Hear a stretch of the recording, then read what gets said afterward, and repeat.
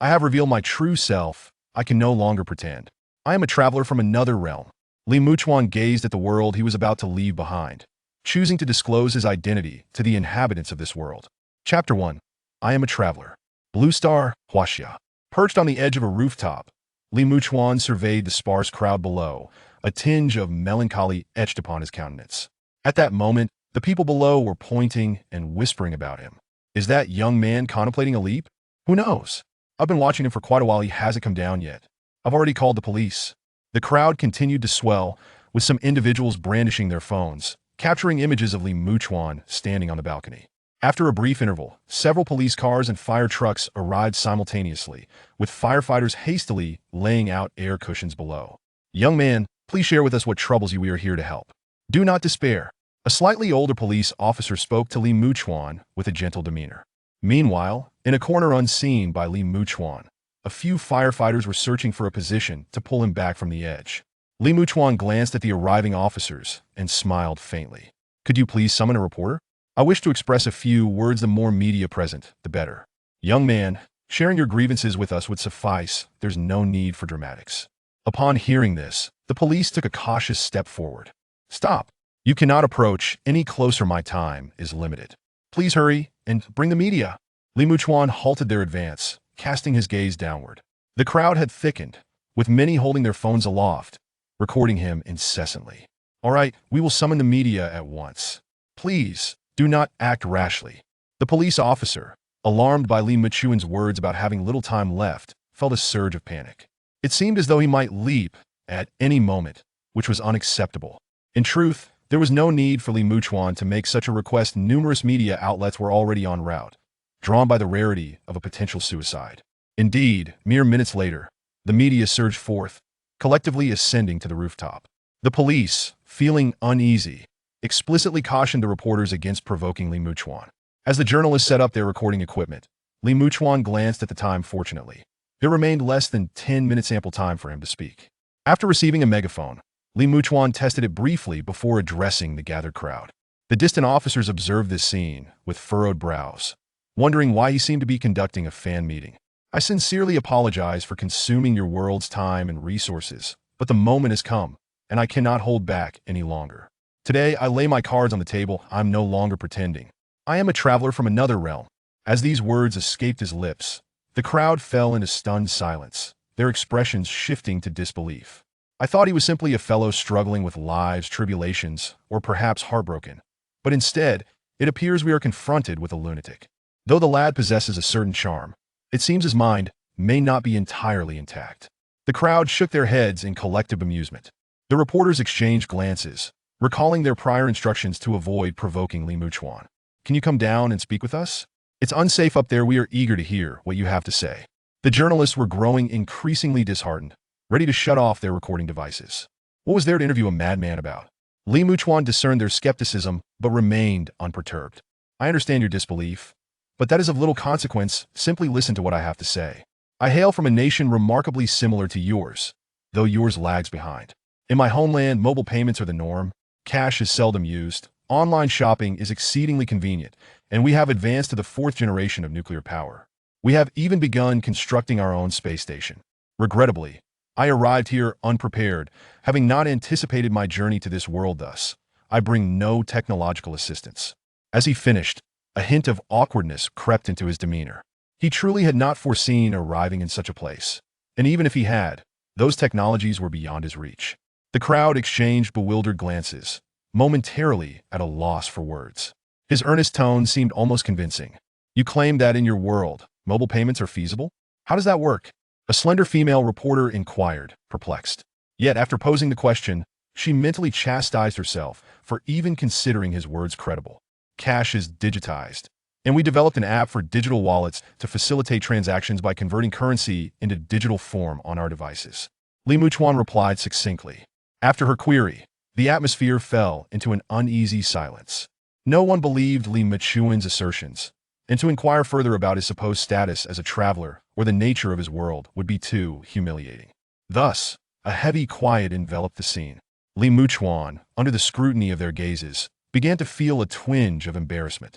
He misjudged the credibility of his own words. Fortunately, Time was drawing near. After a brief pause, observing that everyone remained silent and fixated on him, he turned to see a firefighter had, unbeknownst to him, ascended to the rooftop's edge. Muchuan flashed a smile at the firefighter, revealing a set of bright white teeth. "Please be cautious." The firefighter, taken aback, wondered why this individual was not reacting more violently to his presence. Yet Muchuan seized the megaphone once more, proclaiming, "My time has come, I must return to my world. Should I have the chance to return, I hope to collaborate with your nation." With that, a radiant light enveloped Muchuan, his form dissolving into shimmering stardust before the astonished crowd. In that instant, everyone stood frozen, their expressions blank as a chill coursed through their bodies. The firefighter, now on the rooftop, instinctively reached out, only to grasp at the dissipating starlight. Is he truly a traveler from another realm? At that moment, the absurd notion took root in the minds of all present. Chapter 2. Temporal Interference. A living individual vanished right before the eyes of countless witnesses. This astonishing news rapidly ignited a fervor across the internet. The sheer number of attendees made it impossible to contain the spread of information once it circulated. In response, the upper echelons of Huaxia convened an emergency meeting, urgently disseminating Muchuan's photograph in hopes of locating him. However, as anticipated, this self-proclaimed time traveler was nowhere to be found. He seemed to have emerged from thin air, with no trace of his existence recorded in any archives. What are your thoughts on this time traveler? In the expansive conference room, a group of individuals exchanged glances, grappling with disbelief. Yet, the claims made by this man appeared to possess an element of truth. I have consulted experts who analyzed the footage.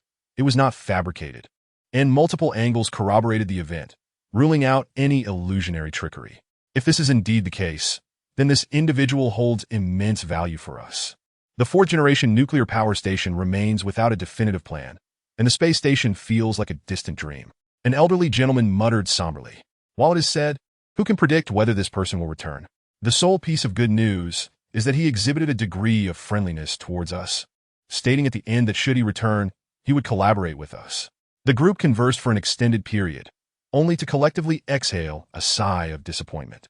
The realization that such a remarkable individual had appeared within their nation without their knowledge was disheartening, compounded by their previous lack of inquiries into the matter. Meanwhile, as they deliberated, the internet erupted with speculation, as countless netizens, having witnessed the man's disappearance, utilized their vast resources to track down this self-proclaimed time traveler. Yet, regardless of their efforts, not a single shred of information regarding him could be unearthed.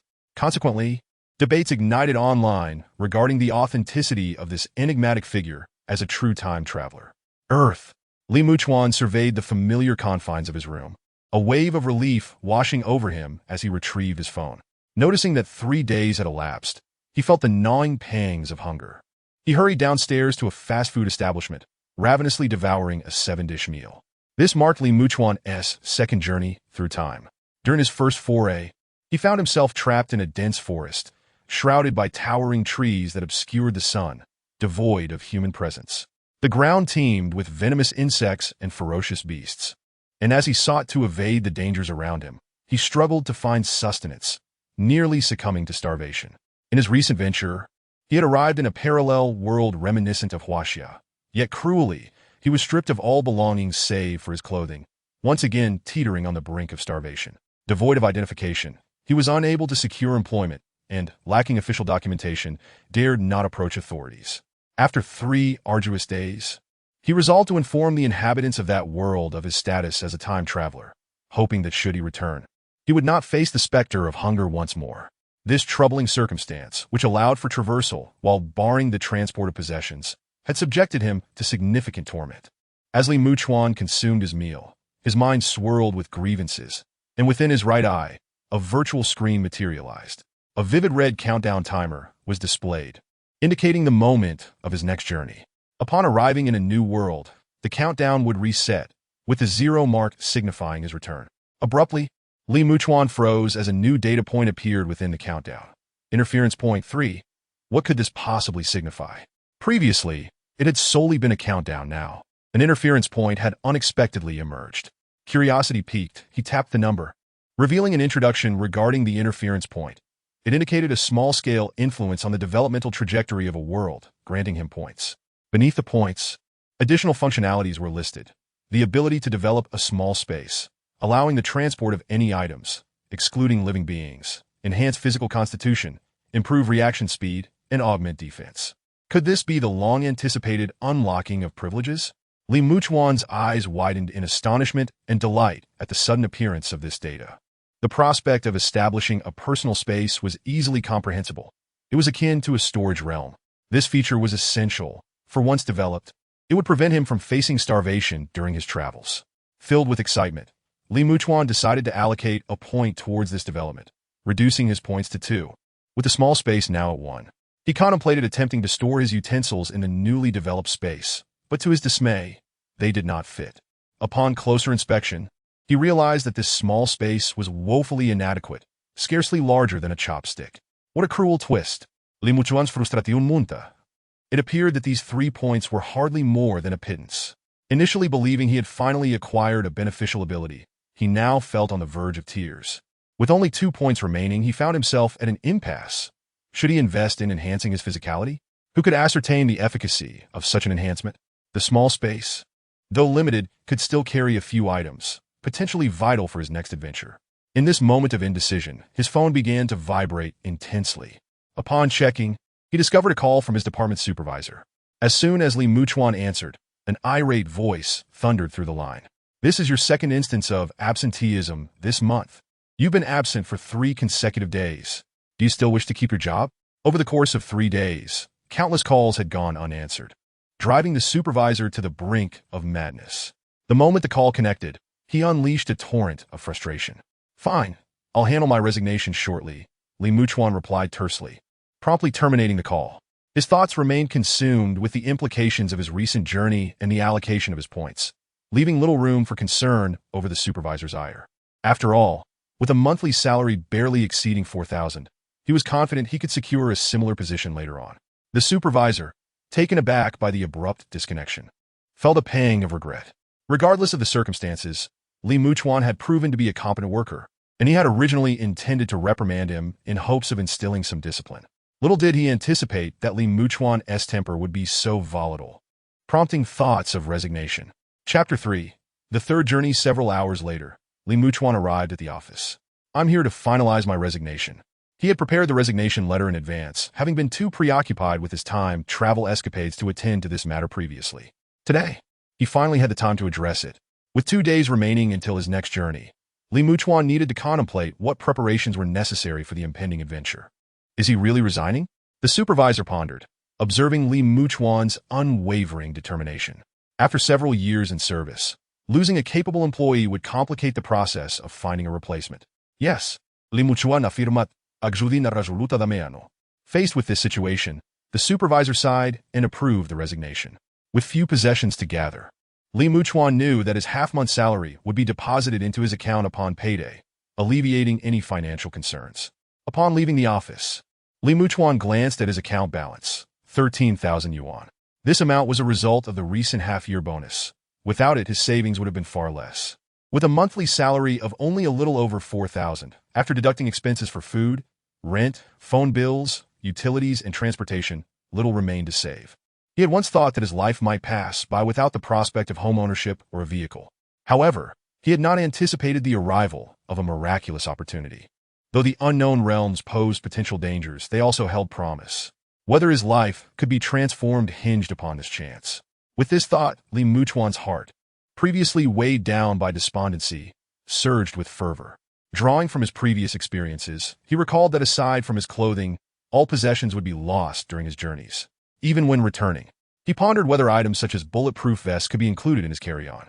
After deliberating, he decided to invest in a set of protective gear. While cold weapons were not permissible, protective gear was worth a try. With this in mind, Li Muchuan spent a significant amount on a soft armor suit, which appeared similar to regular clothing, yet boasted enhanced stab and cut resistance. Nonetheless, it was not inexpensive. He spent over 2,000 yuan. After purchasing leg protection, his balance dwindled to nearly nothing. With less than 10,000 yuan left, Li Muchuan gritted his teeth and made his way to a gold shop. This time, the destination of the world remained a mystery. Yet regardless of whether it be ancient or modern, possessing gold would certainly allow for some monetary exchange. No matter where one might go, a modicum of starting capital is essential. As long as one is not in the wilderness, gold should prove useful. Contemplating this, Li Muchuan steeled himself and directly allocated the remaining 2 points into his spatial abilities.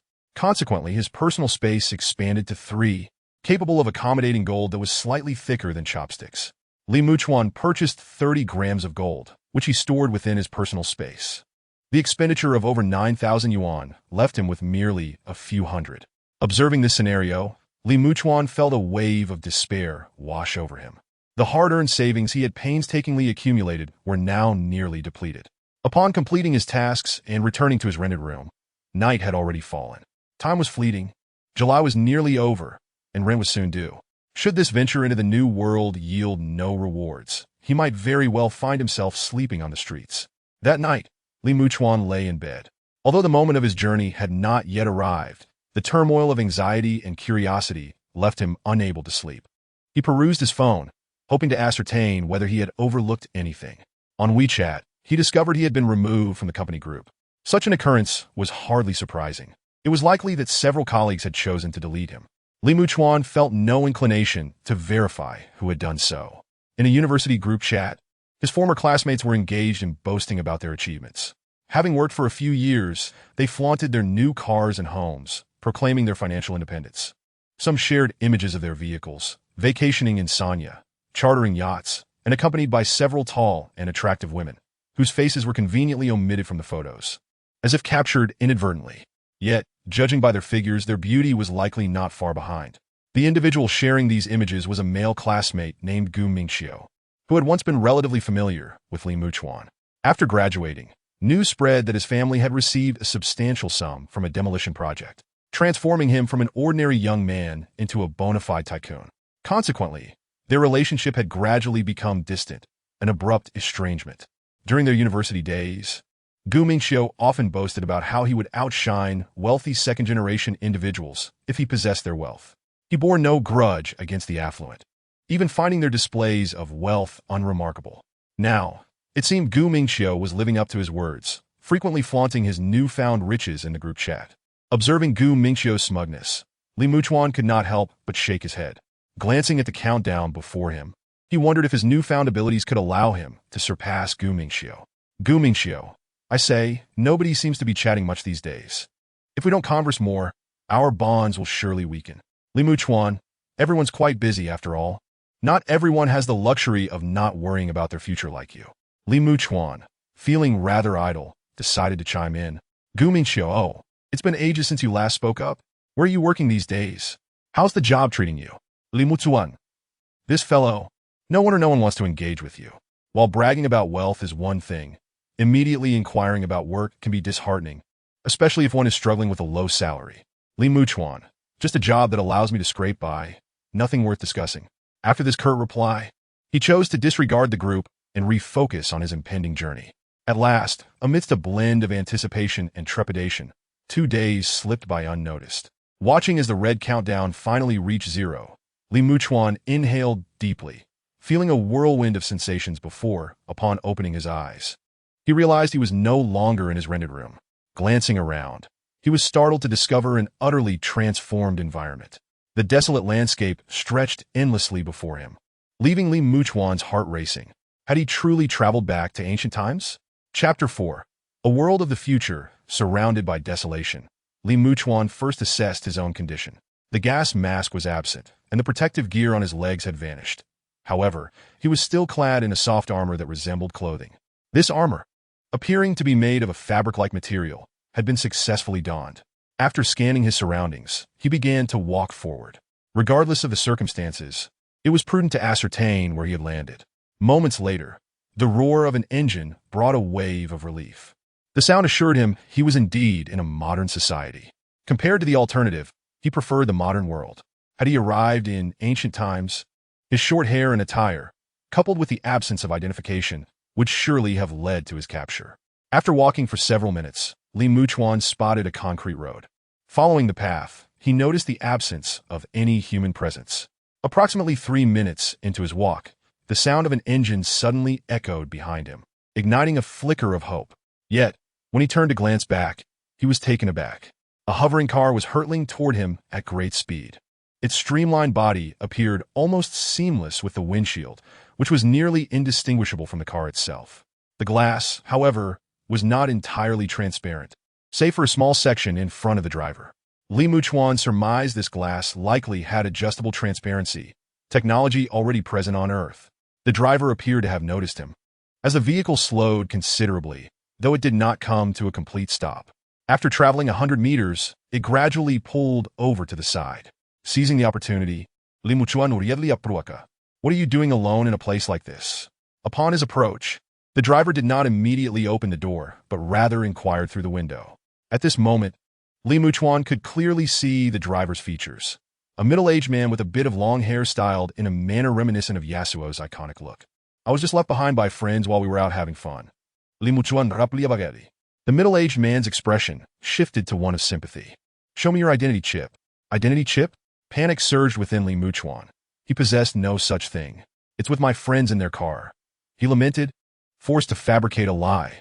Well, your friend certainly isn't much of a person. The middle-aged man sighed, scrutinizing Li Muchuan before deeming him somewhat presentable and finally opening the door. Get in. Li Muchuan, elated by the invitation, expressed his gratitude and climbed into the vehicle, cautiously examining the interior layout. Fortunately, the door closed automatically after he entered. Otherwise, he would have been at a loss as to how to shut it. The seats resembled sofas, and as Li Muchuan settled in, a small screen ascended beside him. Upon closer inspection, the screen displayed numerous options for adjusting temperature, seat comfort, and even watching movies. While the interface seemed straightforward, he hesitated to fiddle with it, an unexplainable apprehension swelling within him. He had often envisioned what the future might hold, and now he found himself immersed in it. This realization ignited a sense of exhilaration within him. Excuse me, my identity chip was taken by my friend. Where can I get a replacement? Li Muchuan cautiously broached the subject, eager to glean more about this world. Of course, you would need to go to the Citizen Center to get a replacement, but be sure to bring all the necessary documents. The middle-aged man replied matter-of-factly. Li Muchuan felt a chill. What documents did he possess? He was akin to a stowaway. This loss of the identity chip is quite troublesome, he continued. Indeed, without it you can do nothing. Everything requires that chip. Buying meals, public transport, you name it. The man, quite talkative, engaged Li Muchuan further.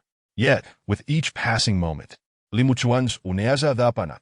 In this era, the identity chip encompassed everything. Transactions were conducted via the chip, and travel necessitated identity verification. The chip was linked to numerous personal accounts and identifiers. Without it, one would find themselves utterly incapacitated. This was disastrous. The world felt even more challenging to navigate than ancient times.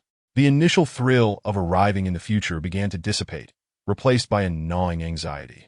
As the skyline of towering buildings gradually emerged in the distance, his apprehension intensified. What would happen if he lacked an identity chip? You mean those stowaways? They're simply deported, the man replied with certainty. With our country's current living standards, we face an influx of stowaways each year. As he spoke, the man displayed a hint of discontent, particularly regarding those of darker complexion, who, upon arriving, tended to be idle and unproductive. Management of such matters has grown too lax at times. Li Muchuan interjected, somewhat tactfully, those stowaways of Asian descent can be harder to detect. Not much difference, really. Once identified as stowaways, they're all subject to deportation. The elder returned a remark. At this moment, the two had already entered the city, surrounded by towering skyscrapers. Their exteriors entirely composed of glass, yet devoid of reflective glare. However, many of these buildings showcased vibrant 3D advertisements, promoting various pharmaceuticals, automobiles, and food products. Li Muchuan gazed, mesmerized, yet failed to retain a single detail from the dazzling displays. Where would you like to disembark? The elder inquired. Li Muchuan felt somewhat bewildered. He had no idea where to alight or where to go.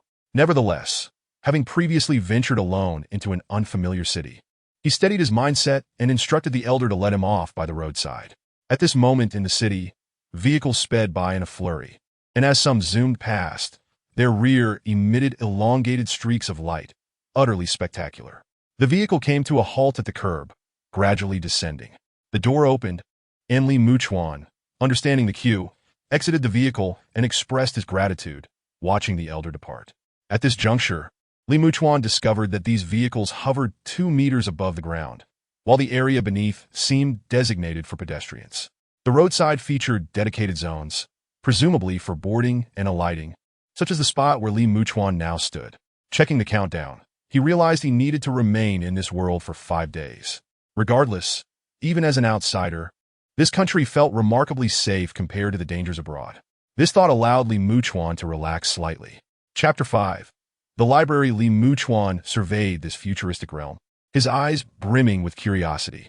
Passers-by flitted about, their attire distinctly unconventional, particularly in terms of fabric, which seemed to diverge from the clothing Li Muchuan wore. However, he could not precisely discern the differences. A few pedestrians glanced at Li Muchuan, casting him a fleeting look before turning their attention elsewhere.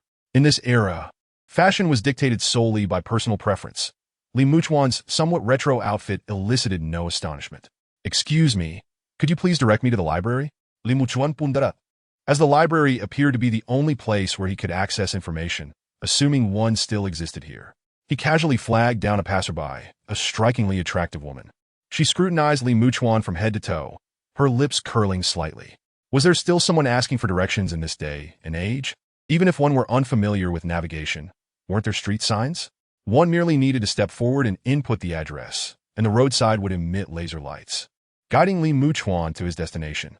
It was essentially designed for those directionally challenged.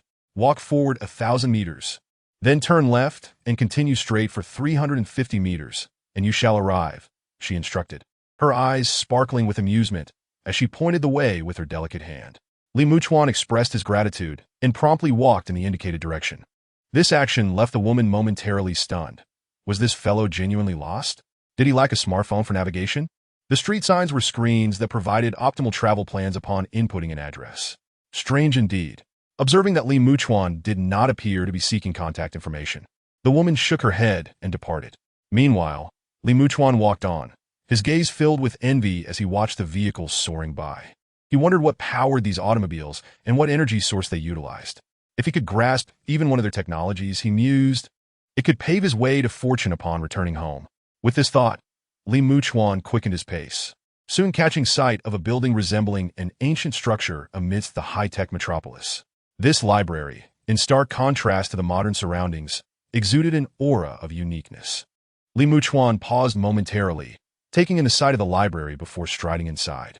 Upon entering, he noticed several individuals ahead of him entering a glass enclosure, seemingly for disinfection. After observing, Li Muchuan followed suit, undergoing the disinfection process himself. Afterward, he mimicked washing his hands before successfully gaining entry to the library.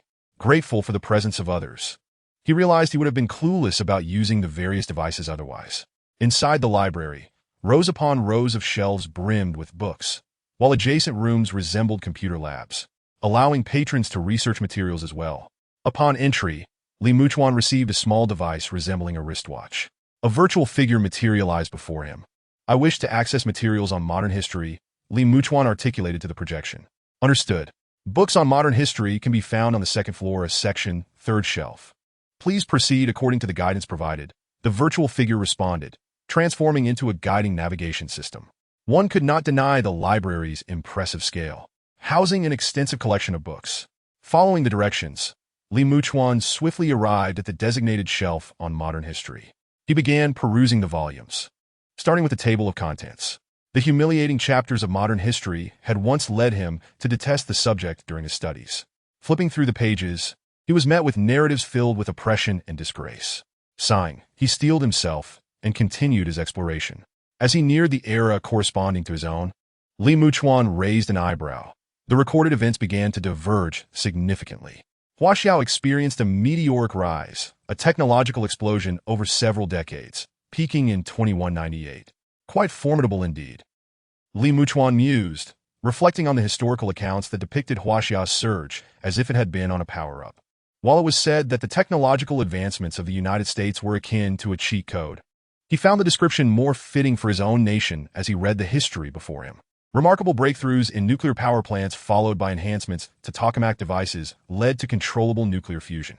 Subsequently, the development of super batteries revolutionized energy storage, employing newly developed materials that could store energy dozens of times more than conventional batteries. These materials exhibited properties allowing them to function normally even under extreme temperatures. The advancement continued with light energy storage devices, utilizing light for information storage, alongside the establishment of space bases, space mining, and the deployment of space forces. The pace of development was astonishingly rapid. Li Muchuan's heart swelled with envy, pondering when his own Huaxia might reach such heights. Yet, he considered himself fortunate to have leaped into this future and witnessed the current state of technology. He wondered if he could glean some knowledge to bring back, which might benefit his country.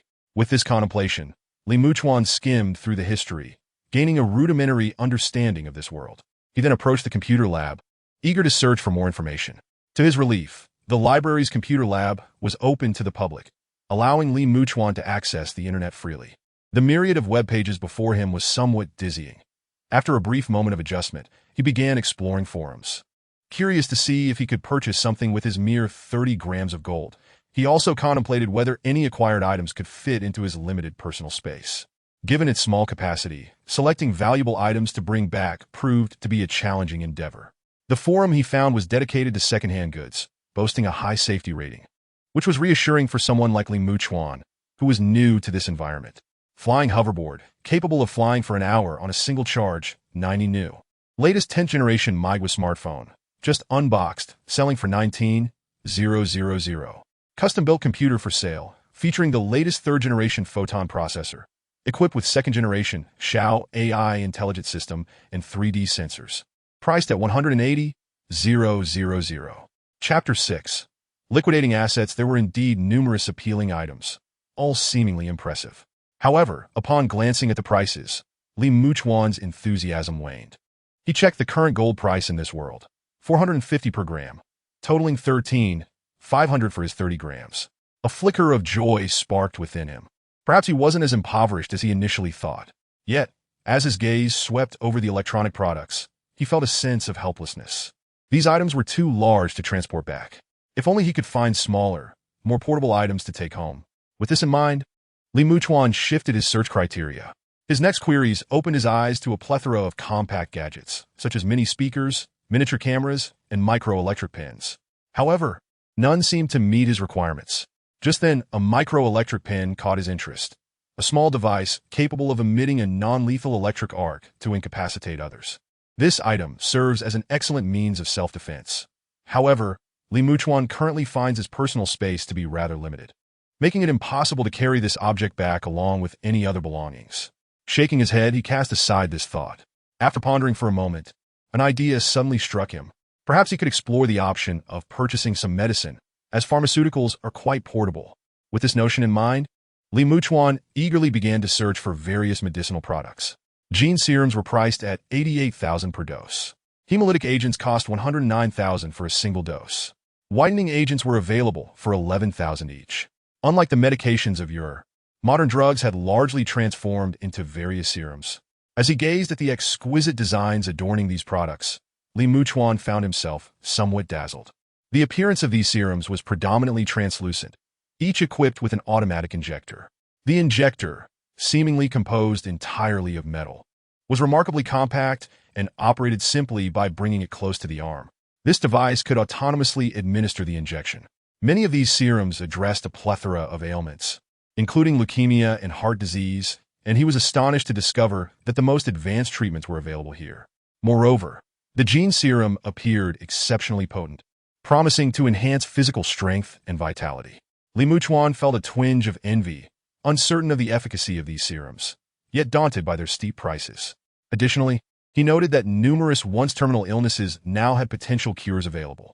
As he continued to peruse the offerings, he encountered many serums he had never heard of before, along with various conditions that were unfamiliar to him.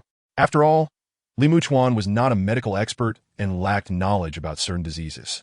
However, merely reading the descriptions evoked a sense of awe within him. If only he could bring these advanced medical techniques back home, he thought wistfully. Yet, the exorbitant prices of the serums rendered them unattainable for him. Furthermore, after attempting to make a purchase, he realized that he would need to provide his identity chip, which he did not possess, making any transaction impossible. Upon further inspection, Li Muchuan discovered that shopping in this world remained remarkably advanced. But each individual was limited to a single account. Without an account, online purchases were off limits. Even if he could make purchases, he lacked the funds in his account. What should he do next? Li Muchuan pondered this predicament, calculating that selling the gold he had would yield over 10,000. This sum, while not insignificant, would still only afford him a limited selection of items that he could feasibly transport back. Just then, as he browsed the website, an advertisement caught his attention. Such advertisements were commonplace, yet the items featured were rather unusual. Good news! Purchase hydrochloride depoxitine now and enjoy a discount. Hydrochloride depoxitine? Li Muchuan's expression shifted to one of intrigue upon reading the name, and he felt a surge of excitement. If this medication had been reformulated, bringing it back would be quite advantageous. With renewed enthusiasm, he conducted a thorough inquiry and discovered that the current hydrochloride depoxitine indeed differed significantly from its predecessor. The name remained unchanged due to its familiarity among the populace, yet the new formulation boasted enhanced duration and efficacy. Upon checking the price, he found that a box containing 6 tablets was priced at $850. This meant that each tablet cost over $140. Glancing at his available personal space, he estimated that he could accommodate over 10 such tablets. However, his funds were somewhat lacking, allowing him to purchase only 14 boxes, totaling 84 tablets. With a glimmer of determination in his eyes, he decided that purchasing this medication would be a sound choice. After all, the price of such tablets was typically high on Earth, and given the improved effectiveness of this version, he could sell them at a premium without concern for demand. Moreover, this medication could be procured directly from a pharmacy, eliminating the need for online transactions. With this thought in mind, Li Muchuan hastily exited the library. After inquiring about the location of a gold shop, he made his way there. Upon his arrival, the shopkeeper greeted him warmly, inquiring about his needs. "Do you buy gold?" Li Muchuan asked, surveying his surroundings. Indeed, the shopkeeper's eyes lit up with anticipation. Selling gold provided him with a modest profit. Li Muchuan then produced a gold chain from his pocket. "What do you think it's worth? Do you have any proof of purchase?" "Online transaction records are acceptable." "I misplaced it," Li Muchuan replied nonchalantly. The shopkeeper paused briefly, but refrained from pressing further. "Without proof of purchase, I can only offer you 400 per gram." "That works." Li Muchuan had anticipated that the price would be slightly lower, and 400 was within his expected range. The shopkeeper, pleased with Li Muchuan's straightforwardness, promptly verified the gold's authenticity and prepared to make the payment. "I prefer cash," Li Muchuan stated, noticing the shopkeeper's inclination to transfer funds digitally. The shopkeeper nodded, having some cash on hand sufficient to cover the gold's price. Soon, Li Muchuan found a stack of vibrant red banknotes nestled in his pocket. As he clutched this bundle of cash while exiting the shop, he glanced around at the passers-by, feeling as though they all appeared as potential thieves. Chapter 7. Purchasing medicine. Following the route, Li Muchuan arrived at the pharmacy. To his surprise, the attendant was an artificial intelligence. "Hello, how may I assist you?" "If you're unsure about which medication to purchase, you may describe your symptoms, and I can help you select some basic remedies." A screen nearby addressed Li Muchuan as he entered. How remarkably user-friendly. With an artificial intelligence at the helm, customers need not feel embarrassed about their needs. "I would like 14 boxes of depoxitine eye cream," Li Muchuan confidently declared. Initially, he had been concerned about requesting such a quantity, fearing it might be awkward.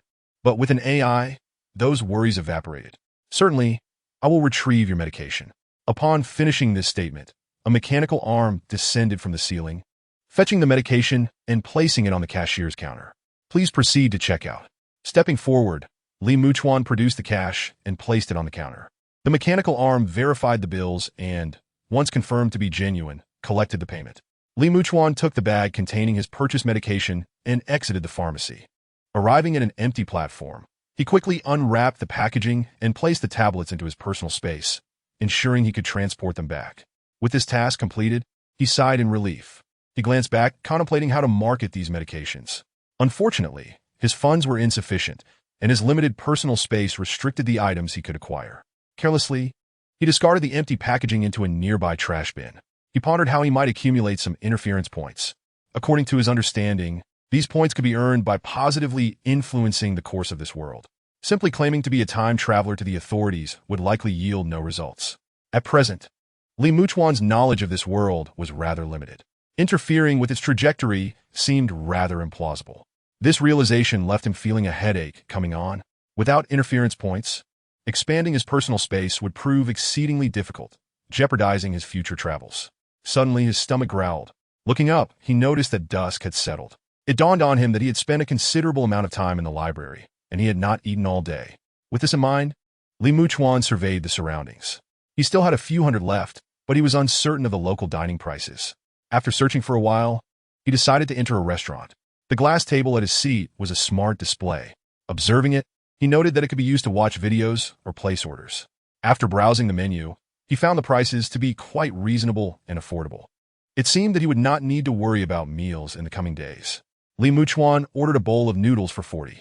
Given the restaurant's ambience, this was not overly expensive and the taste was acceptable.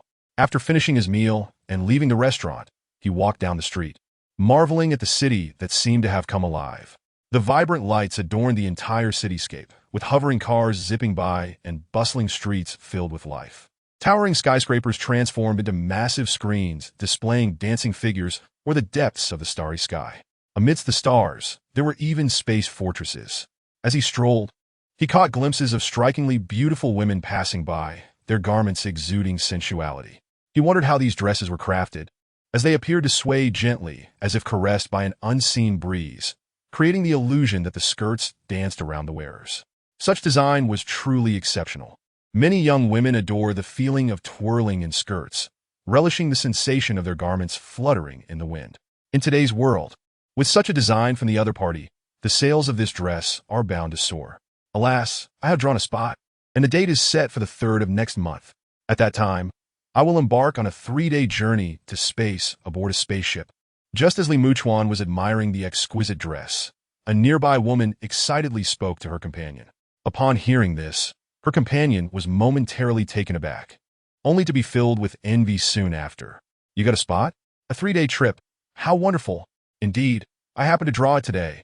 The woman spoke with palpable excitement, her oval face radiating an unusual thrill. The other women nearby couldn't help but express their envy. A trip to space was a cherished dream for them.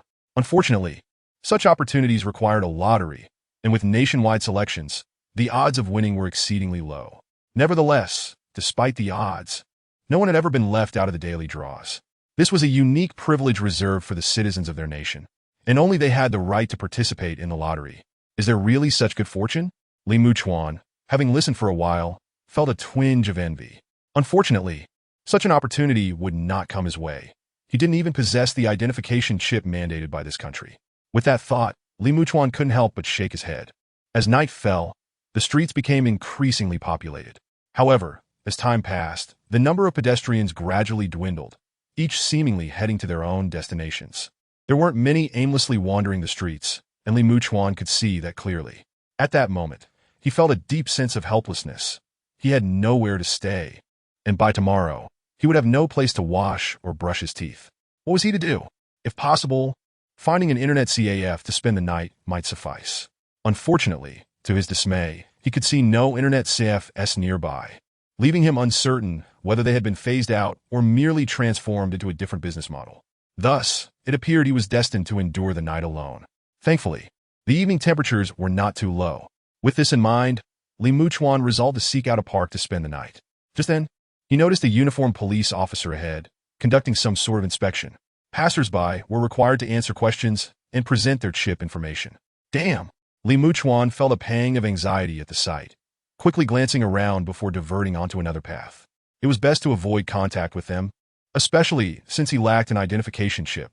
After all, someone like him could easily be deported. Even if Li Muchuan were to tell them he was a traveler from another time, he doubted they would believe him, likely dismissing him as someone attempting to fabricate a story to remain in the country. Chapter 8. Abducted. Once he turned into an alternative route, Li Muchuan exhaled in relief. After glancing back and confirming no one was in pursuit, he finally felt at ease. However, mere steps later, he sensed someone following him from behind. Alarmed, he turned to find it was simply a passerby. Just as he was about to lower his guard, the stranger approached briskly. Hey there, what are you up to? The man had a somewhat long face, and his smile struck Li Muchuan as somewhat insincere. Nothing much. Being in unfamiliar territory, Li Muchuan instinctively felt wary of strangers. I saw you divert your path when you spotted the police. The stranger, still smiling, produced a slender pen from his hand. Are you coming with me willingly, or shall I have to knock you out and take you? Upon seeing the pen, Li Muchuan's heart sank. It was precisely the electric pen he had read about online, capable of incapacitating a person with ease. This is bad, he thought, realizing the man did not appear to be affiliated with any official authority. Regret washed over him. He would have preferred to be questioned by the police than to be in this predicament. The man stepped closer, seizing Li Muchuan and swiftly leading him away. Momenslate. They arrived at the roadside, where a vehicle promptly pulled up, whisking them away into the night. The car sped along and eventually halted before an upscale-looking residence. Its distinct standalone structure and tasteful decor confirmed its high-end status. The vehicle stopped on the second-floor platform, and the man led Li Muchuan out after ensuring he was devoid of any communication devices. Who exactly are you? Li Muchuan couldn't hold back any longer. Surely, they did not intend to abduct him for nefarious purposes, did they? However, it seemed unlikely they would resort to organ trafficking, given the current technological capabilities for organ cloning and transplantation. The man remained silent, guiding Li Muchuan into the living room, where 6 or 7 individuals were casually dining and drinking. Shueho, check this guy's information. The man pushed Li Muchuan forward. Shueho glanced at him, then scanned Li Muchuan's face with a device, transmitting his facial data to a nearby computer. Shortly thereafter, a red exclamation mark appeared on the screen. The group reacted with a familiarity that suggested this was not an uncommon occurrence, and they immediately laughed. So, little brother, you're a stowaway in Huaxia, huh? The man released Li Muchuan, and upon noticing his panic when encountering the police, he confidently declared, I knew you had something to hide. As someone accustomed to dealing with sensitive matters, he recognized the signs of unease and instinctive evasion in Li Muchuan. Now, with the inability to locate Li Muchuan's personal information in Huaxia, it was clear that he was indeed an undocumented immigrant. However, this was hardly surprising. Huaxia was a global powerhouse, remarkably advanced with generous welfare, attracting countless stowaways annually. Some succeeded while others failed. What do you intend to do with me? Li Muchuan refrained from answering. Seeing his silence, the group interpreted it as tacit consent. Huan, I brought you here because I want to offer you a job. Since you're a stowaway, you must have a way to return. I will give you something to smuggle out, and in return, I'll pay you 100,000 and help you secure your identity in Huaxia. What do you say? Huang Yuan clapped his hands, grinning broadly. Huang, you trust this random person you brought in? Shueho scrutinized Li Muchuan, still harboring doubts. I have a knack for reading people. I'm confident he is harmless. Plus, I have a detection device with me. This kid's heart rate and brainwave fluctuations when he saw the police can't be faked. Moreover, given your inability to locate his identity, do you truly believe he could be an undercover agent? Huang Yuan replied with unwavering confidence. The equipment in his possession was originally for official use, and he had procured it through some underhanded means. Previously, they had utilized stowaways to help transport contraband, but recent losses had left them short-staffed, and upon spotting Li Muchuan, he decided to bring him in. After delivering his proposal, Huang Yuan continued, so, what do you think? If you assist us by smuggling a few items out, you could easily settle down in Huaxia. Li Muchuan hesitated for a moment before nodding in agreement. All right, but you must keep your word. Huang Yuan's smile widened. Excellent. However, just to be safe, take this capsule. He rummaged through a nearby cabinet, retrieving a capsule. Don't worry, as long as you successfully deliver the items, I assure you'll be fine. Li Muchuan sighed at the sight, wondering if he had any choice in the matter. He accepted the capsule, poured himself a glass of water, and swallowed it. Huang Yuan applauded, finding Li Muchuan's compliance delightful. Yet, he remained oblivious to the fact that Li Muchuan had discreetly made the capsule vanish before closing his mouth. To an outsider, it appeared he had genuinely swallowed it. All right, rest here for 3 days, and then we'll arrange for you to transport the items. With one successful acquisition and the prospect of Li Muchuan's arrival in Huaxia, Huang Yuan felt confident that having him smuggle items would yield substantial returns. If this deal went through, it could mean millions in profit, leaving no room for discontent. To ensure success, he had arranged 3 groups of individuals, each with diverse motivations, some driven by money, others tasked with luring people into assisting. Li Muchuan, listening to this plan, settled in comfortably for his stay. 3 days swiftly passed. During his time there, Li Muchuan found himself quite at ease. Whenever hunger struck, he would simply ask Huang Yuan and the others for food. Among the 6 or 7 individuals, one particularly attractive woman caught his eye, and during his leisure moments, he would engage her in conversation to foster a connection. Unfortunately, time flew by too quickly. Just as Li Muchuan felt their bond had strengthened enough to take the next step, Huang Yuan summoned him to prepare for departure. Chapter 9. Threats. Where's that kid? Huang Yuan stepped outside and, upon glancing around, found no trace of Li Muchuan. The latter was engrossed in playing video games within the confines of the room. Shui Ho let out a disgruntled grunt, feeling rather displeased. This fellow you brought back is undoubtedly a stowaway. Ever since his arrival, he has been nothing but lazy, demanding food at every turn, while also flirting with the ladies. What manner of person is he? Shui Ho reflected on the series of Li Muchuan's actions over the past 3 days, and his irritation grew. Despite having been provided with the capsule, and their lives now firmly in their grasp, this character remained blissfully content, indulging in games and wooing women, seemingly oblivious to their predicament. Upon hearing these words, Huang Yuan's expression darkened, yet he quickly masked it with a different demeanor, placing a reassuring hand on Shui Ho's shoulder, signaling him to remain calm. He then strode into Li Muchuan's room.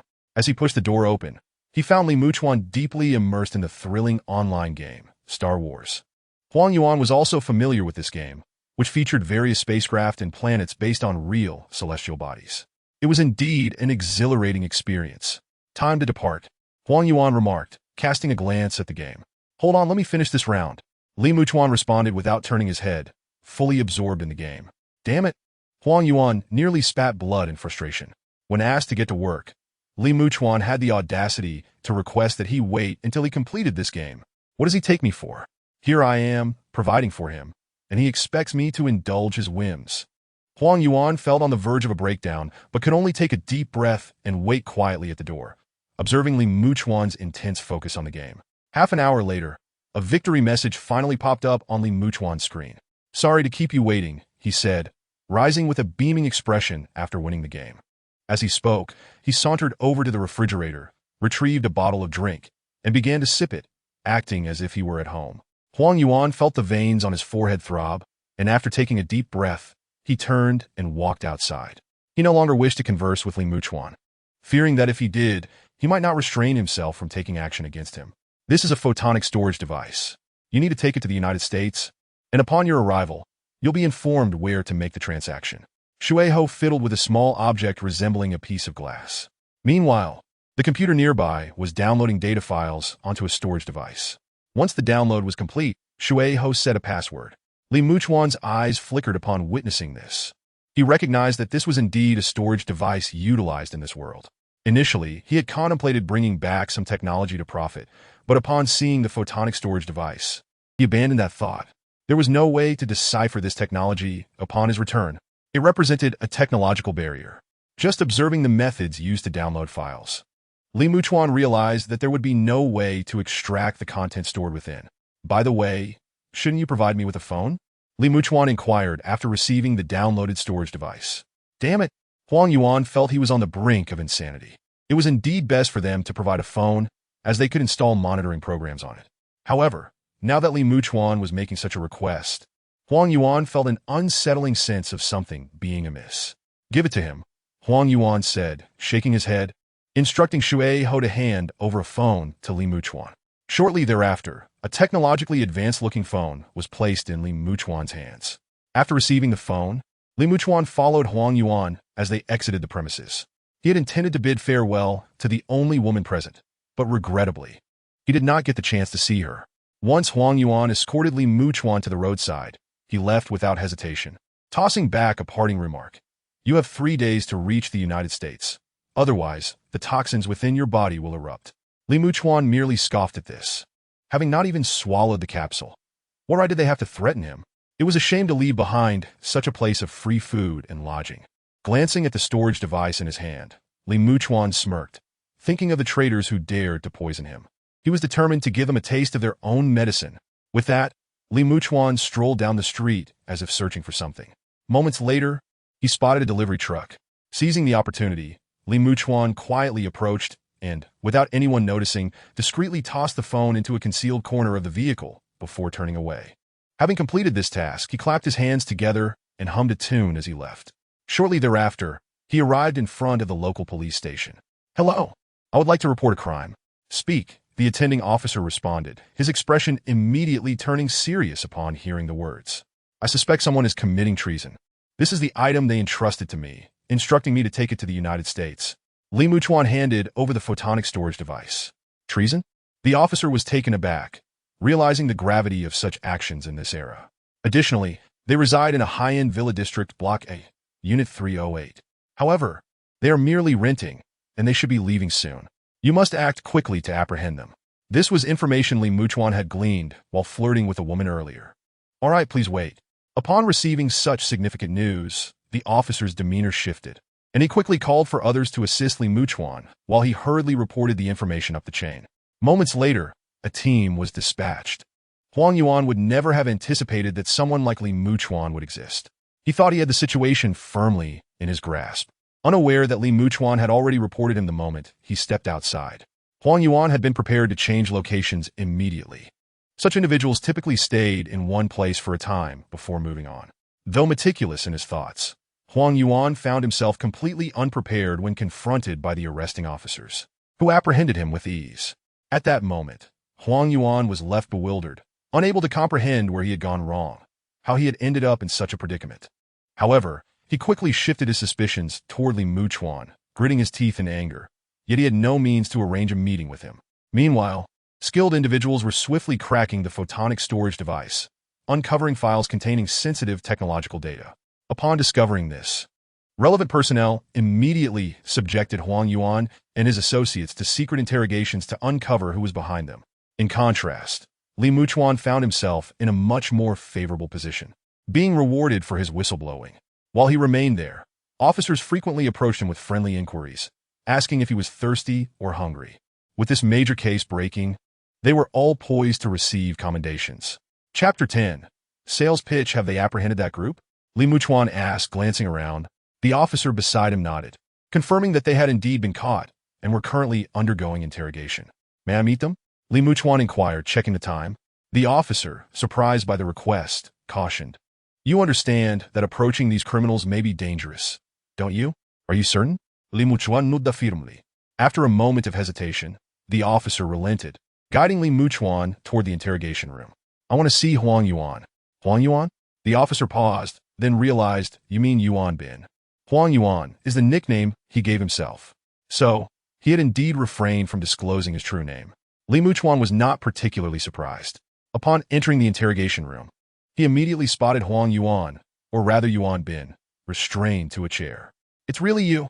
Yuan Bin seethed with rage upon seeing Li Muchuan, unable to rise due to his restraints.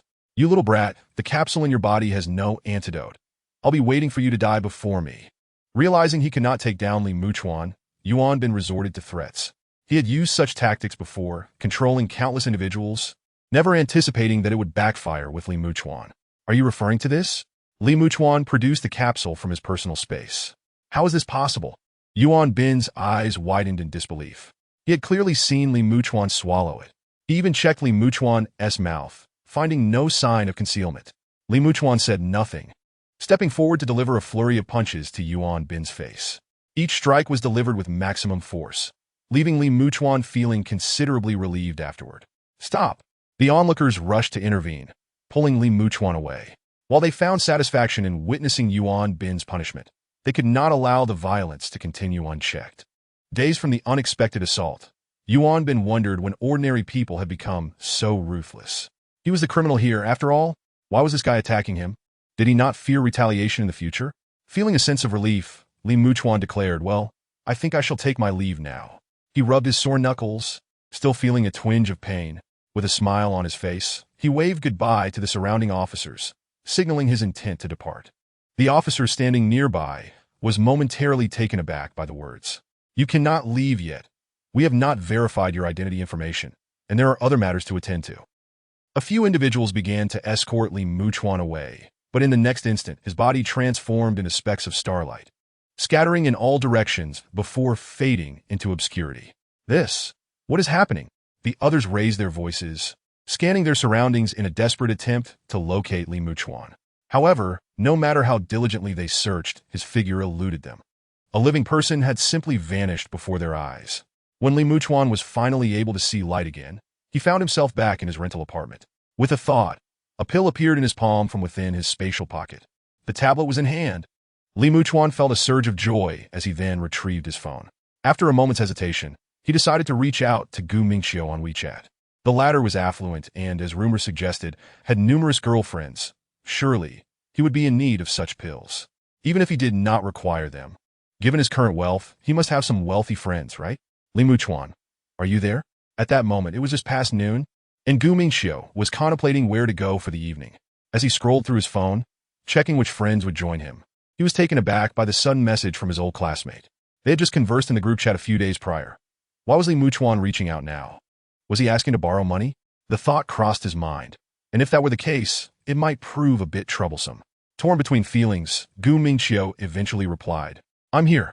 Upon seeing the response, Li Muchuan quickly typed, "I have a new type of pill here, a stimulant for men, if you know what I mean. The effects are remarkably potent, but it's priced rather high. I wanted to ask if any of your friends might be interested." He sent a flurry of messages, emphasizing the phrase, "if you know what I mean." Gu Mingxiu instantly understood upon reading those words. It appeared Li Muchuan was here to conduct business. Yet, he was not entirely convinced by such an unexpected offer. If the pill truly possessed such extraordinary effects, would Li Muchuan need to come all the way to promote it? As this thought crossed his mind, he was about to decline the offer. But Li Muchuan continued, "This pill costs over 2,000. I understand you may not believe in its efficacy, so I'll send you one for free to have your friends try it out. If they find it effective, perhaps you could help promote it? Over 2,000 for a single pill?" Gu Mingxiu mused. He had previously consumed some pills, most of which were priced between 200 to 300. Li Muchuan was asking for over 2,000 for just one? Gu Mingxiu felt a flicker of interest, especially given Li Muchuan's confidence in offering a trial. After some contemplation, considering that the pills he had taken previously had not been effective, he agreed.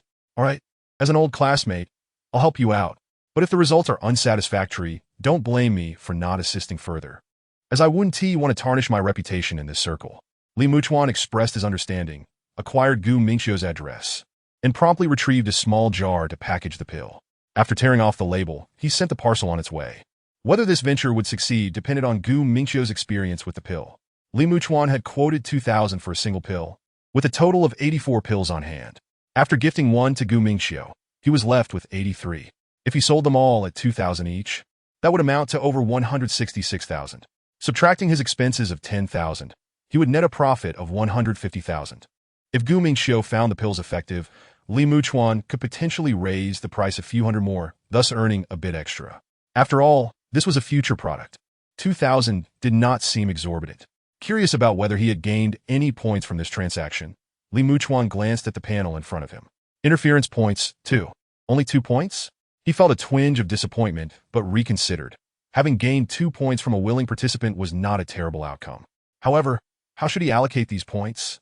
As he pondered, he noticed the countdown had reset, providing him with ample time, 5 days to be precise. Chapter 11. The effect of the medicine. How should he best allocate these 2 points? Increasing the size of his spatial storage would yield minimal benefits. The remaining options were his physical attributes. Perhaps he should enhance one of them? Stamina was likely linked to endurance, while reaction speed was straightforward to comprehend. Defense was another aspect he could enhance, but he wondered whether it would indeed protect him from blades and swords. Surely it should be feasible, considering he had already crossed into another realm. After deliberating, Li Muchuan decided to allocate 1 point to the spatial aspect, expanding its size to 4. He reserved the remaining point for later consideration, based on the nature of the world into which he might traverse. Should the new realm present minimal danger, he could enhance his spatial capacity further. If peril loomed, he would bolster his other attributes. Having resolved these matters, Li Muchuan ordered takeout via Alipay's Huabei service, as his previous funds had been entirely spent. Fortunately, this option remained. Otherwise, he would have to endure a meager meal. The next day, after a restful slumber, Li Muchuan awoke to find it was already noon. He promptly checked the status of the package he had sent, utilizing SF Express with expedited air transport. It was reasonable to expect its arrival today. Upon checking, he discovered the package had indeed been signed for, and he let out a sigh of relief. Li Muchuan, the efficacy of these pills should be assured. I hope my classmate can find someone to test them. He sent a message to Gu Mingxiu and then set the matter aside. If the pills proved effective, Gu Mingxiu would undoubtedly reach out on his own accord. Meanwhile, Gu Mingxiu found himself in a state of hesitation. He had received the pills from Li Muchuan. To be honest, he felt a degree of anticipation regarding these tablets. After all, Li Muchuan had explicitly stated they cost over 2,000 each. Something priced at that level should not be subpar. However, upon receiving the package, he noticed the packaging was clearly not standard, which made him feel uneasy. Was his old classmate trying to trick him? Yet, reflecting on their past interactions during university, Gu Mingxiu deemed Li Muchuan unlikely to engage in such deceit. After a moment's hesitation, Gu Mingxiu called upon one of his underlings. As far as he knew, this subordinate was lacking in that particular department. This is the latest pill. Try it and see how effective it is, Gu Mingxiu instructed, handing over half of the tablet. The subordinate immediately understood and, without further ado, consumed it. Let me know how it goes. If you experience any side effects, head to the hospital. Gu Mingxiu sent him on his way, temporarily setting the matter aside. The subordinate, not overthinking, believed that since Gu Mingxiu provided the pills, they should be highly effective. Upon returning, he consumed the rest and sought out his girlfriend to test the effects of the pill on her as well.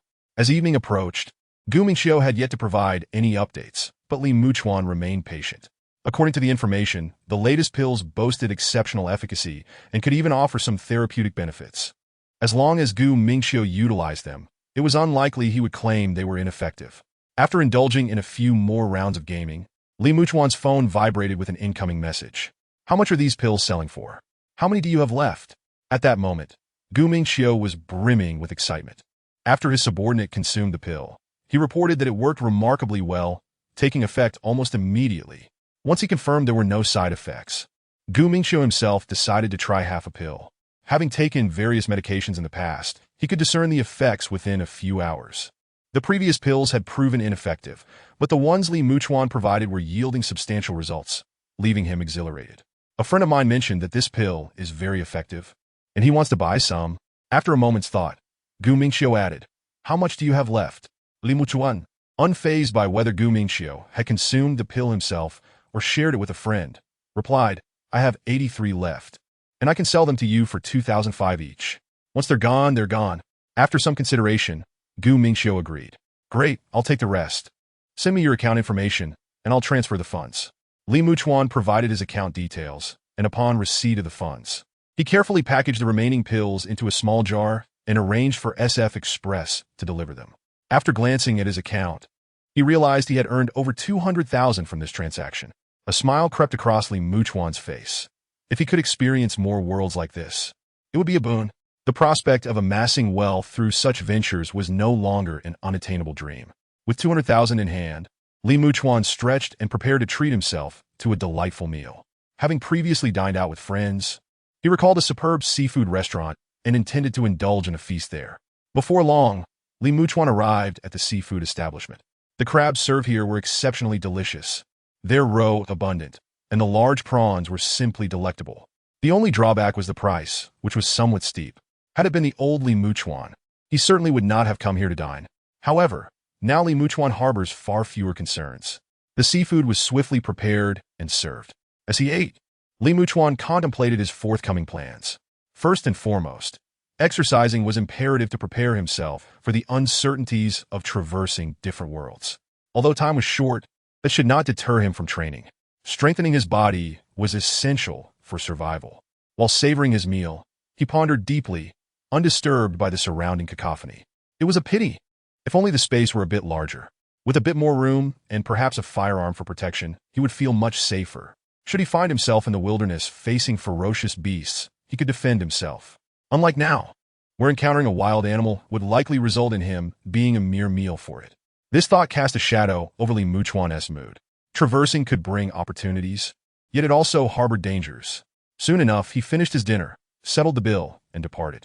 His solitary meal cost him over 700, a bit of a splurge. Yet Li Muchuan felt quite satisfied. On his return, he opted not to take a taxi, instead enjoying a leisurely stroll to the riverside, where couples abounded, along with groups of girls. Individuals like Li Muchuan were indeed a rarity. Chapter 12. Li Muchuan selected a chair and sat down, allowing the breeze to wash over him. Tomorrow, he would vacate his current rented accommodation in favor of a more comfortable residence. Beyond mere comfort, the most pressing issue was the absence of a gym nearby his former abode. This made it rather troublesome for him to maintain his fitness routine. It would be far better to relocate, ensuring a more pleasant living situation. As he sat, numerous elegantly dressed women passed by, especially in the sweltering summer heat. Their attire was refreshingly delightful. After a brief respite, Li Muchuan returned to his rental and informed his landlord of his intention to terminate the lease. Coincidentally, the month was nearing its end, making it an opportune time to move. The following day, Li Muchuan found a rather upscale community, signed a contract, and moved in with his belongings. The rent for this new place was $2,000 a month, somewhat steep. However, the fully equipped, brand new appliances made Li Muchuan feel quite at ease. Beneath the complex, there was indeed a gym. After gathering some information, he promptly acquired a membership. Before embarking on his fourth journey, he needed to ensure he was adequately fit. In the gym, Li Muchuan ran on the treadmill, feeling as though his lungs were ablaze and his legs were leaden. Each stride was a tremendous ordeal, sweat thoroughly saturating his short-sleeved shirt. Yet he persevered. Having not exercised in a while, he felt as though he might collapse at any moment. Eventually, when it became unbearable, he pressed the speed button, shifting from a run to a brisk walk. Breathing heavily, he continued at a slower pace. After a considerable time, he stepped off the treadmill and moved to other machines to continue his training. When night fell, he returned home, took a shower, and collapsed onto his bed. However, the soreness enveloping his body made it difficult for him to fall asleep. The next morning, Li Muchuan awoke to find his thighs and arms felt utterly foreign. Even taking a single step was a painful endeavor. His body felt as though it were in ruins. With a bitter smile, he reflected on how long it had been since he had exercised. Yesterday's intense workout had taken its toll. He recalled that post-exercise recovery supplements could alleviate such discomfort, and he had already ordered some online, though they would not arrive until today. Feeling sore, he was reluctant to venture outside and opted for takeout instead. Reclining on the sofa, he scrolled through his phone, noticing that several former colleagues had not removed him from their friend lists. They lamented the hardships of their work and their supervisors' incessant tirades. Li Muchuan chuckled at the messages and gave a thumbs up. It was a pity. Had it not been for his desire to avoid company-related troubles, he likely would not have resigned. Remaining at the company while observing others struggle would surely have been more enjoyable. Liga, why did you suddenly quit? While Li Muchuan was perusing social media, Siyu sent him a message. Siyu was the same colleague who had just been venting about her supervisor, having blocked many people out of fear of being discovered. However, Li Muchuan was not among those she had restricted. Seeing Li Muchuan's like, she contemplated his abrupt resignation, which had left her with no opportunity to inquire further. With low wages and limited prospects, it was no wonder he had left. Siyu was a female colleague, standing at 1.60 meters, with a rather delicate and charming appearance. She often wore white knee-high socks paired with skirts that barely reached mid-thigh, garnering admiration from several male colleagues. As far as Li Muchuan knew, upon her arrival at the company, numerous male colleagues had pursued her, inviting her to movies and outings. The intentions of those pursuing Siyu were evident to all. Unfortunately, she hardly acknowledged these advances, leading to their futile efforts. Among those in the company who had grown close to Siyu, it seemed Li Muchuan was the only one. However, Li Muchuan held no romantic feelings for her, perhaps explaining their relative closeness. Siyu. So, Li Gu, have you found a better job? If you do, please take me along. Kute face, Li Muan. He was engaged in traversing worlds. How could he possibly take her along? Even if he could, it was a personal secret. I haven't found anything yet.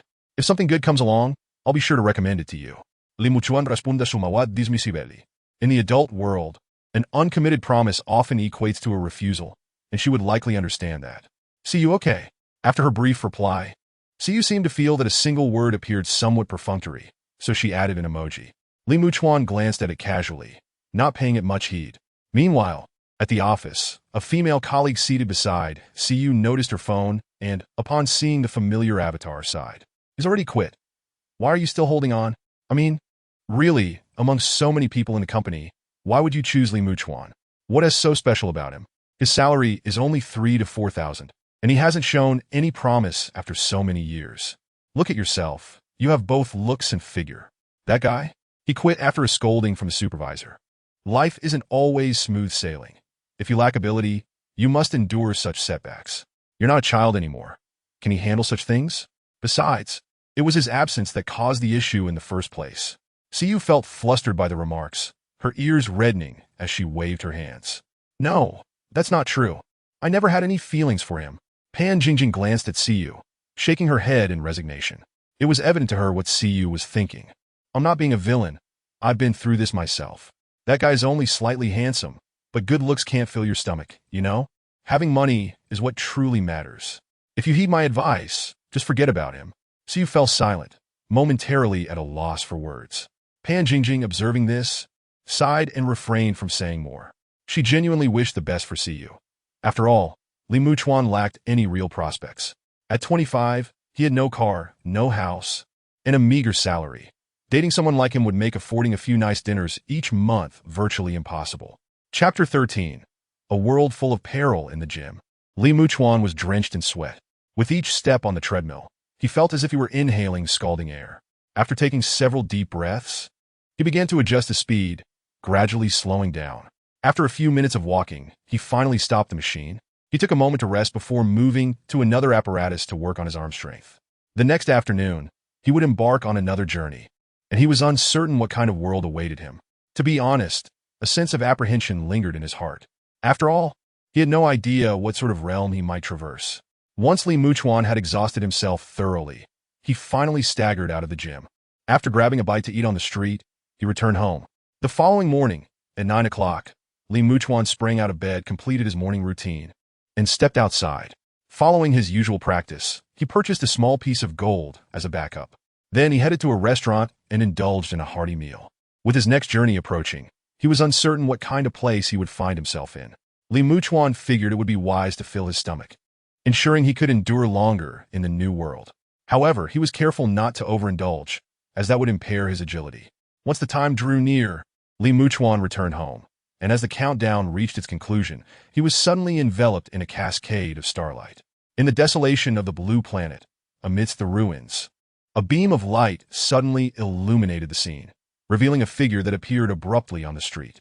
Li Muchuan opened his eyes, and upon surveying the devastation wrought by war surrounding him, his pupils constricted in alarm. Could it be that he had been transported to a time of conflict?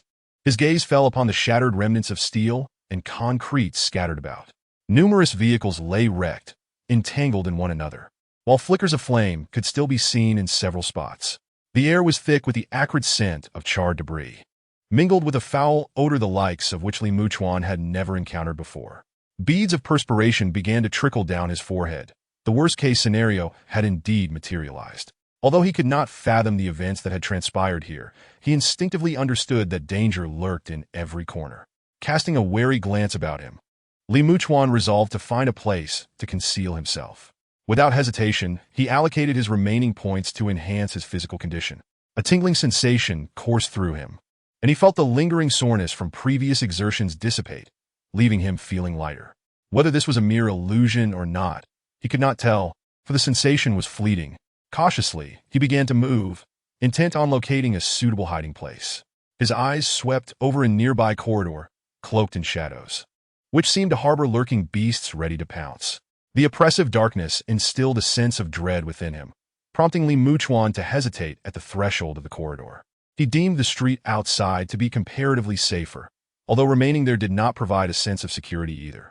After a moment's deliberation, he tread carefully forward, each step taken with utmost caution as he feared disturbing something hidden in the debris.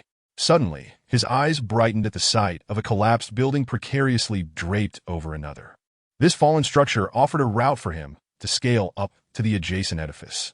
Avoiding the stairwell, shrouded in darkness and uncertainty, he decided to ascend directly to the window, hoping to ascertain whether the interior harbored any threats. Steeling himself, Li Muchuan clambered up to the third floor. On his ascent, he had encountered numerous desiccated bloodstains, a disquieting sight that deepened his unease. Upon reaching the third floor, he peered through the glass into the chaotic room beyond.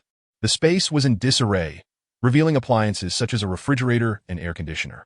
The refrigerator stood ajar, suggesting it had been rifled through in search of sustenance. Assured that the room was devoid of immediate danger, he cautiously turned his attention to the adjacent chamber. Given the perilous ascent, he felt that the neighboring room would be a safer option. Fortuitously, the protruding balcony was not too distant, and with the window unsealed, Li Muchuan traversed to the next room. Grabbing a piece of rebar that lay scattered on the floor, he held it firmly as he ventured further inside. First, he examined the door, which was unlocked. With care, he shut it behind him, securing it with a lock. Fortunately, the building appeared to be relatively new, and thus, the door closed with minimal noise. The room comprised 3 interconnected spaces, all in an open state. Li Muchuan conducted a thorough inspection, noting the disorder that suggested a break-in. Yet he found no immediate threats. His gaze fell upon the curtains, and after a moment's contemplation, he decided against drawing them shut. To do so would undoubtedly draw attention to the room's peculiarity. As of now, he remained oblivious to the nature of the dangers outside. Yet instinct warned him to exercise caution. Within the confines of the room, he retrieved a fresh blanket from the closet and laid it on the floor, preparing to endure the night. It was then that he began to take note of the time he was to spend in this world. 15, 23, 12, 16 days. The prospect of enduring such a perilous existence for that duration filled him with dread. In a world so fraught with danger, he would have preferred to remain hidden for a mere 3 or 4 days. While it would mean foregoing any opportunity to earn money, it would at least safeguard his life. However, faced with the reality of 16 days, Li Muchuan realized he needed to devise a plan.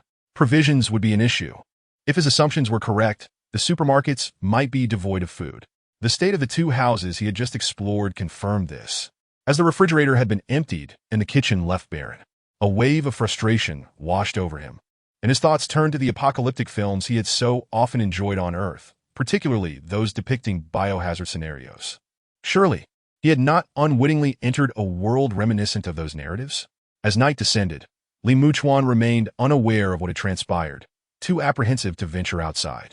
Having consumed a substantial meal earlier, hunger began to gnaw at him as the evening wore on, a sensation he found unsettling. He had experienced hunger before, and the sight of trees made him yearn to gnaw on their bark. Given his current predicament, he resolved to seek sustenance the following day. Prolonged hunger would sap his strength and leave him vulnerable. Thus he deemed it wiser to forage while he still possessed some energy.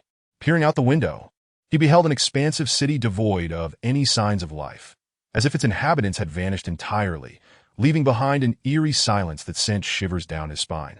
The night sky appeared to be shrouded by some unseen force, obscuring even the moonlight. Wrapping himself in the blanket, he compelled himself to sleep, hoping to awaken refreshed and ready for the challenges that lay ahead. At the entrance, he fashioned a rudimentary alarm system from a length of rope, ensuring that any intruder would send a nearby cup crashing to the floor.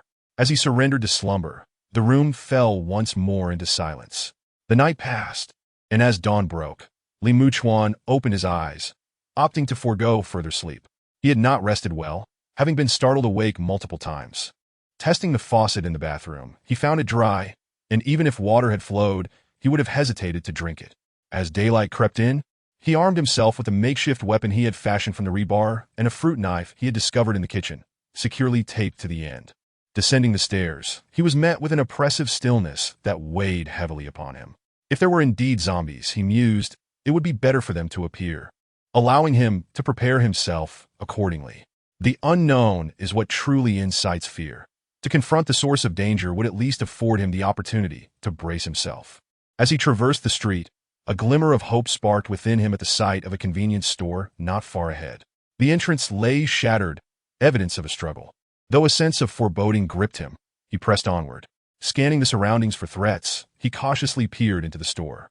The shelves stood nearly bare, save for a few scattered towels and basins. Food and drink were conspicuously absent, and a layer of dust coated the floor, indicating a long absence of patrons. Li Muchuan picked up a small stone, contemplating tossing it inside to see if it would provoke any response. Yet after a moment's hesitation, he dismissed the idea. Should he inadvertently attract something undesirable, it would be his misfortune. With that thought, he took several steps back and departed from the desolate scene. Clearly, the supplies here had been thoroughly scavenged, and he wondered if any remained. Moreover, was there the risk of radiation? Without a detector, he could unwittingly expose himself to contamination. As anxiety mounted, the absence of any living souls deepened his unease. The absence of electricity further compounded his frustration. Had there been power, perhaps he could glean some information. With his mind racing, he trudged forward until he spotted a familiar sign, a large supermarket. Surely, within such a vast establishment, there must be some food remaining? If he could procure some compressed biscuits and a few bottles of water, rationing them would allow him to survive the next 16 days. With resolve, Li Muchuan approached the supermarket, his heart steadying as he neared. Yet upon entering, he discovered the shelves had been stripped bare. Even the gum was nowhere to be found. Moving deeper into the store, he found that rice and other staples had been entirely cleared away, and even the glass cabinets were empty. A wave of despair washed over him as he realized the enormity of his predicament. If this massive supermarket bore no provisions, it was likely that others were equally devoid of sustenance. In light of this grim reality, he resolved to scour some nearby residences in search of instant noodles or other essentials. Upon realizing this, Muchuan turned to leave, but suddenly caught sight of an object, seemingly pressed beneath a packaged item under a nearby shelf. Observing this, he cautiously stepped forward and extracted the small item. Chocolate. Muchuan gazed at the dark packaging, a flicker of joy igniting within him. At least he had found something to eat. It was better than having nothing at all. He tucked the chocolate away, glanced around to ensure there were no other food items, and then slowly made his exit. The vast city before him, now eerily silent and still, instilled within him an inexplicable sense of dread. Holding his breath, Muchuan pressed onward. As he approached a corner, fervently hoping for a stroke of luck, he suddenly froze in place.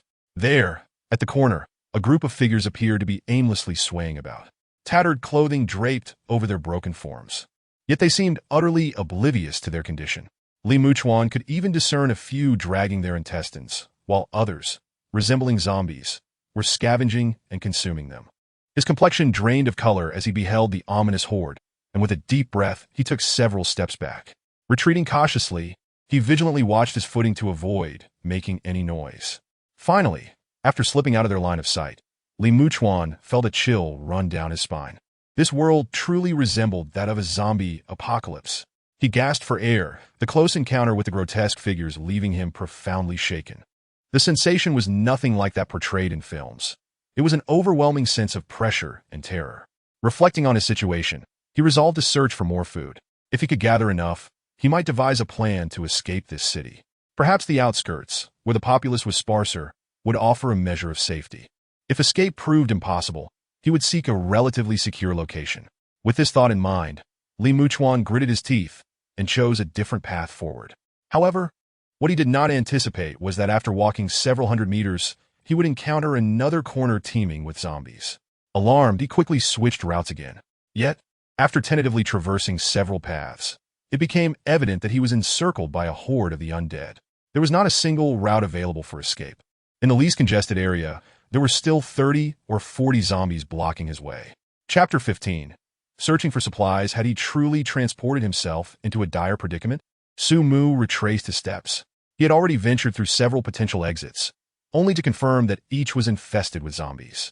This city was not akin to older residential complexes where one could escape via rooftops.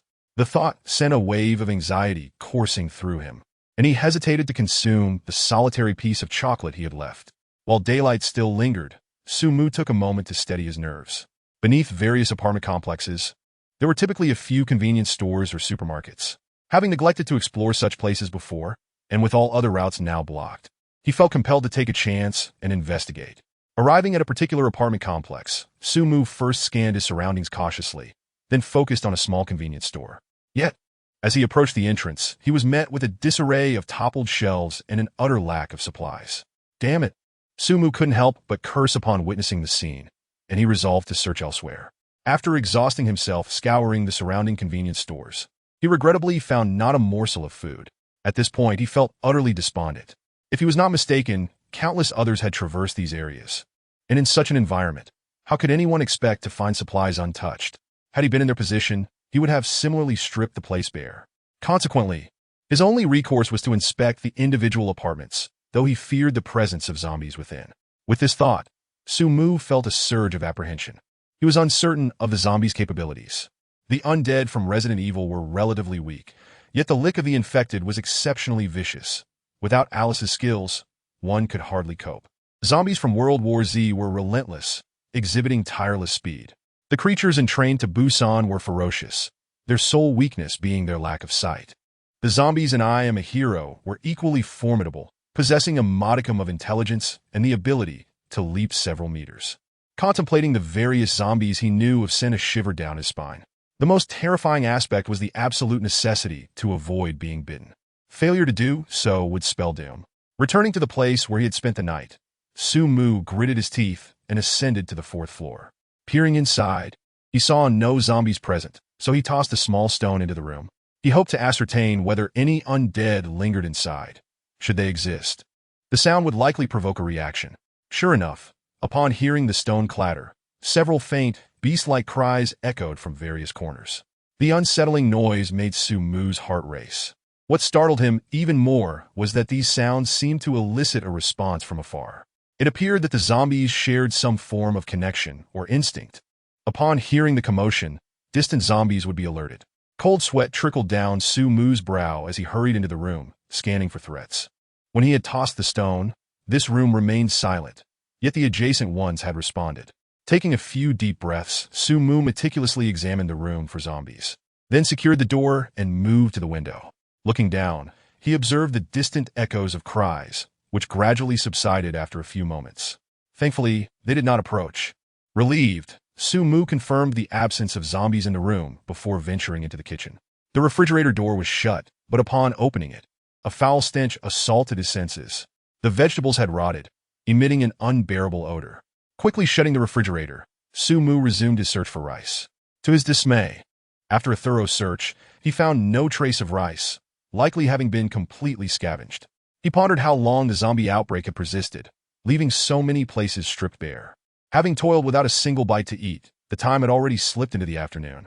Glancing upward, the overcast sky cast a pall over his spirits, leading him to question whether any living souls remained in this world. As nightfall descended, Sumu's second day in this desolate realm passed quietly. By this time, hunger gnawed at him, and after contemplating, he took a small bite of the chocolate, if only to stave off hunger a little. Wrapping himself in a blanket from the cabinet, he drifted into a deep slumber. Perhaps due to the experience of the previous night, Sumu found that he slept a bit more soundly this time. However, while he was still enveloped in dreams, a distant roar abruptly shattered the silence. Startled awake, Sumu grasped the steel rod beside him, his eyes vigilantly fixed on the door. It was then that he realized dawn had broken. Listening intently, he hurried to the window, cautiously peering out. Yet, all he could see were towering buildings, obscuring his view of the situation beyond. Even if he ascended to the rooftop, he would still be unable to discern what transpired in the distance. The distant roars continued for a moment before fading into silence, leaving him puzzled about what had occurred. Could it be that there were living people out there? A flicker of curiosity stirred within Sumu. Surely, these zombies would not cry out without cause. After all, the previous day, the small stone he had thrown had elicited a minor zombie outcry. With this thought lingering, he peered once more into the distance, hoping to discover if anyone truly existed beyond the building's confines. Taking a deep breath, he stealthily descended the stairs, intent on unraveling the surrounding situation. He dared not approach areas rife with zombies. Yesterday's experience had served as a stark reminder that awakening the undead could potentially summon a swarm to encircle him. Presently, he was already trapped, yet he found solace in the small area available for movement. Should he be cornered completely, he would have no choice but to fight for his life. After quietly making his way downstairs, Sumu began his search for suitable rooms, hoping to uncover supplies. However, he was taken aback when he confidently entered a room, only to be met with the sight of a decaying corpse at the entrance. It appeared the unfortunate soul had been bitten by a zombie and subsequently killed. Whether this corpse had claimed any victims was beyond his knowledge. The body was in an advanced state of decay, swarming with various insects and flies, compelling Sumu to retreat hastily. Chapter 16. A groundful of gold. Muchuan inhaled deeply. Before him lay the dining hall, and he yearned to ascertain whether food could be found within. A cursory glance from outside had revealed no zombies inside. At the very least, a place like this must have some rice, he mused, just as he was about to act when he suddenly heard a distant roar. This roar felt distinctly different from the ones he had heard previously. In the next moment, a startling occurrence transpired. Sounds erupted from within the dining hall, and from the corner of his eye, he glimpsed several figures rushing toward the exit. Alarmed, Muchuan swiftly concealed himself in a nearby corner. As Muchuan had just finished hiding, he witnessed several zombies emerge from within, emitting eerie cries as they sprinted away into the distance. Peering through a gap, he caught sight of the nearest zombie, its mouth agape and eyes devoid of color. When it began to run, its speed was astonishing, far exceeding that of the zombies depicted in the Resident Evil series. It resembled a normal person making a desperate sprint. A chill ran down Li Muchuan's spine. These zombies were alarmingly swift. Perhaps in the initial moments, some individuals might outrun them, but with the passage of time and the inevitable fatigue, they would undoubtedly be overtaken. Fortunately, he had refrained from provoking those zombies earlier. With this thought in mind, Li Muchuan silently congratulated himself for not acting recklessly. However, what had transpired ahead? After a moment of hesitation, and confirming there were no zombies nearby, he cautiously proceeded forward. Following the trail of the zombies, he arrived at a corner. He distinctly remembered that this corner had housed a group of zombies. Yet, upon inspection, he found that the horde that had once blocked the path had vanished completely. At that moment, distant sounds of chaos and a series of roars reached his ears, accompanied by the unmistakable roar of engines. The zombies had deserted this location, seemingly providing him an opportunity to escape. Li Muchuan pondered this, aware that venturing forward could be perilous since he had yet to explore that area. After a brief moment of indecision, he steeled himself and moved ahead. Remaining stationary would only lead to starvation. Hearing the roars of zombies to his right, Li Muchuan opted to veer left, believing it to be the safer route. Though his curiosity about the situation on the right lingered, reason cautioned against indulging that curiosity. He quickened his pace to the left, aiming to leave swiftly amidst the ongoing turmoil. As he moved, he faintly heard the distant rumble of engines. Was someone attempting to escape by car? The thought flashed through his mind, but he promptly dismissed it. After walking approximately 100 meters, he frequently glanced back to ensure he wasn't being stalked by any zombies. Just then, a whistling sound pierced his ear. Turning around, he was taken aback to see a figure descending rapidly along a rope, accompanied by a rather sophisticated-looking box. Upon landing, the individual swiftly untied the rope and drew a handgun from her waist with remarkable grace. To Li Muchuan's astonishment, when he finally discerned her features, he realized she was a woman. The woman also noticed Li Muchuan and immediately aimed her gun at him. His heart raced. He had done nothing wrong. So why was he being targeted? You aren't from the Blackstone base, are you?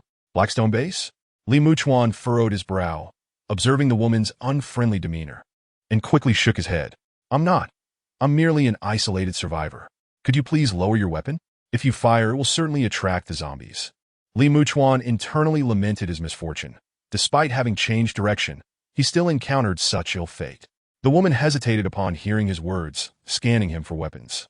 After confirming he bore none, she finally holstered her gun. If there is nothing else, can I leave now?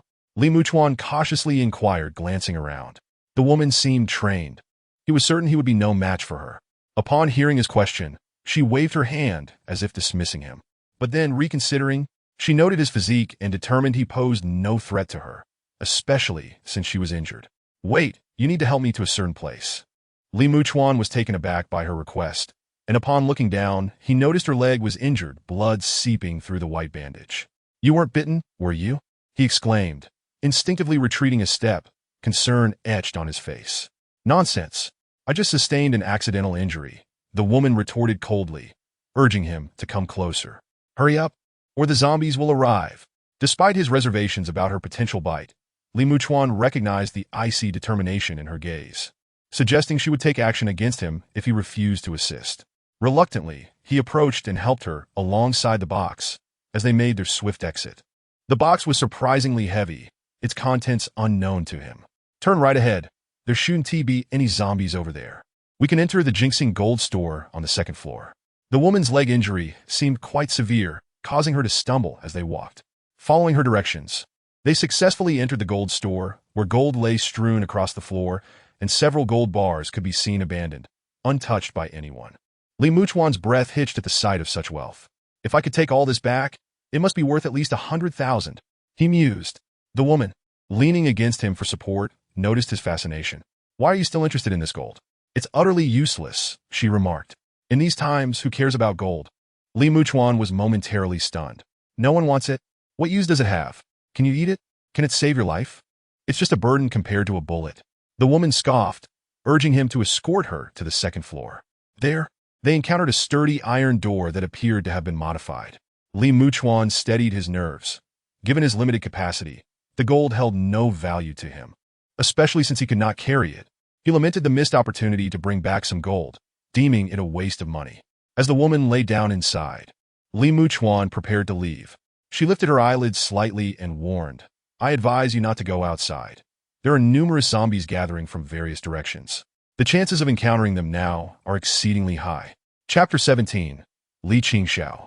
Hearing her words, Li Muchuan immediately dismissed the idea of leaving. The speed of those zombies was reminiscent of those in World War Z, and he doubted his ability to outrun them. You must have entered with companions earlier. How did you end up alone? Did they intentionally harm you and use you as bait? Li Muchuan speculated, glancing at her leg injury. The woman, meanwhile, had retrieved a medical kit, unwrapping her bandage to disinfect and dress the wound.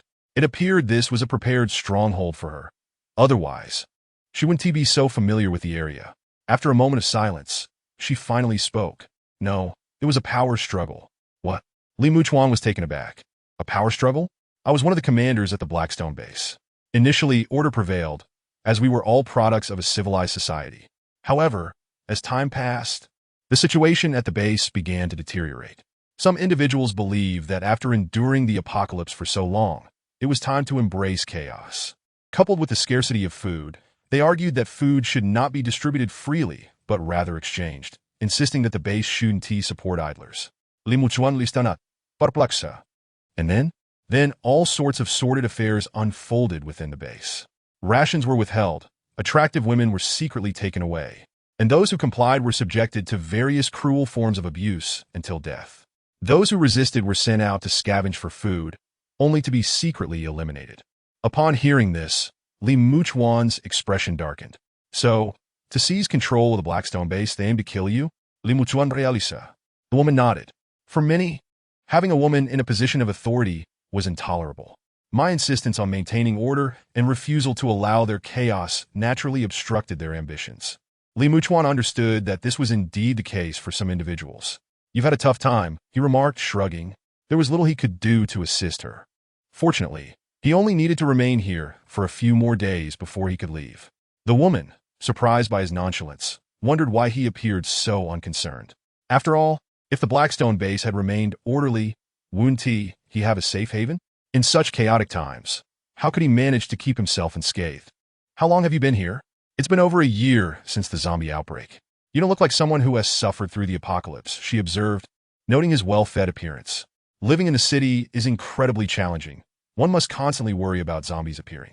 Even residing in high-rises isn't safe, as zombies will recklessly charge at buildings, forming human walls that allow them to scale heights of over 10 meters. I've witnessed such occurrences far too often. Given this context, she noted that almost no one remained in the cities. They had all relocated outside.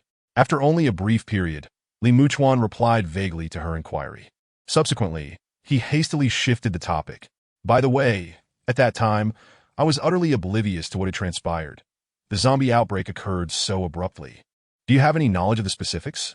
Li Muchuan's attempt to change the subject proved effective, as the woman sighed and shook her head in response to the question. I, too, am unaware of the exact circumstances. Some claim it was a toxin released by nature, while others suggest it was a lab leak from the beautiful nation. However, the situation remains unclear, with communication and order in complete disarray. Everything unfolded so rapidly that there was no opportunity to organize an effective counterattack, and the world began to succumb to chaos. Li Muchuan nodded gently upon hearing this. Then he observed her opening a nearby box. From within, he glimpsed several test tubes and a rather sophisticated piece of equipment. The small box resembled a makeshift workstation. What is this? If I told you, you wouldn't understand. The woman replied, instead retrieving some plastic film and starting to set it up around the room. Layer upon layer, she enclosed a small area at the center before producing a spray of alcohol for disinfection. After concluding her series of actions, she stepped inside, seemingly cultivating something. This individual appears to be researching a serum, Li Muchuan thought, his eyebrows raised, convinced that she was indeed developing a serum. The earlier box was undeniably high-tech, its contents continuously assembling in a manner reminiscent of a transforming robot. After a few glances, Li Muchuan deemed it too perplexing and chose to disengage. Outside the window, several zombies scurried past before vanishing from sight. At that moment, Li Muchuan noticed that the cries of the zombies now sounded distinctly different from those he had encountered when testing for their presence earlier. Was it the variance in their cries that elicited a different response from the zombies? As Li Muchuan pondered this, the night silently descended. Having gone 3 days without food, He had scoured the room, but found nothing to eat. How could this individual maintain a base without any food? Just as Li Muchuan was bewildered, the woman emerged from the third layer of plastic film after several rounds of disinfection, likely due to the encroaching darkness. Were you just researching a serum? Li Muchuan inquired. Observing her demeanor, the woman nodded gently. I am, after all, a biological researcher, and I commenced my studies at the onset of the zombie outbreak. Yet up to this point, I remain without leads. By the way, my name is Li Qingxiao. Noticing Li Muchuan's lack of further actions, Li Qingxiao felt a sense of satisfaction and proceeded to introduce herself. Li Muchuan. Seeing her contentment, he reciprocated with his name. Do you have any food? Li Muchuan glanced around before directing his question at her. He had not eaten for 3 days and was genuinely famished, especially after expending considerable energy during this time. Li Qingxiao flinched at his inquiry, taken aback that she had not yet asked him about food, yet he had inquired about hers. Do I look as if I have food to spare? Li Muchuan looked her over and realized she indeed did not appear to have any provisions, releasing a long sigh. It's over. There is no food. He had already endured 3 days of hunger. If this continued, would he truly perish from starvation here? Chapter 18. Information in the cramped room. The two exchanged silent glances. At this moment, Li Muchuan finally had the opportunity to scrutinize the woman before him. Regrettably, her face was smeared with ash. Her visage bore the shape of an egg, yet the details of her beauty remained obscured. Her face was genuinely dirty, far removed from the cinematic portrayal of a character who still retained some semblance of attractiveness beneath the grime. Is there no water in your base? Li Muchuan asked, a thought stirring within him. It is rather surprising that she appeared so disheveled, especially for someone in a commanding position. Water resources are scarce. Where could one possibly find water to wash one's face or bathe? Li Qingxiao grasped Li Muchuan's implication, initially wanting to convey that water was extremely precious. But upon observing his pristine appearance, a sense of frustration welled within her. Where do you reside that you still have the luxury to wash? I suspect you have gone without food. Haven't you? She scrutinized Li Muchuan, genuinely not perceiving any signs of starvation. His clothing was clean, and his neck was unblemished. It was improbable that mere washing with water could achieve such a result. Water resources in many areas have been tainted. To suggest such lavish bathing practices seems implausible. Li Muchuan's heart skipped a beat. He felt akin to a refugee in comparison, recognizing that he had indeed maintained a cleaner existence than she. This disconnection from the realities of this world was one of the aspects that set him apart from its inhabitants. Yet, from her previous discourse, it appeared that Li Qingxiao did not harbor malice. She had previously stored a modest supply of food, but now that it had been exhausted, she had no choice but to venture out in search of sustenance. Li Muchuan offered a vague explanation. Li Qingxiao considered his account and found no other reasonable explanation. Individuals like Li Muchuan had been relatively common, though most had not managed to stockpile as much food. How long after being bitten does one turn into a zombie? Li Muchuan seized the opportunity to gather intelligence. Based on individual circumstances, most people transform within minutes of being bitten, while some may experience a latent period. But it rarely exceeds a day. Li Qingxiao was well informed on this matter. Li Muchuan, seizing the moment, inquired further. There are numerous food supplies within the city, yet they have been pillaged multiple times. Previously, he had noticed zombies congregating at intersections, drawn there by the earlier scavenging for food. This explained why the convenience stores he sought had been completely stripped bare. At this point, even a single bucket of clean drinking water had become an exceedingly precious resource. Speaking of which, Li Muchuan licked his parched lips, realizing just how thirsty he had become. Only now, prompted by her words, did he recognize that he was on the brink of dehydration. If this continued, he feared he might succumb to thirst before hunger. Fortunately, the weather was not particularly scorching. Had it been, the past few days would have expedited his dehydration significantly. It is imperative that I venture out tomorrow to procure food, he resolved, biting his lip in determination to secure both sustenance and water. Once resolved, Li Muchuan tidied his space and prepared a small area to rest.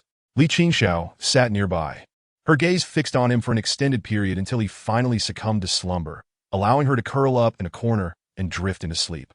Amidst the external cacophony of moans, the room fell into a hushed silence. Perhaps due to the presence of another, Li Muchuan found his slumber unusually deep. The previous night, he had taken care to lock the door. There was no need to worry about zombies breaking in. when Li Qingxiao tended to her wounds. Li Muchuan also took a moment to observe her injuries, noting that they were not bite marks, thus alleviating any concerns of her transforming into a zombie. When Li Muchuan awakened, he was greeted by the sounds surrounding him, instinctively reaching for the nearby steel bar. He opened his eyes to see Li Qingxiao preparing to enter her makeshift laboratory. "Did I wake you?" Li Qingxiao, hearing the commotion, turned to see Li Muchuan's alert demeanor and quickly realized she had disturbed him. Li Muchuan nodded in acknowledgement. "Remaining here any longer will result in starvation. I must venture out to seek supplies." He glanced at Li Qingxiao as he spoke. Li Qingxiao hesitated momentarily, then gradually nodded in agreement.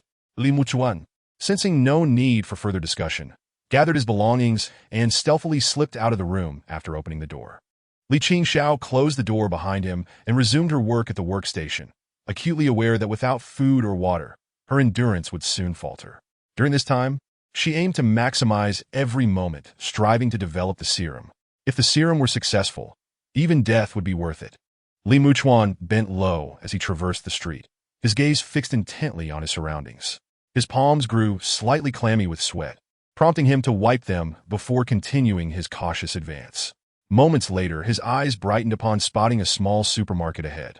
Although he had encountered numerous empty stores, he had never been to this one, and a flicker of hope ignited within him.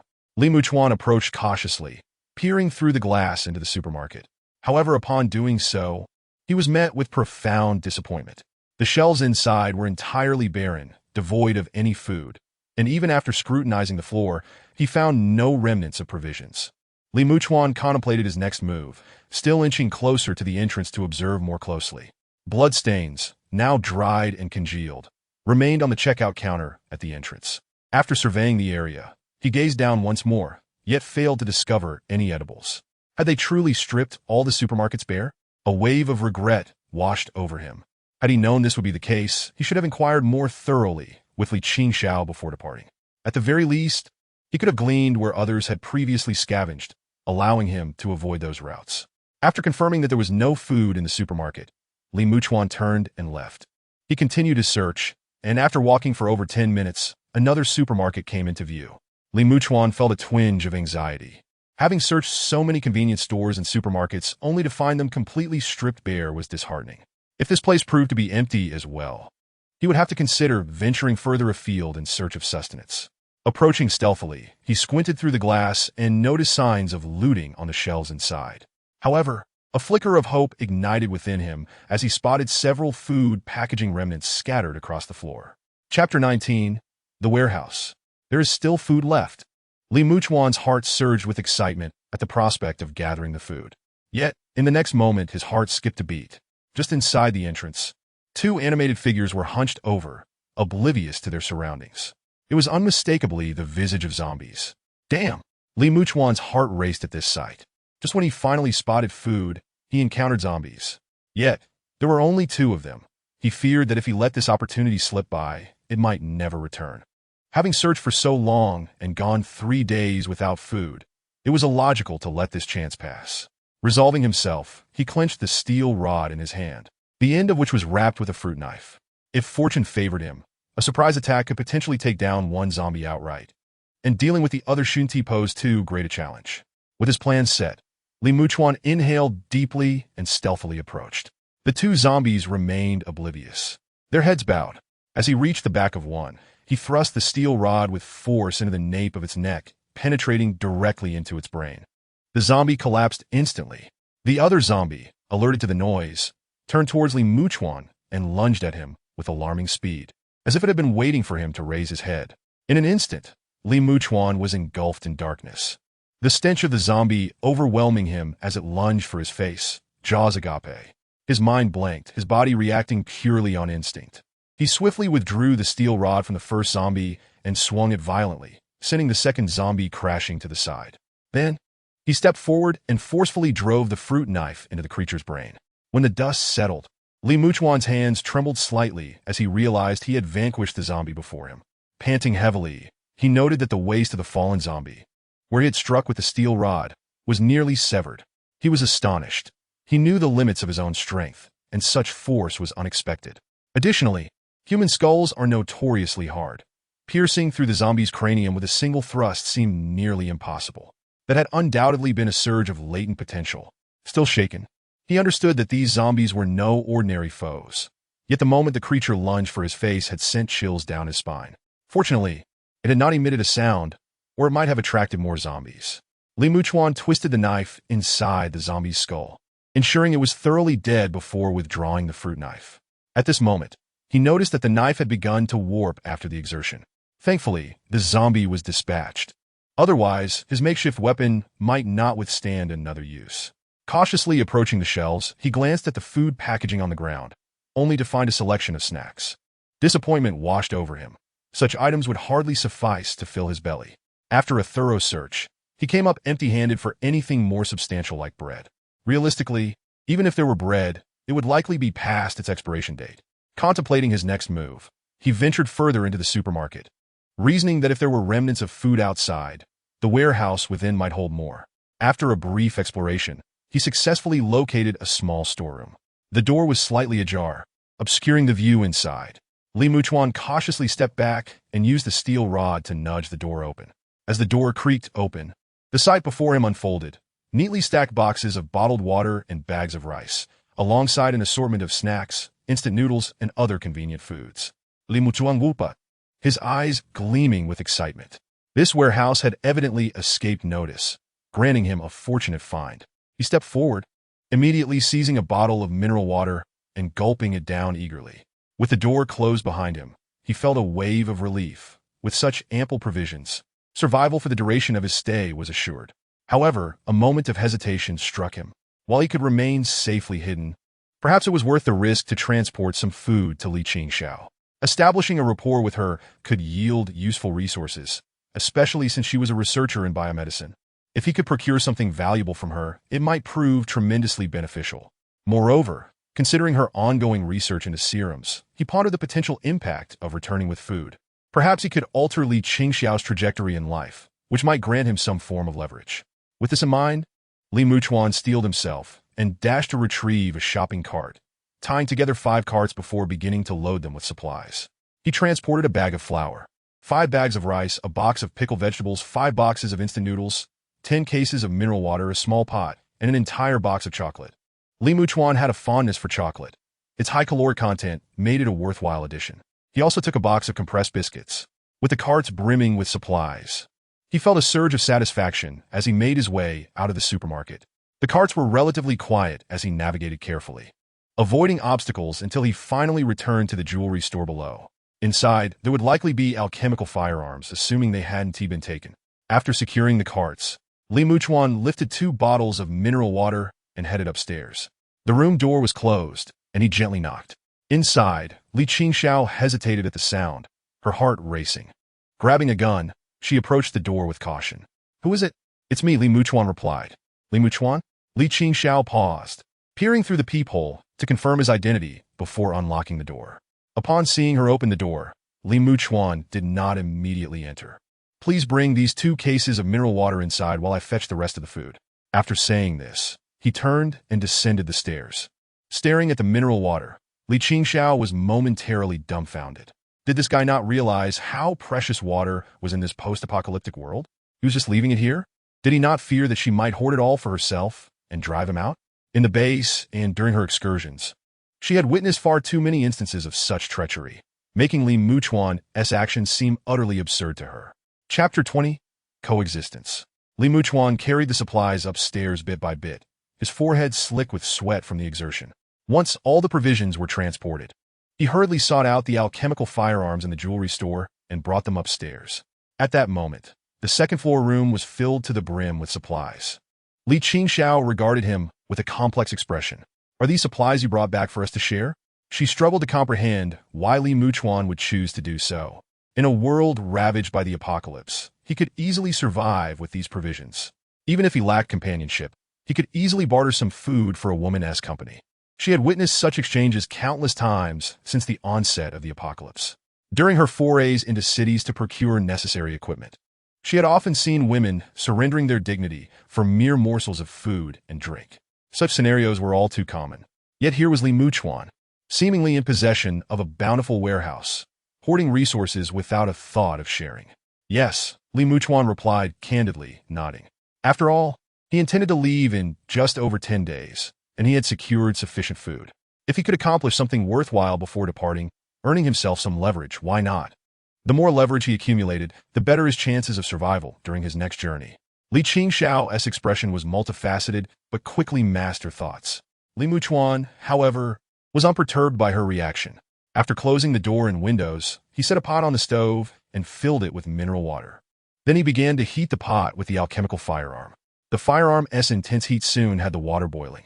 Add the noodles and ham, he instructed, gesturing for her to place the instant noodles into the pot. Li Qingxiao complied, tearing open the noodle packets and dropping them in. Once the noodles had softened, Li Muchuan set the firearm aside. It appears that this is not fully cooked. Li Qingxiao observed the scene and instinctively uttered a remark. When cooking instant noodles, one should not allow them to become entirely cooked. They should be boiled just until they begin to separate, at which point they can be removed from the pot and briefly immersed in hot water. By the time you are ready to eat, they will have been perfectly cooked, retaining their chewiness and delightful flavor.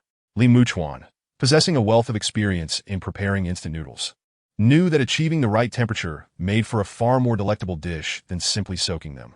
Li Qingxiao listened, somewhat bewildered. She had never cooked this dish and was unfamiliar with the intricacies involved.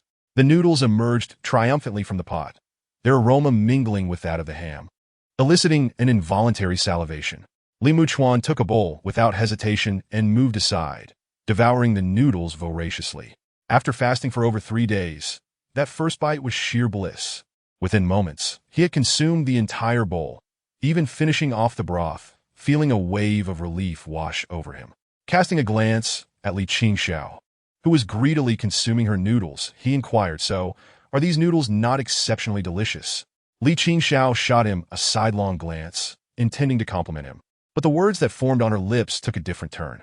When one is starved to the extreme, anything one consumes is bound to taste exquisite. Li Muchuan was rendered speechless. Despite having brought her food and prepared it, she could not muster a single word of praise. Feeling somewhat disheartened, he chose not to engage further, still feeling slightly unsatisfied, and reached for a chocolate bar instead. As Li Qingxiao slowed her pace in eating, an inkling of regret washed over her for having spoken so thoughtlessly. Meanwhile, Li Muchuan was entirely absorbed in thoughts of how to persuade her to acquire something that could yield substantial profit. Earlier, he had noticed the small workstation before him, brimming with high-tech devices, leading him to conclude that the technological standards of this world exceeded those of his original Earth. As Li Muchuan pondered these matters, Li Qingxiao finished her noodles, tidied up, and retreated to delve into her research on serum. Li Muchuan, unable to discern any underlying meaning in her actions, shifted his focus to other concerns. How he wished for a computer. Perhaps it could uncover some valuable information. Yet, without electricity, what use would a computer be? He could hardly engage in solitary gaming. With a sigh, he dismissed such thoughts. Earlier, he had managed to acquire a map, and according to the roadside signs, he realized that he was still quite distant from the city center. After scanning the map, he confirmed his location. Surrounding him were numerous small communities. However, in comparison, the density of the population was significantly lower. This suggested that the number of zombies might also be relatively scarce, unless someone had deliberately drawn them closer.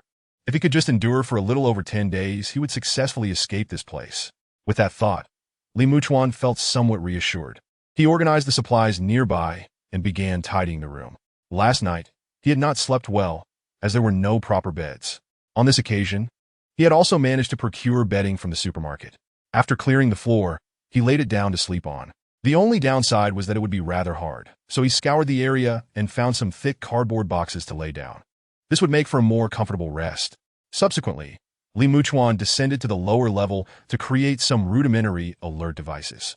After completing these tasks, he gazed at the gold within the jewelry store, sighing inwardly. What a pity! If only he had a larger space. Transporting so much gold back would be a dream come true. Just this one occasion could have made him exceedingly wealthy. Returning to the second floor, Li Muchuan secured his previously crafted weapons once more. Although he hoped he would not need to use them, it was wise to ensure they were readily available should the need arise. Moments later, he finished securing his weapons. By this time, night had fallen. Li Muchuan cleaned the pot and hastily prepared a simple dinner. Under the circumstances, he could only manage a few bags of pickled vegetables and a handful of noodles, which turned out to be quite flavorful. Once finished, the light had dimmed considerably. Li Muchuan called out softly, signaling to Li Qingxiao that she could come out. Upon hearing the commotion and realizing the darkness had enveloped the surroundings, she emerged after a brief disinfection. The moment she stepped outside, she was met with an enticing aroma, causing her to swallow reflexively. Resources had become scarce at the Blackstone base, and each person's daily ration was far less sumptuous than this. Food cooked with water had become a rarity over the past 2 weeks, considering the preciousness of water resources. Yet here, it seemed there was no need to worry about water at all. Go ahead and eat, Li Muchuan offered, handing her a bowl filled with noodles, and began to enjoy his meal.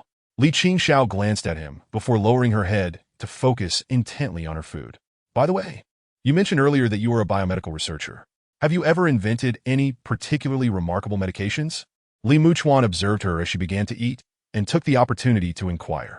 Li Qingxiao, without overthinking, reflected briefly before responding, yes. But which ones are you referring to? Biomedical science encompasses a vast array of fields: biomedical information, gene chips, nanotechnology, and new materials, among others. Are you asking about pharmaceuticals? Li Muchuan pondered for a moment, recognizing that the pharmaceutical industry was immensely lucrative and unlike certain high-tech fields, it did not present significant technological barriers. Just like the last time he visited the future world, where technology was so advanced that storage devices were no longer mere USB drives.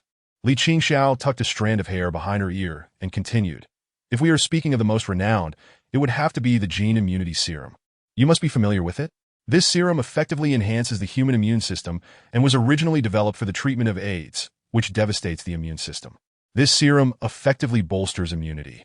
When I was working to overcome this challenge, I developed this serum, and later trials revealed that it was also extremely beneficial for healthy individuals. The serum acts as a temporary immune system enhancer, capable of significantly reducing the likelihood of illness for several years. However, after a certain period, a re-injection of the serum is necessary. Its only drawback is that it can only be administered approximately 10 times before it gradually loses its efficacy. So it is generally recommended to administer it in segments. Li Muchuan listened in astonishment, intrigued by the capabilities of such a remarkable serum.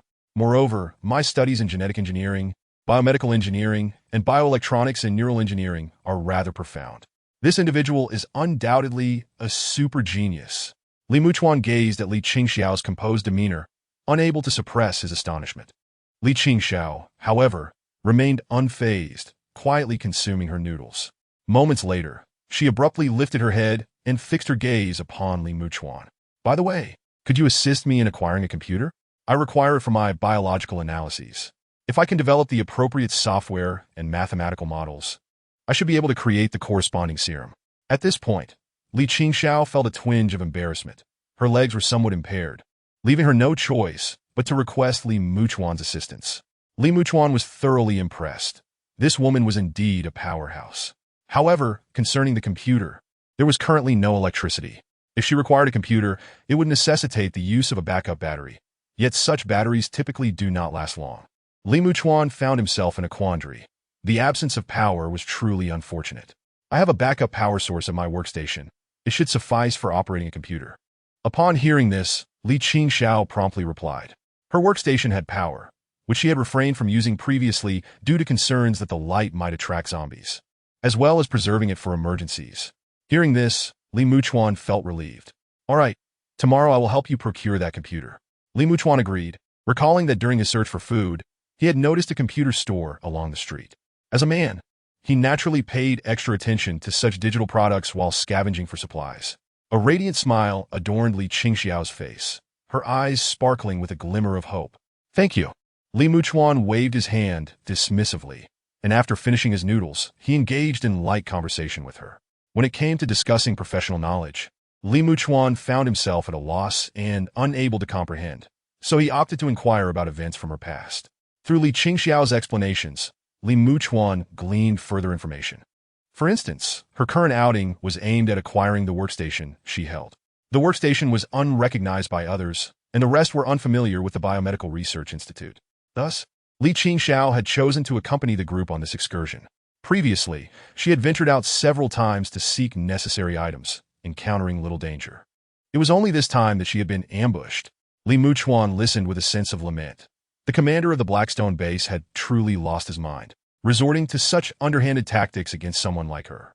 Yet, he surmised that the commander must have believed that over a year had passed, and with the dwindling population, resources had become increasingly scarce. Under such oppressive circumstances, thoughts inevitably turned towards the desire for absolute power. The two engaged in conversation late into the night, and Li Muchuan, after meticulously ensuring the door was securely locked, finally settled into a restless slumber. The following day, upon awakening, Li Muchuan rinsed himself with bottled water, of which there was an ample supply, rendering his ablutions a mere trifle of waste. After a hasty bite to eat, he resolved to procure a computer. According to Li Qingxiao, the computer's components had specific requirements. Otherwise, her software would be incompatible. Standing at the doorway, Li Qingxiao watched as Li Muchuan prepared to depart, her pearly teeth gently biting her ruby lip. "You must return alive." A plethora of admonitions swirled in her mind, yet they ultimately condensed into this singular plea for his survival. Li Muchuan nodded gently before stepping out with his makeshift weapon in hand. Li Qingxiao refrained from providing him with a firearm, knowing that discharging such a weapon would likely attract nearby zombies with its deafening noise. Having faced the undead before, she understood all too well the folly of firing a gun in their presence. As Li Muchuan turned to leave, Li Qingxiao gazed after him for an extended moment, only returning to her workstation once he had completely vanished from sight, whereupon she resumed her earnest research. Exiting the gold shop, Li Muchuan proceeded cautiously ahead, recalling the route he had scouted the previous day, where he had encountered no zombies within the computer city. If he could assist in developing a serum, he believed this journey through the world would yield numerous intervention points. This was the very rationale behind his commitment. The streets remained unchanged, aside from a few decaying corpses. The scene was dominated by vehicles haphazardly crashed together. In some cars, bloodstains and bodies were visible, suggesting that someone had previously dealt with the undead in this area. After walking along the main street for a short while, he arrived beneath the sign that read Computer City. The sky was brightening, and within the well-lit premises of the Computer City, there appeared to be no zombies in sight. Chapter 22. Encounter with survivors. Li Muchuan stealthily approached the Computer City. The ground was littered with discarded items, packaging boxes, papers, plastic bags, and more. He carefully sidestepped shards of broken glass and soon spotted a shop brimming with an array of computers. Massive, ultra-fast displays, some impressively thin, others featuring curved screens. Although he had yet to power them on to assess their performance, merely gazing at their sleek designs stirred a deep yearning within him.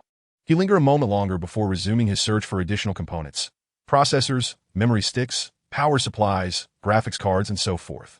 Given Li Qingxiao's need for a well-configured computer, Li Muchuan took care to compare the parts meticulously before selecting the finest ones.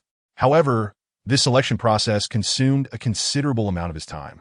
After several hours, he finally felt satisfied and prepared to leave with his bounty. Just as he began his journey back to the gold shop, laden with computer components, a figure in the distance had set its sights on him, bow drawn and arrow nocked. Whoosh! A faint sound pierced the air, and Li Muchuan collapsed to the ground, the components scattering around him. Seeing this, Tan Shunming rushed forward, his face alight with excitement. From afar, it was evident that Li Muchuan had collected a substantial haul, presumably food. To his astonishment, on this very day, he had stumbled upon such a target. He suppressed his inner exhilaration and hastened to inspect his prize. Yet, as he drew closer, his expression shifted dramatically. The items Li Muchuan carried were merely computer parts.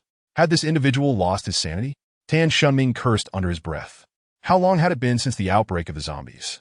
Did this fool not realize that there was no electricity or internet available? What was the difference between this and raiding a gold shop for treasure? He was utterly unwilling to entertain the notion that the items in Li Muchuan's possession could be anything but food. His heart filled with resentment as he approached to ascertain that there was indeed no sustenance. Moreover, he intended to retrieve the arrow, a precious resource in these dire times. However, as he examined the scene more closely, disappointment washed over him. Everywhere he looked were only computer components, not a morsel of food in sight. With a low curse, he moved forward to withdraw the arrow still embedded in Li Muchuan. In that instant, the body on the ground stirred. With a swift motion, Li Muchuan struck, the steel rod in his hand, slicing through the air and severing Tan Shunming's throat. Gasping, Tan Shunming clutched his neck, desperately trying to stem the flow of blood. His eyes widened in disbelief as he stared at Li Muchuan. How could this man still be alive after being shot? He had performed such acts countless times, and a precise shot to the right spot would render any target incapacitated. Li Muchuan, pale and trembling, held the steel bar, the blade still stained with blood. An arrow remained firmly lodged in his body. Aware that Tan Shunming was doomed, he cautiously observed the man until he collapsed, convulsing in death. Only then did Li Muchuan hastily gather the scattered components and make his escape. Not long after Li Muchuan's departure, the scent of blood drew nearby zombies, gradually converging upon the scene. Upon discovering the body, the horde swelled in number, and soon the streets were teeming with the undead. Li Muchuan staggered back to the gold shop, arriving at the second-floor entrance, where he knocked on the door. Hearing the commotion, Li Qingxiao rushed to the door and peered through the peephole. Upon recognizing Li Muchuan, her heart soared with relief, and she quickly opened the door. However, her joy swiftly turned to horror as she noticed the arrow protruding from his body. What happened? Did you encounter other survivors? Li Qingxiao hurriedly took the items from Li Muchuan's hands and assisted him inside, swiftly shutting the door behind them. She fetched a medical kit with urgency. Li Muchuan's face was pale. He had been struck by an arrow. Shaken, he realized that had he not used the computer case to shield his head, and if his clothing had not been specially made, that arrow would have surely claimed his life. With tears in her eyes, Li Qingxiao retrieved her tools and began to cut away Li Muchuan's clothing. The arrow had penetrated several inches into his body, and blood flowed freely. Bear with me. I need to remove this arrow, but it will require a bit of surgery, so hang in there. Having performed minor surgeries at the Black Stone base, she quickly began disinfecting Li Muchuan's wound. He remained silent as the cool alcohol stung his injury, sending shivers down his spine and raising the hairs on his body. There was no opportunity for anesthesia, and he would have certainly requested it had it been available. Once she had sterilized her instruments, Li Qingxiao focused intently on the wound, preparing to make incisions. The sensation of the blade slicing through flesh caused Li Muchuan's body to tense involuntarily, only amplifying his pain. He began to sweat profusely. Li Qingxiao worked swiftly, soon extracting the arrow and proceeding to stop the bleeding, clean the wound, and disinfect it. Yet Li Muchuan understood that the next step would be suturing, and he wished fervently for her to finish quickly. However, as he felt the needle penetrate his skin, the pain surged, causing his muscles to twitch. Moments later, he finally heard Li Qingxiao's voice proclaiming that the stitching was complete. A wave of relief washed over him, and he lay motionless, unwilling to stir. Li Qingxiao began to spray disinfectant at the door, preventing any zombies from detecting their presence. "How are you feeling? Is there anywhere that hurts?" she asked, sitting beside him and examining his wound. Li Muchuan managed a faint smile and shook his head. "I'm fine. I should survive." Seeing Li Muchuan in such a dire state filled Li Qingxiao with guilt. Had she foreseen such an outcome, she would never have permitted him to leave. "Please, hurry and start configuring the computer. I wish to see if you can develop the serum," Li Muchuan urged her, and once she confirmed he was stable, she nodded and began assembling the computer. Chapter 23. Interdependence for Li Qingxiao. Assembling a computer was child's play, and she quickly succeeded in putting one together, connecting it to the power source and initiating the startup sequence. Li Muchuan had procured several USB drives from the computer city, all previously used. If he was not mistaken, they likely contained the computer's operating system. After all, during his previous visits to the computer city, he had seen many customers installing systems directly from USB drives. Sure enough, once Li Qingxiao inserted a USB drive and performed a series of operations, the computer's operating system was installed in no time. When the computer was ready for use, Li Qingxiao removed a necklace from around her neck. At the end of the chain dangled a glimmering pendant that surprisingly housed a small USB drive. Li Muchuan was taken aback, realizing he had never noticed that she possessed such an item. As the USB drive was inserted, Li Qingxiao immediately began her operations. Li Muchuan observed her, entirely engrossed in writing a series of codes, occasionally opening files from the USB as if referencing something. Despite her busy endeavor lasting until dusk, she had yet to achieve her goal. Meanwhile, Li Muchuan, feeling a pang of hunger after having skipped lunch, contemplated rising to prepare a meal. Though hindered by his injuries, he deemed himself not so delicate as to refrain from movement. However, he did not anticipate that as he merely stood and executed a few motions, the wounds on his body would protest painfully. With a muffled groan, He sensed the wounds tearing slightly. What are you getting up for? You should be resting properly. Li Qingxiao, hearing the commotion, noticed Li Muchuan's movement and immediately rushed over to press him back down. She instinctively checked his wounds, only to see blood seeping through the bandages. You need to rest well in your current condition. You mustn't move around recklessly. Do you not understand? Her tone was tinged with irritation, and her expression was stern as she reprimanded him. Li Muchuan felt a bit sheepish when this woman was furious. She certainly exuded a formidable presence. I just wanted to see how busy you were and thought I might get something to eat, he replied. Li Qingxiao pausa, her icy demeanor faltering as she grappled with whether to scold him for his needless concern or to express gratitude for his thoughtfulness. After a moment's silence, she averted her gaze and said, "You must be hungry. I'll prepare something for you. It should be light, given your condition."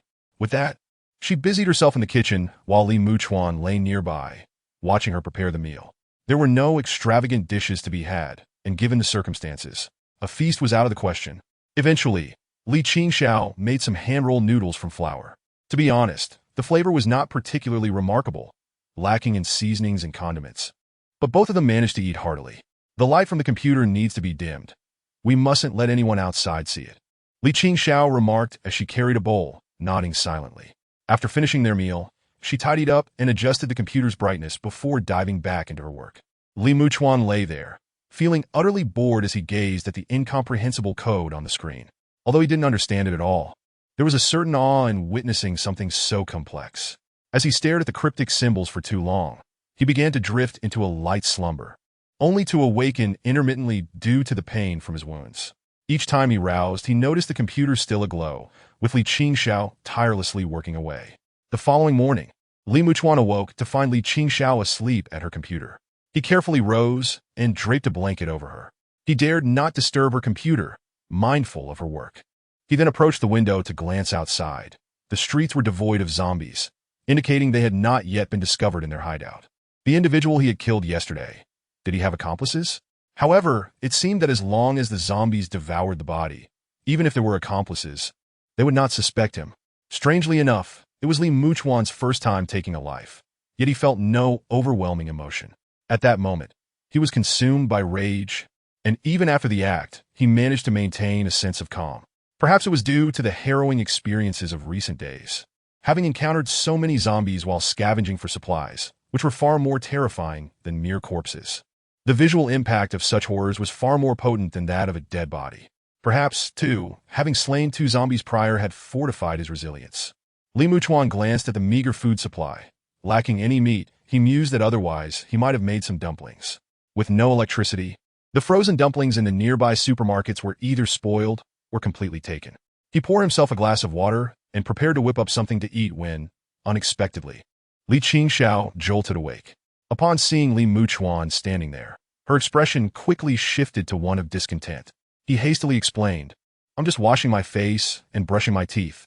That should be acceptable, right?" Li Qingxiao regarded the toiletries in his hands, refraining from reprimanding him this time. Li Muchuan felt a shiver run down his spine. There was an inexplicable intensity to her aura, befitting someone who had previously commanded others. As she rose, her blanket slipped from her shoulders. Grabbing it, she noticed it still held some warmth, which brought a subtle warmth to her heart and softened her expression slightly. "What would you like to eat? I can prepare something for you." "Anything is fine. I'm not picky," Li Muchuan replied. In this apocalyptic world, he felt content with any morsel of food. It was certainly better than the first 2 days he had spent here, enduring hunger. By the way, have you completed that modeling? If he recalled correctly, she had worked late into the night. Li Qingxiao shook her head, indicating that she needed more time to finish the modeling. Li Muchuan chose not to press further. Soon, breakfast was ready. While eating, he noticed her gaze drifting, likely preoccupied with work. Indeed, as she ate, an idea seemed to strike her, prompting her to leap back to the computer to resume coding. Whenever she encountered a challenge, she would take a few hurried bites. Her entire being was immersed in her work. In the days that followed, Li Muchuan witnessed the true essence of a workaholic. Li Qingxiao spent nearly all day hunched over her computer, continuously coding. Even in the early hours, he could see her diligent figure. And on those nights when he woke around 3 or 4, she was still laboring away. During those moments, he would say nothing, but would simply cover her with a blanket before quietly returning to his bed. 5 days slipped by in the blink of an eye. In the confined space they shared, Li Muchuan and Li Qingxiao developed a sense of mutual reliance. On that particular morning, Li Qingxiao's eyes were fixed intently on the computer screen as she pressed the enter key. The screen momentarily froze, and the CPU began to whir into action. Li Muchuan stood nearby, clearly able to hear the hum emanating from the computer case, the sound of the fan. "It's done!" Li Qingxiao exclaimed, her face lighting up with joy as she saw the software finally complete. She quickly began inputting her data. Over the past few days, she had been tirelessly working, inputting various scenarios she had envisioned. Once the relevant data was acquired, the program on the computer immediately began simulating calculations. Li Qingxiao baitan anxiously, while Li Muchuan noticed the progress bar on the screen moving rather slowly. Had it not been for the computer's overall smooth operation, he might have thought it had frozen, given how minuscule the progress seemed. Li Qingxiao also observed this, and after a long wait, saw the progress bar advance only slightly, forcing her to set the computer aside momentarily. She turned to prepare food, but her eyes would often dart back to the screen to ensure the computer was still functioning. Will the serum be developed once the progress bar fills up? Li Muchuan inquirat, curios. Li Qingxiao shook her head. It's not that simple. Even if the progress bar fills, it could still indicate a mismatch. We need to see what conclusions the computer provides. Moreover, even if the computer indicates a successful match, clinical trials are still necessary. Only when the serum is developed and proves effective can we declare it a success. Li Muchuan was taken aback. The serum was indeed not so easily concocted. It was only because Li Qingxiao was engaged in this field of research that she retained faith in the possibility of developing the serum, unlike many other survivors who had succumbed to despair and distorted thoughts. Acknowledging that the computer wouldn't yield quick results, Li Qingxiao returned to her workstation to continue her efforts, seemingly searching for alternative matching serum proposals. Li Muchuan glanced at the time. In approximately 5 days, he would be able to return to his original world. The supplies remaining in the room were adequate, ensuring he wouldn't starve. After he departed, the remaining provisions should suffice for Li Qingxiao for some time, and he planned to inform her of his discoveries later. Time passed gradually. As the day wore on and the clock struck 7 in the evening, they sat down to dinner. Suddenly, the computer emitted a series of crisp, melodic chimes that were remarkably pleasing to the ear. Hearing the sound, Li Qingxiao instinctively turned to the computer. However, her expression soured dramatically upon seeing the screen. A bright red border surrounded the words mismatch. Glaring back at her, the bold crimson letters pierced her vision, a painful reminder of her most assured data and plans that had now failed to align within the system. She had unwavering confidence in her data. It could not be erroneous, which meant that her intended serum development plan was flawed. The data and plans had been the product of over a year of meticulous calculation, and this felt like a direct obliteration of her painstaking efforts. How could it be a mismatch? Li Qingxiao's eyes were somewhat devoid of spirit, as she struggled to comprehend why there was a mismatch. Li Muchuan observed her expression with growing concern, recognizing the profound impact this outcome had on her. Sitting before the computer, Li Qingxiao hesitated for a considerable time before finally closing the page, only to input a different scheme for biological computation. Once the computer commenced its calculations, the progress bar seemed to stall, while the fan emitted a persistent hum to cool the casing. Perhaps you should have something to eat. By tomorrow morning, the calculations should be complete, Li Muchuan suggested quietly. Given the initial calculation time, it was unlikely that this second attempt would yield results any faster. Li Qingxiao nodded, seemingly acquiescing to his words, yet sleep eluded her. The results from the computer were crucial to her ability to develop the serum. If she could not pass this stage, humanity would truly be doomed. The following day, when Li Muchuan awoke, the pain from his wound had significantly diminished. Glancing at the computer, he noted the progress bar had reached 98%. Li Qingxiao, unbeknownst to him, had already risen and was intently focused on the screen. Moments later, the progress bar reached 100%, only to vanish. At that moment, Li Qingxiao's anxiety intensified. Suddenly, a bright red frame popped up. How could this be? She pondered, staring at the glaring red border, feeling a mix of confusion, disappointment, and overwhelming frustration. After all her efforts leading up to this day, the computer now declared that all her calculations were incorrect. This meant she was utterly incapable of developing the serum. Why don't you try another method? With your capabilities, you should be able to create the serum, Li Muchuan encouraged, noticing her disheartened demeanor. He could sense the depth of her commitment over these past days. and he understood how desperately she wished to succeed. After repeated failures, anyone would feel defeated. Taking a deep breath, Li Qingxiao nodded and returned to her workstation. Neglecting even to eat, Li Muchuan sighed and shook his head, casually grabbing a snack. As twilight approached, Li Qingxiao emerged from her lab, a glimmer of joy illuminating her face as she prepared to input data anew. Perhaps you should restart the computer. It's been running for quite a while and might be sluggish, Li Muchuan suggested. Accepting his advice, Li Qingxiao rebooted the machine and resumed the program. Though the progress bar continued to advance slowly, Li Muchuan prepared a bit to eat and sat across from her. Rest assured, this time will surely be a success, he encouraged, observing her troubled expression. Li Qingxiao nodded gently, feeling a surge of confidence. She believed she had gleaned enough experience from the previous failures, and there was no reason for this attempt to falter. The next day, Li Muchuan awoke to find Li Qingxiao still asleep. Perhaps the exhaustion from the past few days and her intense focus on the computer's results had left her nerves frayed. Cautiously, he glanced at the computer, noting the progress bar had yet to fill completely. Just as he was about to wash up, he saw Li Qingxiao spring from her bed and hastily stride to the computer. This calculation seemed to be taking longer than the previous two. Last time, the progress bar was already over 90% by now, Li Muchuan remarked. This time, however, it lingered at 70%, indicating a notably slower pace. He was uncertain whether this was a positive sign, suggesting a higher likelihood of success.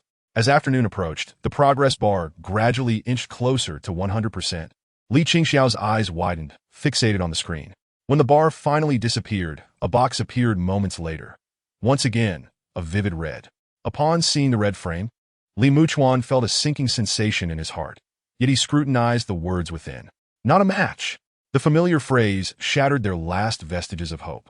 Li Qingxiao appeared dazed, grappling with the question of why she had failed yet again. Where had things gone awry? With this failure, she had now encountered 3 setbacks. While she had previously maintained confidence, self-doubt began to creep in. It seemed that relying solely on herself to develop the serum was an unattainable aspiration. A bitter expression crossed her face, as she felt the world around her grow darker than ever before. Without the serum, humanity's fate was sealed, facing extinction not from zombies, but through starvation. The external water sources were contaminated, and resources dwindled rapidly. With your abilities, you can undoubtedly create the serum. Haven't you already developed a remarkably potent one on your own? Li Muchuan interjecta. To him, Li Qingxiao was an exceptional talent, and if she could not succeed, who could? Li Qingxiao glanced at him, but remained silent. Such a blow could not be mitigated by mere words of encouragement. I have exhausted all possible methods. None of these schemes are viable, and I have no alternatives left to pursue, she finally admitted after a long pause. Could there be other methods, yet unexplored? Li Muchuan inquirat cautelosely. He was not well versed in this area and could only hope to motivate her to continue her research. Li Qingxiao shook her head, signaling that there were none. I once watched a film about zombies, where it was mentioned that these creatures would avoid hosts that exhibited poor health, as their unwell state was often due to disease. Reflecting on the film, she found the concept intriguing. What do you think? Li Muchuan asked, recalling the zombie movie he had seen. Li Qingxiao paused, contemplating his words. There was indeed merit to his perspective. After a moment of inspiration, she realized that Li Muchuan's idea could yield valuable insights. With renewed fervor, she dove back into her workstation, seemingly oblivious to her surroundings. Li Muchuan noted her heightened excitement. Hours later, she emerged, ready to run the program again. This time, however, she had inputted a staggering 81 schemes, with the computer reflecting 80 progress bars. The machine was clearly under strain, the fan roaring in protest. Will this work? Li Muchuan bundarat alot, shuayuing nervously. It should. I selected the most promising of the 80 schemes, and there are still many more to consider, Li Qingxiao replied, her own nerves beginning to fray. Li Muchuan fell silent, pondering whether this was a moment of creative breakthrough for her. The computer's progress bar advanced at a leisurely pace. 2 days later, as night fell once more, Li Muchuan observed the progress bar inching ever closer to 100%. He called out to Li Qingxiao, who quickly sat up and rushed to the computer. A delightful chime echoed, followed by a cascade of similar sounds. Ding, ding, ding. Countless progress bars completed their loading, and a multitude of frames began to pop up, with the initial ones being a striking red. However, amidst the red frames, they spotted something unusual, a white one. White symbolized success. Li Qingxiao's heart soared as she closed each of the frames, her gaze drawn to the results displayed in the corner of the page. Scheme 1, not a match. Scheme 2, not a match. Scheme 13, 70% match. Scheme 14, not a match. Scheme 28, 31% match. Scheme 46, 81% match. Scheme 81, 98% match. As she processed the data on the screen, Li Qingxiao trembled with excitement. After careful analysis, she discovered that 2 schemes exceeded 90% matching, 6 surpassed 50%, and 5 exceeded 10%. Such promising data filled her with immense confidence, signaling that the development of the serum was within reach. Overwhelmed with exhilaration, she realized that she simply needed to return to the biological laboratory to commence the final stages of cultivation and research. The conditions here were inadequate for her to conduct the ultimate experiments, whereas the lab was well equipped with ample resources and a backup power system. By activating the backup power, she could sustain the laboratory's electricity for over a month without issue. If it were only her using it, the supply could last for several months without a power crisis. Just one final step remained. This was surely manageable. Li Muchuan, witnessing the various matching degrees displayed on the screen, felt a surge of joy.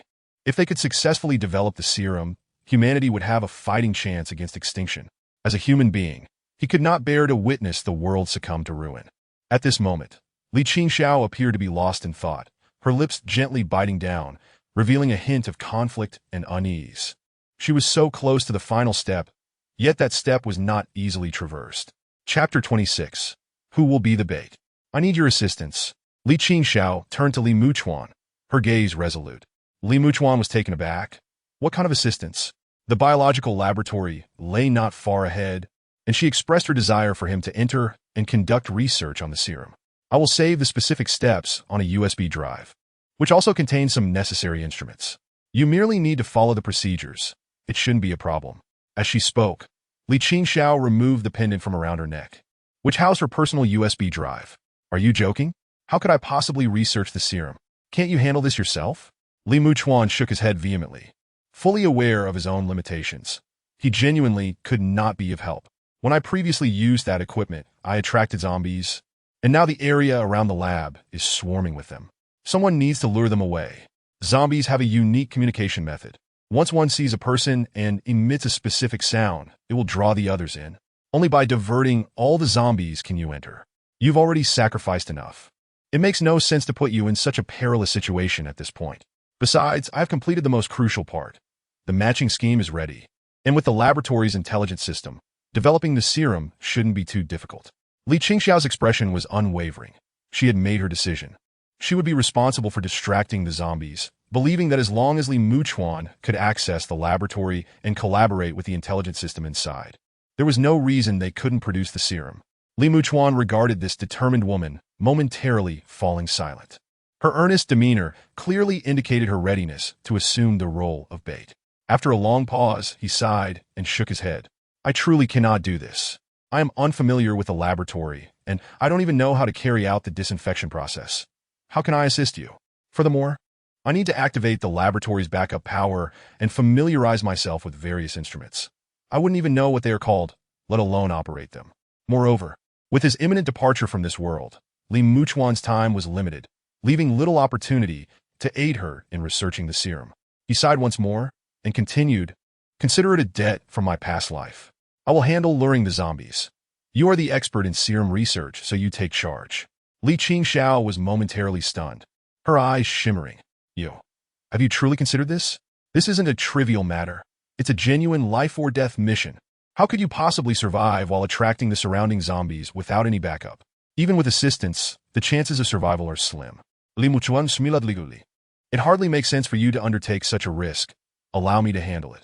You certainly possess a strong sense of masculinity. Li Qingxiao bit her lip, her gaze flickering. After enduring the apocalypse for so long, she had encountered many men.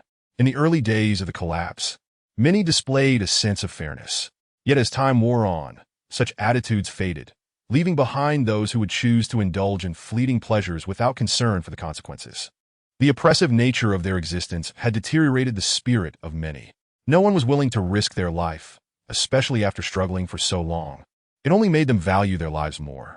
Individuals like Li Muchuan, who boldly stepped forward, likely perished early in the apocalypse. It was rare for her to meet someone like him at such a critical juncture. How wonderful it would have been if they had encountered each other in more peaceful times. A pang of sorrow surged within her. Very well, let us finalize this plan. Tomorrow we shall commence our actions. I will distract the zombies while you take the opportunity to enter the laboratory. Li Muchuan waved his hand decisively. As they prepared to leave the following day, he aimed to utilize the last moments to attract the zombies, believing that safety should be assured. This was his resolution. Having made such a decision, he felt a rush of fervor. Witnessing Li Qingxiao's readiness to sacrifice herself stirred something within him. After all, humans are creatures driven by emotion. Li Injo nodded gently, acquiescing to Li Muchuan's arrangement. By the way, may I have a pendant you wear? Hearing that the pendant contained her research findings, Li Muchuan seized the moment to request it. If it did not ask now, there would be no chance later. Li Qingxiao extended her delicate hand, removing the pendant from her neck and placing it into Li Muchuan's palm. Their hands brushed, and he felt a chill from her touch. Without uttering a word, Li Qingxiao gazed at him intently. After a prolonged silence, she retracted her hand. Li Muchuan glanced at the pendant. Is this USB drive password protected? Li Qingxiao shmilad briguli. Not for you. As night fell, she took the previous computer system's USB drive, uploading her research data over the past few days before keeping it close. Li Muchuan prepared a fragrant pot of instant noodles, and after finishing, the night had already descended. The computer, which had been working tirelessly, finally powered down. Li Qingxiao quietly approached Li Muchuan. You should take a shower. After all, tomorrow. Her voice trembled slightly. Li Muchuan paused for a moment, then quickly understood her implication. He grabbed a bottle of water to wash himself. During his cleansing, he noticed Li Qingxiao's movements, catching a faint glimpse of her silhouette in the dim light. Once he finished and returned to bed, he was met with the cool touch of her body. Before he could speak, Li Qingxiao had already wrapped herself around him. Moments later, with a soft moan, the temperature in the small room rose slightly. The next day, when Li Muchuan awoke, he found Li Qingxiao already dressed and preparing a pot of porridge. Upon seeing him awake, she beamed with a radiant smile. Her long hair cascaded loosely over her shoulders, framing her delicate oval face. After washing, Li Muchuan finally beheld her true beauty, her brows like wisps of smoke, her almond eyes glistening like a clear spring, utterly enchanting. Li Qingxiao wore little, her long, elegant legs provoking myriad thoughts. Li Muchuan stood momentarily dumbfounded. So this was the true visage of Li Qingxiao, an extraordinary beauty. What are you staring at? Why do you look so dazed? Noticing his gaze, a faint blush crept across her oval face, rendering her somewhat bashful. I didn't realize you were so beautiful, Li Muchuan replied awkwardly. Chapter 27. Parting Ways. Previously, he had thought her face would not be unattractive, but he had never anticipated her to be so stunning. After spending so much time together, he had never seen her wash her face. It was only last night that she had cleansed herself thoroughly, allowing him to finally appreciate her beauty. His compliment brought her genuine delight. After prompting him to wash up, she served him a bowl of plain porridge, accompanying it with pickled vegetables. You should take some food with you to the laboratory. If they have power, cooking there shouldn't be an issue. Just remember to close the door behind you and ensure there are no zombies inside. Your laboratory should be quite secure, right? As Li Muchuan sipped his porridge, he reminded her while discreetly glancing back at the place where he had slept last night. A few drops of crimson, resembling plum blossoms, stood out vividly on the bed. He lingered on the sight for a while. Li Qingxiao lowered her head, silently nodding in response to his instructions. In that moment, she no longer resembled the brilliant scholar, but instead appeared like a dutiful wife, obediently following her husband's guidance. After finishing their meal, Li Muchuan glanced at the time and felt it was nearly time to depart. He gathered some food and made his way downstairs. He had not discarded the cart too far away and retrieved it to transport the food.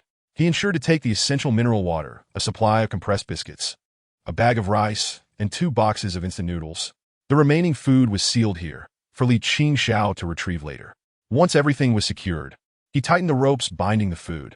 Li Qingxiao's almond eyes turned red, filled with reluctance.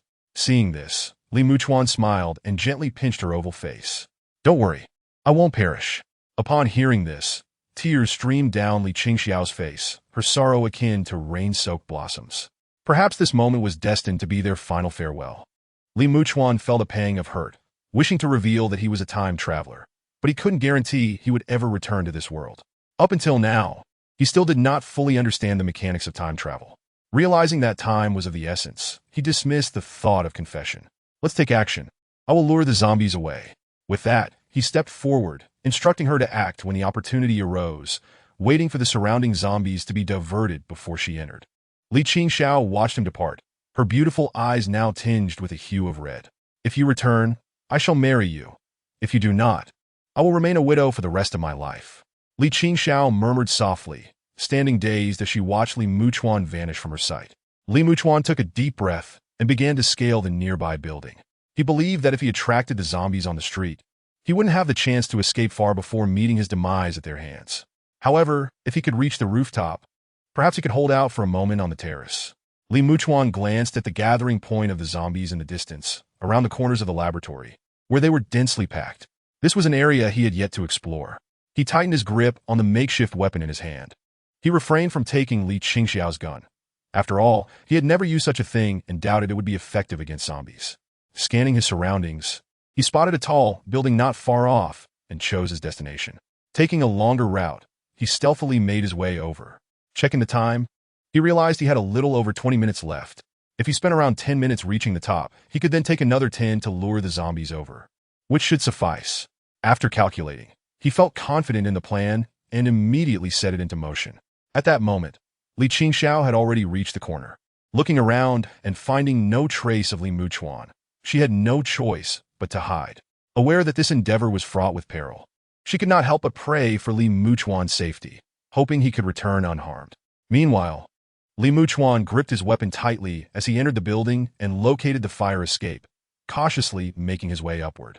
A moment later, he reached the 7th floor, panting heavily. He realized he needed to exercise more. Climbing 7 floors left him utterly exhausted. Breathing heavily, his legs began to feel weak. After steadying himself, Li Muchuan continued his ascent. The building had 32 stories, and he had not encountered any zombies below, which he considered fortunate. It was particularly dangerous to encounter zombies in the stairwell. Moments later, he arrived at the 25th floor. Just as he was about to ascend a few more stories to reach the rooftop, he turned a corner and came face to face with a zombie. This particular zombie seemed to have remained undisturbed due to its unique location, and upon seeing Li Muchuan, it wasted no time in charging at him with a roar. Li Muchuan's hair stood on end as he instinctively thrust the steel bar towards the creature's chest. His reflexes were so quick that he did not have time to aim for its head. The zombie lunged at Li Muchuan with all its might, the steel bar piercing through its chest. Seeing this, Li Muchuan's expression changed, and he stepped back a few paces, pressing the end of the steel bar against the wall. With a sudden forceful push, he sent the zombie tumbling down the stairs. The flung zombie twisted at an odd angle as it fell, roaring as it scrambled back towards Li Muchuan. Ignoring his fatigue, he hurried up the stairs. At that moment, the sounds of the commotion echoed throughout the building, awakening the zombies scattered in various locations, who began to sprint towards the noise. The clamor reached the outside of the laboratory, where the zombies began to stir as well.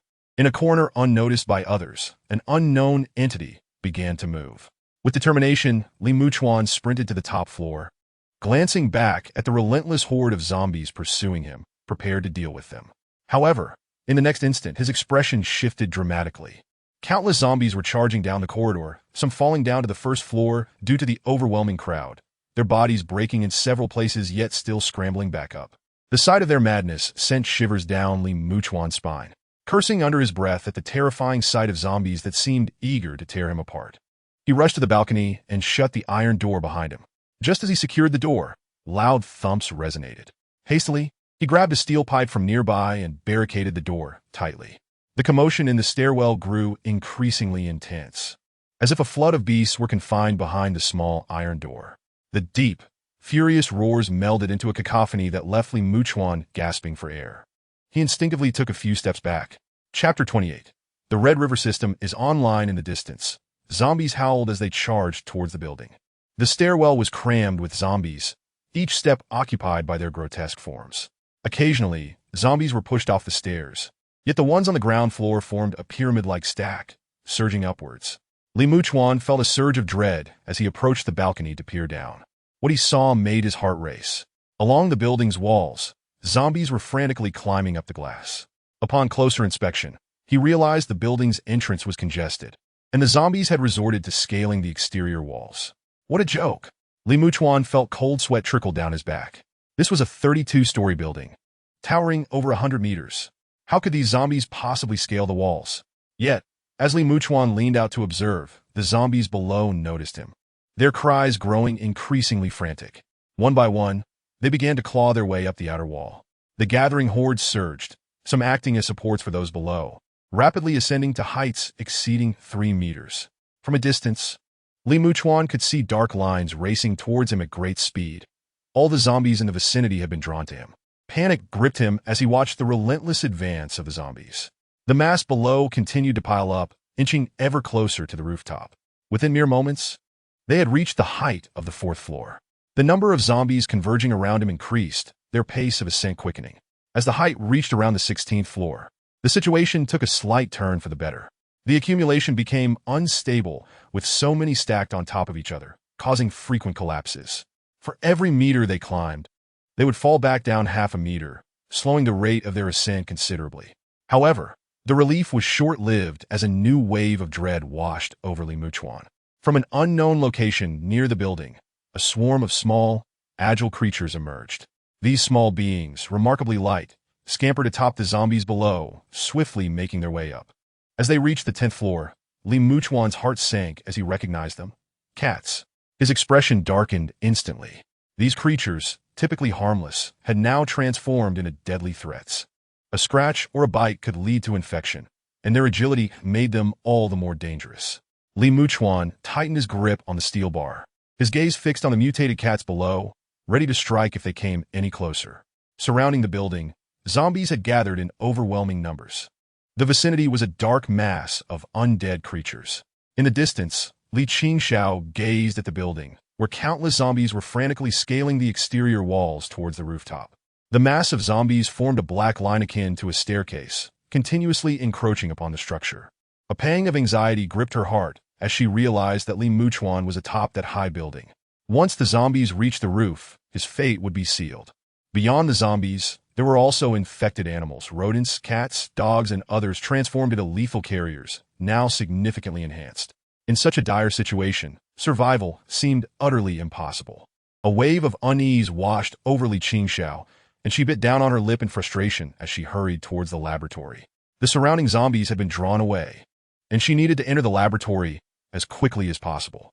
Pushing a small cart, she rushed into the lab and immediately made her way to the control room, swiftly activating the emergency backup power system. A low hum filled the air as the backup power successfully engaged. The lights flickered to life, illuminating the laboratory. Meanwhile, the computers within the lab began to glow, with green and red lights flashing in rapid succession. System loading.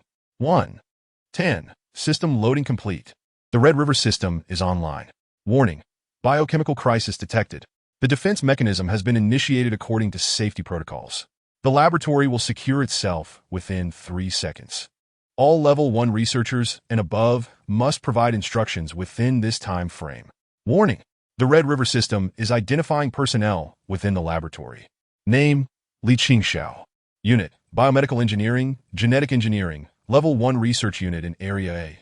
Authority, Level 1. Biochemical crisis detected. All other researchers have gone offline. The highest safety protocol has been automatically activated, elevating survivor privileges to special level. All functions of the Red River system are now accessible to her. Connecting to other unit laboratories, initiating resource sharing. Beep. Red River Laboratory number 3 has gone offline. Red River Laboratory number 5 has gone offline. Red River Laboratory No. 8 has gone offline. Within the computer center, where a verdant green indicator light should have glowed, a relentless flicker of crimson light persisted. As various protocols activated within the machines, all doors of the laboratory swiftly descended and were subsequently reinforced with locks. The laboratory initiated its air circulation system, and the lights began to illuminate automatically, commencing a disinfection process. In that moment, the laboratory transformed into the most secure haven imaginable. Li Qingxiao gazed around the desolate laboratory, its stark whiteness accentuated by the lights, yet she felt an unsettling emptiness within her. Honghe, display the surveillance footage from the building located 500 meters to the southwest. Li Qingxiao hastened towards the monitoring room, her face etched with urgency and anxiety. Yes. The surveillance has been accessed, came Hong He's voice. Upon Li Qingxiao's arrival at the monitoring room, she turned her gaze to the screen, and there, on the distant facade of the skyscraper, it appeared as though ink had been splashed. A black line stretched from the base of the building to its pinnacle, sending a shiver down her spine from afar. Atop the building, the zombies had already ascended to the summit. Li Muchuan waved his hand, sending a contaminated cat tumbling down with a steel bar, sweat glistening on his brow. The haunting roars of the undead echoed clearly, and the iron door behind him began to warp, as if it could no longer hold. Stepping back, Li Muchuan suddenly found himself besieged by a surge of zombies, pouring forth like a geyser, all aiming directly at him. He retreated to the edge of another platform, toppling a zombie that lunged for him, anxiously glancing at the countdown. 10 seconds remaining. Taking a deep breath, he observed the zombies converging from 3 sides. Summoning all his strength, he struck fiercely at the oncoming horde. Yet this time his efforts yielded little effect. The zombies were upon him, and he could smell their putrid breath. 2 seconds left. With a sudden leap, he sprang outward from the building, while behind him, a relentless tide of zombies surged forward. In the next instant, he vanished in a flash of white light from this world. From a distance, Li Qingxiao stared blankly at the monitoring room. She could see Li Muchuan jump from another direction. All she witnessed was his final leap from that towering height. Knowing he would perish was one thing, but witnessing it unfold before her eyes, her heart twisted in anguish. Chapter 29. Patent application in the rented apartment. A brilliant light erupted. Li Muchuan materialized within the room. The moment he appeared, he promptly checked his body. Despite the dire circumstances, he felt no signs of being bitten. However, he could not afford to be careless and needed to conduct a thorough examination. After inspecting himself and finding only the arrow wounds without any other marks, he let out a sigh of relief. With a thought, the USB drive that Li Qingxiao had given him manifested in his hand. Overjoyed, Li Muchuan realized that with this in his possession, financial concerns would no longer plague him. Confirming the USB was secure, he glanced at the interference points, 103. This was the number he had observed, significantly more than in the previous 2 worlds. Presently, Li Muchuan's personal attributes stood as follows: small space, 4 constitution, 1 reaction, 0 defense, 0. He had previously allocated a point to constitution, experiencing no distinct change, perhaps due to the insignificance of that single point. With over 100 points now, he expected to feel a notable transformation. However, he decided to enhance the small space first. Li Muchuan contemplated that increasing the small space would allow him to carry food during his next journey, alleviating survival concerns. With that thought, he began allocating points to expand his small space. As he did so, the small space gradually grew larger. Upon adding 83 points, it expanded to the size of 3 or 4 fists. Li Muchuan's expression soured. The interference points were far too insufficient. Just moments ago, he had deemed the space too cramped and thought to add more. After all the traversals, he had grown weary from hunger, yearning for a more spacious area. Now, only 20 points remained. He hesitated to add directly to the small space again, deciding instead to bolster his own attributes. Contemplating where to allocate the 3 remaining points, he concluded that it would be wiser to enhance one attribute significantly. While a balanced approach has its merits, Li Muchuan felt that committing to a single path would provide greater assurance. After all, sayings like speed conquers all or strength breaks all resonated with him. Moreover, with so few points, spreading them thinly would likely diminish their effectiveness. After much deliberation, he recalled the battles against zombies, distinctly feeling the inadequacy of his strength and stamina. Gritting his teeth, he allocated all his points to Constitution. Upon completing the 20-point addition, he felt a tingling sensation coursing through his body, akin to an electric current. Subsequently, he sensed a newfound lightness within himself. This substantial enhancement was palpably different from the prior meager increment. Clenching his fist, he noted that this time, the sensation was markedly invigorating. Approaching a nearby wooden table, he attempted to lift it. The table felt significantly lighter in his grasp, as though the objects around him had become less burdensome. This peculiar feeling of increased strength was intoxicating. He pondered what it would be like to augment his constitution, defense, and reaction by hundreds of thousands or even millions of points. Intrigued, he resolved to test his newfound capabilities at the gym. Temporarily setting aside his exhilaration, he took the USB drive to his computer. First, he needed to organize the contents of the drive before applying for a patent. For safety's sake, he unplugged the internet cable as he powered on the computer. The USB contained numerous categorized files, all meticulously labeled: Gene Immunity Serum, Ning Acid Thin Ginseng Tablets, Qing Wu Pills. Li Qingxiao had conducted considerable research, and Li Muchuan scrutinized these medications. The Gene Immunity Serum had been discussed previously, leaving a profound impression on him. According to Li Qingxiao, the human immune system is remarkably potent. After the injection of the Gene Immunity Serum, the body's immune system could resist most diseases without developing drug resistance. Overall, this was an extraordinarily groundbreaking invention. In comparison, the other inventions seemed somewhat overshadowed. Pondering this, Li Muchuan resolved to apply for a patent for the serum first, planning to sell it afterward. Producing the serum was beyond his time and financial capacity, so selling it outright was a more prudent choice. With this decision made, he stepped outside to purchase a printer for printing the documents. It was unwise to visit a print shop. Doing so would leave a trace. This precaution was also for safety. Once all the materials were prepared, he ventured out to submit his application at the patent office. By the time Li Muchuan concluded his busy day, dusk had settled, and all that remained was to await approval of his application. He exhaled in relief. With nearly a month until his next journey, he could now wait in peace. After grabbing a quick bite, Li Muchuan headed to the gym. He was eager to test the extent of his enhanced physical condition. Stepping onto the treadmill, he warmed up before beginning a light jog. Unlike before, he noticed an immediate difference. It felt as if he had shed weights that had once been shackled to his feet. He experienced a sensation of buoyancy, as if he could run indefinitely under these conditions. Encouraged, he quickened his pace, regulating his breathing as he propelled himself forward. Previously, he could hardly last 10 minutes without feeling utterly exhausted. Yet this time, after 10 minutes, he still felt invigorated, even while sprinting. Overjoyed by his enhanced stamina, he continued running, reaching the 10-kilometer mark in approximately 32 minutes. As he came to a stop, his face radiated delight. Completing 10 kilometers in 31 minutes was nearly on par with a professional athlete's performance. Remarkably, he still had a modicum of energy left. The enhancement in his physical condition was indeed significant.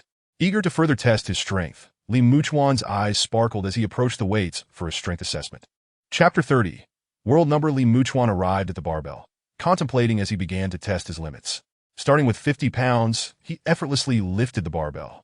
Gradually, he increased the weight, finding the process quite manageable until he reached 100 pounds, where he began to feel the strain. According to Li Muchuan's previous status as an ordinary individual, lacking in physical exercise, being able to lift 100 pounds is indeed commendable. Li Muchuan felt quite satisfied with this achievement. After working out for over an hour at the gym, he returned home, drenched in sweat. After taking a refreshing shower, he lay down and quickly fell asleep. Having spent half a month in the apocalypse, he was finally back, and this sleep was exceptionally deep and restful. The following day, Li Muchuan awoke feeling invigorated. After stretching lazily, he went through his morning routine. Glancing at the time, he noted it was just past 7, the hour when dawn was breaking. With this in mind, he checked his phone for a map and decided to take a morning jog from his neighborhood to the park and back, followed by a light breakfast. The morning air held a slight dampness, and as he jogged, the cool breeze felt refreshing against his skin. By the time he completed his circuit, over half an hour had passed.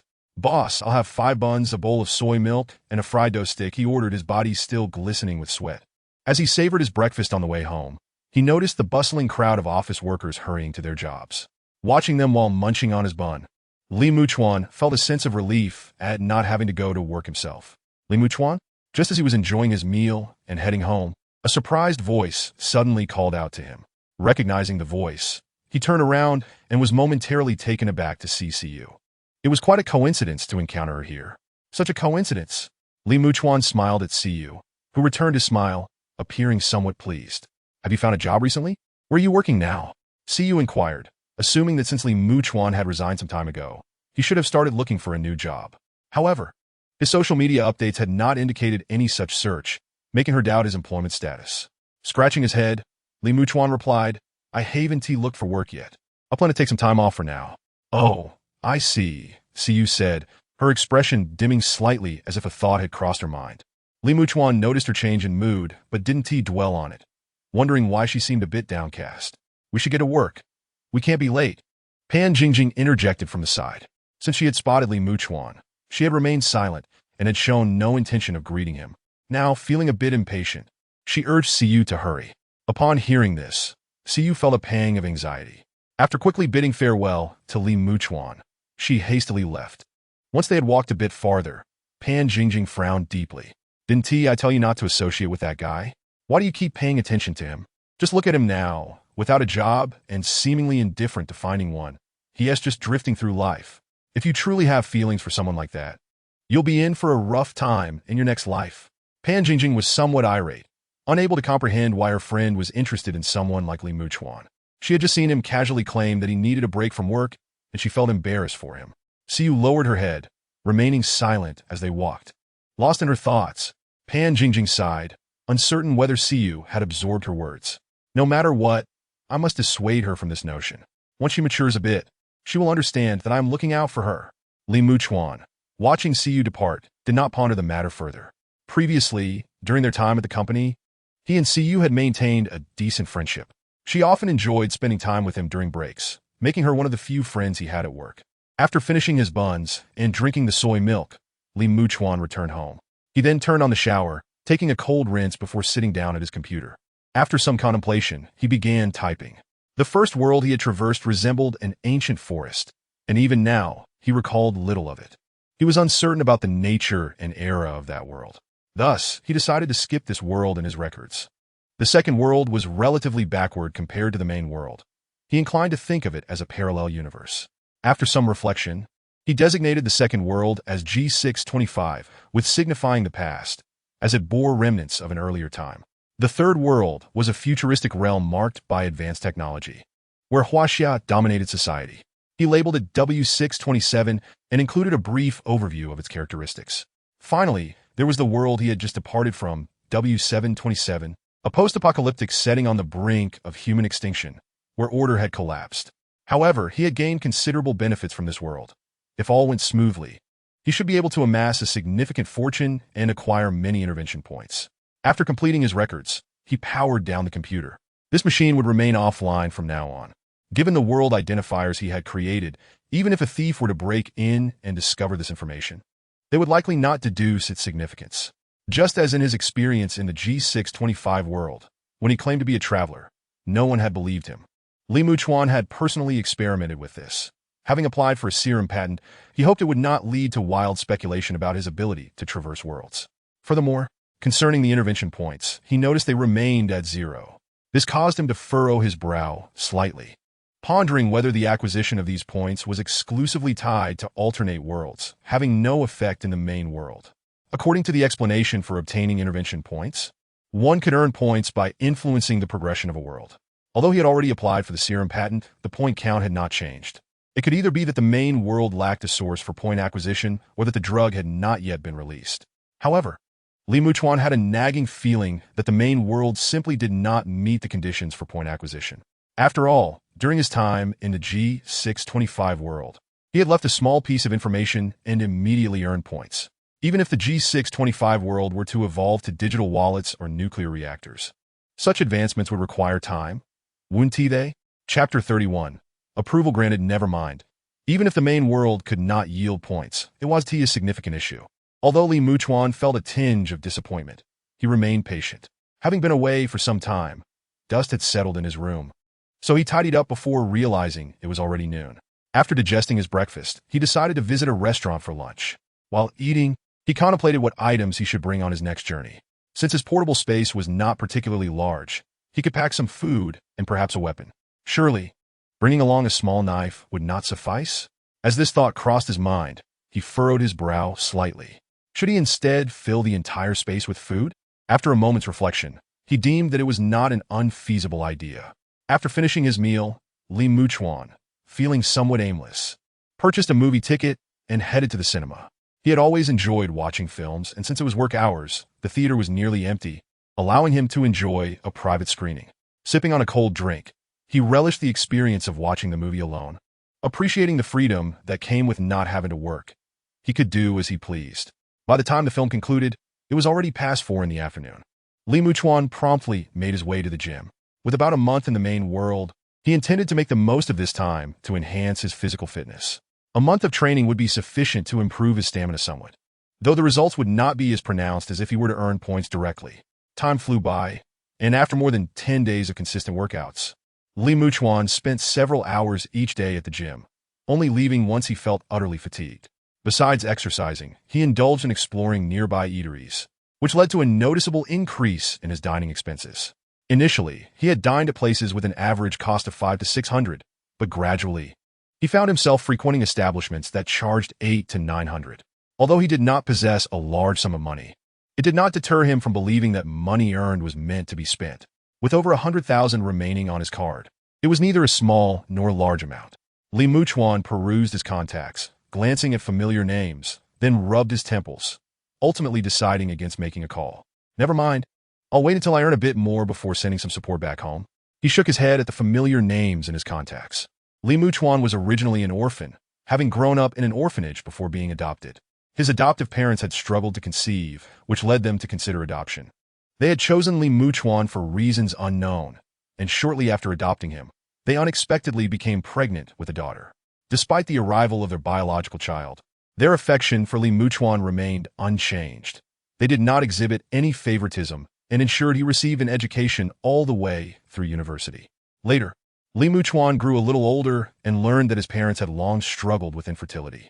In their desperation, they sought the counsel of a Taoist who claimed that the couple lacked certain elements, suggesting that by adopting a child, they would eventually conceive.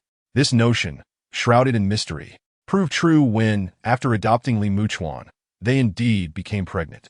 Well, once the patent is sold, I can afford to support my family adequately, he thought, and I can always concoct a few plausible excuses later. Li Muchuan set his phone down and rubbed his temples. Having been out for quite some time, he had yet to earn much money. He had always felt the need to contribute to household expenses, yet his monthly salary was barely sufficient. Contemplating this, he paused the treadmill, intending to take a brief respite. Just then, his phone vibrated slightly, displaying an incoming message. Oh, the patent application has been approved? So soon? Li Muchuan scrutinized his device, his heart racing. Typically, such patents undergo lengthy review processes, so he was taken aback by the swiftness of this approval. Filled with joy, he quickly retrieved his phone to verify his patent number, confirming that it had indeed been approved and recorded. Following this, the relevant authorities would send him the patent certificate and make a public announcement. Such actions are customary after patent approvals, and companies in the field would undoubtedly pay attention to these announcements, sparing Li Muchuan considerable hassle. Gene immune serum, what could this be? Has the patent application already been granted? An executive at a pharmaceutical company frowned upon reading the announcement before him, having just encountered the patent notice. Companies like his closely monitor relevant patents. After examining the details, the executive's expression shifted dramatically, causing a nearby teacup to shatter on the floor. Quick, summon our research team. After scrutinizing the patent for just a moment, the executive hurriedly called for his research team. Every drug must undergo an extensive development process before hitting the market, demanding massive funding and lengthy clinical trials. If they could obtain the relevant formula directly, it would eliminate these steps, saving a tremendous amount of time and money. As an executive in a related field, he possessed a certain level of knowledge. Just a glance at the information within this patent made it clear whether it held promise. Initially, he had assumed this patent was the frivolous application of some unremarkable individual, but now he sensed something was amiss. He needed to swiftly confirm whether the drug contained within the patent had the potential for success. If so, they must acquire the patent rights without delay. Otherwise, it could slip from their grasp. As this executive became aware of the patent, numerous other high-ranking officials from pharmaceutical companies also learned of it in quick succession. The circle was small, and any stirrings would soon reach the ears of its members. Moreover, those with extensive networks would undoubtedly be privy to the news. Consequently, the patent for the gene immune serum quickly stirred significant waves within the industry. Such patents, with their potential efficacy, were enough to alert countless individuals to the lucrative prospects they represented. Once the industry insiders became aware of the patent, the next step would be to compete for its ownership. The only question remained, could this patent truly be mass-produced, and would it pass clinical trials? Was its efficacy genuinely that formidable? Confronted with these speculations, the pharmaceutical executives immediately began verifying the claims while simultaneously seeking to contact the patent holder. Both actions unfolded simultaneously. As there was no time to waste, Even the slightest delay could result in someone else securing the opportunity. Chapter 32. Selling the patent upon returning home. Warm water cascaded from the showerhead, cleansing Li Muchuan's body. Having spent nearly half a month in the gym, visible signs of his workouts began to emerge on his physique. His chest and abdominal muscles were becoming more prominent, lending him a certain appeal. Slim in clothing, yet toned when undressed. This transformation was particularly notable given his previously slender form. Pleased with the contours of his muscles, Li Muchuan felt a burgeoning sense of masculinity, imagining himself as capable of overcoming any challenge. As he showered, his phone on the counter began to vibrate incessantly. Anticipating who might be calling, he grabbed a towel and stepped out. The number was unfamiliar. Hello? Li Muchuan Answarat. Good day. Is this Li Muchuan, Mr. Li? The voice on the other end belonged to a middle-aged man, sounding quite respectful. That's me. Hello. I am the general manager of Onyun Pharmaceutical Company. I understand you possess a patent for a drug named Gene Immune Serum, and we are interested in purchasing it from you. Would it be convenient for us to arrange a meeting? I am available. I currently reside in Jianglu City. How about tomorrow? Li Muchuan glanced at the time and casually suggested. Tomorrow? The general manager hesitated momentarily. Would today work instead? I should arrive around 5:30 this afternoon. Shall we meet at Zhongji Hotel for a meal? This is Gene Immune Serum we are discussing. Our research team has preliminarily estimated that this serum has over a 90% chance of being mass-produced and is highly likely to be applicable. Under these circumstances, how could I possibly wait until tomorrow to discuss this? We must meet in person without delay. Given the urgency, the general manager realized he needed to see Li Muchuan as soon as possible. Meanwhile, the research team would continue working diligently to provide a definitive answer by 6 o'clock regarding whether they should acquire the patent. The evaluation team would assess a suitable price for the patent's acquisition. Seeing the general manager's eagerness, Li Muchuan pondered briefly before agreeing. The general manager, overjoyed, immediately arranged for a private room at the hotel and set off for Jianglu City. After hanging up, Li Muchuan's phone rang again, this time from another pharmaceutical company. As he answered, additional calls continued to flood in. Li Muchuan decided to meet everyone at 6 o'clock today at Zhongji Hotel in Jianglu City. Given the volume of calls, meeting each caller individually would consume significant time. He surmised it would be more productive to have them compete against one another for the patent, ultimately choosing the best offer. After responding to each call, Li Muchuan stepped out to retrieve his patent certificate from the patent office. By 6 o'clock, he arrived at Zhongji Hotel. Outside the venue, a number of middle-aged men in suits had gathered, their expressions grave. As they exchanged glances, an air of resignation permeated the atmosphere. Being industry peers, many recognized one another. Some had each other's contact information. It soon became evident that they understood Li Muchuan's intentions. Initially, they had hoped to meet him first to gauge the situation and determine if they should pursue the patent. If they could speak to him first, they would have ample time to strategize. However, Li Muchuan's sudden move had disrupted their plans. As Li Muchuan exited the taxi, all eyes turned to him. Some gazes reflected skepticism and surprise. It was already 6 o'clock, the agreed-upon time. Could this young man stepping out of the car truly be Li Muchuan? Yet, he appeared far too youthful for such a significant patent. Excuse me, are you Mr. Li Muchuan? One of the attendees, recognizing the importance of the occasion, approached him. Li Muchuan nodded, scanning the crowd of over 100 individuals. Their collective gaze was intense, and any ordinary person might feel overwhelmed by such scrutiny. However, Li Muchuan remained unfazed. Having faced life-and-death situations before, this gathering felt trivial in comparison. Have we reserved the private room? If so, let us proceed inside to discuss matters. Li Muchuan surveyed the crowd, speaking with an air of authority that suggested he held command over the situation. The attendees, all seasoned professionals, recognized the dominance in his demeanor.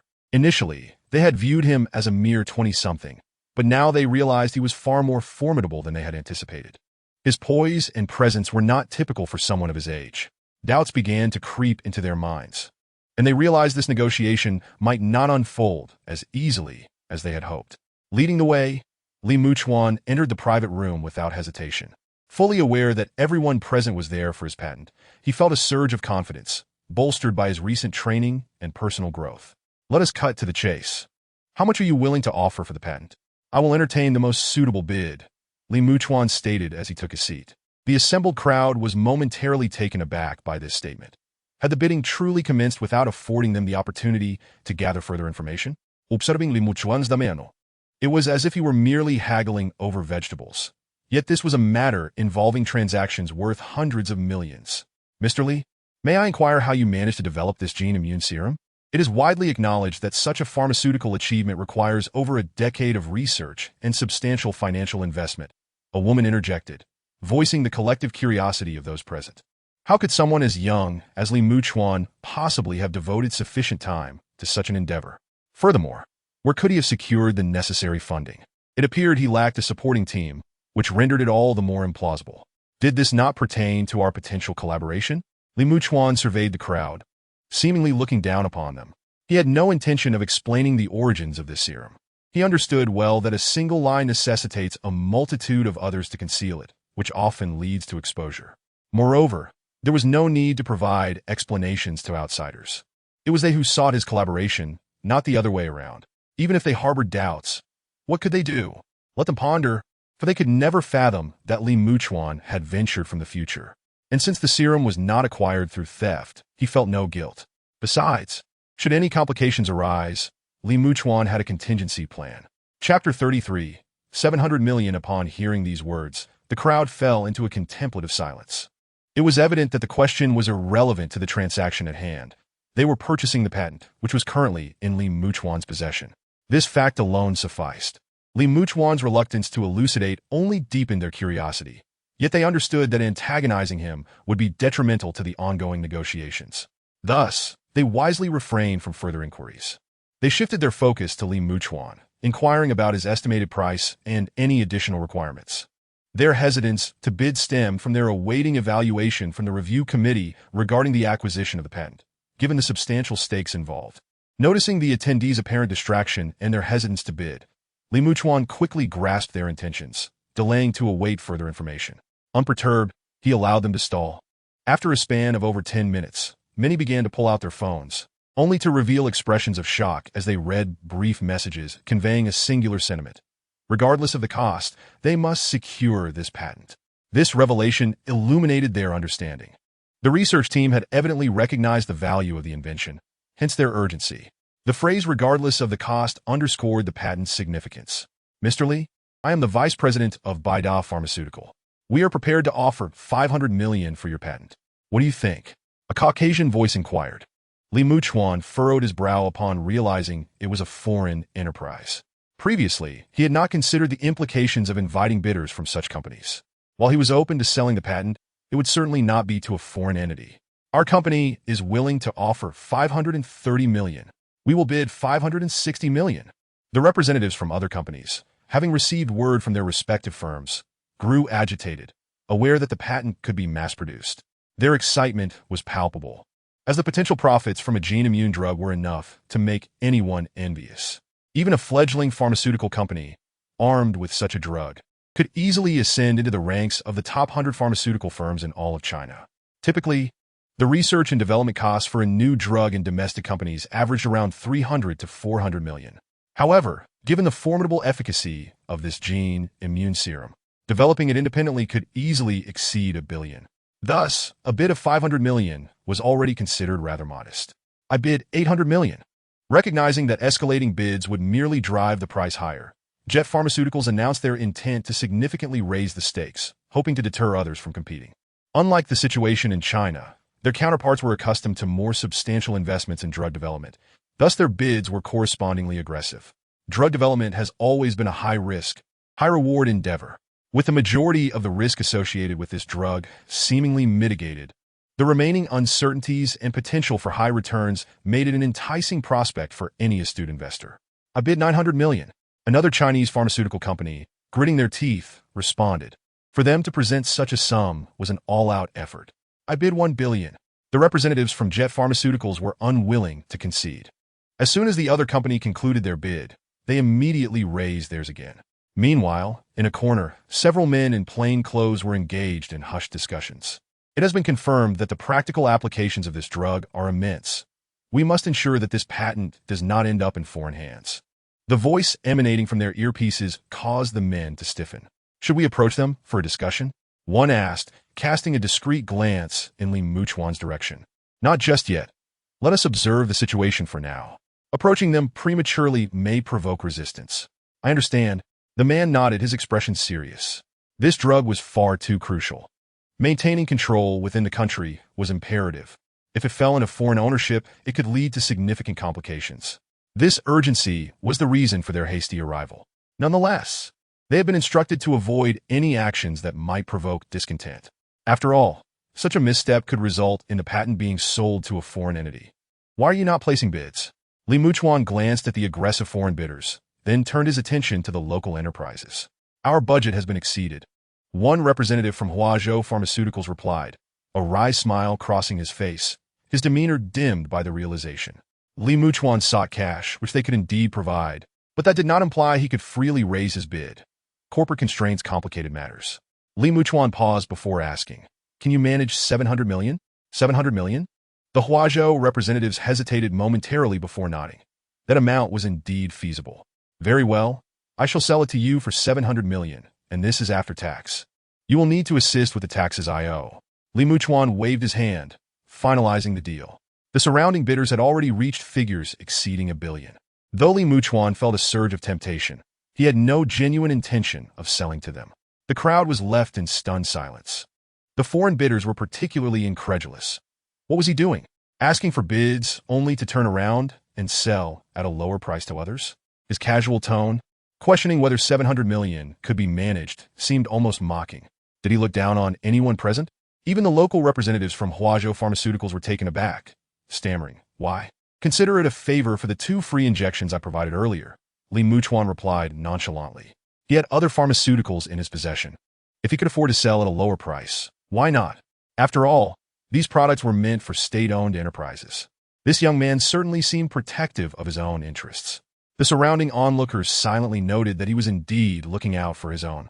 All right, please prepare the contract. Once signed, ensure the funds are promptly transferred to my account, and let us avoid excessive procedures, Li Muchuan remarked, a habitual complaint escaping him. Having already extended such a generous offer, it was unreasonable for there to be so many formalities during the transfer. His earlier hesitation to sell was merely to convey the message that he was offering a bargain.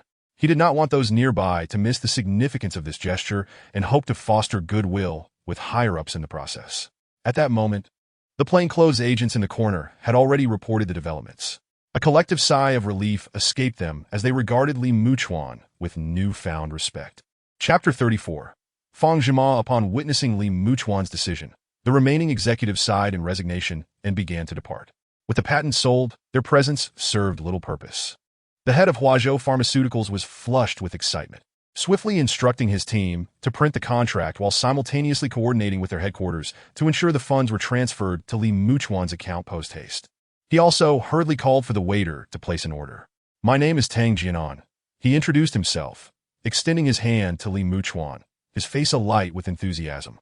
I truly did not anticipate you would relent to this extent. I thought I had already lost the opportunity. It is merely a slight concession, insignificant in comparison to the individual who, several years ago, liquidated his assets to acquire the Variag for a staggering $100 million. In contrast, my efforts pale in comparison. Li Muchuan, however, did not exhibit excessive pride. Within his capacity, he sought to assist his country. Yet there remained a noticeable disparity when juxtaposed with that individual who devoted all to secure the Variag. Tang Jian, upon hearing these words, was momentarily taken aback, subsequently filled with a profound sense of admiration, remarking that in terms of intent, you are all alike. Regarding the gene immune serum, I am unaware of how you developed it, nor do I wish to pry. However, this matter may bring you some troubles. Let us exchange contact information. Should you encounter any issues in the future, feel free to seek my assistance. Tang Jian's expression turned serious. He would not permit someone like Li Muchuan to face unnecessary troubles due to this affair. As he spoke, he retrieved his phone and added Li Muchuan as a friend. Li Muchuan smiled at this gesture. As they conversed, the hotel staff began serving the dishes, and after a few glasses of wine, the atmosphere at the banquet grew increasingly harmonious. After several rounds of toasts, the contract was printed and presented to them. Tang Jian personally took the contract, scrutinizing it before nodding in approval. There were no issues. He then urged Li Muchuan to review it as well, and upon confirming its validity, they both affixed their signatures. The contract was now officially in effect. The other party merely needed to return and instruct the production department to commence manufacturing, subsequently initiating clinical trials. Li Muchuan's patent posed no problems. However, its efficacy would ultimately depend on the results of the clinical trials. Moments after Li Muchuan signed the contract, a message appeared on his phone. Your account ending in 2773 completed a transfer transaction of 700 renminbi, 000 on August 13th at 1918. Balance, 700, 183, 078. 23. Upon reading this message, Li Muchuan could not suppress the joy that spread across his face. Keep this card. It contains several crucial data sets regarding the gene immune serum, he said, handing over a storage card. Within the patent application, there were some data that Li Muchuan had chosen not to disclose entirely, opting to retain them. Tang Jian received the storage card with a beaming smile, carefully stowing it away. After the banquet concluded, Tang Jian hurriedly departed, as he had booked a flight for 11 o'clock and was eager to return. After leaving the hotel, Li Muchuan took a moment to breathe in the fresh air, feeling considerably more alert. Unable to resist, he pulled out his phone to check his balance. A string of zeros appeared remarkably pleasing at that moment. Li Muchuan opened his contacts and dialed his mother's number. You little rascal, if I don't call you, you wouldn't think to call home, would you? The moment the call connected, a barrage of exclamations erupted in Li Muchuan's ear. Anticipating this reaction, he had already held the phone at a distance. Have I raised you for nothing all these years? After leaving home, do you even know where you've gone? You barely call home throughout the year. The tirade continued unabated. Li Muchuan could not help but rub his forehead with one hand. This was his mother, Fang Jima. Her name evokes an image of elegance and tranquility, yet she was anything but. Mom! Li Muchuan sighed, elongating the word. Indeed, upon hearing his voice, Fang Jima's outburst softened slightly. You ought to call home more often. Do you have a disdain for your own family? I've been busy with projects at the company, working late into the night. I've lost quite a bit of hair. Without a moment's hesitation, Li Muchuan fabricated a lie. Upon hearing this, Fang Jima's tone immediately grew gentler. A bit of hardship is fine, but ensure you foster good relationships with your superiors. It will bode well for future promotions, understood? She advised. Li Muchuan nodded in agreement. Mom, I've completed the project I was working on, and the bonus has been issued. I'll send some money home. He refrained from mentioning the patent application, as his achievements at home were not particularly remarkable. If anyone were to claim credit for patents, it would be his sister, an academic prodigy currently still in school. How much bonus could you possibly have? Keep it for yourself. We can still work and won't starve. Fang Jimo replied dismissively. It's nothing. I'll send it over shortly. Li Muchuan retorted, inquiring about the family's well-being before ending the call and transferring the funds. At that moment, Fang Jima gazed at the phone after the call ended, unable to suppress her smile. It's just a phone call from our son. Why are you so overjoyed?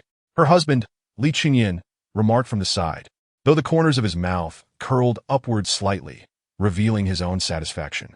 It was evident that he was in good spirits. Earlier, when Li Muchuan had called, he had inquired after him as well. When we adopted him, he was already old enough to remember. I feared that after so many years, we wouldn't have developed any attachment, which would have been quite painful. At least he knows to call and offer financial support to the family. With such intentions, how could I not be happy? Fang Jimol responded with a huff, clutching her phone with delight. Hearing this, Li Qingyan merely clicked his tongue and fell silent. In the past, he had often felt concerned when listening to his wife's incessant chatter, but now, he realized he had been overly worried.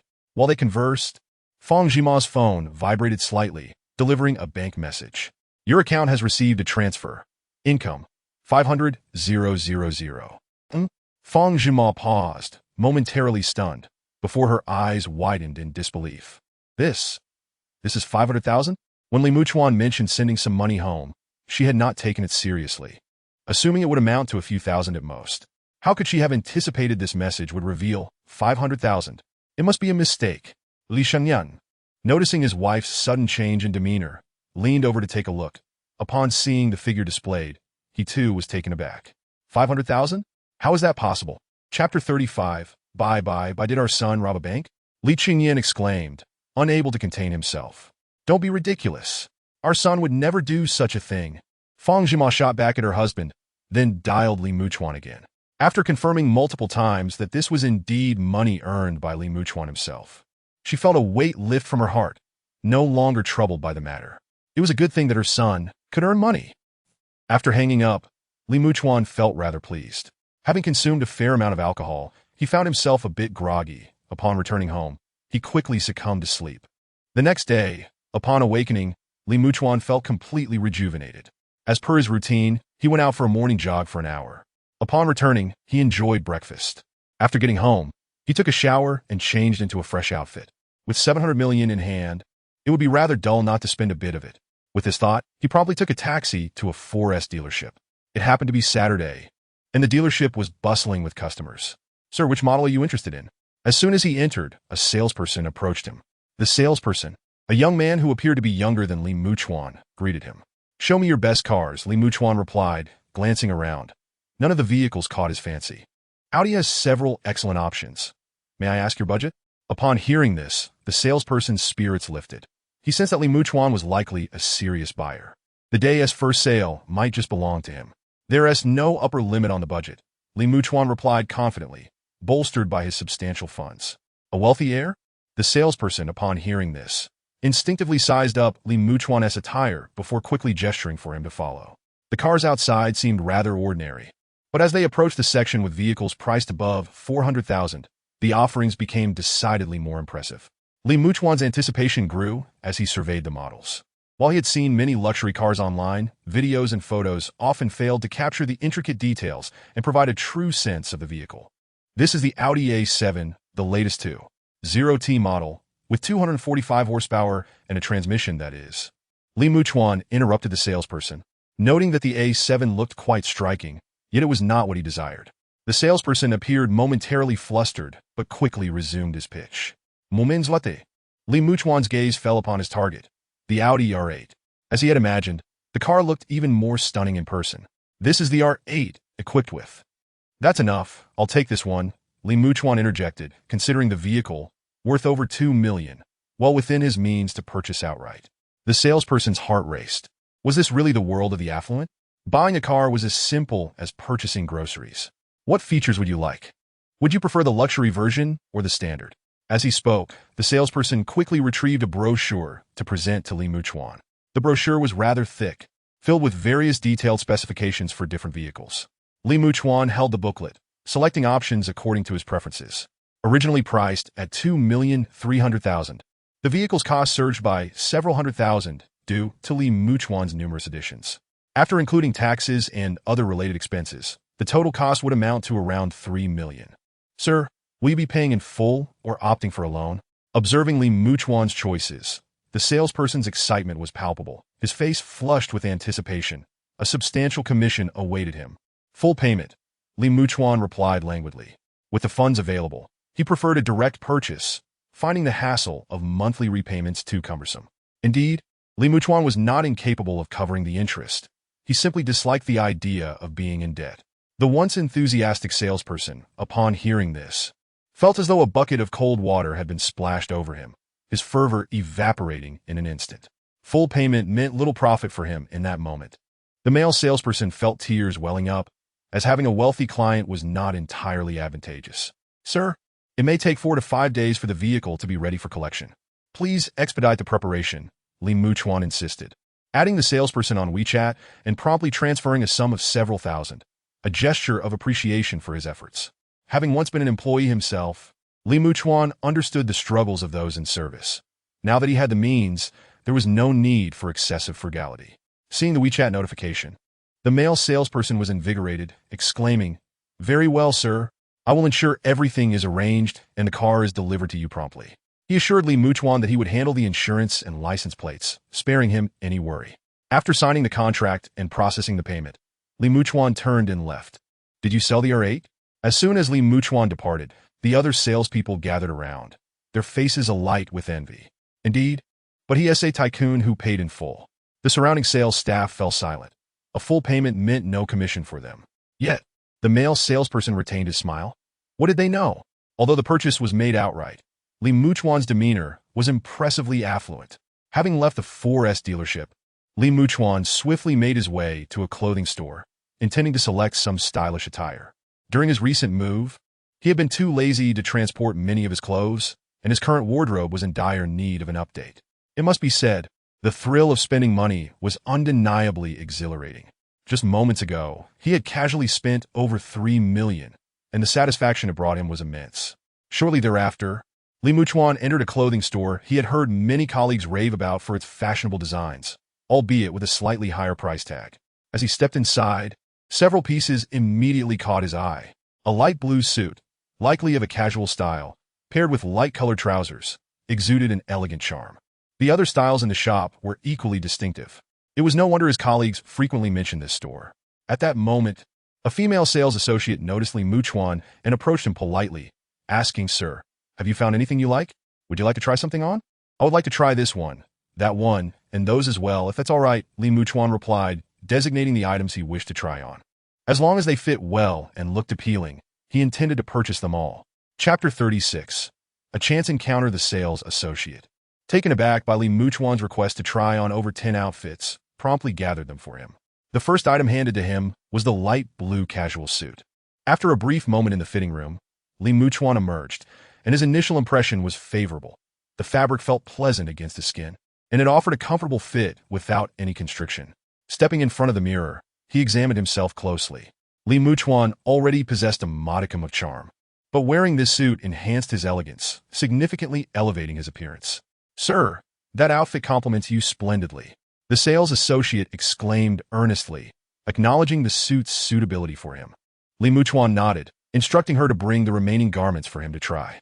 Next was a dark vintage long coat, which he found to impart a more understated sophistication. He quite liked it.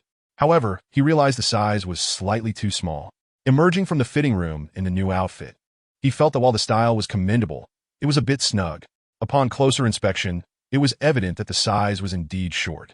"I will fetch a larger size for you right away," the sales associate, Chiu Jining, quickly responded. She sensed that Li Muchuan was not merely a window shopper, given his confident demeanor. After approximately 10 minutes, Li Muchuan had tried on all the outfits. Excluding 2 that did not fit, he found 11 that he greatly appreciated. "That will be all. Please pack them up," he instructed, still in the light blue suit, directing the sales associate to gather the rest. Chiu Jining paused, momentarily stunned. "You want all of them?" "Yes, I will pay by card," Li Muchuan replied with a calm expression. "Excellent. Please hold on." The prospect of selling over 10 outfits in one go thrilled Chiu Jining, who hurriedly folded the clothes and prepared packaging. "Could you deliver these to my home?" Li Muchuan inquired, not wishing to lug around so many items. "Of course. Please provide your address and a preferred time for delivery," Chiu Jining replied eagerly. Recognizing the importance of providing exceptional service to such a customer, Li Muchuan relayed his location and suggested, perhaps around 7 in the evening would be ideal. By that time, he anticipated being home. Chiu Jining nodded, jotting down Li Muchuan's contact information and address before placing the packed clothing aside. Li Muchuan then turned to leave, heading to a neighboring shoe store to select a pair of shoes. At that moment, he received a call from the 4S dealership, informing him that his vehicle had been fully customized and was ready for delivery. Elated, Li Muchuan provided his address. After completing his errands, it was nearly noon. Feeling hungry, he decided to visit a restaurant on the top floor that had received good reviews. Just as he arrived at the top, someone called out to him, "Li Muchuan?"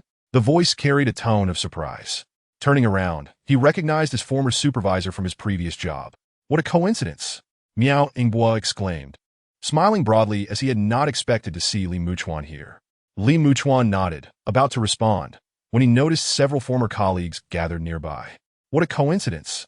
Are you all here for a departmental gathering?" he remarked, noting that it was indeed Saturday, an unusual choice for a gathering. "Yes, we recently closed a deal, so I treated everyone to a meal, and we have some activities planned for the afternoon to help everyone unwind," Miao Ingbo explained, though Li Muchuan was aware that the expenses would be reimbursed. "Since we've met, why not join us? I heard you Haven T found a new job since resigning, which must be quite challenging with rent and living expenses to consider," Miao Ingbo suggested, gesturing for Li Muchuan to join them. "It's no big deal, whether one more person joins or not." Li Muchuan raised an eyebrow, realizing that his job search had been mentioned by either Siyu or Pan Jingjing. Given that he had long since left their group chat, it was likely that Pan Jingjing, known for spreading gossip, was the source of this information. "Sure, I'd be glad to join. We've all worked together before, So there's no reason to feel awkward, he replied. Another male colleague, whose relationship with Li Muchuan was neutral, chimed in, let us go together. It's not every day we run into each other. Indeed. How wonderful to see you. Siyu added, her eyes sparkling with delight at the unexpected reunion. Initially, Li Muchuan had considered declining the invitation, feeling somewhat out of place since he no longer worked there. However, he ultimately decided to join them. However, observing the earnest persuasion from Si and the others, Li Muchuan found it difficult to utter a refusal. Under Si's insistence, he reluctantly entered the restaurant alongside them. Once inside, Li Muchuan's demeanor relaxed. After all, it was merely a meal with former colleagues, nothing of great significance. With this thought, he settled into his seat with a smile. Come, let us raise a toast to Li Muchuan. Previously, your departure was so hasty that we never had the chance to share a farewell meal. Let this dinner suffice, Miaoing Bo declared, lifting his glass toward Li Muchuan. The rest of the colleagues followed suit, raising their glasses in unison. Observing this, Li Muchuan stood up, expressed his gratitude to his colleagues, and took a drink.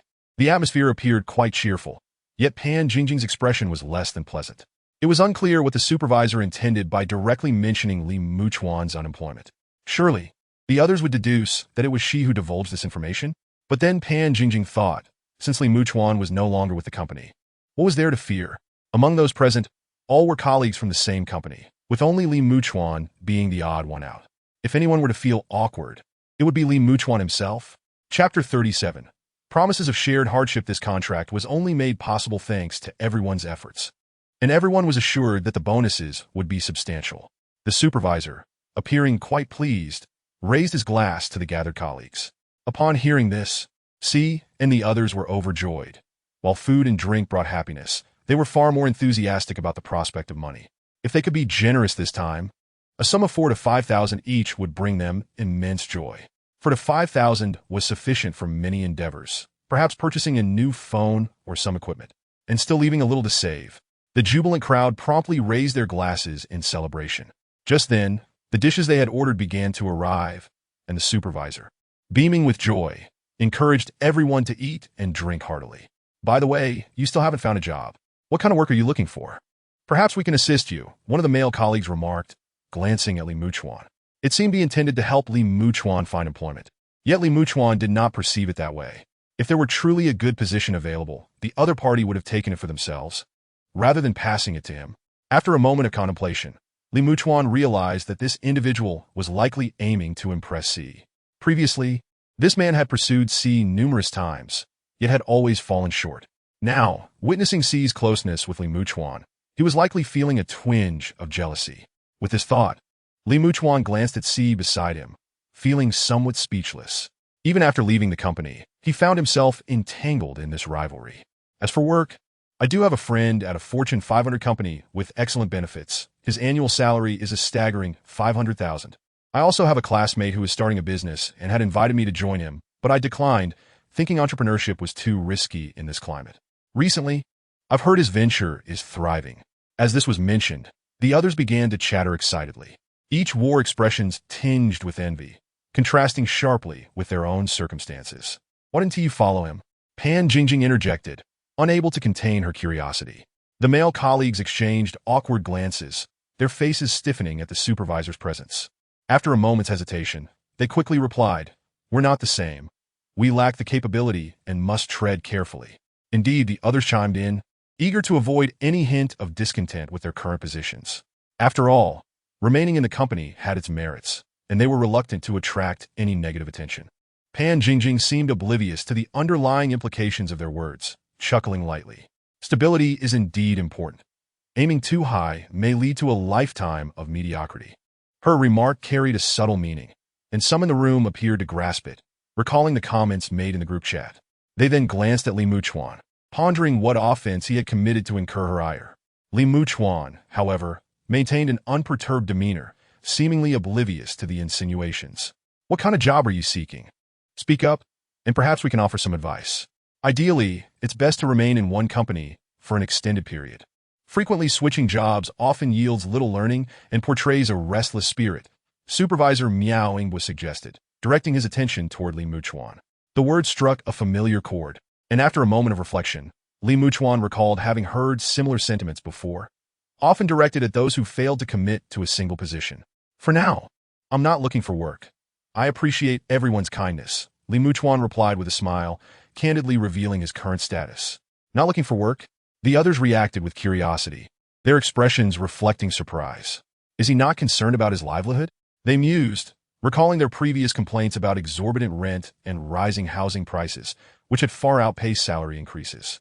Given their familiarity with one another's financial struggles, it was perplexing that Li Muchuan now claimed he was not seeking employment. Work is essential, isn't it? My salary may not be particularly high, but after a year of work, I could afford a down payment on a house back home. One of the well-meaning male colleagues suggested. I plan to buy a car first. With the year-end bonuses of $300,000, I could easily cover the down payment and drive it home, another male colleague added. Li Muchuan was taken aback by this. Not long ago, they had lamented their financial woes together. Yet now, one spoke of a house down payment while another mentioned buying a car. They had once vowed to endure hardship together, and yet it seemed they had secretly prospered. His statement caught the attention of others, who were equally astonished to discover that their usually unassuming colleagues had amassed a significant amount of savings. How surprising it is that we agreed to share our struggles, only to find you all have saved so much, Li Muchuan remarked with a hint of nostalgia. It's merely a small fortune. It's nothing to boast about. One male colleague chuckled, concealing a smirk of pride. Pan Jingjing, observing this exchange and glancing between Li Muchuan and the others, felt increasingly aware of the disparity between them. While these male colleagues had managed to save considerable amounts, why was Li Muchuan still so unsteady? With this thought, she shot a meaningful glance at C, urging her to compare Li Muchuan with the others. Just as Li Muchuan was about to utter another compliment, his phone vibrated in his pocket. He pulled it out to find a message from the male salesperson inquiring about his location. After sending the address, he noticed a friend request from the female shop assistant from whom he had purchased clothing. Accepting the request, he tucked his phone back into his pocket. As Li Muchuan looked up to greet his colleagues, preparing to step out for his car keys, he was met by the sight of the male salesperson entering with what appeared to be an upscale bag. The salesperson had come directly to the dining area after confirming Li Muchuan's whereabouts. Hello, Mr. Li. Your car is parked in the B2 level of the parking garage. You may take the third elevator down, and your vehicle will be right in front of you, the male salesperson informed him with great care, ensuring that he had parked in an easily locatable spot amidst the vast garage. As he spoke, he handed over the car keys along with a gift box. A car? What car? The others exclaimed, turning in unison to stare at Li Muchuan. Thanks for your hard work, Li Muchuan replied, accepting the keys from the salesperson. Audi keys typically bore a similar design, leaving the colleagues uncertain about the model Li Muchuan had purchased. They assumed it was likely a standard vehicle. I'll take my leave now. If you have any issues with the car, feel free to reach out to me, the salesperson remarked, departing with a polite nod. Who would have thought you bought a car? One of the male colleagues remarked, eyeing the keys in Li Muchuan's hand. Li Muchuan simply smiled, tucking the keys into his pocket, stating it was just a regular car. The others accepted this explanation without skepticism. After all, Li Muchuan's salary had not been particularly high. However, Pan Jingjing's expression shifted to one of disbelief. Due to the angle, the others had missed the detail on the back of the key, but she had clearly seen the R8 insignia. Could it be that he had purchased an R8? Surely, that was impossible. The conversation shifted, and after their meal, C and the others had other activities planned. Li Muchuan, however, intended to take his new car for a spin. After exchanging pleasantries with the crowd, Li Muchuan made his way to the parking lot. As he stepped out of the elevator, his gaze fell upon his car. The contours of the R8 were remarkably elegant, and as he stood before it, he felt an immense fondness in his heart. Upon opening the door, he took a moment to observe the interior. The gear shift bore no significant difference from that of an ordinary vehicle, yet the steering wheel was adorned with a red button, presumably the ignition. After a brief examination of the car's layout, Li Muchuan could no longer contain his excitement and shifted into gear. A slight sense of trepidation washed over him. After all, such a magnificent car would be a tragedy to scrape. However, in the next moment, he reassured himself. If a scratch were to occur, it could simply be replaced. With that thought, Li Muchuan felt a wave of relief and pressed the accelerator, propelling the car forward with a roar as it exited the parking facility, swiftly overtaking two business vehicles. Was that company car from earlier? He pondered, reflecting on the vehicles he had just passed, only to shake his head and dismiss the thought. Wait, wasn't that Li Muchuan in that R8? A male colleague seated by the window expressed his astonishment, having seemingly spotted Li Muchuan in the luxurious vehicle. "You must be mistaken. That SNR 8. The supervisor questioned skeptically. "Such a car costs over 2 million. It's unlikely Li Muchuan could afford it." Others nodded in agreement, echoing their disbelief. Yet, seated behind them, Pan Jingjing wore a complex expression. In the past, she would have chimed in with her own comments, but now, she found herself at a loss for words. She had indeed seen Li Muchuan's car keys, which unmistakably resembled those of an R8. "Perhaps I truly did misjudge," she conceded inwardly. Listening to their skepticism, the astonished colleague began to doubt his own eyes. Meanwhile, Li Muchuan reveled in the exhilarating roar of his newly purchased vehicle, feeling an overwhelming sense of joy. Notably, as he drove, he attracted the attention of numerous onlookers, likely drawn by the car's striking appearance. Half an hour later, he arrived at a real estate office, intent on purchasing a residence with enhanced security. Having recently applied for a patent on a gene immunity serum, he was uncertain if he might attract unwanted attention. If someone were to investigate or follow him, it could pose a risk. Securing a home would offer a degree of safety during his transitions, as living in someone else's property felt somewhat precarious. With purpose, Li Muchuan strode into the sales office, where he was greeted by an elegantly dressed female salesperson. "Are you here to view properties, sir?" she inquired. "Yes," he replied casually. "Are there any villas available?" He had researched prior to his visit and knew they were offering villas in the Shanshui Manor, known for its prime location and exceptional security. "Indeed, however, if you wish to view the properties, we will need to verify your funds," she began. The villas in Shanshui Manor required a financial verification to ensure the buyer's qualifications. Without hesitation, Li Muchuan presented his bank card. The office's lobby featured a model of the Shanshui Manor, which instantly captivated him, stirring his interest. "Please hold on," the saleswoman said, promptly taking the card and disappearing, only to return with a noticeably different expression in her eyes, as if illuminated by newfound realization. "Does this villa include a gym?"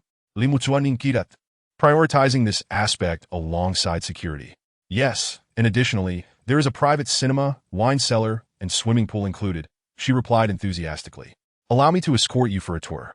The saleswoman, exuding warmth, subtly moved closer to Li Muchuan, the fragrance of her perfume wafting toward him, occasionally revealing a glimpse of her stunningly fair skin. Li Muchuan quickly grasped her intentions, yet he could not deny the allure of her approach. "Let us proceed to view the villa," he consented, nodding. Though the Shanshui Manor was not far from the office, it still required a drive. Upon seeing his car, the saleswoman maintained a composed demeanor, given her background. She surely recognized that his vehicle was rather understated.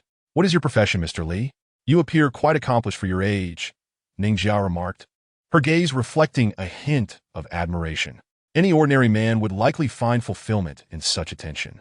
"I'm just an idle dreamer, enjoying life at home," Li Muchuan replied, focusing on the road as he navigated toward the Shanshui Manor.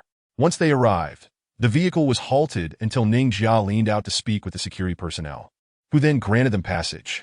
The guards here were all retired veterans, specially trained to ensure top-notch security, albeit at a premium cost. Li Muchuan nodded. He understood that higher fees were not an issue, but poverty was. Upon entering Shanshui Manor, Ning Jia guided Li Muchuan to Villa Number 3. The villa was expansive, featuring a grand garden. The entrance was secured by an electronic lock, and once inside, Ning Jia began outlining the villa's layout. The gym was well-equipped, sufficient for Li Muchuan's training needs in the short term. He examined the cinema and wine cellar, thoroughly impressed before exploring the various rooms, including the master suite and kitchen. "Furthermore, we provide dedicated property management services, along with housekeeping staff, including maids, cleaners, and chefs," she added. Li Muchuan surveyed the surroundings with considerable satisfaction. "Is it possible to request the cleaners at specific times?" he asked, as he preferred solitude in his home, especially after his transitions. "Absolutely, sir. You can schedule their visits as needed," Ning Jia assured him. Their conversation took place within the master bedroom, where Ning Jia's posture unconsciously leaned closer to Li Muchuan. However, he feigned ignorance to her advances, as she did not align with his preferences. "Very well, let us return to finalize the contract," he declared. The villa appeared immaculate, clearly well-maintained, and all that remained was to sign the agreement. Returning to the sales office, Ning Jia accompanied Li Muchuan as he executed the contract and made the payment. The villa he selected was priced at over 68 million, alongside annual property management and maintenance fees that totaled hundreds of thousands each year. After completing the transaction, Li Muchuan departed, while Ning Jia, observing the successful deal, felt an unexpected emptiness, recalling how Li Muchuan seemed indifferent to her presence. With the contract finalized, Li Muchuan went shopping for household essentials, then returned to his rented place to retrieve his computer, ensuring to update his delivery address for laundry services. By the time he finished his errands, dusk had settled in. After a light meal, Li Muchuan gazed at the brightly lit villa, reflecting on the fact that this would now be his home. Following dinner, he headed to the gym to lift weights. After days of training, he noticed a tangible increase in his strength and an improved adaptation to his newfound capabilities. With only 10 days remaining until his next transition, he knew he must continue his training to survive in the upcoming world. As he acclimated to his new home, the excitement of his financial windfall began to wane. Online, he ordered several new components to assemble 2 computers, one for documentation and the other for internet use. Additionally, he procured various essential items, some gold, emergency rations, and a new set of stab-resistant clothing to replace the damaged ones. When the time came to transition, he would have everything he needed on hand, eliminating the need for last-minute purchases. After completing these preparations, Li Muchuan's life gradually returned to a state of tranquility. However, the bank continued to bombard him with calls, attempting to lure him into various investment funds and assigning him a personal assistant. These incessant calls grew increasingly tiresome, prompting Li Muchuan to threaten to withdraw his funds and transfer them to another bank if the disturbances persisted, finally bringing an end to the incessant ringing. Nevertheless, he reluctantly accepted a new card, which was delivered by a representative who came to assist him directly. After resolving these trivial matters, Li Muchuan's life returned to its peaceful rhythm. The gene immunity serum still required production and clinical trials, and it was early days yet. Although its market release was pending, he had heard from Li Qingxiao that the serum was exceptionally potent. It is anticipated that by the time this particular medication is launched, the stock price of Huazhou Pharmaceutical Company will soar dramatically. Since moving into the villa, it seems that there has been no indication of anyone investigating him. It is uncertain whether this is because the patent is no longer in Li Muchuan's possession, thus attracting less scrutiny, or perhaps due to the fact that the drug has yet to be released, leaving many people still unclear about its efficacy. In any case, life has indeed settled into a calm routine since Li Muchuan's relocation to the villa. He has adapted to his new lifestyle, feeling the passage of time drawing ever closer, reminiscent of his previous journey into a world overrun by zombies. This inspired Li Muchuan to engage fervently in strength training, occasionally venturing out for a meal at a restaurant after tiring himself out. Furthermore, he finds great satisfaction with the household staff in his new home. Any refuse can simply be disposed of by calling someone to come and take it away. After a workout, when the equipment is drenched in sweat, he can also summon someone to tidy up. All the tasks that he finds bothersome can be handled by others, as if he has a dedicated servant catering to his every need, which is undeniably delightful. On days when he feels too lazy to go out after exercising, he can also summon a chef to prepare a meal for him. This chef is quite skilled, knowledgeable in various culinary styles, and after having called upon him once, it has become much easier to request his services frequently. Whenever he craves home-cooked dishes, he can simply invite the chef over. Moreover, once the meal is finished, someone will tidy up the dining area with impeccable cleanliness, which is truly comforting. Li Qingxiao's USB drive is something he feels compelled to carry with him, as leaving it in the villa feels somewhat insecure. With the moment of his transition approaching, Li Muchuan begins to assess the items he has on hand. The computer does not contain any data stored on the USB drive, so it can be safely kept in a small space. He carries a bit of gold, anticipating that it may serve as currency in the future world, where its value would be even greater than in ancient times.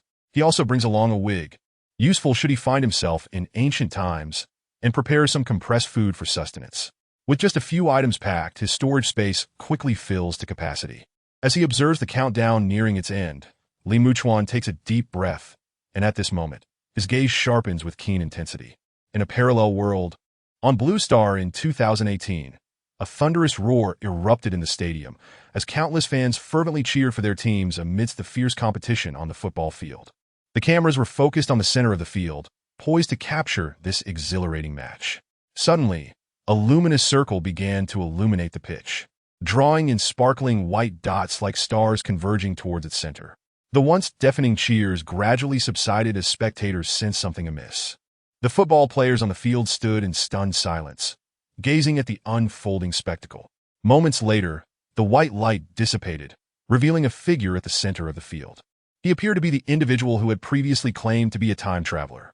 The crowd, through the broadcast, recognized the somewhat handsome face on the large screen, and one person gasped in shock, their expression filled with astonishment.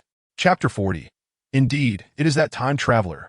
It seems to truly be him. His videos are still available online. I checked, and the photos confirm it is him. Upon seeing Muchuan, individuals in the audience immediately pulled out their phones, searching for previous videos. This was the footage of Muchuan on the rooftop, which had retained its popularity over the years. The clarity of the video made it unmistakably evident that it was indeed Muchuan. As the news spread throughout the audience, gasps of disbelief echoed. With such a grand entrance, coupled with the video from years ago, it was clear that the person before them was none other than that time traveler. Ever since that remarkable incident, many have harbored a lingering sense of wonder. Could such fantastical events truly exist? Yet the traveler had not been seen since, leaving everyone breathless at his sudden reappearance. At Jiang City Stadium, the time traveler had emerged once more. As Muchuan made his appearance, the news swiftly reached the ears of an elderly gentleman. Is it confirmed? Upon hearing this news, the elder's expression turned serious. Indeed, it is him. The voice on the other end of the line responded solemnly. Immediately send someone to ensure his protection and approach him without displaying any hostility. The elder decisively commanded. Understood. The middle-aged man on the phone quickly replied, hanging up before instructing his subordinate, contact the station military in Jiang City. The air was filled with the sounds of astonished exclamations, with many shouting about the time traveler. Hearing this, Muchuan raised an eyebrow, realizing his identity had been exposed. Looking around, he soon understood that this was the G625 world. G625? What does that mean? A nearby football player, who had heard Muchuan's murmurs, felt a jolt of realization, sensing he had stumbled upon something extraordinary. Meanwhile, the audience continued to chatter excitedly, with some even considering descending to personally greet this visitor from another world. Muchuan, however, felt quite at ease. Fortunately, when he last departed this world, he had left behind a message. Otherwise, his sudden appearance today would have been rather difficult to explain. The cameras had fully focused on Muchuan, and the chatter around him showed no signs of abating. Just then, a deafening roar resounded overhead. The crowd looked up to witness several military green helicopters flying in formation. A contingent of fully armed camouflage soldiers descended from the helicopters, swiftly establishing a defensive perimeter around Muchuan. Those are military helicopters. Could these soldiers possibly be the legendary special forces? The sight prompted further gasps from the audience, as such a spectacle was rarely witnessed. This scene only reinforced their belief that the individual before them was indeed the time traveler. Soon, numerous staff members appeared, directing the audience to evacuate the area. In light of the unforeseen circumstances, we kindly ask all attendees to leave the venue in an orderly manner. Ticket refunds will be issued. The loudspeakers continuously echoed instructions for the crowd to exit. However, the audience was reluctant to leave, eager to witness the time traveler up close. Yet, under the authoritative direction of the arriving personnel, they found themselves compelled to exit the stadium. Hello, I am the person in charge at Jiang City, here to escort you to safety. Moments later, a middle-aged man in a suit approached Muchuan. The surrounding soldiers remained vigilant, fully focused on their surroundings. These were elite special forces, tasked with ensuring the safety of this individual at all costs. Very well, let's go, Muchuan replied, nodding in acknowledgement. As the officer led the way, the soldiers swiftly established a security perimeter. Upon exiting the stadium, Muchuan was met with the sight of numerous armored vehicles lined up outside, surrounded by fully armed soldiers. In the distance, crowds murmured among themselves, many capturing photos of Muchuan with their phones. He was escorted into a vehicle, and with the assistance of traffic police clearing the way, they quickly departed the scene. Meanwhile, news of Muchuan's appearance spread like wildfire across Blue Star. The time traveler has reappeared? Online, viewers were momentarily taken aback by the sudden footage. It had been several years since the traveler had departed. How could he suddenly show up again? Indeed, he had appeared. And what a spectacle it was. Our country had dispatched armed forces to secure his departure. Absolutely. I was at the scene, and the moment he appeared was simply breathtaking. How could this time traveler possibly have achieved such a feat, traversing through time and space? If only I could learn such an incredible skill. Due to Li Muchuan's sudden emergence, numerous websites experienced crashes, as social media feeds were flooded with discussions. Many pondered what implications the appearance of this time traveler would have for their country. After all, following his last departure, he had spoken of the future world. Now, they were witnessing the advancements he had foretold, which aligned with his descriptions of a world filled with convenience and high-tech marvels. Consequently, discussions surrounding Li Muchuan intensified across the internet. At this moment, Li Muchuan had been safely escorted to a secure location, surrounded by layers of protection. To meet him, one would require a triple-layered password and authorization from higher-ups. Otherwise, no one else would have the chance to see him. Currently, Li Muchuan sat at a table that resembled a conference room. "Would you like something to drink?" The woman seated across from him inquired, her expression betraying a hint of nervousness. Temporarily assigned as Li Muchuan's receptionist, she found herself overwhelmed with anxiety upon learning of his identity. Has your world just entered the scorching heat of summer? It is indeed sweltering. Upon arriving in this realm, Li Muchuan felt the oppressive heat without respite. Tomorrow marks the peak of summer, so it is rather fitting, she nodded in response. "Please bring me a glass of ice cola. With ice, thank you," he requested. Li Muchuan nudda, urdaring a shillet cola. The woman promptly agreed and hurried off to fetch the beverage. Moments later, a glass of ice cola was placed before Li Muchuan. The woman nervously watched him, inquiring, "How does the air conditioning feel? Is there anything you wish to eat? Any needs?" Li Muchuan glanced at her, his gaze lingering for a moment on her chest, which was quite impressive. "Is your name Wei Yaman?" "Ah, yes. I forgot to introduce myself," she stammered, suddenly flustered. In her nervousness, she had entirely forgotten to provide her introduction. "No need to be so tense. I want tea bite." Li Muchuan waved his hand, indicating she needn't be so anxious. "When will your superior arrive?" "Oh, they should be here in about 20 minutes. I apologize for the wait." Individuals of lower rank had no qualification to meet Li Muchuan, while those of slightly higher status required a bit of time to arrive. 20 minutes, is it? Li Muchuan nudda. Could you bring me a mobile phone to play with? And perhaps some local snacks, a few portions if you please? He enjoyed snacking when bored. "Certainly, please hold on," Wei Yuming replied, rushing off to gather the requested items along with a mobile phone. Shortly thereafter, an array of steaming snacks was presented before Li Muchuan. He toyed with the phone while munching on the treats, eager to glean information about this world, viewing it as a sort of test. The woman showed no signs of wanting to intervene, suggesting goodwill on her part. "Your world has short videos as well," he remarked, exploring the device and quickly gathering some general information. This world had progressed to the year 2018, while his last visit had been in 2011. Although only a little over a month had passed in his original world, several years had elapsed here. It felt novel, a stark contrast to his previous experiences of traveling directly into the future. Wei Yuming stood nearby, cautiously observing Li Muchuan, her mind brimming with curiosity. This was the time traveler everyone outside yearned to encounter. Yet, she saw nothing particularly odd about him. He claimed to be a traveler between worlds. But how many realms had he visited, and what were they like? Her curiosity was piqued. Just then a man rushed in. "Hello, I am the appointed liaison sent to engage with you. All forthcoming discussions will be conducted by me." Upon entering, the middle-aged man immediately addressed Li Muchuan, apologizing. "I'm sorry to have kept you waiting. I am Jiao Irue." "Greetings, Li Muchuan," he said, standing up and wiping his hands before shaking Jiao Irue's. Sweat glistened on Jiao Irue's forehead, indicating he had arrived in haste. Seeing Li Muchuan in a congenial mood alleviated his initial apprehension. He had worried that Li Muchuan might be difficult to engage with. It seemed his concerns were unfounded. Prior analyses by experts, based on videos from Li Muchuan's last departure, suggested he was quite approachable. "First and foremost, I sincerely appreciate your presence in our world," Jiao Irue said once seated, his demeanor brightening.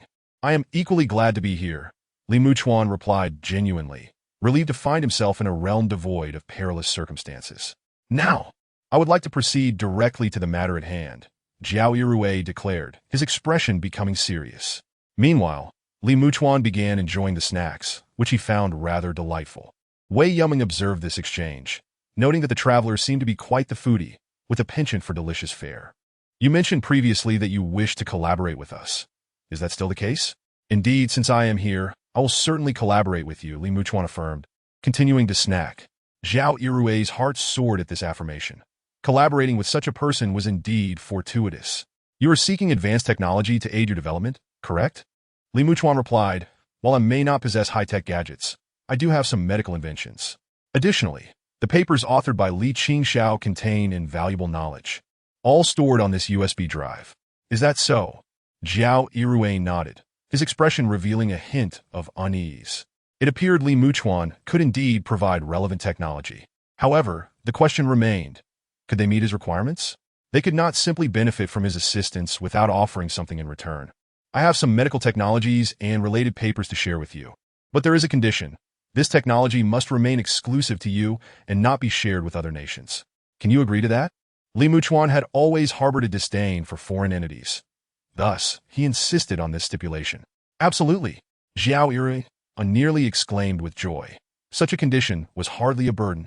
The prospect of acquiring advanced medical technology from Li Muchuan was immensely valuable. Aside from this, do you have any other requests? Contemplating, Li Muchuan replied, please procure a handgun for me, as a form of security, along with some ammunition. In his original world, acquiring such an item was a challenge, but in this realm, it would undoubtedly be simple. Zhao Irue paused, momentarily taken aback by this unusual request, though it presented no significant issue. That is manageable. Li Muchuan nodded in satisfaction. If I think of any other conditions, I will let you know later. Of course, that is not a problem. Zhao Irue readily agreed, indicating his willingness. Subsequently, at Li Muchuan's behest, a computer was promptly brought forth. As he operated it, a USB drive materialized in his hand. Observing this, Zhao Irue's heart raced with intrigue. Silently committing this event to memory, Li Muchuan opened the computer, executed a series of commands, and transferred various documents onto it before stowing the USB away. In his original world, he could not have revealed such items all at once, but here, it posed no issue. After all, they were aware of its existence, and Li Muchuan intended to depart after some time. As Zhao Irue reviewed the computer, his eyes widened at the sight of various pharmaceutical data. Particularly when he encountered the gene immune serum, his breath grew heavier. Does your world possess such medications? He inquired. Could we discuss what your world is like? Zhao Irue asked, attempting to regain his composure as he carefully placed the notebook into a nearby briefcase. Regarding other worlds, I advise against inquiring. It would bear little significance for you, Li Muchuan responded, shaking his head. He was willing to share technological information, as this nation bore similarities to his own, and such sharing could yield benefits for him as well. Zhao Irue, momentarily taken aback, nodded in agreement. Indeed, understanding other worlds would offer them no advantage. I have a suggestion. Having recently gleaned some insights from his phone, Li Muchuan hesitated before speaking. You've seen the serum. If possible, it would be prudent to implement universal vaccination within a year. Universal vaccination? Zhao Irue paused, perplexed. But we have nearly 1 billion people. How could that be feasible? Ordinarily, they would treat Li Muchuan's suggestion with utmost seriousness. Yet executing such a task seemed daunting. But it can be done, can it not? Li Muchuan replied, casting a penetrating gaze at him. Despite the population size, he believed they could accomplish it. Zhao Irue contemplated this for a moment. Li Muchuan's cautious proposal likely held importance. Could you elaborate on the rationale behind the suggestion? Li Muchuan shook his head, indicating an inability to speak on the matter. I will report this matter upward and will do my utmost to acquiesce as much as possible. Zhao Irue took a deep breath. With Li Muchuan expressing himself in such a manner, he naturally had to give it considerable thought. Observing this, Li Muchuan smiled faintly, given his status. It was likely that the other party would heed his words. The discussions in the conference room continued, while outside, chaos had already erupted. At this moment, even individuals from abroad had become involved. However, many overseas held a skeptical attitude towards the notion of time travelers. To them, it was merely 2 videos. How could that substantiate the fantastical claim of someone being a time traveler? Furthermore, as this incident transpired in Huaxia, their skepticism only deepened. Countless foreign netizens believed that Huaxia was deceiving the entire world. Such remarks immediately drew the ire of many Huaxia netizens, who argued that the videos were captured with remarkable clarity. Moreover, years prior, this time traveler had disclosed events from the future. Was that not sufficient to establish the individual's identity? Nonetheless, amidst this atmosphere, Some foreigners did believe that this suddenly appeared individual was indeed a time traveler, and they hoped Huaxia would permit an interview with him.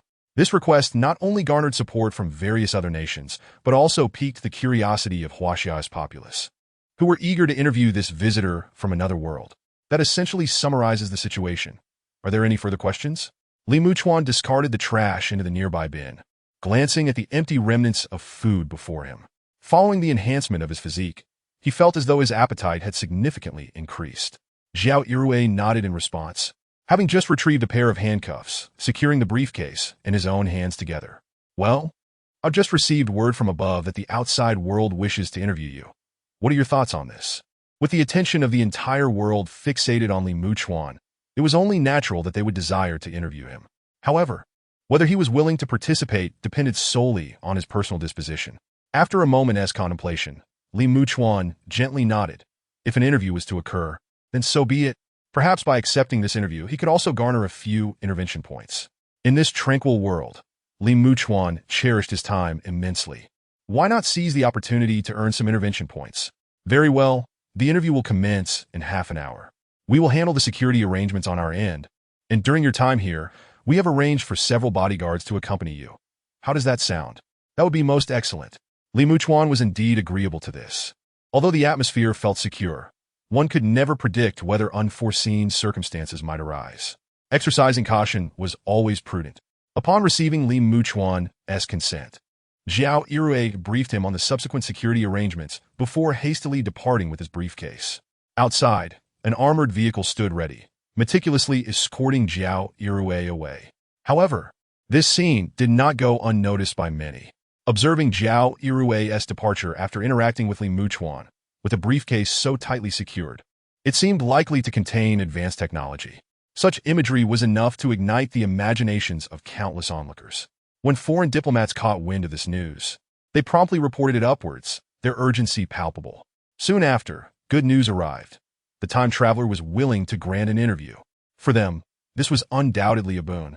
As long as they could establish contact, they could propose conditions for collaboration. They were not convinced that the individual would choose to collaborate solely with Huaxia. After all, he was merely a time traveler, and it was presumed he held no allegiance to any nation. The announcement of Li Muchuan's impending interview swiftly circulated online. With numerous journalists and media outlets arriving on the scene, a dedicated streaming link was even established. At this moment, countless individuals were filled with questions, eager to inquire of Li Muchuan. The number of viewers at the streaming link surged, reaching millions within moments, and the number continued to climb, causing the network to lag. In an effort to maintain stability, the streaming service promptly initiated a split, barely averting a collapse. After half an hour, the viewership had skyrocketed to over 30 million, and that was prior to the commencement of the broadcast. At this juncture, Li Muchuan was prepared and, having been informed that security measures were in place, he followed Wei Yumeng to the camera. The moment Li Muchuan appeared, the online viewer count surged dramatically. Countless foreign netizens bypassed barriers to witness the live broadcast. Chapter 43. How to prove you are a time traveler. This is the time traveler. As the crowd laid eyes on Li Muchuan, they instinctively held their breath. Although they had seen videos prior, some even glimpsed him in a football stadium, witnessing him in person imparted a distinct sensation. Some journalists were palpably excited. This was their chance to engage closely with this otherworldly visitor. It seemed entirely reasonable to refer to Li Muchuan as a being from beyond. Greetings, I am Li Muan. He introduced himself with a simple greeting and a brief self-introduction. May I ask, are you truly a time traveler? After a moment of silence, a timid journalist inquired.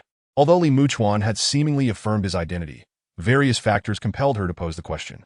Li Muchuan glanced at the journalist, recognizing her domestic affiliation, and thus felt at ease. With a smile adorning his face, he retorted, "Is there still anyone who doubts my identity?" Indeed, many remained unconvinced. Individuals from the beautiful nation and Gallus Rooster, among others, did not believe he was a time traveler. What proof can you provide to substantiate your claim? A white journalist immediately stood to ask. What on earth? Is this fellow out of his mind? Speaking so rudely? Is this truly a journalist? As soon as the journalist finished speaking, the online audience erupted in indignation, their dissatisfaction reaching a boiling point. He was not out of line. Rather, he was quite astute, employing such questioning tactics to elicit proof from Li Muchuan, potentially coaxing out any advanced technology he might possess. Psychologically, Individuals often feel compelled to validate themselves when subjected to scrutiny. Surely not? Li Muchuan wouldn't he fall for this? Would he? I knew these foreign journalists had ulterior motives. The online viewers were filled with righteous anger, furious at the journalist's conduct. Wei Yuming, standing nearby, expressed concern that Li Muchuan might, in a fit of anger, inadvertently divulge confidential information. While it was Li Muchuan's prerogative, the implications were concerning. At this moment, Li Muchuan's expression remained calm, yet the smile had faded. Their disbelief mattered little to him. Why should he feel compelled to prove anything to them? He showed no intention of yielding to their demands, directly countering the journalist's inquiry. The audience was momentarily taken aback. None expected that the previously affable Li Muchuan would respond more aggressively than the journalist himself. Yet, why was this so exhilarating? But you claim to be a time traveler. The white journalist found himself momentarily speechless at Li Muchuan's retort. If you genuinely wish for me to prove my identity as a time traveler to gain your trust, you might as well persuade those who still believe in a flat Earth to accept that the planet is round first. Moreover, in the future, even you, cough cough. Realizing he had almost divulged something sensitive, Li Muchuan abruptly halted. Were there still individuals abroad who believed in a flat Earth? Surely not. Li Muchuan's words astonished many online. For isn't the spherical nature of the Earth common knowledge? Any planet exceeding a certain size will naturally assume a spherical shape due to its own gravity. Just look at the planets in space. The gravitational field of a planet emanates from its core, pulling all material towards the center. And when gravitational forces are evenly distributed, it results in a planet seeking a spherical form. Indeed, there were many in the beautiful nation who steadfastly believed in the flat Earth theory, claiming that Li Muchuan's assertions were merely a ruse. I have been to the beautiful nation, and this is indeed true. This revelation left countless individuals dumbfounded. They had been unaware of such a phenomenon. Truly, in a vast forest, one encounters all manner of birds. Some foreigners who had circumvented barriers fell silent, feeling a profound sense of shame as their own misdeeds were laid bare. Let us set that aside for now. Aren't you curious about what Li Muchuan meant by the future? He trailed off mid-sentence, leaving me utterly intrigued. Indeed, I thought I was the only one who noticed that detail. What exactly does Li Muchuan know about our future? Mr. Li, may I inquire what you meant by the future? A journalist immediately rose to pose the question. The future I speak of may not manifest in your world, rendering your inquiries somewhat futile. If it were to occur, even knowing about it, you would have no means to alter it, Li Muchuan replied with a calm demeanor. Shrugging his shoulders, the prospect of uncertain events hardly warranted further elaboration from him, particularly given that the journalist was a foreigner, making the explanation even less necessary. Mr. Li, during your previous statement on the football field, you mentioned G625. Could you clarify what this G625 signifies? Another journalist stood up, eager to understand the meaning behind the code Li Muchuan had previously referenced. This topic had garnered considerable attention online, as many who had heard his words had shared them, leading to widespread curiosity regarding the code he had mentioned. As the name implies, it was merely a designation. Li Muchuan offered no extensive explanation, considering it simply a casual label. Yet to outsiders, it appeared shrouded in mystery. Everyone was intrigued about what this number represented. Surely it could not be a mere fabrication? However, it seemed the questioner had no intention of pressing further. When Mr. Li last visited, he spoke of collaborating with the nations of this world. Now it appeared he had allied with Huaxia. I wonder if Mr. Su has contemplated partnerships with other countries? Rest assured, Mr. Li, we will not be stingy with any conditions that Huaxia can offer. We hope you can trust in our sincerity. At this point, they deemed it necessary to express their intentions. They were aware that someone had departed with a briefcase that seemed quite secure. It was evident that it contained some technological advancements Li Muchuan had provided. As of now, it was unclear what technology had been transferred, but merely contemplating it was enough to evoke envy. Chapter 44. Intentions you need not speculate further. In this world, I will only collaborate with Huaxia and not with you. Li Muchuan replied without a moment's hesitation. The questioner was momentarily taken aback, his face a mask of confusion as he regarded Li Muchuan. Why, Mr. Li? As a traveler from another realm, you should have no ties to any nation in this world. Everyone was puzzled, unable to comprehend why Li Muchuan would reject the proposition.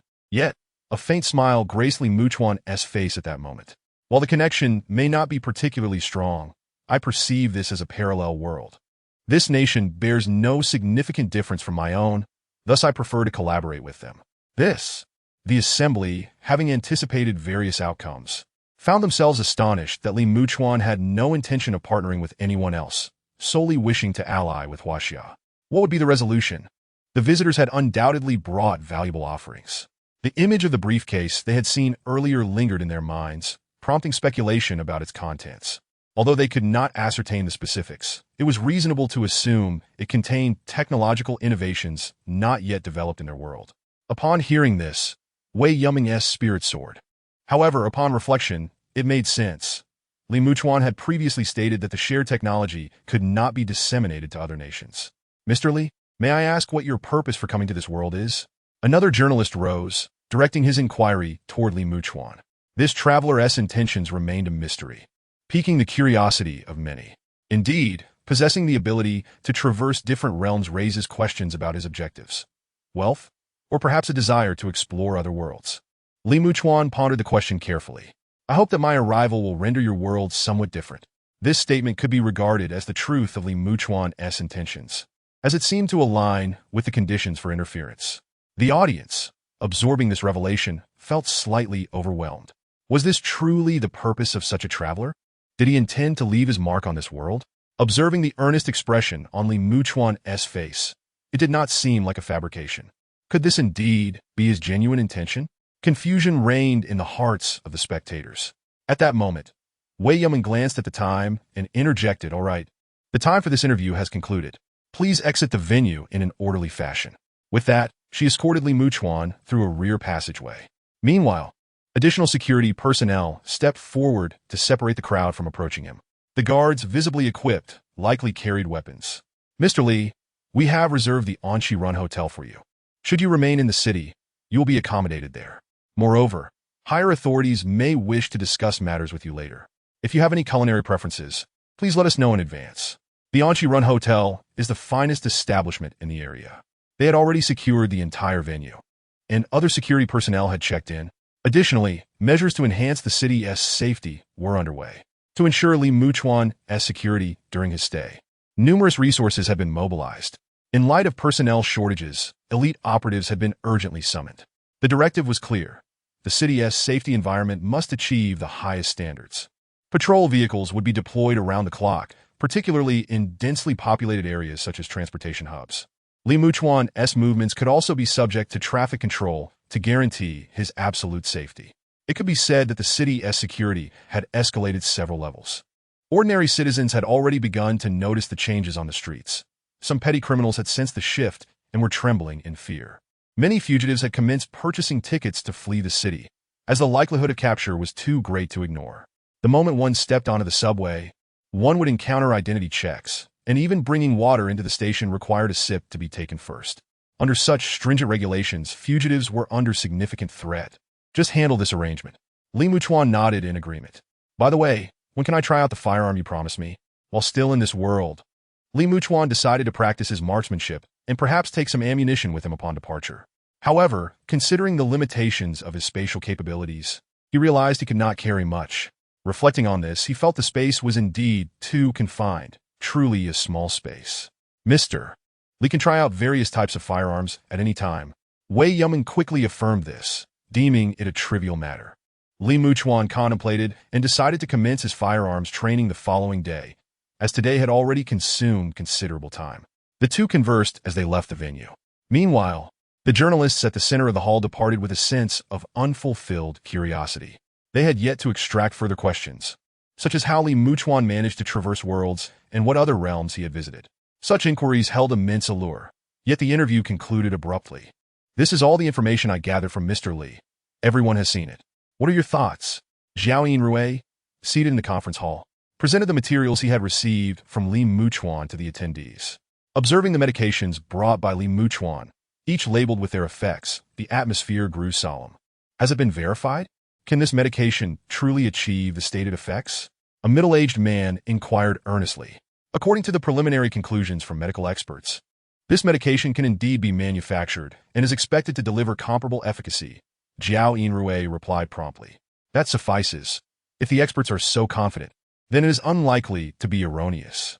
What conditions does Mr. Li have? It's not so much conditions as it is a request for a handgun. Zhao Yinrui scratched his head in surprise upon hearing this. Did someone as remarkable as Li Muchuan truly require such a thing? A handgun? The other attendees in the meeting room were equally perplexed, but after some contemplation, they decided not to dwell on it. Whatever he required, they would strive to accommodate him. Moreover, during his stay in this world, every one of his needs must be met. Since he could return once, there was every reason to believe he could return again, and it was imperative that he felt their sincerity and respect. Chapter 45. The culture of another world. As the sun descended, the light at the horizon gradually dimmed, and night finally enveloped the sky. Let us go and grab a bite to eat, Li Muchuan remarked, patting his stomach, feeling a pang of hunger. What would you like to eat, Mr. Li? Wei Yuming inquired hastily. Are there any crayfish? I'd love to have some.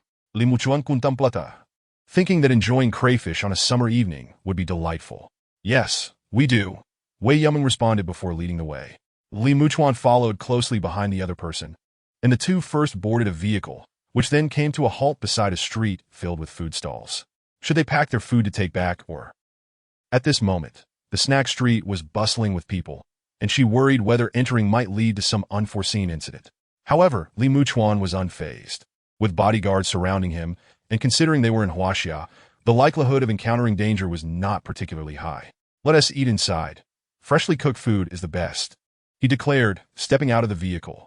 Wei Yumeng, noticing this, hurried to follow, while the bodyguards swiftly moved forward, creating a protective circle around Li Muchuan. As Li Muchuan observed several shops specializing in crayfish, he deduced that one particularly crowded establishment must serve delicious food, and he strode confidently inside. Welcome, a server greeted as soon as he crossed the threshold. I'll have 3 gene of 13 spice crayfish, and 3 gene of garlic-flavored ones as well, he ordered, surveying the scene. All right, coming right up. The server, recognizing Li Muchuan, stammered slightly in her response, her hands nervously fidgeting. Do you have private rooms? Wei Yuming inquired, having noticed some patrons glancing in their direction. This made her feel somewhat pressured. Had she known, she would have suggested that Li Muchuan wait outside while she fetched food for him. We don't have private rooms, the server replied awkwardly. Then let us sit over there, Wei Yuming said, her eyes scanning the area until she found a corner table. This location would keep them somewhat isolated from the other patrons, thereby ensuring a degree of safety. Li Muchuan was indifferent to where they sat. After taking a seat, he casually reached for a drink. Meanwhile, the other diners at the table nearby were frequently stealing glances at Li Muchuan. He must be the traveler, right? He certainly looks like one. One of them whispered. Is it really him? Is he here eating crayfish? Another remarked in disbelief. This traveler seems just like us. They murmured among themselves, some even discreetly pulling out their phones to capture the moment. It was a rare opportunity to encounter Li Muchuan up close, and their excitement was palpable. At that moment, a melodious song began to play in the background, one that Li Muchuan had never heard before. It started with a melancholic tone, but as it reached its climax, the melody transformed into a passionate aria. Li Muchuan nodded appreciatively after listening for a while. What is the name of this song? It's quite lovely. I believe it's called Muchuan, Wei Yuming replied after a moment's thought. This song has recently gained popularity and is often used as background music for many short videos. Aside from this song, numerous other hits had emerged during this period. As Li Muchuan continued to listen, he sought out these songs, finding them all quite enjoyable, though none resonated with him quite like others had in the past. Do you enjoy listening to music? What are some of your favorites? Wei Yuming asked eagerly, as her task was to record Li Muchuan's preferences. I do enjoy it, especially songs with dramatic vocal techniques or traditional styles. Li Muchuan responded casually. Your world must have some wonderful songs. Could you sing one for us? Wei Yuming's curiosity was piqued. She was eager to learn about the culture of another world and how it compared to her own. The other patrons at the neighboring table perked up at her suggestion, intrigued by the prospect of hearing music from another realm. I'm not much of a singer, but I could share a bit of the climax, Li Muchuan said, seizing the moment to pass the time while waiting for their food. The crowd sat up straight with anticipation. Clearing his throat, he began to sing. By chance I wandered into the celestial abode, urging the remaining to lay down their burdens. As I opened my mouth to sing, my voice faltered. A powdered face in a robe called for a pretense. Pity me, come and sit beneath. Daring not to touch the tea before the Buddha, only to indulge in the fleeting joys of mortal life. Though Li Muchuan's singing was not flawless, it captured the essence of the song. Wei Yumeng, savoring the moment, asked eagerly, "What's the complete song like?" Just those few lines had completely captivated her. No wonder it had caught Li Muchuan's attention. The nearby diners held their breath, enthralled by the performance. Is this truly a song from another world? It's remarkable. I'll write down the lyrics for you later, Li Muchuan replied nonchalantly, having memorized them, though he admitted he couldn't replicate the music itself. Wei Yuming was unfazed. She planned to have someone transcribe the melody after hearing Li Muchuan sing it again. Are there any other songs you know? Yes, there's also The Wind Rises. The Wind Rises? That title sounds intriguing, Li Muchuan mused, reminiscing about when he first heard that song back in 2018. He felt a wave of nostalgia wash over him. It was precisely this sentiment that had compelled Li Muchuan to dine out. He wished to see if he could rediscover that feeling in this world during its 18th year. After all, it was akin to traversing time itself, reliving moments from the past. Please sing it for us? Wei Yuming urged enthusiastically, eager to hear a song handpicked by Li Muchuan. The chance to experience a song from another world was a rare treasure indeed. As they walked, pausing intermittently, he hesitated just before stepping off the bus, smiling at the familiar sense of nostalgia. Li Muchuan, familiar with the lyrics, launched into a full rendition. The patrons at the nearby table had already activated their recording devices, eager to capture the song before it faded into memory. I once struggled to extricate myself from the vastness of the world and became enmeshed in its dreamlike whispers. Uncertain of what's real, I made no struggle, unfazed by the laughter of others. I once let my youth surge forth like her, and pluck the essence of summer with my fingertips. Where my heart stirs, I shall simply follow fate. Walking against the light, I let the wind and rain wash over me. The tune was buoyant, imbued with a sense of ethereal lightness, and the surrounding diners found themselves absorbed in its beauty. This song truly feels remarkably different, they murmured, wishing for a second listen. Just as the patrons were reveling in the melody, the kitchen staff emerged with trays of freshly prepared crayfish, presenting them before Li Muchuan. He offered a plate of crayfish to Wei Yuming, the aroma making her mouth water. She too had a fondness for this delicacy. I think I want to eat. She hesitated, feeling a bit reserved, as this was her first time dining out with a male companion. I didn't mean for you to eat. Help me peel the shells, Li Muchuan replied without lifting his gaze. Upon hearing this, Wei Yuming felt her face flush with heat. Had she misunderstood? The diners nearby were also watching, creating an awkward atmosphere. Li Muchuan, oblivious, began to eat. Wei Yuming, feeling slightly aggrieved, thought to herself that this guy seemed utterly lacking in chivalry. It was no wonder this restaurant was bustling. The flavors were indeed delightful. Li Muchuan saburata crayfish, utterly satisfied with his choice. As he ate, he observed Wei Yuming's deft shelling technique, pleasantly surprised by her skill. She quickly filled a small bowl with peeled crayfish, which Li Muchuan then placed in front of himself while setting an empty bowl before her, signaling her to continue. Wei Yuming bit her lip in frustration. She too wanted to indulge. After half an hour of dining, they finally concluded their meal, and Li Muchuan ordered a few skewers, thoroughly enjoying the flavors. Yet, as he dined, more and more people gathered outside, eager to catch a glimpse of Li Muchuan. The chance to be so close to a traveler was an extraordinary opportunity, and soon the area became utterly congested. Seeing this, the bodyguards hastily called for assistance to maintain order. Otherwise, Li Muchuan might not be able to leave the restaurant in peace. After finishing their meal, Li Muchuan took a stroll along the street, soaking in the vibrancy of this world. It seems your world is quite prosperous, he remarked, inhaling deeply as he stood by the riverbank. The streets were alive with people, bustling with energy, and the economy appeared to be thriving. Have you encountered less favorable worlds? Wei Yuming, picking up on the nuances of his words, inquired swiftly. Li Muchuan nodded, recalling, yes, I've seen a world in dire straits where nearly everyone had perished. Thoughts of the W727 world brought to mind Li Qingxiao, and he wondered if she would be able to develop a serum. Given her abilities, it shouldn't be too difficult. Yet, the zombies in that world were terrifying, as were the people. Li Muchuan had not even met a survivor before being shot with an arrow. The recollection sent a chill through him. The apocalypse had driven people to madness. Everyone died? Upon hearing these words, Wei Yuming could not help but change her expression dramatically. Will such events occur in our world? How would I know? However, do not dwell on it too much. After all, it pertains to another world, Li Muchuan reassured her. Only then realizing he had spoken more than he should have, he promptly shifted the topic. Are you hungry? Shall I buy you a roasted corn? Looking at the corn being sold by the street vendor, Li Muchuan inquired. This could hardly be described as roasted corn. It would be more accurate to say it was fried, with various toppings added according to personal taste, such as cheese or ketchup. The aroma wafted towards Li Muchuan from a distance, and many people were queuing to buy it. Upon hearing this, Wei Yuming's gaze grew even more resentful.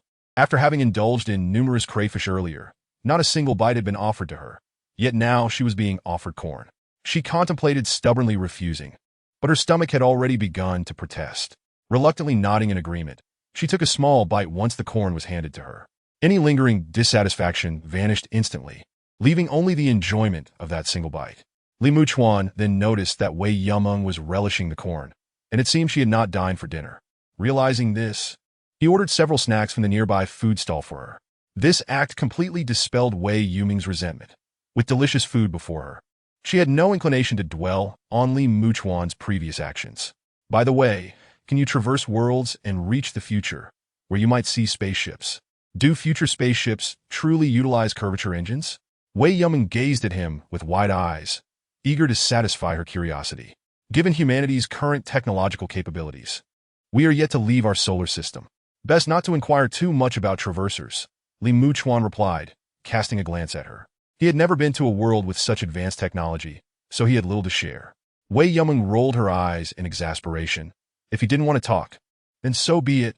After all, he had previously mentioned that he was the only traverser known at this time. After Wei Yumeng had her fill, Li Muchuan had already accompanied her on a leisurely stroll for several hours. With their earlier meal barely sufficient, he decided to enter a hot pot restaurant and indulge in various delicacies, including tripe and beef slices. Observing this scene, Wei Yumeng was filled with confusion and disbelief. Are you truly not doing this on purpose? You bought me corn to fill me up first, only to enjoy hot pot afterward? Would you not like to join me? This time, Li Muchuan did not forget about Wei Yumeng and invited her to partake in the meal. Wei Yumeng's teeth clenched in frustration. I just ate so much. How could I possibly eat more? Under her scrutinizing gaze, Li Muchuan savored the tripe and beef rolls with great satisfaction. After finishing, Wei Yumeng expressionlessly approached the front desk to settle the bill. All expenses incurred by Li Muchuan in this world would be covered by her. After satisfying his hunger, Li Muchuan returned to the hotel, but did not head straight for a shower and rest. Instead, he made his way to the gym to begin his weight training. He removed his top, started with a warm-up run, and then proceeded to the weightlifting equipment, grasping the dumbbells to enhance his strength. From a distance, Wei Yumeng watched, her heart racing. This guy was surprisingly muscular. No wonder he could eat so much earlier. What astonished her more was that he seemed to have a well-structured training routine. Judging by the muscle definition, he must have been working out for some time. Otherwise, such muscle tone would be quite impossible. Li Muchuan, however, did not think too deeply about it. He merely believed that maintaining a workout regimen was essential to bolster his strength. The following day, Li Muchuan awoke, freshened up, and had breakfast before accompanying Wei Yumeng to a certain base. Aware of his purpose for visiting, someone promptly led him to the shooting range. You may try any of these before you.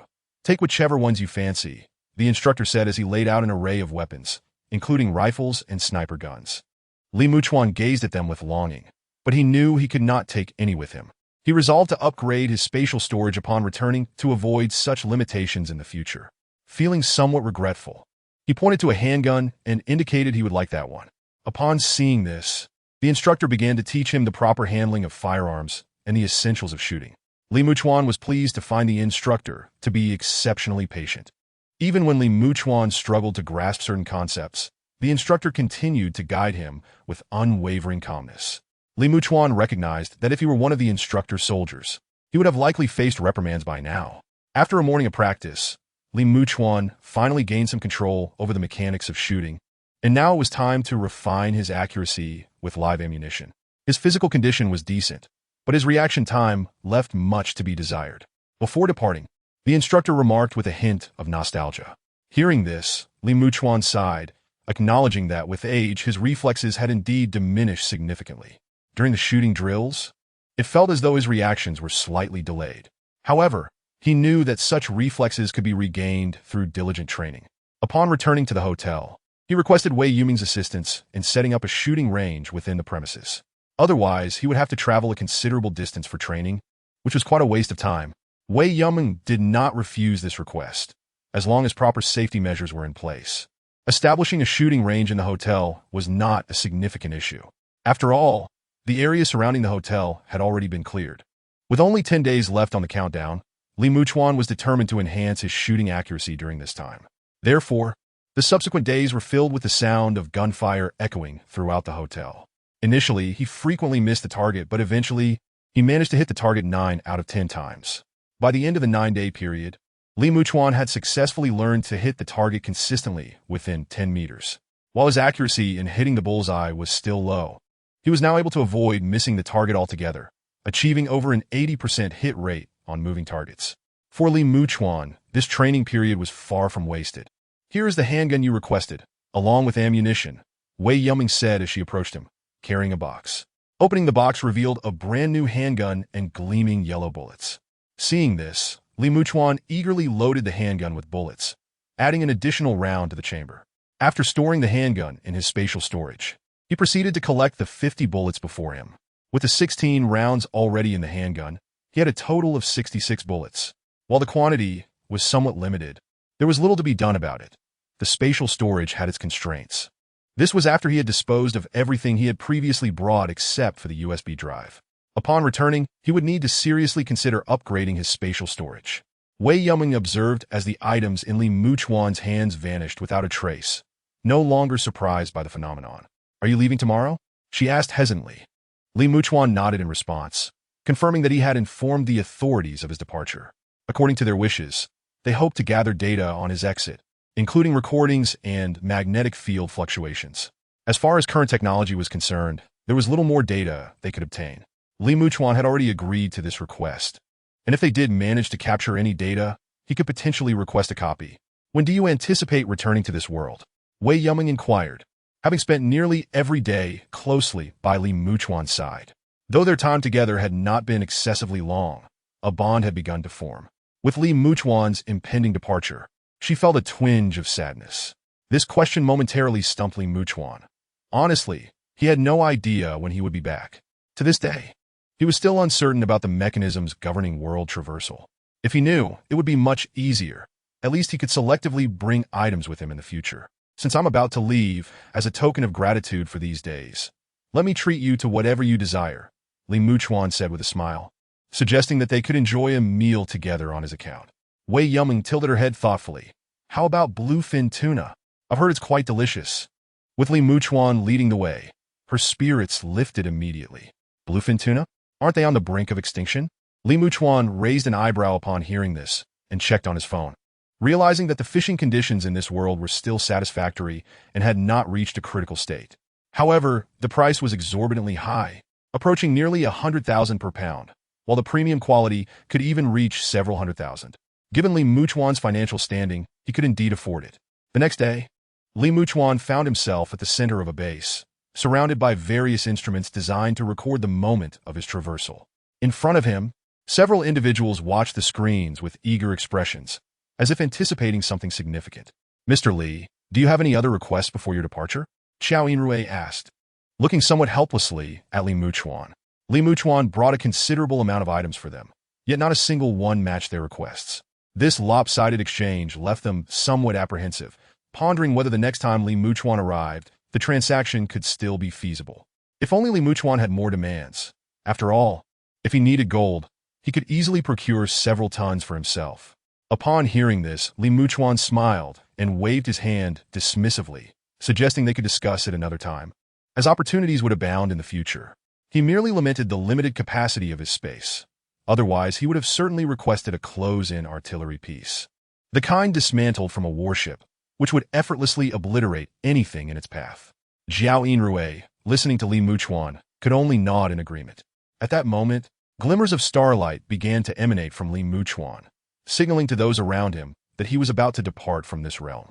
The onlookers stared wide-eyed at the spectacle before them, and in the next instant, the starlight that was once Li Muchuan faded into obscurity. Chapter 48. The return of my sister. Li Muchuan glanced around, his demeanor noticeably more relaxed.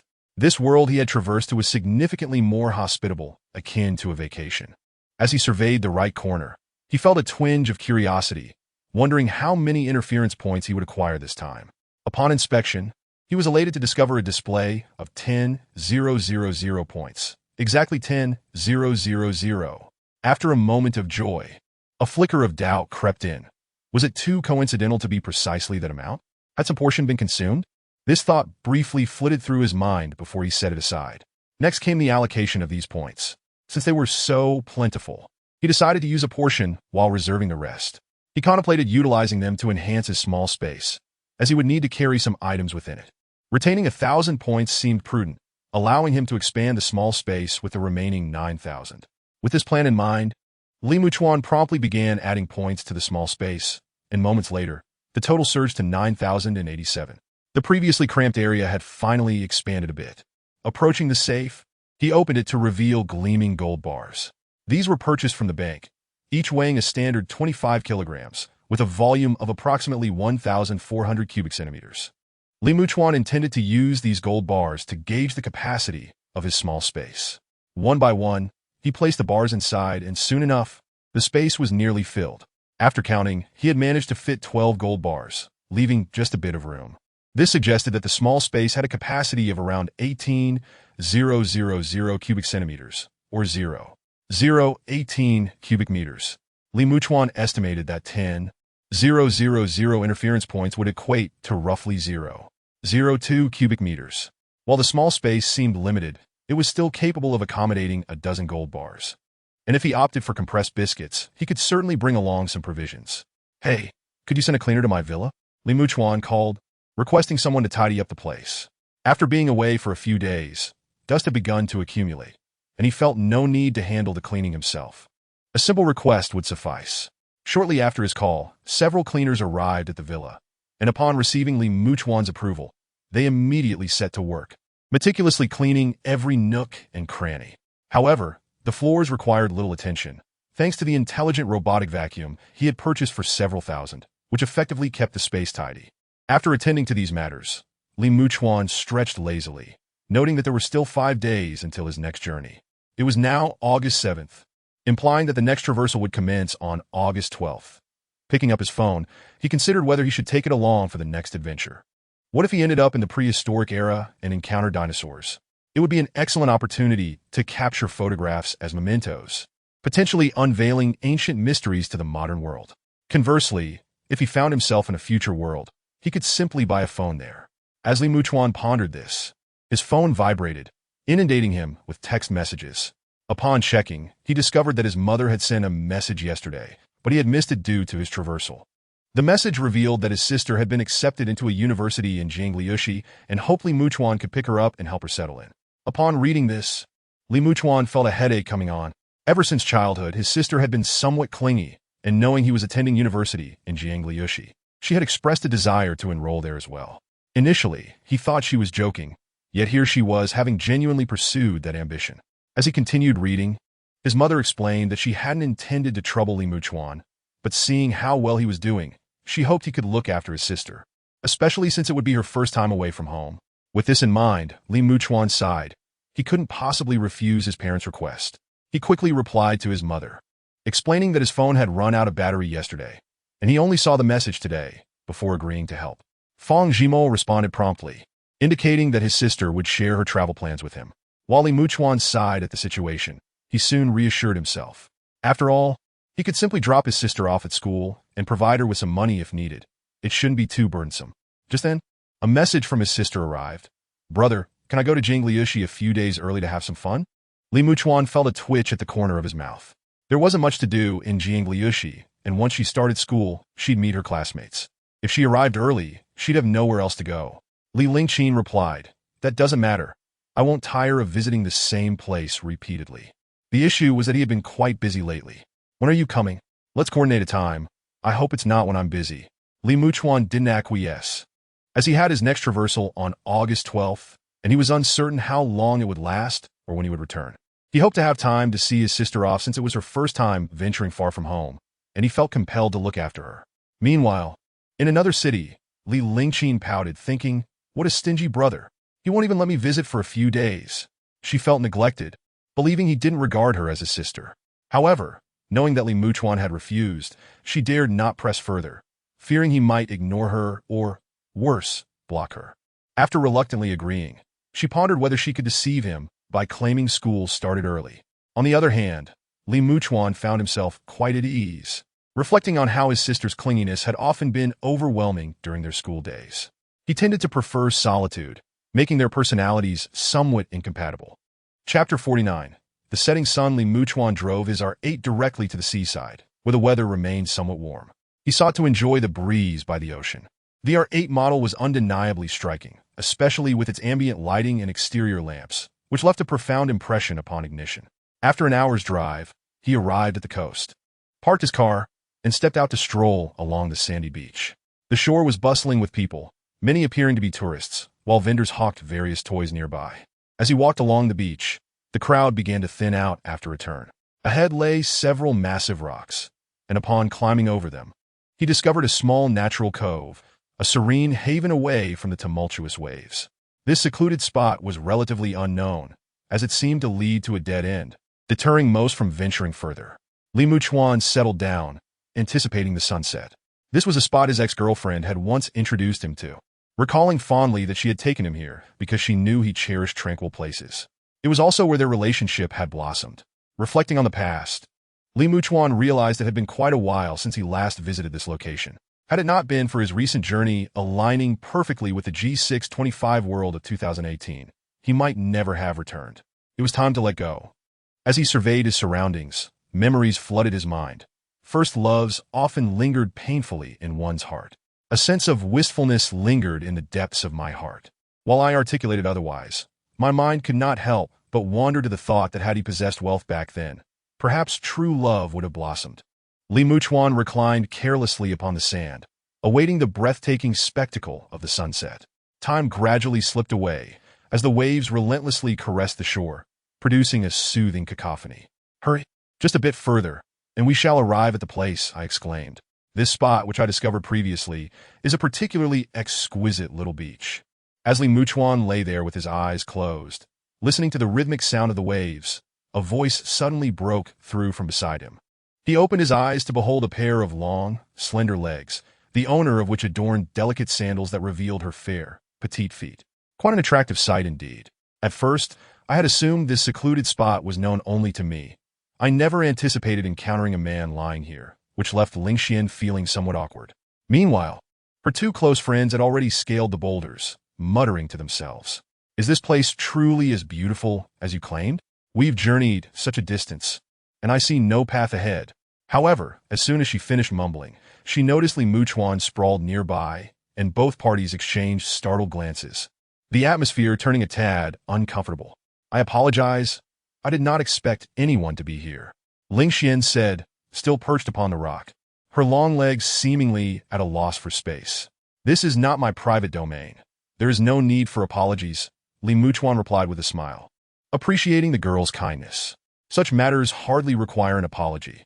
As he spoke, he shifted slightly to the side, not explicitly inviting her, mindful that his words might be misconstrued. The space was now available. Whether she chose to remain was entirely up to her. "Since there is someone here, perhaps we should relocate?" Lingxian suggested, feeling a bit embarrassed, speaking quietly to her two friends. Yet, her friends exchanged glances, and one remarked, "Why should we move? I think this place is quite lovely, and there are no other people around." Moreover, Li Muchuan's appearance was undeniably appealing, which did not evoke any immediate aversion. "What about you?" Lingxian inquired, glancing at her other friend, Rolian. Rolian hesitated. "I am fine either way." "Then let us stay and watch the sunset," Lingxian conceded, albeit reluctantly. With that, the three of them descended from the boulder. Initially, they were somewhat reserved, but realizing that Li Muchuan was the only man present while there were three women, they gradually relaxed. Li Muchuan, reclining nearby, found it impossible to ignore their chatter. From their conversation, he gathered that they were still students, enjoying a pre-semester outing. "Are you here alone?" one of the girls inquired, her attention drawn to Li Muchuan. "I came to witness the sunset. It is quite a sight here," he replied, sitting up as the sun began its descent. The horizon transformed into a golden hue, leaving Lingxian pleasantly surprised, as she had merely stumbled upon this place by chance. "Look, the sun is setting," One of her friends suddenly exclaimed, already capturing the moment on her phone. The sun appeared to gently sink into the sea, casting a golden glow upon the water. The clouds above were particularly stunning at this hour. "Could you kindly take a picture of us?" Rolian asked, realizing this little spot was indeed the perfect vantage point for the sunset. Li Muchuan accepted the phone, nodding in acknowledgement. The three girls quickly arranged themselves in a row while he crouched down, ensuring their legs appeared elongated in the photograph. This also allowed him to openly admire their graceful legs, a rare opportunity indeed. "Shift a bit to the right," he instructed, earnestly focusing on capturing their best angles. The light from the setting sun illuminated their delicate hands, enhancing their beauty against the backdrop of the sunset. Once he finished taking the pictures, the girls hurriedly approached, playfully squeezing in beside him. As he returned the phone, he allowed them to peruse the photos at their leisure, as he wished to savor the last remnants of the sunset. When the final sliver of sun dipped beneath the horizon, the sky dimmed considerably, yet remained aglow. Satisfied with the scenery, Li Muchuan remarked, "If you have enjoyed yourselves sufficiently, it might be prudent to depart. The tide will rise soon, and we wouldn't want to be stranded here." He prepared to leave, but offered a gentle reminder to the three girls. If the tide were to surge, the large rocks nearby would soon be submerged, and both sides would be engulfed by water. The rapidity of the tide could easily catch one unaware. Although Rolian and her friends were somewhat oblivious to the tide's swiftness, Lingxian was acutely aware of the potential danger. "Let us indeed depart. It's best not to linger, as the tide rises swiftly." With that, Lingxian guided her friends back along the path. Li Muchuan assisted them over the rocks, and as he pulled them up, they felt as if they might lift off the ground. He exerted a bit more strength than anticipated, simply believing he needed to assist them up. However, the force behind his actions made it feel as though they were about to take flight. "Your strength is quite impressive," Lingxian remarked, still somewhat dazed as she landed on the other side. Rolian and the others nodded in agreement, realizing that if Li Muchuan were to use his strength against them, they would be utterly defenseless. "Oh, I often go to the gym, which accounts for my strength," Li Muchuan casually replied. The girls exchanged knowing glances. Rolian's eyes lit up as she considered the prospect of well-defined abs and a chiseled chest.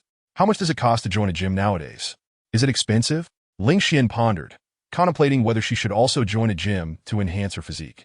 "Last time I went, it was over 2,000, Li Muchuan recalled, having signed up but not returned thereafter. "Are you not a regular at the gym? Your tone suggests you haven't been in a while," Rolian noted, intrigued. "I have a gym at home, so I haven't needed to go elsewhere," Li Muchuan replied as they continued walking. "A gym at home? Do you live in a villa or something?" The three girls were momentarily taken aback, unsure if he was boasting of his wealth. However, Li Muchuan was simply stating a fact without ulterior motives. Rolian's thoughts began to stir. If he were indeed affluent and possessed such charm, it would be quite fortunate if she could pursue him. Observing him alone on the beach earlier, it was reasonable to assume he was single. Wealthy, fit, and unattached, what a catch. Handsome. It seems fate has brought us together in this picturesque setting. Shall we exchange contact information? Surely, he wouldn't deny us the opportunity to connect. Sensing the possibility of him withholding his contact details, Rolian added, "Li Muchuan, may I have your WeChat?" After he handed over his QR code, once she had added him, he glanced at Lingxian and the other friend, silently inquiring if they wished to do the same. However, Lingxian perceived this as an indication of Li Muchuan's interest in all three of them.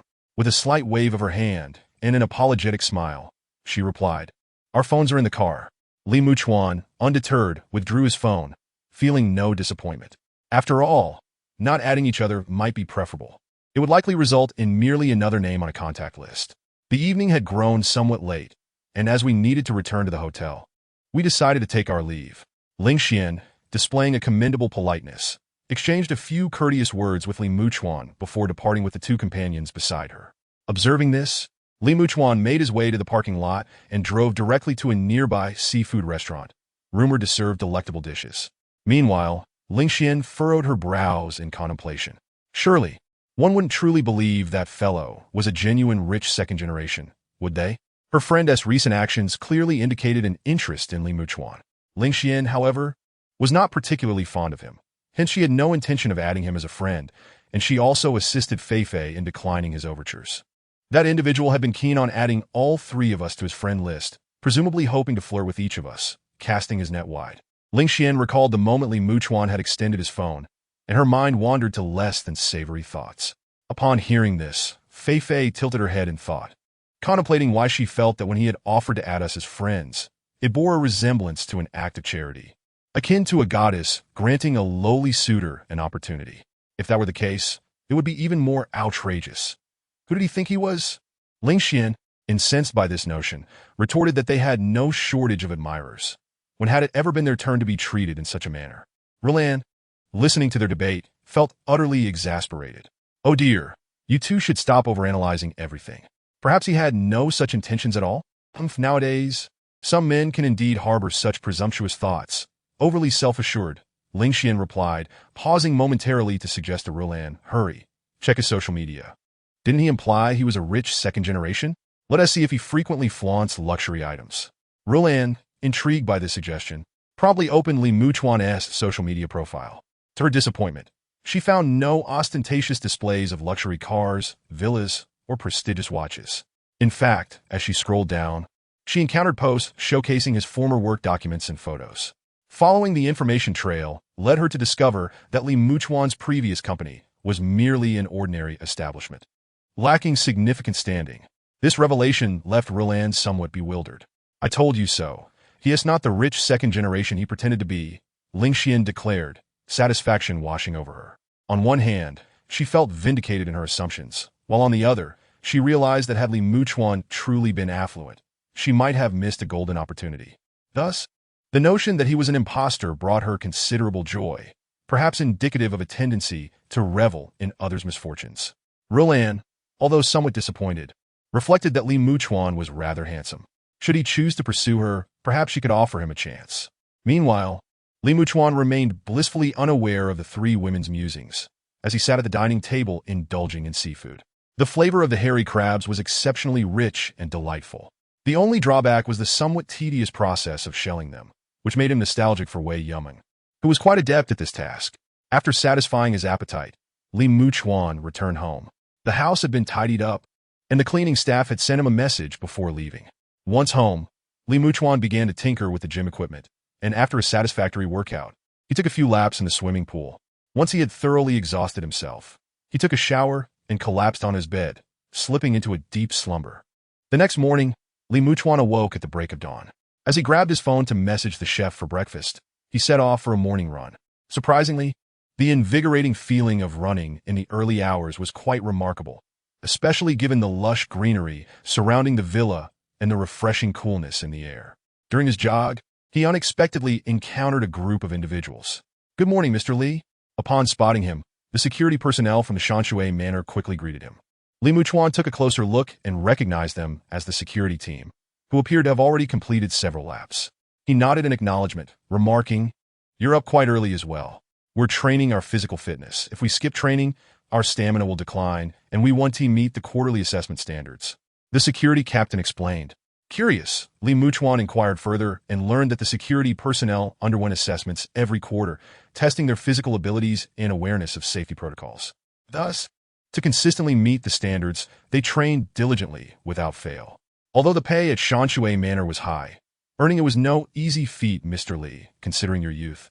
"I'm surprised you maintain such a rigorous training routine," one of the guards commented. At night, they patrolled the area, and as they passed by Li Muchuan's villa, they could clearly see him training through the floor-to-ceiling windows. Witnessing his early morning commitment to fitness led them to admire his determination. Even if he lacked immense wealth, his perseverance suggested he would fare well in any endeavor. Li Muchuan chuckled at this, and after running 3 laps alongside them, slowly made his way back to the villa. The chef had prepared breakfast, waiting for his return. A few security personnel accompanied the chef, tasked with monitoring the situation. Each time Li Muchuan required services at home, several guards were assigned to ensure the safety and privacy of the owner. "Mr. Li, breakfast is ready. How does it suit your taste? Is there anything you would like adjusted?" The chef inquired, promptly taking out a notebook containing details about each owner's preferences. After every meal, a dining survey was conducted to better serve the owners. One must admit, their service attitude was exemplary. Li Muchuan took a bite of the scallion oil noodles prepared by the chef. It was fragrant and could use a touch more spice, as he preferred a higher level of heat. Indeed, the chef noted, jotting it down, "The breakfast is quite delightful, and you may take your leave now." Satisfied with the meal, Li Muchuan gestured for the staff to depart after they tidied up. Once they left, he approached an offline computer and began adding some information to the G625 world. After completing his task, he shut down the computer. Presently, if he wished to acquire interference points, the G625 world was undoubtedly the most promising avenue. From a safety perspective, it was unparalleled, and the methods to obtain interference points were straightforward and effective, far simpler than struggling in a post-apocalyptic world. Glancing at the time, he noted that in just 4 days, he would commence his journey through time. Li Muchuan pondered for a moment and decided to take advantage of the opportunity to practice his shooting skills at a shooting range, ensuring he would be more adept with firearms upon his arrival in the new world. Although the fees at the shooting range were somewhat steep, Li Muchuan deemed it worthwhile to invest in enhancing his shooting accuracy. Days passed swiftly, with Li Muchuan oscillating between the gym and the shooting range. This routine left Rulan increasingly frustrated. She had clung to her phone for days, eagerly awaiting Li Muchuan to initiate a conversation. However, after adding him as a friend, he seemed to lie dormant in her friend list, appearing utterly disinterested in her. As the time for his journey approached, Li Muchuan took a deep breath, observing the countdown gradually approaching 0. His supplies were prepared, and at that moment, he donned traditional attire, a cross-collared robe, epitomizing ancient fashion. He placed a wig in a small compartment. Apart from that, he had also worn a stab-proof vest beneath the robe. He brought 3 gold bricks, with the remainder being provisions. After calculating carefully, he concluded that if he rationed the food, it would last him approximately 10 days. The only concern was that he had a limited supply of water, as it occupied considerable space. With all windows and doors of the villa securely sealed, Li Muchuan inhaled deeply, watching as the countdown reached its conclusion before his form transformed into starlight and dispersed. In an instant, amidst a thicket of grass, a figure materialized. Upon his arrival, Li Muchuan began to survey his surroundings, and upon confirming the area was devoid of people, he promptly donned the wig. Should he ascertain that he was indeed in modern society, removing the wig would be convenient. However, even if he chose not to, it would not pose a significant issue, as wearing such attire in contemporary society would not attract undue attention. In contrast, donning peculiar clothing in ancient times would undoubtedly lead to complications. What sort of place is this? Li Muchuan wondered, cautiously advancing along the unpaved path ahead. The absence of concrete suggested that this locale was far from modern. Contemplating this, he furrowed his brow, now proceeding with heightened caution, as ancient customs demanded a more careful approach. After Li Muchuan had walked for approximately an hour, he suddenly heard a cacophony of noise ahead. However, upon listening for a moment, his brow furrowed and a hint of menace crossed his face. For within the sounds, he discerned the voices of the Fusang people. As he drew closer, his expression darkened with fury. Before him lay a village where armored samurai, clad in wooden clogs, were wielding their swords to massacre the inhabitants. Villagers attempting to flee were ruthlessly cut down, while others were laughing as they seized women clad in hemp garments, tearing at their clothing. A closer inspection revealed that some of the assailants were not even wearing armor, their hair styled in the distinctive braided fashion of the era. The chaotic cries of "Heya Gu, Ayahu," echoed from afar, mingled with anguished screams and weeping. Li Muchuan focused intently. He noticed diminutive samurai emerging from the houses, burdened with plunder, their faces alight with glee. Incensed by the sight, he hastened toward the village. Enemies are near. As Li Muchuan approached, the samurai swiftly detected his presence. One of them dropped the stolen goods and brandished a sword, shouting at him. Li Muchuan, unable to comprehend their words, raised his arm clad in wide sleeves and fired 3 shots at the advancing samurai. The training he had undergone during this time bore fruit, as each shot found its mark. The bullets struck home, and the 3 assailants fell to the ground with muffled groans of pain. Without casting a glance at the fallen, Li Muchuan maintained an astonishing steadiness with his firearm. Spotting another samurai who had seized a woman, he dispatched him with a single bullet. The warriors reacted swiftly, charging at Li Muchuan with cries of "Yua Yua." Another archer prepared to shoot, prompting Li Muchuan to promptly eliminate the threat. In a matter of moments, he had expended all but a few bullets from his firearm, having felled 8 enemies. With 5 shots fired, he had struck the same target multiple times. Hearing the click of an empty chamber, Li Muchuan swiftly sought refuge behind a nearby tree, reloading his weapon with practiced speed while mentally urging himself to remain calm. He had just emptied 5 shots, and with limited ammunition, he needed to conserve his firepower. Drawing a deep breath to steady his racing heart, he suddenly dashed forth. As he charged, a samurai had already crept close. Spotting Li Muchuan, the warrior swung his sword down upon him. Li Muchuan dodged but was still grazed on the shoulder. Though his stab-resistant garment absorbed most of the impact, the force left a lingering ache. Li Muchuan retaliated with a shot, swiftly seizing the assailant's sword, intent on conserving ammunition by dispatching those nearby. Just as he grasped the samurai's blade, two more adversaries closed in. Li Muchuan's expression hardened as he swung the sword at the nearest foe. The blade sliced through the air with a whoosh, and the smaller warrior, overwhelmed by the oppressive force, nearly dropped his weapon in fear, instinctively raising his sword to block. The next moment he was struck with such might that it sent his weapon flying from his grasp. Dressed in armor, Li Muchuan swiftly cut the throat of the warrior before him, simultaneously firing two shots at the attackers behind him, who fell to the ground in confusion.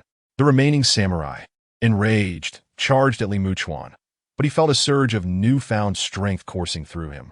With each swing of his sword, the opposing warriors felt like mere children in comparison. Li Muchuan pressed forward fearlessly, dispatching foes with ease.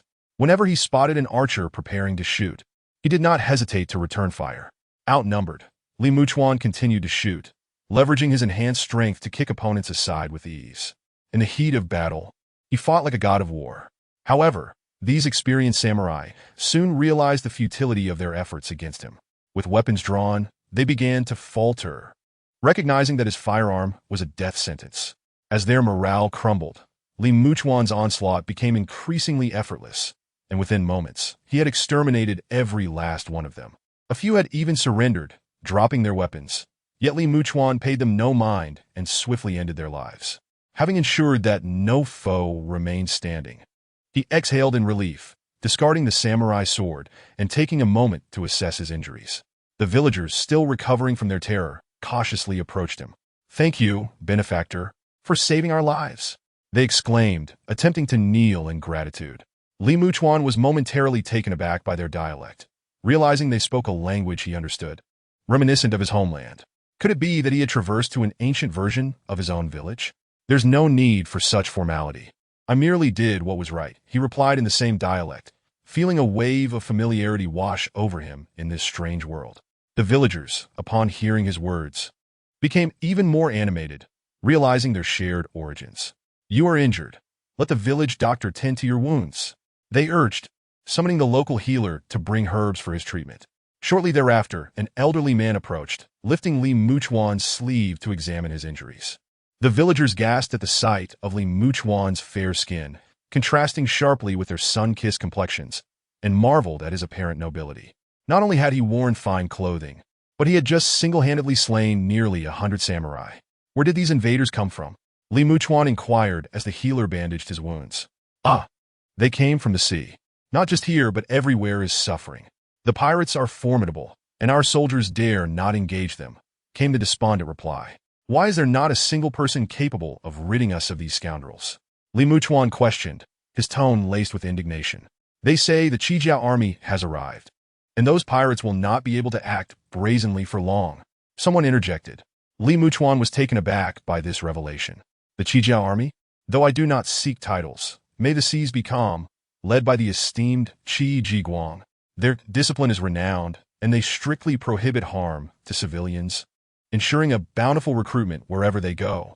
Most importantly, he thought, was the Chijiao sword technique and the Botsi boxing. The Chijiao sword technique had appeared in films, referred to as Woku swordsmanship, while Botsi boxing was also known as 8 extremes boxing. Civilization is secured by Taiji, while martial prowess is upheld by Baji, he mused. Ultimately, both forms of combat were extraordinary. Although Li Muchuan wielded firearms, possessing such martial arts would offer additional safety in a world akin to a zombie apocalypse. Moreover, he admired the Chijiao sword technique immensely. Contemplating how he might locate the Chijiao army and perhaps meet this historical figure, he addressed the villagers. "These bodies need to be buried. Gather their valuables and prepare a grave." With his wounds dressed, Li Muchuan stood and spoke to the villagers. Upon hearing his command, they sprang into action. As they dug a large pit to dispose of the corpses, a sudden sound of hoofbeats echoed from afar. Startled, the villagers exchanged anxious glances. fear gripping their hearts. Could it be the pirates returning? They wondered, still reeling from their recent losses. Quickly, find a place to hide, Li Muchuan urged, anxiety creeping into his own voice, as he was now down to only 8 bullets. Should he encounter a large force, he feared he would be unable to hold his ground, especially considering the pirates wielded heavy bows and arrows. As the villagers hastily sought cover, they were met with the sight of several horses approaching. The armored figures approaching were unmistakably clad in the style of the Ming army, a detail that Li Muchuan recognized at a glance.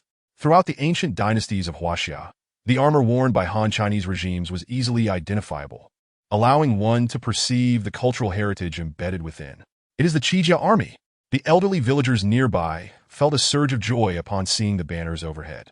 A few among the villagers were literate, often composing prayers during ancestral rituals, and they wrote with remarkable skill. At that moment, Li Muchuan also noticed the flag carried by the approaching forces, and his heart lightened. The Ming army, then there was nothing to worry about. However, the next moment, Li Muchuan hurried to find the village head. If they inquired how I vanquished the enemies, just say I did so with a blade. Do not mention the use of firearms. Li Muchuan referred to his pistol as a firearm, aware that the villagers likely lacked understanding of such matters. The village head assumed Li Muchuan was concerned about the legal ramifications of possessing a firearm and nodded in agreement, then turned to caution the other villagers against speaking carelessly. After all, Li Muchuan was their savior, and they must not jeopardize their benefactor. Moreover, Li Muchuan's attire indicated he hailed from a distinguished lineage. Offending him could spell disaster for the entire village. The Qijia army's chief banner-bearer scanned the village's surroundings, his eyes narrowing slightly. It seemed the invaders had been completely eradicated. Fellow villagers, do not panic. We are the Qijia army, having received word of the pirates' incursion and coming to eliminate the foes. Are these the enemies you have vanquished? The chief banner-bearer had dismounted, his demeanor considerably relaxed, appearing quite approachable. No, it was this young hero who dispatched the enemies. We are merely those he saved. The villagers spoke in unison.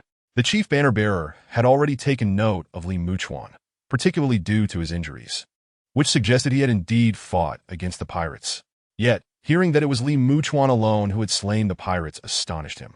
Li Muchuan did not seem like a seasoned martial artist. How could he possess such prowess? Were it not for military protocol, he would have been tempted to test whether Li Muchuan truly possessed such remarkable abilities. May I inquire your name, young brother? I must report back to my superior. Upon hearing this, Li Muchuan quickly replied, I must return with you. I have pressing matters to discuss with General Qi. The chief banner-bearer hesitated at first, instinctively wishing to refuse, but recalling how many enemies Li Muchuan had just slain, he pondered for a moment before nodding in agreement. General Qi is known for his amiable disposition. Surely he would not penalize you for this. Li Muchuan felt a surge of joy and approached the village head to retrieve a bundle, which contained nothing of significant value. The chief banner-bearer gave it little thought and hastily departed. Recently, there had been urgent reports of pirate incursions nearby. He needed to return swiftly. Initially considering offering Li Muchuan a horse, given his seemingly frail appearance, he soon realized that Li Muchuan kept pace effortlessly with the army, moving with surprising agility, far from the demeanor of a pampered scion. Meanwhile, Li Muchuan observed the Qijia soldiers beside him. Their Ming army attire was undeniably pleasing to the eye. Furthermore, as the troops ran, they did so with an air of discipline, each soldier silent, imbued with a palpable sense of determination. Truly, the legendary Qijia army lived up to its reputation. Chapter 54. 3 golden ingots. The chief banner-bearer rode swiftly, initially believing Li Muchuan would struggle to keep up, so he slowed slightly. However, upon witnessing Li Muchuan effortlessly keeping pace with the troops, he recalled the recent events. A single individual had vanquished so many pirates. Indeed, he must possess considerable skill, otherwise the previous encounter would seem fabricated. With that thought, he relaxed his grip and increased his speed. The armored soldiers beside him ran with remarkable swiftness, suggesting they had not neglected their training. Their armor appeared to weigh little. Yet Li Muchuan, with keen perception, understood that their armor was likely quite burdensome. Seizing the opportunity, he scrutinized the points he had recently accrued, having hastily added 302 points. Upon careful reflection, he felt notably lighter, as if he had run for a long duration. Yet he believed that if burdened further, it would not significantly impede him. However, concerning strength, It seemed as though the increase of over 300 points was somewhat mismatched in terms of power. Previously, a mere 30 points had yielded a tangible sense of enhancement, yet this time it felt different. Especially during the battle against the pirates, while some strength had been added, the effect was not particularly pronounced. Based on prior ratios, Li Muchuan felt that a kick from him should have been sufficient to make an opponent cough up blood. Lost in contemplation, he was suddenly jolted by a cacophony ahead, revealing a magnificent ancient city looming before him. The broad moat outside the city walls shimmered under the sunlight, while the bridge bustled with merchants and travelers, most garbed in coarse linen, with occasional sedan chairs being carried into the city. As Li Muchuan drew nearer, the clamor intensified, and he could discern the sounds of vendors hawking their wares. This was a vivid depiction of ancient society, and Li Muchuan found himself momentarily captivated by the scene. The chief banner-bearer did not lead Li Muchuan into the city. Instead, the Qijiao army was stationed outside, while General Qi remained within the military encampment. After guiding Li Muchuan away from the city gate, they soon arrived at a military camp. The camp was adorned with fluttering banners, the sounds of drills resonating from within. "Open the gates!" The chief banner-bearer approached the camp, presenting a small token to gain entry. Li Muchuan followed closely, careful not to glance around lest he be mistaken for a spy. The chief banner-bearer led Li Muchuan to a specific area within the camp, instructing him to wait briefly before returning. "The general has agreed to meet with you. You may enter now." Upon hearing this, Li Muchuan's spirits lifted, and he stepped into the main tent. The interior was quite simply arranged, featuring several tables and a map, alongside an array of weaponry. At the far end stood a robust, middle-aged man clad in armor. Upon noticing Li Muchuan's entrance, the man raised his gaze. "You are the one who has slain nearly 100 pirates?" Qi Jiguang regarded Li Muchuan with a hint of skepticism, though he concealed it well. His elite soldiers could barely contend with a few pirates. The notion that a single individual could vanquish so many was indeed perplexing. "Just luck," Li Muchuan humbly replied, acknowledging that his prowess was largely due to the firearms advantages, quick and precise in close combat. The pirates had been so intimidated by his gun that their retreat made them even easier to dispatch. Qi Jiguang narrowed his eyes slightly, maintaining his composure. "I hear you wish to speak with me. What is it regarding?" "I wish to learn the Qijia saber techniques and Batsi boxing," Li Muchuan replied eagerly, having long coveted the skills of the Qijiao army. However, Qi Jiguang shook his head, stating that the army was currently engaged in warfare and had no time to train outsiders. Li Muchuan remained silent, instead retrieving his bundle and unveiling 3 gleaming gold ingots, each weighing 25 kilograms, their brilliance almost blinding in such an era. Qi Jiguang's eyes narrowed at the sight. "I possess some family wealth, but as an only son, my parents have dissuaded me from military service. Nevertheless, I have long admired the Qijiao army. Though I cannot enlist, I wish to contribute to the Ming dynasty. Thus, I offer this as military funds for the Qijiao army. I hope General Qi will permit me to practice martial arts within the army for a time." Li Muchuan spoke sincerely, anticipating that Qi Jiguang would refuse, given his reputation for strict military discipline. An idle individual expressing a desire to train within the camp was an unlikely scenario.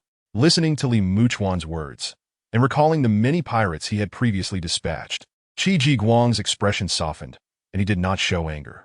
The funds were intended for the army, not for him personally, which brought him some comfort. This young man before him exhibited a commendable sense of patriotism, which significantly enhanced Qi Jiguang's regard for him. Noticing Qi Jiguang's silence, Li Muchuan seized the moment to press on. "General, in this era, the annual military salary for recruits is merely 10 taels of silver, barely enough to purchase 2 stones of ordinary rice, equating to about 377 jin. Calculating further, the annual salary amounts to less than 7,000 taels. Hearing this, Qi Jiguang felt a deep sense of shame. The government's military funding was already meager, and when combined with the costs of weaponry and daily sustenance for the soldiers, it constituted a substantial burden. The soldiers' insufficient pay was indeed a regrettable reality. If only other wealthy youths shared your sense of duty to the nation, how could the pirates continue to thrive, and how would the Tatars dare to invade our borders? Qi Jiguang sighed deeply, moved by Li Muchuan's actions. The young man, unable to enlist, merely sought to experience military life and hone his skills. This was hardly a difficult request. Granting him permission would not be a burden. Regrettably, this amount of gold is not worth much. Li Muchuan sighed as he spoke, reflecting that the 3 ingots combined weighed 75 kilograms, equivalent to 1,500 taels of silver, totaling over 15,000 taels. The gold has been brought here and has, in an intangible manner, depreciated several times over. It is worth noting that this 75 kilograms of gold cost Li Muchuan over 20 million in the main world upon arriving in this realm. 1 tael of silver is approximately 660. That equates to 9 million. A careful calculation reveals an evaporation of over 10 million. However, Li Muchuan is unfazed, as he still possesses over 600 million, a sum he finds difficult to spend. Had he known he would arrive in such a world, he likely would have brought more gold. A slight financial loss is inconsequential, as he could always venture to the G625 world in the future to retrieve some gold. With a larger space, earning money should become increasingly effortless. Chapter 55. The 4 initial moves. Li Muchuan believes that this amount of gold is not worth much. Yet, in the eyes of Qi Jiguang, it is indeed substantial. He recalls his previous struggles when recruiting soldiers, where the issue of equipping them and providing their wages caused him great distress. Over 10,000 taels of silver could accomplish a great many things, and this would merely suffice to teach Li Muchuan some martial skills. Soon, Qi Jiguang summoned a trusted soldier to escort Li Muchuan, arranging a separate tent for him and instructing this soldier to impart martial arts to Li Muchuan. The Qi family's knife techniques and Batsi boxing, all would be taught to him without exception. Li Muchuan successfully settled into the camp. As night fell, the camp began to light fires for cooking. The returning soldiers caught the scent of meat, and their mouths watered in anticipation. This was, in fact, Qi Jiguang's consideration for Li Muchuan, clearly a child of privilege, who would surely find camp food unaccustomed. Thus, the cook was instructed to prepare some meat. The soldiers in the camp enjoyed a bit of this fortune as well. Li Muchuan's over 10,000 taels of silver were more than sufficient to purchase a considerable amount of meat, costing hardly anything at all. Why is there meat to eat today? The soldiers were puzzled, as such treatment was uncommon. They heard that a wealthy disciple had arrived in the camp, having donated over 1,000 taels of gold, wishing to train with the Qi army, and the general had agreed. They speculated that the food provisions were likely adjusted to accommodate this wealthy disciple. Such extravagant generosity, merely to endure hardship in the military? The soldiers nearby were baffled, thinking that this rich disciple must be out of his mind. After all, over 1,000 taels of gold could afford a servant girl for approximately 0.3 taels of silver, and a fat chicken cost merely 4 cents of silver. How splendid could life be? Yet, that sentiment was somewhat misguided. They had heard that when the flag officer brought this individual back, he had slain nearly 100 pirates, and the donation of silver was in response to their meager annual military pay of merely 10 taels. Once the words were spoken, the other soldiers' expressions changed. Most of them joined the military merely to secure a meal, and an annual wage of 10 taels was already considerable. Yet now, someone deemed it insufficient and personally brought money for them. Their hearts were stirred. Even if each soldier received just 1 tael of silver, that would purchase 2 shur of grain. With over 6,000 soldiers in the camp, the thought sent waves of emotion through them.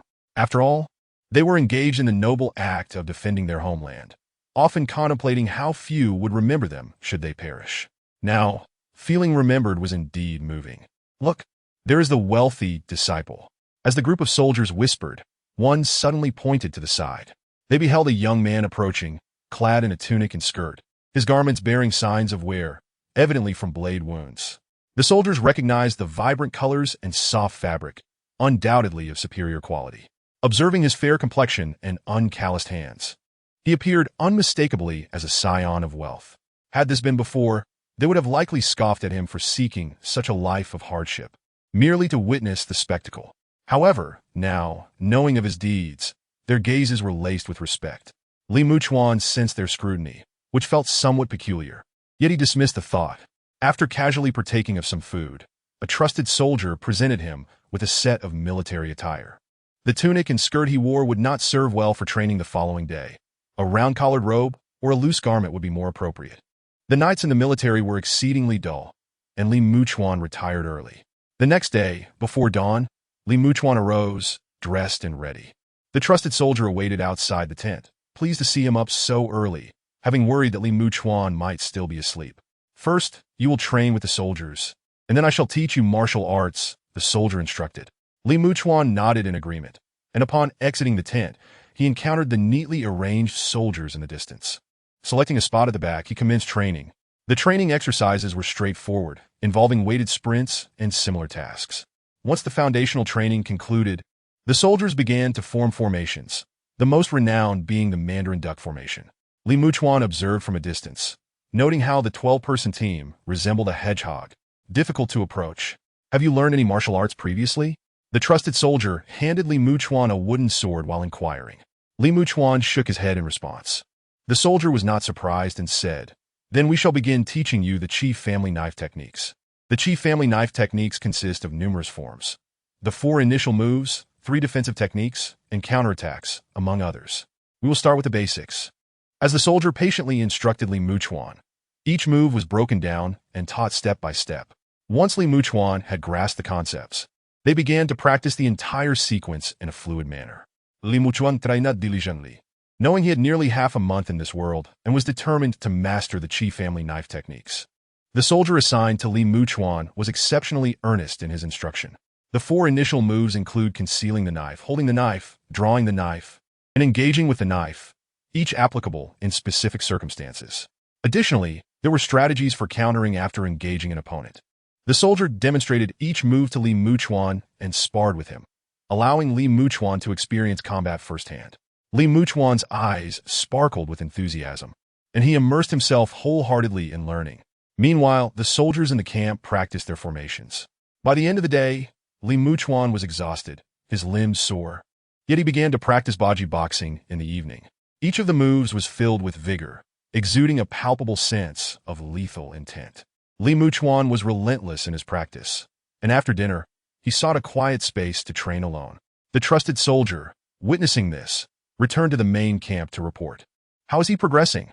Qi Jiguang inquired, his attention still on the military texts before him. "He is exceptionally diligent. It seems he truly desires to master the Qi family knife techniques," the soldier replied. "In that case, ensure you teach him earnestly. Do not withhold any knowledge, understood?" Qi Jiguang responded, slightly surprised at the earnestness of this young man's intentions. The soldier promptly acknowledged, "Understood, sir." Chapter 56. Rapid progress the following day. Li Muchuan rose early. Outside, some soldiers had already begun training with firearms. The resounding blasts echoed through the air. Li Muchuan joined the main troop in their exercises. After foundational practice, he continued to hone his skills in the Qi family knife techniques. While practicing, he observed the Qi Army's small unit drills. The shouts and fierce knife techniques were palpable, and Li Muchuan positioned himself across from the unit, feeling a wave of murderous intent akin to surging tides. The seasoned elite, having faced enemies in battle, were indeed a sight to behold. As Li Muchuan trained alongside the trusted soldier, he inquired about various matters. The soldier before him was named Wang Rulong, a man of imposing stature. It was now the 6th day of the 9th month. By this calculation, the Qi army had engaged in several battles recently. Li Muchuan recalled the 8th day of the 8th month, when they captured Hengyu Island, subsequently defeating enemies in Qidian and Niutian. In a few days, the Qi army would march toward Xinghua, likely engaging the pirates there between the 12th and 20th. With ample time to practice the Qi family knife techniques looming ahead, Wang Rulong struck his shield with his sword. "What are you daydreaming about? Focus on your training." Hearing this, Li Muchuan responded with a fierce shout and charged forward with his sword. Bang! A loud thud resonated as both Li Muchuan and Wang Rulong staggered back 3 steps. The other Qi soldiers turned to witness the commotion, regarding Li Muchuan with astonished expressions. "This fellow is truly remarkable. Despite his delicate appearance, he can match Wang Rulong's strength. No wonder he managed to slay nearly 100 pirates. With such power, it is not impossible." The surrounding soldiers stared in disbelief. They were well aware of Wang Rulong's ferocity. During the battle at Qidian, he had effortlessly tossed Jin Ku and Zhu Ju into the enemy camp using his shoulder.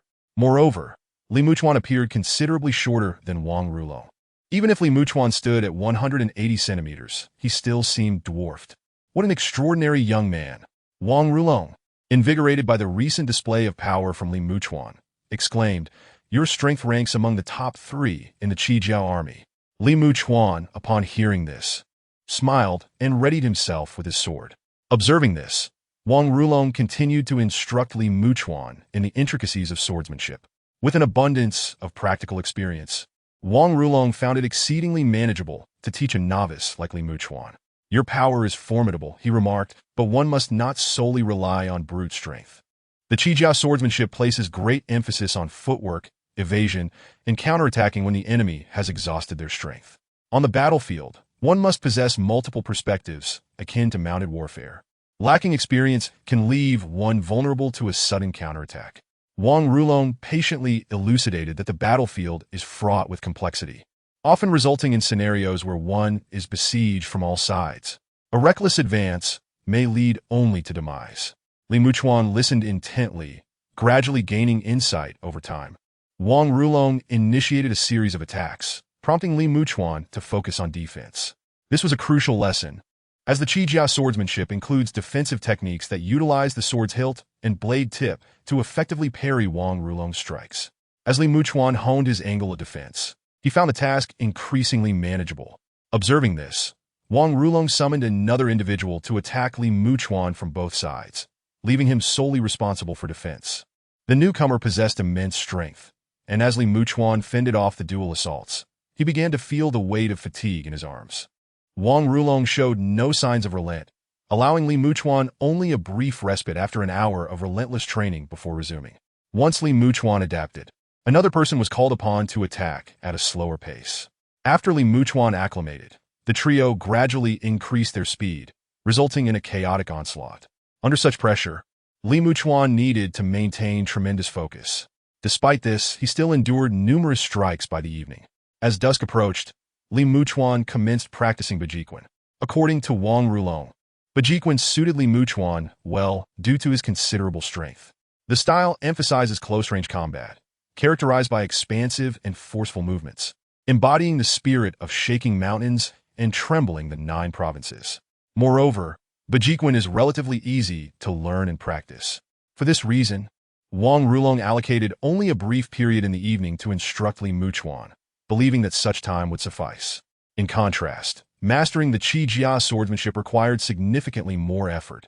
When a group gathered for dinner, Li Muchuan was famished, feeling as though his stomach were touching his back. After a long day of strenuous training, he was utterly exhausted.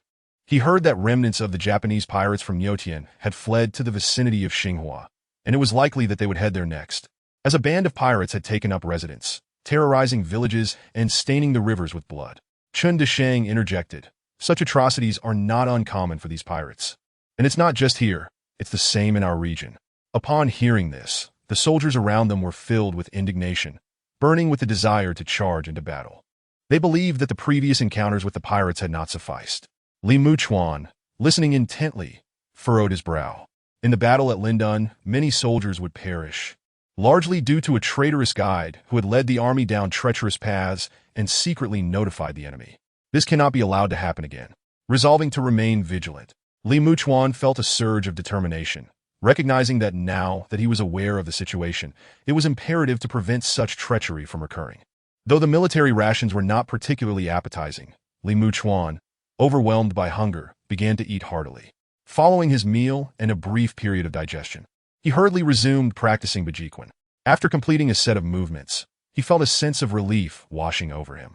Wang Rulong observed from the side, nodding approvingly at Li Muchuan's technique, noting the strength with which he executed the punches, which indeed suited him well.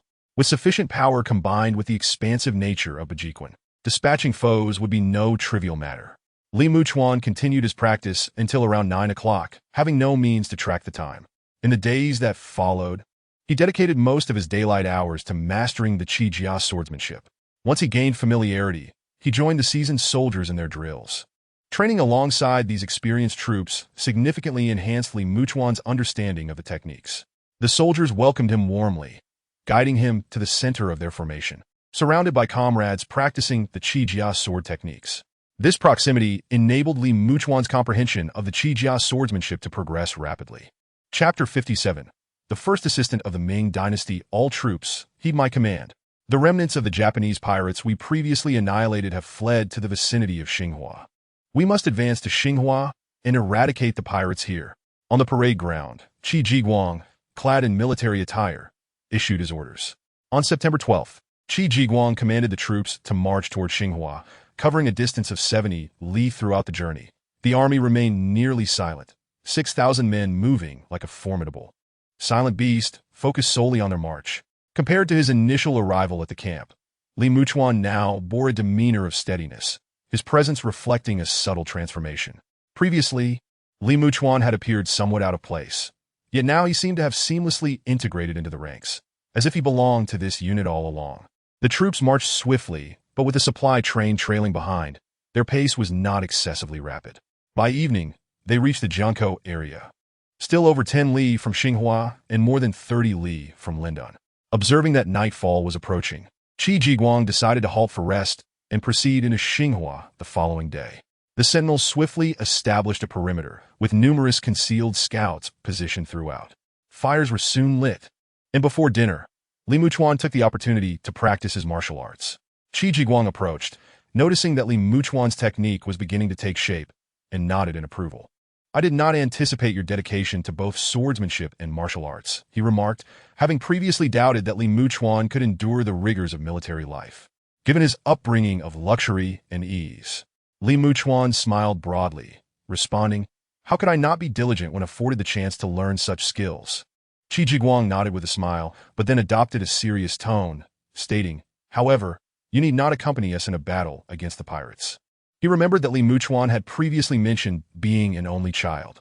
Upon hearing this, Li Muchuan scratched his head and replied, "General, I have already spent nearly 10 days in the army. Please allow me to participate in this battle.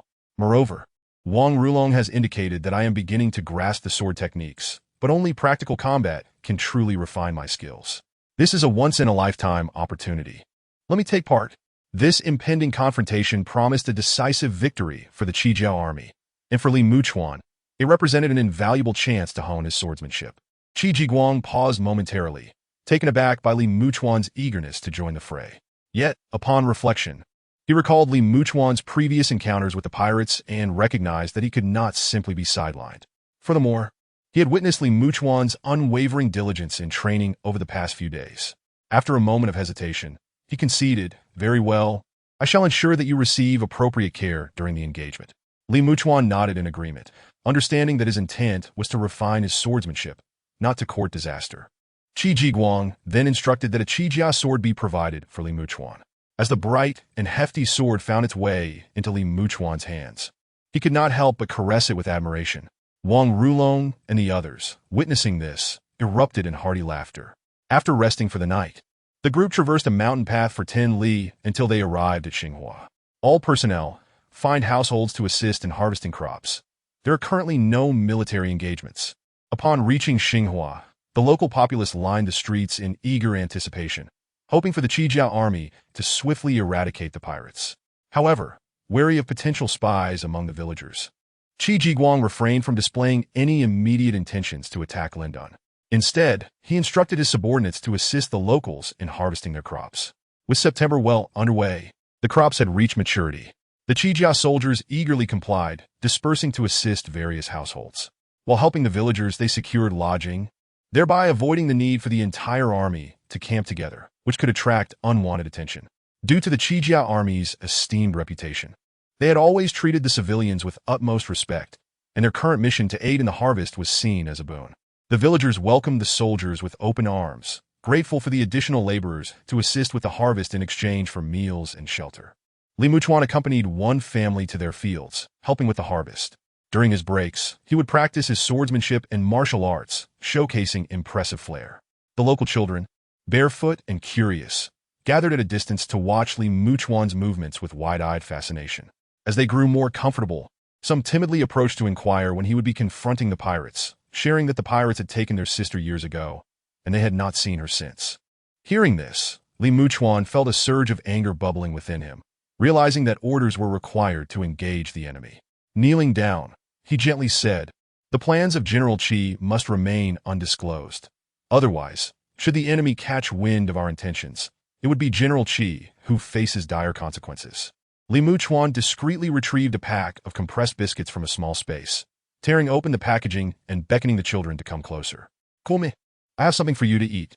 The barefoot children, upon seeing the food, widened their eyes, their dark irises brimming with longing.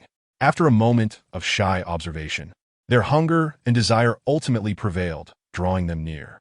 Li Muchuan distributed the biscuits to each child, and as he watched them devour the treats voraciously, a pang of sorrow tugged at his heart. If only he had brought more gold bricks with him. He sighed, lamenting that every time he traversed worlds, he never knew which one he would land in. That alone was a significant drawback.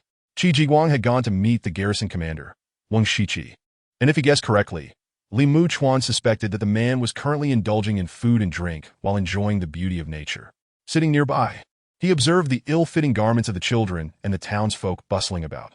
Life could hardly be deemed arduous. In a few years, Zhang Jujing would likely reach the pinnacle of power, and with his capabilities, he would extend a new lease of life to the Ming dynasty, a prime minister of unparalleled talent. Qi Jiguang had also been promoted by Zhang Jujing. Thus, their bond was not trivial. As he prepared to depart in a few days, he contemplated leaving something behind for Qi Jiguang to deliver to Zhang Jujing. Li Muchuan recalled that during Zhang Jujing's tenure, reforms faced little resistance. If he left a token for the man, with his abilities and the nationwide implementation, perhaps the lifeblood of the dynasty could be prolonged, and he could seize this opportunity to alter the fate of this temporal Ming dynasty. With that thought, Li Muchuan felt invigorated and immediately began to ponder what he might leave behind. Chapter 58. Night assault for several consecutive days. Li Muchuan assisted in harvesting grain, seizing moments of leisure to practice his skills. The children around him had become quite familiar with him, and during his spare time, he would teach them games he had enjoyed in his youth, such as hopscotch. On the 19th day, however, Wang Rulong discreetly approached Li Muchuan, informing him of a midnight assembly. Upon hearing this, Li Muchuan's heart leapt.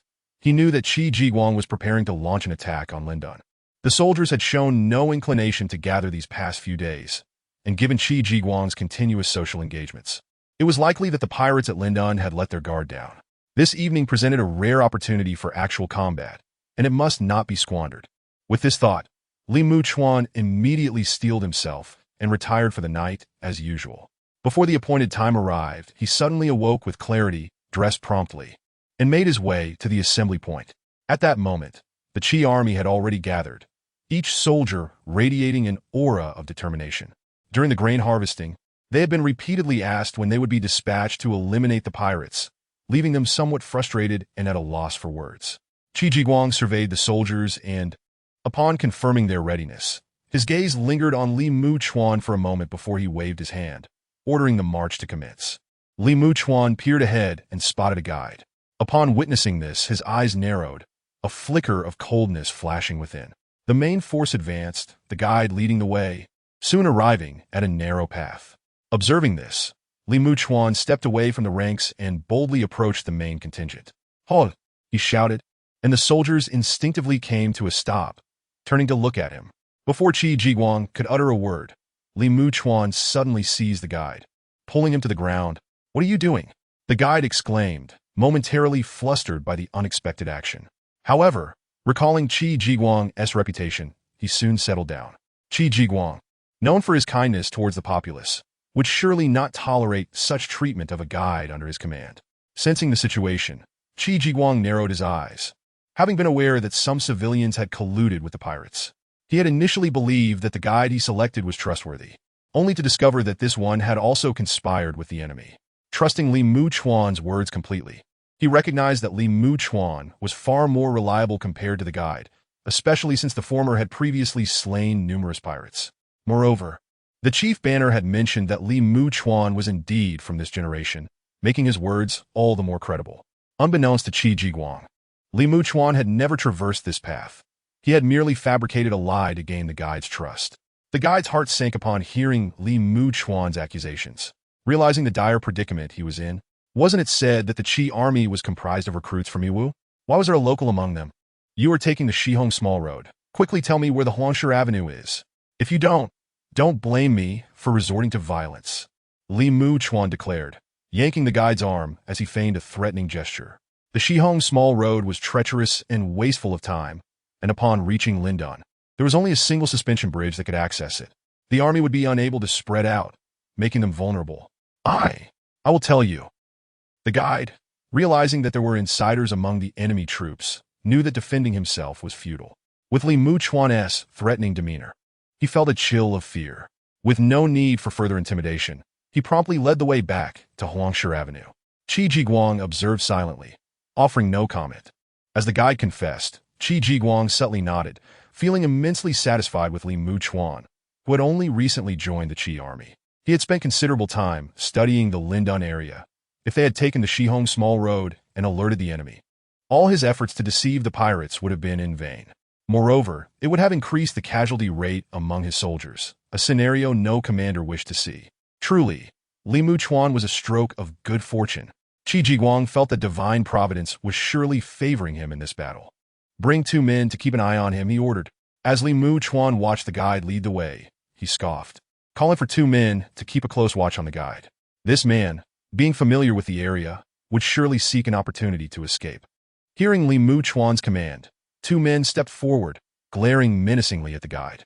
After retracing their steps for a while, they soon arrived at a wide road, which made progress considerably easier.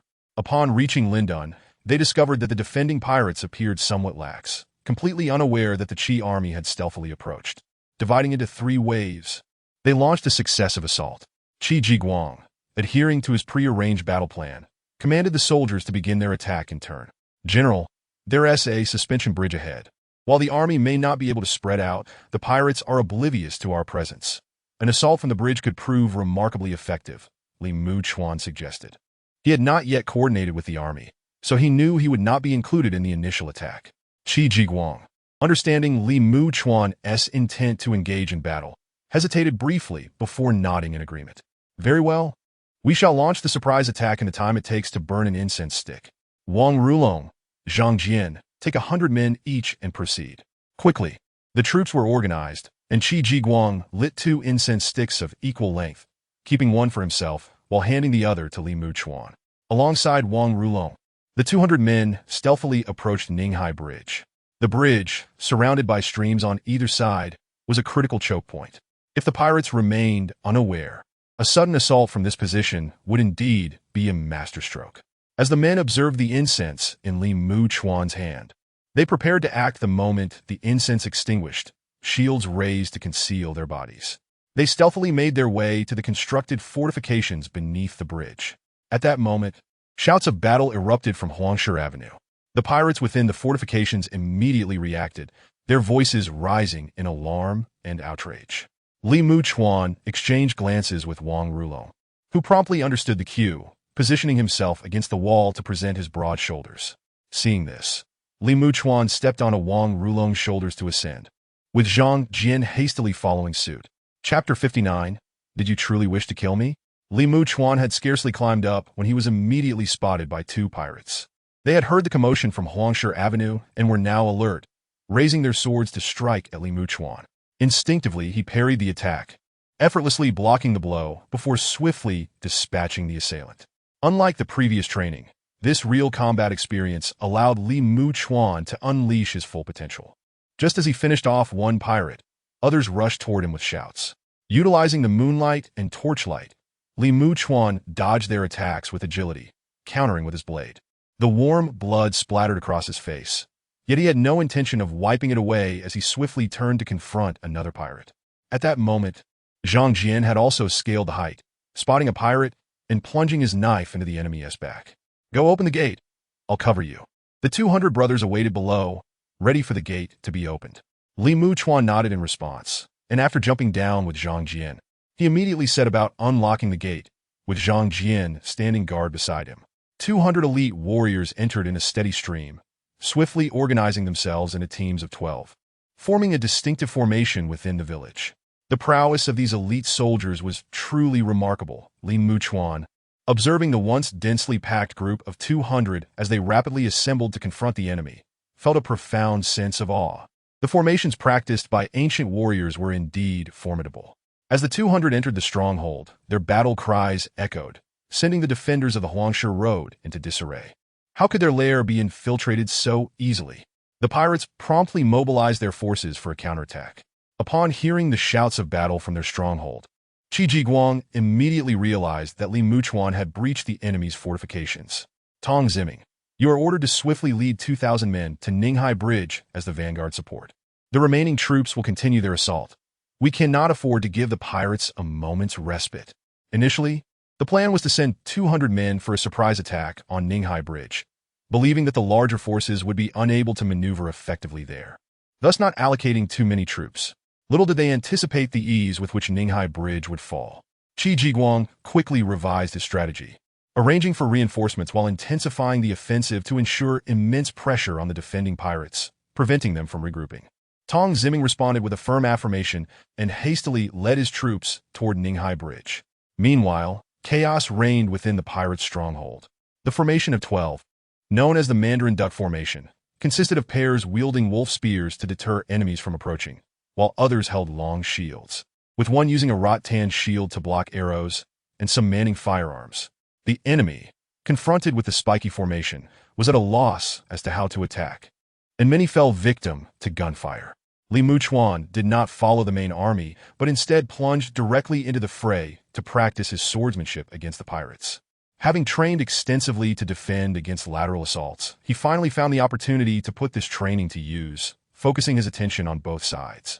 The Qi family sword technique unleashed its ferocity, the clashing of weapons resonating with a resounding clang. As Muchuan swung his great sword, honing his skills against the pirates, he soon heard the resounding battle cries of Tong Ziming and his reinforcements arriving. Observing that the battlefield had been firmly secured, Tong Ziming, even as the gunners began firing from the rear, targeted the archers. The sudden appearance of 2,000 troops sent the already flustered pirates in a further disarray, revealing the impending defeat. Some began to retreat while those defending the Huangshe Road were thrown into a panic, realizing their rear was ablaze. Was it possible that the Qi army would suddenly launch a surprise attack from behind? With such thoughts clouding their minds, their focus on defense waned. Meanwhile, the Qi army intensified their assault, becoming increasingly fierce. With the pressure from the firearms alleviating his burden, Muchuan felt a significant reduction in stress. Recognizing some inadequacies in his swordplay during the heat of battle, targeting a group of pirates, he pressed on. Before long, the Huangshe Road had also fallen, as the Qi army surged in like a tidal wave. Seeing this, Muchuan hastily charged forward. Inside some houses, he spotted pirates hiding and numerous civilians who had been captured. The sight ignited a fierce anger within him, and he wielded his Qi family sword with even greater ferocity. Navigating through the village's buildings, he cut a swath through the enemy ranks. Soon, several pirates took notice of Muchuan, and a torrent of curses erupted. This Qi Jabin had the audacity to charge in alone, disregarding the main force, as if he were merely slaughtering chickens and ducks. Immediately, a leading pirate, incensed, shouted a few curses and led a group of over 10 pirates to surround Muchuan. As he continued to fight vigorously, he suddenly felt the absence of enemies around him. Looking up, he found himself ensnared in a tight circle of foes, their faces twisted with malice, fixated on him. Muchuan scoffed, thinking to himself that he would merely use them to practice his swordplay, yet they were truly intent on taking his life.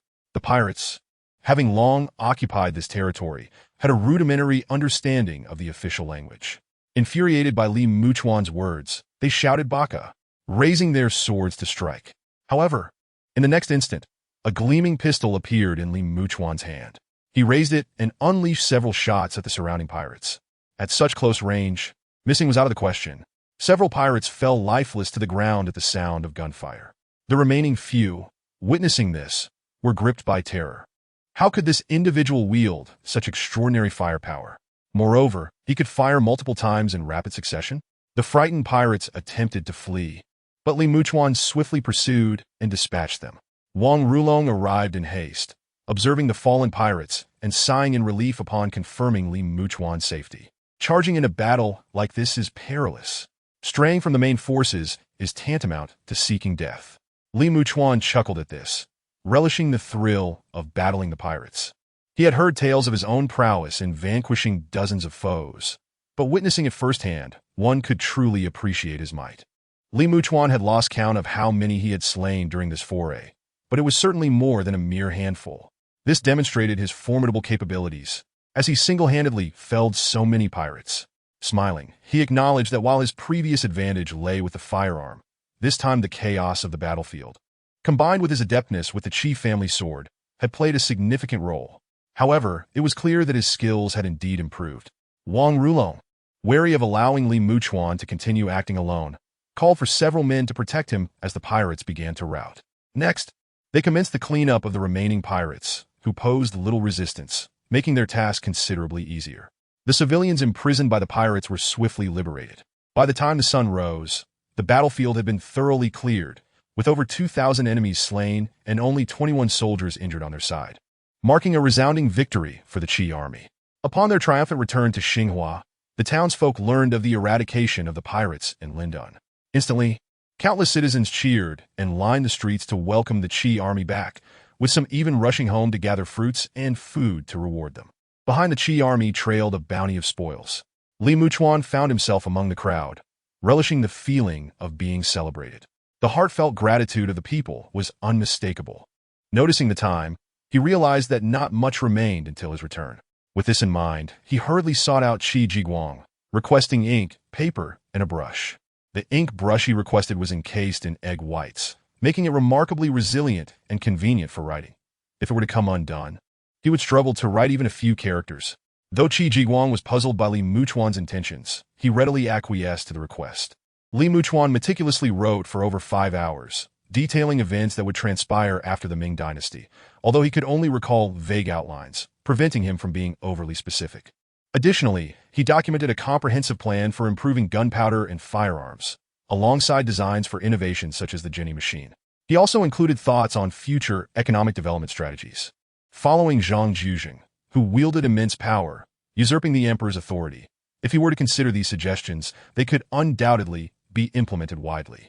Once finished, Li Muchuan rushed to Qi Jiguang, handing him the thick letter. This correspondence was crucial and must be delivered to Lord Zhang Jujing without fail. Qi Jiguang regarded the letter with a hint of confusion. However, upon seeing the sincerity in Li Muchuan's expression, coupled with his recent favorable impressions of him, he nodded in agreement. Seeing this, Li Muchuan retrieved his discarded stab-resistant clothing and presented it to Qi Jiguang, noting its utility in deflecting blades, making it quite advantageous for a general to wear. After speaking, Li Muchuan took his leave in haste. He refrained from revealing his ability to traverse dimensions to Qi Jiguang, primarily concerned about whether he might be perceived as a demon or some other malevolent entity. It was prudent to remain discreet in this regard. When Li Muchuan was finally able to see clearly once more, he found himself back in the primary world. He shed his battle attire, set his phone to charge, and then stepped into the bathroom for a soothing hot shower. Upon emerging, he discovered his phone had powered back on. August 30th? Li Muchuan noted the date, furrowing his brow slightly, realizing he had spent a considerable amount of time in that realm. Fortunately, the situation was not dire. Numerous notifications popped up on his phone, and he glanced at them to find a message from his sister. She would be arriving by train the next day at 11 o'clock and inquired if he was prepared to pick her up. After reading the message, Li Muchuan promptly replied that he was aware. No sooner had he sent his response than Li Lingqin quickly replied, "Brother, it's settled then. You'll pick me up tomorrow. Also, I have quite a bit of luggage." She had packed numerous bags, and it would be quite burdensome for her to manage alone without his assistance. Li Muchuan Siga, noting that the university had designated vehicles for welcoming new students, and seniors were typically on hand to assist them at the station. His sister was simply relying on him. She need not bring so much. They could always purchase new items later. He promptly replied that his car had limited space and, more importantly, he disliked carrying so much luggage. It would be easier to buy some new things and have them delivered later, even if it cost a bit. Li Lingqin, for her part, was obedient, agreeing to his suggestion. Li Muchuan then approached his computer, fired up the data recording system, and began organizing and numbering the information. In the 41st year of the Ming dynasty under the reign of Emperor Jiajing, G812 encountered the legendary General Qi Jiguang and participated in the Battle of Lindan, where he vanquished countless pirates. Upon completing the record, Li Muchuan glanced at the interference points, which had transformed into 8,700. If memory served him correctly, after enhancing his physical constitution, he had 698 points remaining. It appeared that this time he had accrued over 8,000 interference points, a most fortunate outcome. Observing these interference points, Li Muchuan felt a surge of joy. Evidently, some residual data had borne fruit, leading to such a windfall. Otherwise, it would not have resulted in such a significant influx of interference points. There was no need to rush into the matter of adding interference points, Li Muchuan contemplated, setting the issue aside for the moment. It was already quite late, and after a light meal, He sank into the embrace of his soft bed and fell into a deep slumber. Truth be told, after several days of sleeping on ancient beds, which had left him with aches, he found his own bed exceedingly comfortable. The following day, Li Muchuan was awakened by the incessant ringing of his phone. Upon answering, he noticed it was his sister calling, and a jolt of alarm coursed through him. It was nearly 11 o'clock. "Brother, have you arrived at the station? I've sent you so many messages and received no reply." Li Lingqin expressed her frustration, wondering if her brother would truly leave her waiting. "I'm almost there. Just wait a moment after you arrive," Li Muchuan replied hastily, quickly getting up to wash up. Upon hearing this, Li Lingqin immediately realized her brother had yet to leave. But before she could voice her irritation, Li Muchuan had already hung up. A short while later, having completed his morning routine, Li Muchuan swiftly drove to the station. When he found his sister, he noticed her looking around helplessly. Dressed in a short skirt paired with a white shirt, Li Lingqin exuded a youthful charm. "Brother, I've been waiting for you for half an hour." She pouted, glaring at him. "Aren't you worried I might get abducted?" "I was just a bit tired yesterday and overslept." Li Muchuan offered a casual excuse, feeling satisfied that she had brought only a small suitcase. He took her suitcase and headed towards the parking area. "Let me treat you to something delicious. You're just hungry yourself." Li Lingqin raturta, clearly annoyed that he had just woken up and was trying to treat her. Li Muchuan remained unfazed and led her to the parking lot. When Li Lingqin saw him open the door of the R8, she stood frozen in disbelief. "Brother, do you need to rent such a car to show off in front of your sister? Or are you planning to impress the new students at school?" "Nonsense. I bought this car long ago. What is there to show off?" Li Muchuan lightly tapped her head, exasperated by her youthful naivety. Chapter 61. The Rules. After being lightly chastised, Li Lingqin forgot her irritation as she circled the R8 in disbelief. "Is this really your car? When did you become so wealthy?" "It's from my previous earnings, so don't ask too many questions." "Get in the car," Li Muchuan urged, eager to satisfy his hunger. As she settled into the passenger seat, Li Lingqin scrutinized the interior. "Mom said you transferred 500,000 to the family. I thought that was nearly all your money. Now it seems you've earned even more than I imagined. So, brother, how much have you actually made? Tens of millions?" Li Muchuan ignored her questions, focusing on driving. Instead, he cautioned, "Just don't mention this to the family." "Why not?" she asked, puzzled. With an impassive expression, he replied, "Just do as I say. Otherwise, don't expect any living expenses." Li Lingqin's face lit up with delight. "Okay, brother, I'll listen to you. Since you bought a car, you must have purchased a house too, right? Otherwise, I could just stay with you. Living in the dorm with others is quite inconvenient." Given her brother's newfound wealth, she assumed he had indeed acquired a home. "You staying with me would be even more inconvenient," Li Muchuan scoffed, firmly refusing her request. He had no intention of sharing his villa with anyone. What if he suddenly returned one day? Even if he had a girlfriend in the future, she would have to stay elsewhere. Li Lingqin was at a loss for words. Her brother remained as aloof as ever, unlike other brothers who were doting towards their sisters. "If you find it inconvenient to stay at school, I can buy you an apartment outside." Li Muchuan, noticing her silence, felt a pang of compassion. He had heard that some female students were quite troublesome, with 8 groups in a single dormitory. If that were the case, it might be better for his sister to live outside. He could buy her an apartment, which was merely a matter of a few $100,000. Li Lingqin's expression twitched. Was this the world of the wealthy? Buying an apartment just because it was inconvenient? Before long, Li Muchuan parked in front of Yuan restaurant, a high-end establishment he had discovered previously, known for its excellent service and delectable dishes. After parking, he led Li Lingqin inside, where the staff greeted them warmly and offered warm water for hand washing. "If you want, later I can help you with your enrollment procedures and buy you an apartment," Li Muchuan inquired after washing his hands. "Or would you prefer to stay at school for a bit? If you find it uncomfortable, you can move out later." After contemplating, Li Lingqin decided to stay at school initially. She had no acquaintances in this city, and staying alone in a separate place would feel quite lonely. Being in the school environment felt slightly different. Li Muchuan, hearing her decision, nodded in agreement. "Brother, how much does a meal here cost?" As they spoke, the dishes Li Muchuan had ordered were served one by one.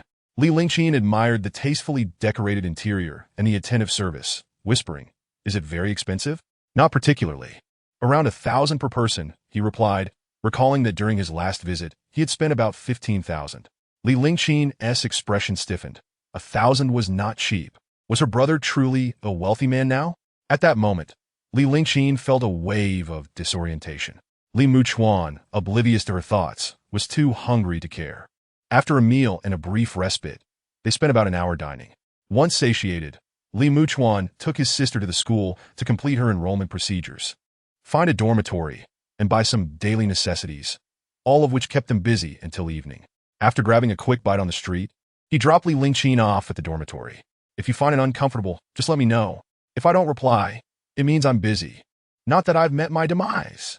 Li Muchuan reminded her of a few important points, turning to leave while gesturing for her to go inside. His sister truly required careful oversight. Otherwise, if he were to find himself in another world and happened to cross paths with Li Lingqin, she might genuinely worry about his well-being due to his delayed responses. As Li Lingqin watched her brother walk away, she was about to say something when he had already disappeared in the distance. Moments later, the dazzling lights of the R8 illuminated the night, the car vanishing from sight. Li Lingqin felt a wave of exhaustion. Her brother was far too aloof. Upon returning home, Li Muchuan felt an immense sense of relief, as if a troublesome matter had been resolved. Eagerly, he approached his workout equipment and began lifting weights while simultaneously ordering a knife online, determined to maintain his skills. As he exercised, he contemplated the extent of his increased strength. Having augmented his physical constitution by over 300 points, he sought to carefully assess the magnitude of this enhancement. However, to his bewilderment after testing, he did not perceive a significant increase in power, despite multiplying several times. The sensation was not as profound as the previous increments of merely dozens of points. What could be the reason for this? Pondering by the equipment, Li Muchuan decided to focus on enhancing his reaction time and defense. Ultimately, these attributes would need improvement, and with ample interference points available, adding 100 points to each should pose no issue. With that thought in mind, he added 50 points to both attributes in one go. After completing the enhancements, Li Muchuan instantly felt a newfound agility, far less sluggish than before. He could not discern whether it was merely a psychological effect. Previously, when shooting at suddenly appeared targets during G625, his reaction time was approximately 1.78 seconds. Now, he believed he had reduced that by at least half a second. Simultaneously, it seemed that his strength had also increased slightly. Thus, this endeavor requires a balanced allocation of points, rather than a singular addition. At this moment, Li Muchuan could not help but raise an eyebrow, as if he had grasped a fragment of the underlying principles. Chapter 62. Human Relationships and Attitudes. Li Muchuan pondered for a moment and seemed to comprehend that when augmenting attributes, there was no upper limit. However, in the case of imbalanced attributes, the added points would not manifest their full potential, effectively rendering them constrained. Li Muchuan felt that despite adding over 300 points, the complete effects had yet to be realized. If this were the case, those points would be rendered futile. It was unacceptable to squander the points he had allocated, especially since he still had sufficient points at his disposal. After some contemplation, Li Muchuan proceeded to add an additional 50 points to the remaining two attributes, bringing both reaction and defense to a total of 100.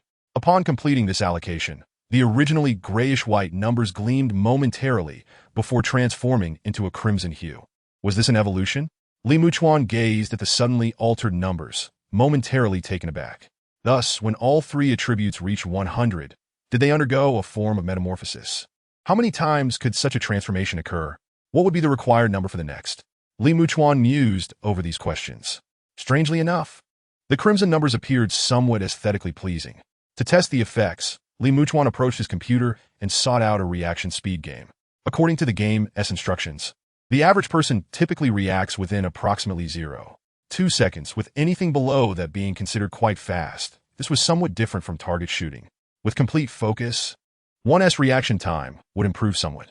Li Muchuan initiated the game test, and upon completion, noted an average reaction time of 0.9 seconds. This was his current level. Li Muchuan raised an eyebrow at this figure. Indeed, his reaction time had markedly improved. In the future, he could likely achieve headshots with ease in CF and swiftly evade skills in LOL. Should he find himself on the battlefield, he should be able to avoid ambushes with greater efficacy. Pleased with this realization, he then proceeded to test his stamina. Li Muchuan stepped onto the treadmill and pressed the start button, which set the machine in motion. After completing his run, he glanced at the data and raised an eyebrow. He had covered 10 kilometers in just 28 minutes.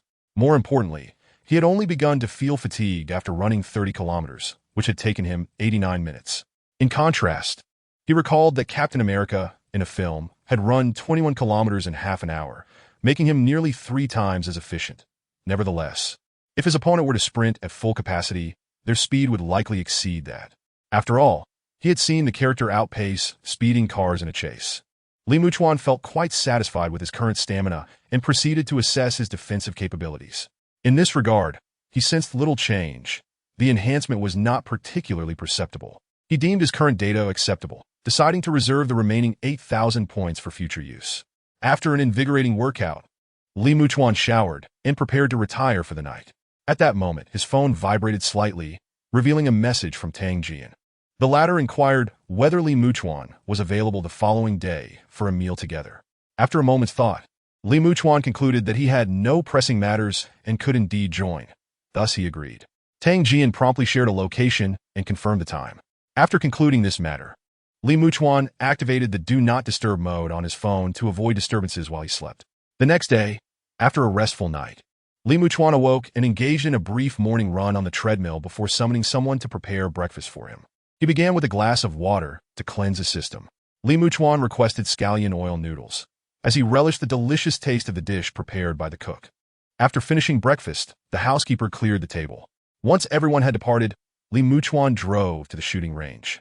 Having exhausted his previous ammunition, he contemplated acquiring some from abroad. However, he was not well versed in English and realized that even purchasing from legitimate channels would require proper documentation.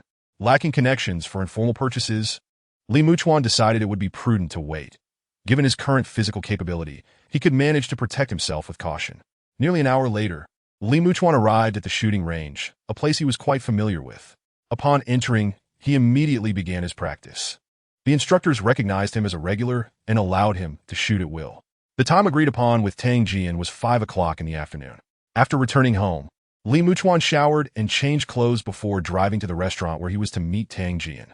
He arrived early, only to find that Tang Jian had arrived before him. Director Tang, I recall that your company's headquarters is not located here. What brings you to Jianglu City today? Li Muchuan inquired as he took a seat alongside Tang Jian. I happen to be on a business trip and thought I'd take the opportunity to have a meal with you. I hope I haven't imposed. Tang Jian replied cheerfully. Li Muchuan shook his head and poured a glass of water for his guest. Neither of them had any intention of drinking alcohol. As Li Muchuan had driven, Director Tang, you flatter me. I currently find myself quite leisurely, indulging in food and entertainment every day. Tang Jian smiled. At your age, possessing 700 million is more than sufficient for several lifetimes of enjoyment. There's nothing wrong with indulging in life's pleasures. Should you ever tire of leisure and wish to experience a more conventional lifestyle, feel free to reach out. Given his influence, it would be a simple matter for Tang Jian to arrange for Li Muchuan to join their department. No, I've already experienced the grueling 996 work schedule and discovered that not working is far more enjoyable. I have no desire to return to that. Li Muchuan quickly waved his hand. He was fully aware of the bliss that accompanied a life free from the burdens of work, and he had no intention of sacrificing it, especially with matters related to his travels still pending. Very well. Tang Jian did not press the issue further and seamlessly transitioned to a different topic. After our last transaction, I reported your situation to my superiors, and certain aspects of your information have been classified to prevent unwarranted scrutiny. You can rest assured regarding this matter. Tang Jian's visit primarily aimed to convey this message. Previously, Li Muchuan had bypassed foreign enterprises and directly lowered the price to sell his patents, which had been communicated to higher-ups. Consequently, they instructed that Li Muchuan be treated with care. Some of his information had been kept confidential, prohibiting others from investigating him freely. This was the stance taken by the higher authorities, acknowledging the favor Li Muchuan had extended, and they wished to reciprocate. Chapter 63, The Older Man, Thank You Very Much. Upon hearing this, Li Muchuan felt a surge of joy. Since purchasing his villa, he had sensed a calm surrounding him. He was uncertain whether anyone had been investigating him, but it appeared that any such inquiries had been thwarted. The favor he had previously extended was evidently being returned. Why thank you? If anything, we should be the ones expressing gratitude. Those foreign enterprises would have readily offered tens of billions to secure that patent. Yet you chose to lower the price for us. Tang Jian said, waving his hand dismissively to indicate that Li Muchuan need not feel indebted. The two enjoyed a lively conversation, and after their meal, they parted ways at the entrance. Rather than returning home directly, Li Muchuan drove to the seaside to enjoy the breeze. The moon hung brightly in the sky, albeit still a waning crescent, reminding him that the Mid-Autumn Festival was approaching. As he gazed at the night sky, devoid of stars, he felt a sense of the vastness and depth of the universe. While Li Muchuan savored the sea breeze, Li Lingqin sent a message, lamenting the heat of the sun that day and how she had tanned during military training. She also mentioned being assigned to a dormitory with several girls, with whom she was getting along well and had no immediate plans to move out. Li Muchuan chose not to respond immediately, as Li Lingqin continued to send a flurry of messages. He felt a twinge of guilt for not replying, but decided to send a simple "oh" after a moment's contemplation. Li Lingqin, clutching her phone, was eagerly awaiting her brother's response. When her phone vibrated, she felt a surge of joy. Had her brother finally replied? However, upon reading his cold response, her expression fell instantly. "What's the matter? Did your boyfriend not reply?" one of her dormitory mates remarked, having noticed her demeanor. She had heard the rapid tapping of Li Lingqin's phone earlier, indicating that she had likely sent a lengthy message. "Not at all. It's my brother," Li Lingqin replied sullenly. "My brother is generally amiable to others, but he is rather aloof with me. I can't help but feel slighted. He didn't even show concern when I left home for the first time. How old is your brother? Is he handsome?" her roommate casually inquired. This situation is somewhat akin to a man casually inquiring about the beauty of a woman upon hearing of her existence. "My brother is 27, if I recall correctly." Li Lingqin pondered for a moment, feeling confident in her memory. 27? That is quite the age. Upon hearing this, the women nearby immediately lost interest, deeming 27 to be rather advanced in years. Li Lingqin, listening to the conversation, slightly parted her lips. Her brother was undeniably handsome, and labeling him as an old man seemed rather unjust. Meanwhile, Li Muchuan was blissfully unaware that someone referred to him as old man. After enjoying the sea breeze, Li Muchuan returned to the villa and promptly picked up a dumbbell to begin his workout. Upon completing a set, he moved to the side to practice Bajiquan. The knife he ordered had yet to arrive, so he could not practice the Qijia knife techniques just yet. However, it should arrive by tomorrow. The following day, shortly after rising, Li Muchuan indeed received a notification about his package. He eagerly unwrapped it to reveal the knife inside. The blade was unsharpened, and Li Muchuan had no intention of honing it. This knife was merely for practice, not intended for use as a weapon. The villa was quite spacious, and he made his way to the courtyard to practice his knife techniques, reassured by the surrounding walls that no one would be able to spy on him. The hefty blade sliced through the air with remarkable precision, a testament to his experience with lethal force. When practicing the knife techniques, the intensity he exuded was markedly different. The courtyard housed several trees, yet Li Muchuan consciously avoided using them as targets, stepping back a bit. After all, he was no longer a child, wielding blades with the intent to chop at flowers and plants. The Qijia techniques felt somewhat different, perhaps lighter in weight, or was it simply because his strength had increased? As he practiced, the movements felt increasingly fluid, as though he were melding with the techniques, possibly due to an overall enhancement of his physical condition.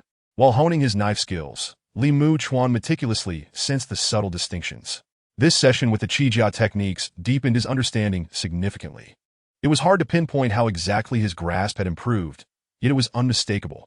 Additionally, the knife felt lighter in his grip, which he attributed to his newfound strength. After completing a series of knife techniques, he felt a delightful sense of exhilaration coursing through him, akin to a refreshing liberation.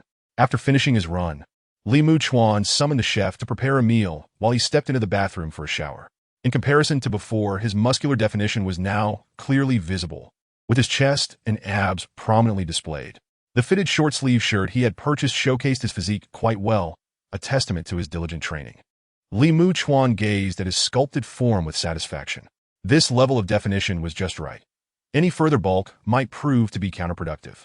The gym boasted a variety of equipment, though it lacked a punching bag. He resolved to purchase one soon for practicing Bajiquan. While contemplating this, he dressed and made his way to the dining area, where the chef was already awaiting him, promptly beginning to prepare noodles upon seeing Li Muchuan. Noodles couldn't be pre-cooked, for they would turn mushy and inedible otherwise. The chef was well aware of this and had prepared the ingredients, ready for Li Muchuan's arrival. When a drizzle of hot oil was poured over the noodles, a tantalizing aroma wafted through the air, tinged with a hint of spice. stimulating one's appetite. The scallion oil noodles tasted increasingly delightful. Li Muchuan savored a bite, his eyes narrowing in satisfaction. Just after an invigorating workout, indulging in delectable food was immensely gratifying. This was the luxury of being Li Muchuan, who could eat as he pleased, a true comfort. I continuously refine my recipes according to your preferences, the chef replied promptly upon receiving Li Muchuan's praise.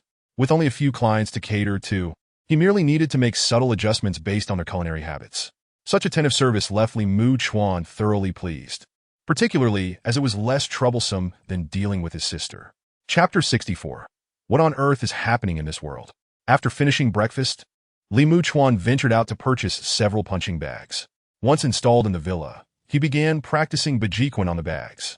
He had expected to make them sway with a single punch, yet they barely moved. Undeterred, he continued to strike the bags with fervor, the dull thuds resonating throughout the villa. Fortunately, the villa's soundproofing was excellent, and given the considerable distance between it and the neighboring properties, Li Muchuan was untroubled by the noise he was generating. Had he been in an apartment complex, the sounds would surely disturb the neighbors, breeding discontent. After a brief session of punches, Li Muchuan took a moment to rest and called for the housekeeper to take some of his clothes for dry cleaning, assuring that they would be pressed and returned to him afterward. With several days remaining before his next journey, he glanced at the countdown timer and felt a sense of relief wash over him. What world would he encounter next? Li Muchuan felt a twinge of anticipation. If it were the era of cosmic exploration, it would undoubtedly be thrilling. Relaxed, Li Muchuan browsed his phone and discovered that a new science fiction film had premiered during his absence of over 10 days, boasting a rating of 9.3. Intrigued, he decided that any film rated above 9.0 warranted a visit to the cinema. He promptly purchased an IMAX ticket, the price nearing $200, which felt rather steep. He reminisced about a few years ago when a cinema opened near his residence, boasting Dolby sound and an IMAX-sized screen. Back then, tickets were merely 40 yuan, exceedingly affordable. After parking his car at the mall, he took the elevator to the top-floor cinema, collected his ticket, bought a soda, and entered the theater. As anticipated, the visual spectacle was exhilarating. After the film concluded, Li Muchuan sought out a barbecue restaurant in the mall, enjoying a meal before finally driving back home. September 7th, White Dew. Li Muchuan had ensured all doors and windows were securely closed, taking a deep breath. He checked his belongings, still clad in traditional attire, but with modern trousers and a stab-proof vest underneath. He had packed several gold bricks, a few glass marbles, some compressed biscuits, and a USB drive. He left his handgun at home, as it would take up unnecessary space without ammunition. Weighing the items he needed to carry, Li Muchuan inhaled deeply, the world around him fading to a stark white. When he opened his eyes again, he frowned immediately. The surroundings had transformed into a desolate landscape, with a concrete road nearby. It was evident that this was a modern society. Li Muchuan began to remove his traditional clothing, revealing his modern attire beneath, while taking out a radiation detector to assess the area for any radiation. Finding none, he felt a wave of relief wash over him. Yet, what was this surrounding environment? Was it yet another zombie apocalypse? The atmosphere was undeniably bleak, with uneven ground suggesting the aftermath of conflict. Could this be a wasteland world? An uneasy feeling gripped Li Muchuan as he clutched the detector and moved forward. He glanced at the now restarted countdown timer. 3 months. This was the duration he would be spending in this world, longer than in any previous experience. A sense of unease washed over him. He needed to ascertain the situation to plan for survival in the coming months.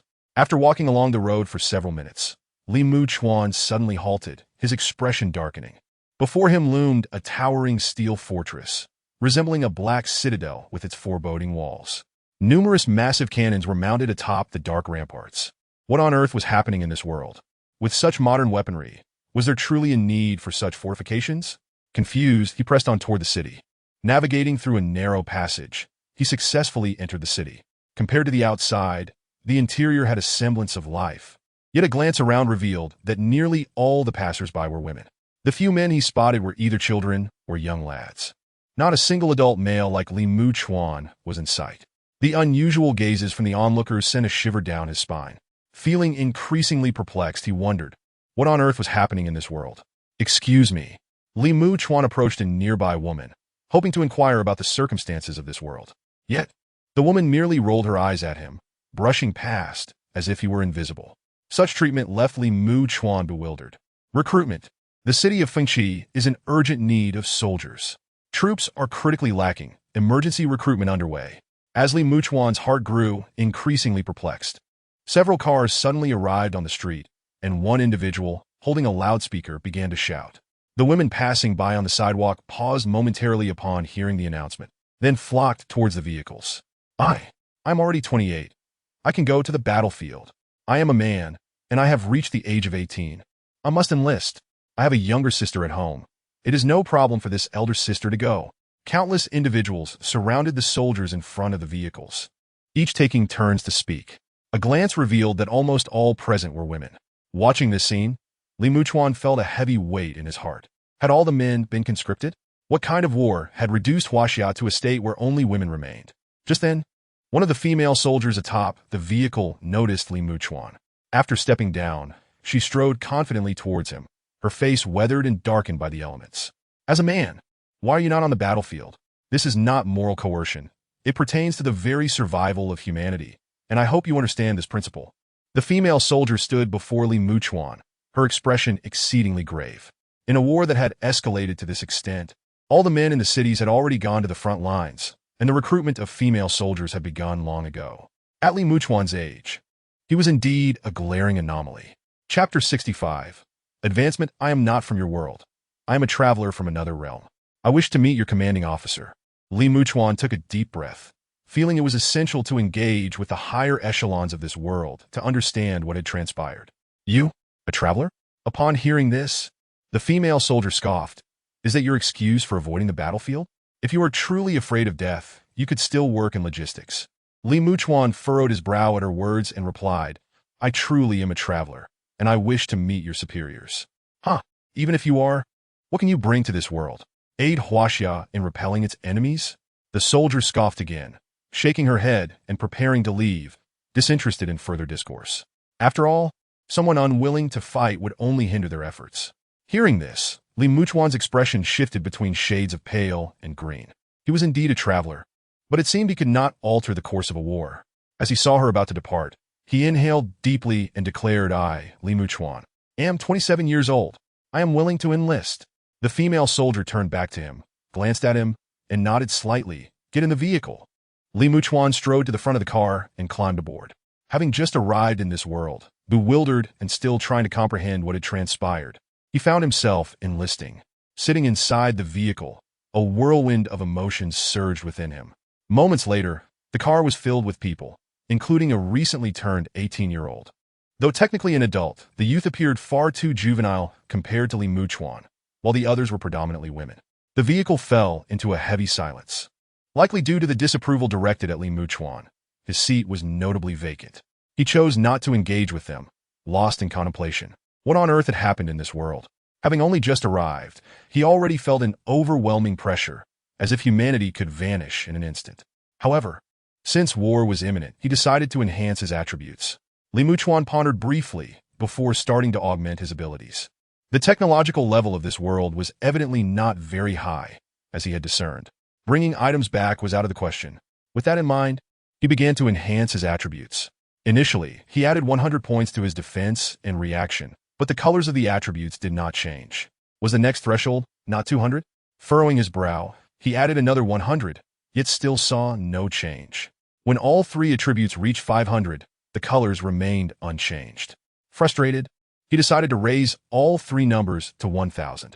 At last, when the attributes reached 1,000, the numbers flickered slightly, shifting to an orange hue. Li Muchuan immediately sensed a difference in his body.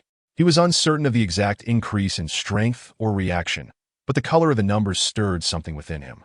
The initial red had transitioned to orange. Therefore, the next color should logically be yellow, green, cyan, blue, and purple. The first advancement required 100, the second 1,000.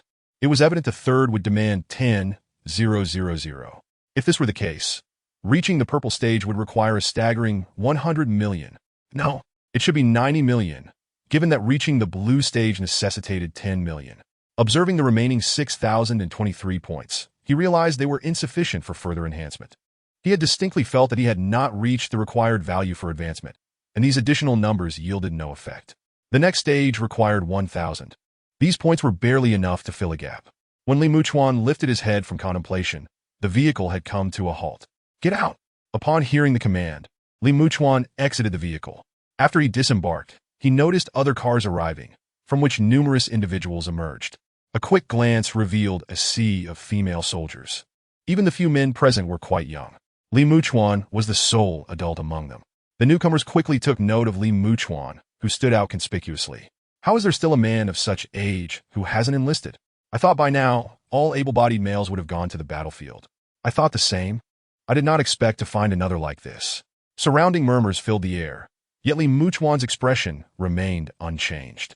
These whispers had little effect on him. "Assemble!" A sharp whistle pierced the air, and a female soldier gestured for everyone to gather. To Li Muchuan's surprise, the individuals exhibited a degree of military discipline, swiftly organizing themselves into formation. Even amidst a crowd of unfamiliar faces, they quickly coordinated. "What are you standing there for? You are the tallest. You should take the lead. Haven't they taught you anything in school?" As Li Muchuan observed this scene, someone glanced over and expressed dissatisfaction towards him. Nowadays, military training was a standard part of education, saving considerable time in the present. Realizing this, Li Muchuan promptly took charge, and the others aligned themselves with him as they formed ranks. It took 1 minute and 1 second, with most of that time attributed to Li Muchuan's delay. Each person filled in their name, height, blood type, and previous training results on the form. "Starting tomorrow, we will undergo further training. Once you have qualified, you may go to the battlefield. Those who do not will be sent to logistics. Currently, logistics are also in dire need, and the front and rear are equally critical," the female soldier announced. Li Muchuan had already received a form, and as he glanced at it, he began to fill it out. While doing so, he overheard snippets of conversation nearby. From these discussions, he gleaned much information. Schools had begun incorporating physical training, which explained the group's impressive cohesion. Furthermore, after graduation, they would continue to hone their physical abilities, preparing for instant deployment to the battlefield. It was in essence a state of total militarization. Hearing these remarks deepened Li Muchuan's sense of unease. Before long, the forms were collected, and supplies such as clothing, bedding, and other necessities were distributed, followed by the assignment of dormitories. Carrying his belongings, Li Muchuan arrived at the dormitory, where his roommates were mostly freshly minted adults. However, he observed no trace of fear on their faces. Chapter 66. Ion drive to suggest that G625 has a future seems improbable. In that world, Li Muchuan's identity as a traveler was likely well known. Even if they did not recognize him, they would still be aware of the existence of travelers. The earlier female soldier did not seem to grasp this. It couldn't possibly be W727, could it? If this world had any potential, it might be that Li Qingxiao had developed a serum, and humanity had regained control of Earth. Li Muchuan inhaled deeply, silently praying that this was not the future of the main world. Taking advantage of the solitude, Li Muchuan, emboldened by his newly enhanced physique, scaled a building that appeared relatively easy to climb. The windows of the third-floor apartments were locked tight, so he did not force them open. Cautiously, he made his way to the 4th floor, where one window was unlatched. Seizing the opportunity, he pushed the window open and slipped inside. Remarkably, after enhancing his physicality, Li Muchuan found himself much lighter and more agile, making the climb effortless. Drawing the curtains, he surveyed the dimly lit room. Tentatively, he switched on the light to check for electricity, but the bulb did not illuminate. Frowning, he approached the entrance hall where the circuit breaker was typically located. Indeed, after a quick search, he found a cover and promptly opened it, flipping all the switches inside to the on position. A thin layer of dust coated the surroundings, indicating that this dwelling had been uninhabited for quite some time. Li Muchuan casually wiped the adjacent table, feeling the thick accumulation of dust. He flipped the nearby switch, only to find it devoid of power. Furrowing his brows, Li Muchuan wondered if the electricity was restored slowly.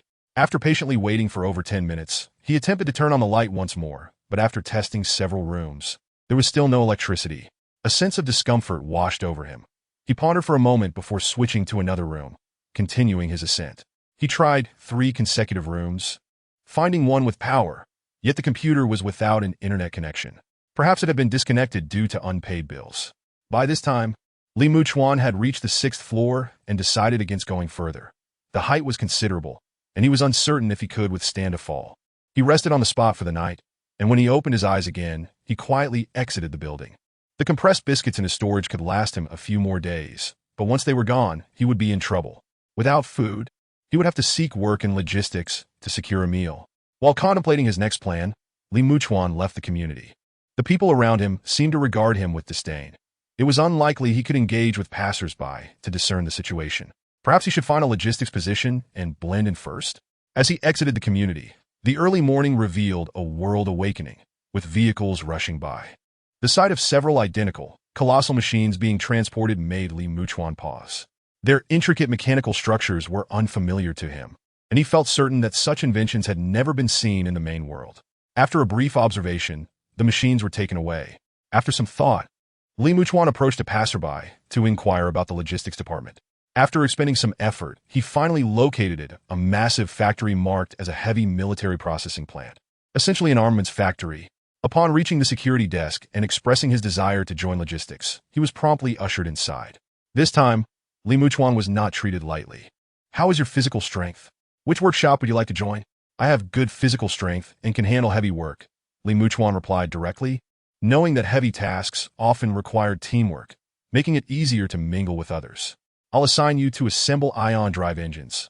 "How does that sound?" The receptionist glanced at the computer and asked, "Ion drive engine? What is that?" "I have no prior experience in assembly. Will that be a problem?" Li Muchuan inquirat cautelosely. "Not much of an issue. Someone will guide you. It's quite simple to assemble, albeit labor-intensive," the receptionist assured him. After taking down Li Muchuan's name and some information, the receptionist led him to collect his uniform before taking him to the workshop. The workshop was vast, filled with orderly workbenches and machines that Li Muchuan could not comprehend.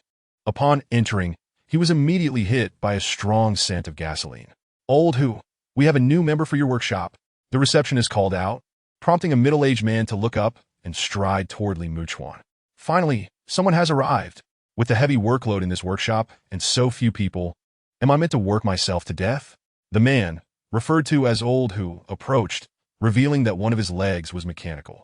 Old Who gestured for Li Muchuan to follow him, showing no inclination for small talk as he led him to the workbench. "You likely don't know how to assemble yet. Start by learning from me. It's quite simple, just a bit heavy, and the parts are small, making it difficult to use a hoist." As Old Who spoke, he began to work. Li Muchuan observed the peculiar machine before him, unable to discern its purpose. "Number 2 wrench." "Huh?" Li Muchuan was taken aback. "Noting Li Muchuan's confusion." Old Who gently shook his head, recognizing that Li Muchuan was unfamiliar with the tools, and began to instruct him from the toolbox. "Wrench, caliper, Allen wrench, small flyer," and so on. Li Muchuan quickly absorbed the information, his heightened reflexes allowing him to swiftly locate and hand the tools to Old Who as he called out their names. He meticulously watched the steps as Old Who assembled the components. "This is a bearing. Clean it with gasoline before installation, apply grease here, and be careful with the connections." Old Who was quite pleased with Li Muchuan's aptitude. After just one demonstration, he was already grasping the process. "Now lift this coupling plate with me and install it," Old Who instructed, as Li Muchuan lifted the seemingly small component, only to find it surprisingly heavy. "This doesn't seem big, yet it's so heavy," Li Muchuan marveled, estimating it must weigh over 100 pounds. Chapter 67, Assembly. Old Who could assemble one of these machines in approximately 6 hours, requiring precise measurements with calipers in certain areas. Li Muchuan continued to learn beside him, increasingly curious about the purpose of the machinery. The workshop was predominantly male, likely due to the heavy weight of the components and the need for extra caution during assembly to avoid damage. Number 6 Allen wrench. Old Who glanced at a screw and immediately asked Li Muchuan for the tool. "Can you tell just by looking which number wrench it is?" Li Muchuan handed over the tool, feeling somewhat amazed. The ability to identify the corresponding tool at a glance seemed impressive to him. "Once you've done this long enough, you'll recognize them too," Old Who chuckled, not taking much pride in the skill. Li Muchuan, while cleaning the bearing with gasoline, couldn't help but wonder what the machines were for. "I heard that Shuangyu City was breached yesterday and several A-class teams were decimated." The previously dull atmosphere in the workshop shifted as someone suddenly spoke up, concern etched on their face. Upon hearing this, Old Who paused momentarily, his expression darkening. "If it weren't for my leg, I'd still be on the front lines." Old Who's previously calm demeanor now bore traces of anger. "Old Who, you were once part of an A-class team. You know how formidable they are. If even they are heavily wounded, losing several units." Does that mean our enemies have grown stronger? Isn't that obvious? When have we ever suffered such severe losses? Xuanyu City has fallen, and other countries are reportedly faring poorly as well. The well-known Alpha Legion has lost several units, and the assault teams have been retreating continuously. Our communication routes with them have been completely severed. Colleagues began discussing the deteriorating situation, their faces increasingly grave. The A-class team is undoubtedly the strongest. With these recent events, it seems the situation has shifted. However, you need not worry. Focus on your assembly work, Old Who advised solemnly. The A-class team is the strongest. Upon hearing this news, Muchuan felt a weight in his heart. He had heard on the broadcast that 3 A-class teams had been annihilated just yesterday. Old Who, about your leg. As the topic arose, Muchuan seized the opportunity to inquire further about the matter. Old Who glanced at his leg, a hint of sorrow in his expression. He had lost it during an encounter while serving in an A-class team, although their squad had emerged victorious in that battle. Old Who's mood, initially low, brightened as he recalled this. Do not worry about such matters. Since you were here in logistics, focus on your work assembling the ion drive engines. These are consumables, and their demand on the front lines is substantial. Muchuan's cheek twitched upon hearing this. He genuinely wanted to understand what had transpired. However, Old Who was oblivious to the underlying concern, assuming Muchuan was merely worried about the battlefield. After that, he continued instructing Muchuan on the assembly process, leaving him no opportunity to speak further. The workshop was thick with the smell of gasoline. Muchuan assisted diligently, continuously cleaning components with gasoline and occasionally passing tools. With Muchuan's help, a complete ion drive engine was finally assembled, reducing the time taken by half an hour. How much have you remembered? Old Who inquired as they set down the assembled engine and pushed a cart filled with new parts. I remember quite a bit, Muchuan replied, reflecting on his learning thus far. Though he was just beginning, he had indeed retained a considerable amount. As I observed your diligent efforts, it became apparent that, with just a few more days of collaboration, you would be fully capable of assembling independently. Lao Hu nodded in agreement upon hearing this. Indeed, with age comes a certain advantage, a steadiness that one often finds lacking in the more inexperienced youth. This is especially crucial when dealing with the installation of delicate components, where meticulous care is of utmost importance. After spending several hours in the company of Muchuan, Lao Hu had already developed a considerable regard for him. When the components were transferred to the workbench, the assembly had scarcely commenced when the time to pause arrived. Lao Hu beckoned to Muchuan, signaling him to wash up in preparation for their meal. They headed to a grand cafeteria where the offerings were abundant and rich. The enticing aroma wafted through the air long before they arrived. Muchuan filled his plate alongside Lao Hu, and they chose a spot to sit down. Recently, the demand for ion engines had surged significantly, leaving little time for rest in the days to come, and Lao Hu cautioned Muchuan to brace himself for the arduous tasks ahead. This hardship is nothing to fret over, Muchuan promptly replied. His strength had noticeably increased, and while the parts for the ion engines were quite heavy, he found them manageable. Moreover, he harbored a genuine interest in the assembly process, drawn in by the intricate machinery and the technological allure of it all. Lao Hu felt reassured by Muchuan's enthusiasm. Earlier that morning, he had received a daunting assignment to assemble 3,500 ion engines within 10 days, with only 100 workers in the workshop. Each individual could manage to assemble only 2 to 3 units per day. Accomplishing such a monumental task would necessitate overtime. As an experienced hand in the workshop, Lao Hu knew well that each machine required 6 hours to assemble, a challenge he believed others would find daunting. After hastily finishing his meal, Lao Hu returned to the workshop, leaving Muchuan with a reminder to finish quickly. The rest of the workers, too, hurried back, unwilling to waste any time. Witnessing this, Muchuan swiftly completed his meal and joined them in returning to the workshop. Inside, the familiar scent of gasoline mingled with that of pristine components filled the air. Each worker operated at their own station, only calling for assistance when handling particularly heavy parts. Once Muchuan mastered the assembly process, he would also have his own dedicated workstation. As evening approached, it was time for another round of overtime. By 9 o'clock, the cafeteria had prepared a late-night snack. Muchuan indulged heartily, and afterwards he took some time to exercise around the factory, practicing a set of Bajiquan before finally retreating to the dormitory assigned to him. After a refreshing wash, he lay down to rest. The following day, at the break of dawn, Muchuan was awakened by the sound of a whistle. Looking around, he noticed the other workers rising as well.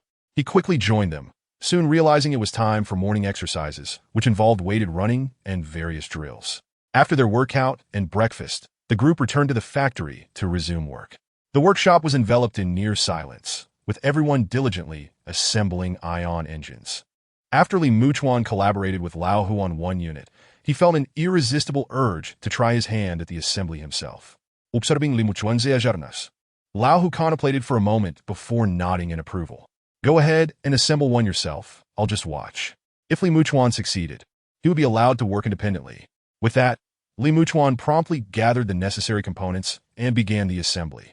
Lao Hu watched attentively, refraining from offering guidance, as he had already stated his intention to observe Li Muchuan's capabilities. Only when a mistake was made would he intervene. To Li Muchuan, assembling the ion engine appeared quite straightforward. He methodically fitted each component together. When it came to the heavy sword, just as Lao Hu was about to extend a hand to assist, Li Muchuan effortlessly grasped it with both hands and aligned it with the connector, securing it in place. Lao Hu gaped at the scene before him, astonished at Li Muchuan's strength. How had he not noticed it before? Several hours later, Li Muchuan successfully completed the assembly of an ion engine, his hands smudged with grease as he admired the metallic sheen of the machine before him, feeling an immense sense of satisfaction. How does it look? He turned to Lao Hu and inquired. Lao Hu, momentarily stunned, reflected on the weight of the component. He honestly hadn't anticipated Li Muchuan would lift it as if it weighed but 20 pounds. It looks good. At this rate, you can certainly handle this on your own. With that, Lao Hu shook his head and gestured towards an adjacent workstation, granting Li Muchuan the space to continue independently. After Li Muchuan departed, Lao Hu glanced at the clock. 5 hours and 20 minutes. This kid, he mused, marveling at how quickly Li Muchuan had assembled his first unit. If he became more adept, it would be remarkable. Li Muchuan's dexterity was indeed impressive. At his new workstation, Li Muchuan gathered tools and components. Immersing himself in the assembly process, he found himself increasingly captivated by these mechanical creations. As days passed, his assembly time shrank from 5 hours and 20 minutes to 4 hours and 30 minutes. In the workshop, his speed was unmatched. More importantly, Li Muchuan was now assembling independently, without requiring assistance, which further amplified his efficiency. That afternoon, as he tightened the last screw, he exhaled deeply, realizing that distinguishing the sizes of screws had become second nature. Lao Hu, the third-generation machines need to be sampled for testing. You should take a look. Just as Li Muchuan was about to retrieve the next batch of components, a voice from outside the workshop called for Lao Hu. Li Muchuan raised an eyebrow. What was this third-generation machine? Lao Hu acknowledged the call, wiped his hands with a cloth, and prepared to leave. As he caught sight of Li Muchuan, who wore an expression of curiosity, he glanced at the two assembled machines and then at his own, which had only just begun. Curious, are you? It's understandable, considering we've been using the second-generation machines for quite some time. Come along. You might find this interesting. With that, he waved Li Muchuan to follow. Having already assembled 2 machines, Li Muchuan's absence would hardly hinder the workflow. Li Muchuan felt invigorated. He had been eager to gather information during the past few days, but had found no opportunity. Now, it seemed he was about to uncover some intriguing insights. He followed closely behind Lao, who as they exited the workshop, arriving at an even larger facility. This new workshop was astonishingly vast, towering 8 to 9 meters high, resembling a gigantic gateway. As they stepped inside, Li Muchuan was struck by the cacophony of sounds that greeted them. He looked up, frozen in awe as he beheld a colossal steel giant, suspended by countless chains. A mech? Li Muchuan swallowed hard, struggling to grasp the reality before him. Indeed, the third-generation mech, Lao Hu replied, his eyes gleaming with excitement as he surveyed the scene. In the expansive workshop, rows of workers were assembling mechs, each towering at 5.3 meters and weighing 59 tons, equipped with a bionic cockpit and hydraulic arm mechanisms. While these mechs were not as towering as those depicted in Pacific Rim, they were significantly taller than the average person, exuding a sense of safety and security. Li Muchuan noted that the ion engines he had previously assembled were now being affixed to the mech structure. Nuclear bombs and artillery are ineffective against foes. Must we resort to mechs? The sight filled Li Muchuan's mind with a whirlwind of thoughts. Look who's here. A voice from a distance recognized the two, promptly approaching to lead them to a nearby testing area. Lao Hu, why not test this third-generation mech? The speaker, an experienced mech pilot, had no qualms about testing the machine. Lao Hu nodded in agreement and climbed the stairs into the cockpit. Once inside, he initiated the power systems, and the mech roared to life, moving as though animated. Li Muchuan watched in awe as the mech raised its hand to inspect it, then clenched its fist, seemingly testing its own strength. In the next moment, the section housing the ion engine lit up, emitting a blue-white glow. As they entered the workshop, the air was filled with a resonant sound as the mech unsheathed a massive sword, over 3 meters long, its blade glinting ominously. As Li Muchuan stared at the sword, which exceeded his own height, he felt a sense of disbelief wash over him. A low hum resonated from the blade, and soon Li Muchuan observed what appeared to be a layer of plasma enveloping it. At that moment, he had already been pulled away by someone, and shortly thereafter, he witnessed the mecha assume a stance, swinging its blade towards the side. An iron pillar nearby was severed instantly, split into two by the blade strike. Seeing this, Li Muchuan's eyes twitched involuntarily. Were our ordinary weapons no longer effective against the enemy? He inquired of the individual recording the test data beside him. Without lifting his head, the recorder replied, "It hasn't been effective for quite some time now. Those creatures have been continuously evolving, their bodies covered in scales. Bullets merely slow them down temporarily." Evolution. Li Muchuan immediately grasped the significance of this data. He felt a surge of confusion. How had they evolved to such an extent? I don't know. Research on this is still lacking. After all, they are foreign entities, the recorder sighed, shaking his head and falling silent. What about hydrogen bombs? Surely, the ultimate weapon must still be effective, right? You must be from Mars? Finally, the recorder raised his head, gazing at Li Muchuan with astonishment. Those things initially absorbed nuclear waste from the likes of foot basin chickens, and the nuclear refuse sunk deep in the ocean. They evolved rapidly. Now, their evolution has slowed somewhat, and you still want to provoke them? Are you seeking death? Hearing this, Li Muchuan felt his heart sink. He began to suspect why mechas had been developed. With ordinary weapons rendered ineffective, the technology to bind plasma to blades had emerged, leading to advancements in that particular area. Boom! The mecha continued its tests, each step reverberating through the ground. The plasma on the blade emitted a blinding light, exuding a fiery essence. I must check the computer room in the employee dormitory. I need to investigate what is really going on and discern which world this is, Li Muchuan resolved. He had already forged a connection with Laohu in recent days. There was no reason he shouldn't be allowed to access the internet. As Li Muchuan pondered, the mecha finally came to a halt. When Laohu climbed down, sweat-drenched and seemingly exhausted, it was evident he was nearly spent. The third-generation mecha was indeed impressive. Both in terms of power and maneuverability, it surpassed its predecessors, especially after the upgrades to the auxiliary systems, which significantly enhanced power assistance. Killing enemies would undoubtedly be much easier. However, the demands on the pilots remained exceedingly high. How many women could endure such a heavy load? If this continued, the battlefield would still be dominated by men. Laohu wiped his sweat, clearly fatigued. There's no choice. To protect the pilots and manage the mecha, we haven't yet broken through that barrier. The recorder sighed in agreement. The mecha was formidable, but due to technological constraints, it required skilled pilots, with only a small number of women able to meet the criteria after training. Additionally, some men, even after training, failed to qualify and were relegated to logistics in the rear.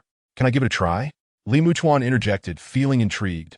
He yearned to experience piloting a mecha, especially after hearing about the load capacity, believing his enhanced physique could withstand it. Have you piloted a mecha before? Laohu asked, seemingly unconcerned. It's essential to be able to operate a mecha in critical situations. However, he cautioned that third-generation mechas were quite precious and required careful handling. Li Muchuan's expression stiffened. He had entirely forgotten that he had never piloted a mecha before and likely wouldn't manage it well. Shaking his head at this realization, Laohu was taken aback. You've never piloted a mecha? We should still have some retired, damaged first-generation mechas around. Is there one that has been repaired? Let him practice. Laohu's consideration stemmed from Li Muchuan's previous performance while installing the ion drive. He recognized Li Muchuan's commendable physical abilities and thought he might be a promising candidate. Yes, we have one waiting for disassembly in the warehouse. I'll arrange for one to be brought out. Someone replied from the side. Laohu nodded with a smile and detailed his piloting experience to the recorder while aligning some data. After more than 10 minutes, Laohu concluded his adjustments and departed. Following him, Li Muchuan returned to the factory. Having witnessed the earlier events, he began to install the ion drive with a noticeable distraction. What is wrong with you? Focus on your work. We have 500 units to complete on schedule, Lao Hu reminded him, signaling for Li Muchuan to concentrate. Regaining his composure, Li Muchuan cautiously asked, Lao Hu, after I finish my shift, may I take 10 minutes to check some data in the computer room? After a moment of consideration, Lao Hu glanced at Li Muchuan and then at the parts he was handling before finally nodding.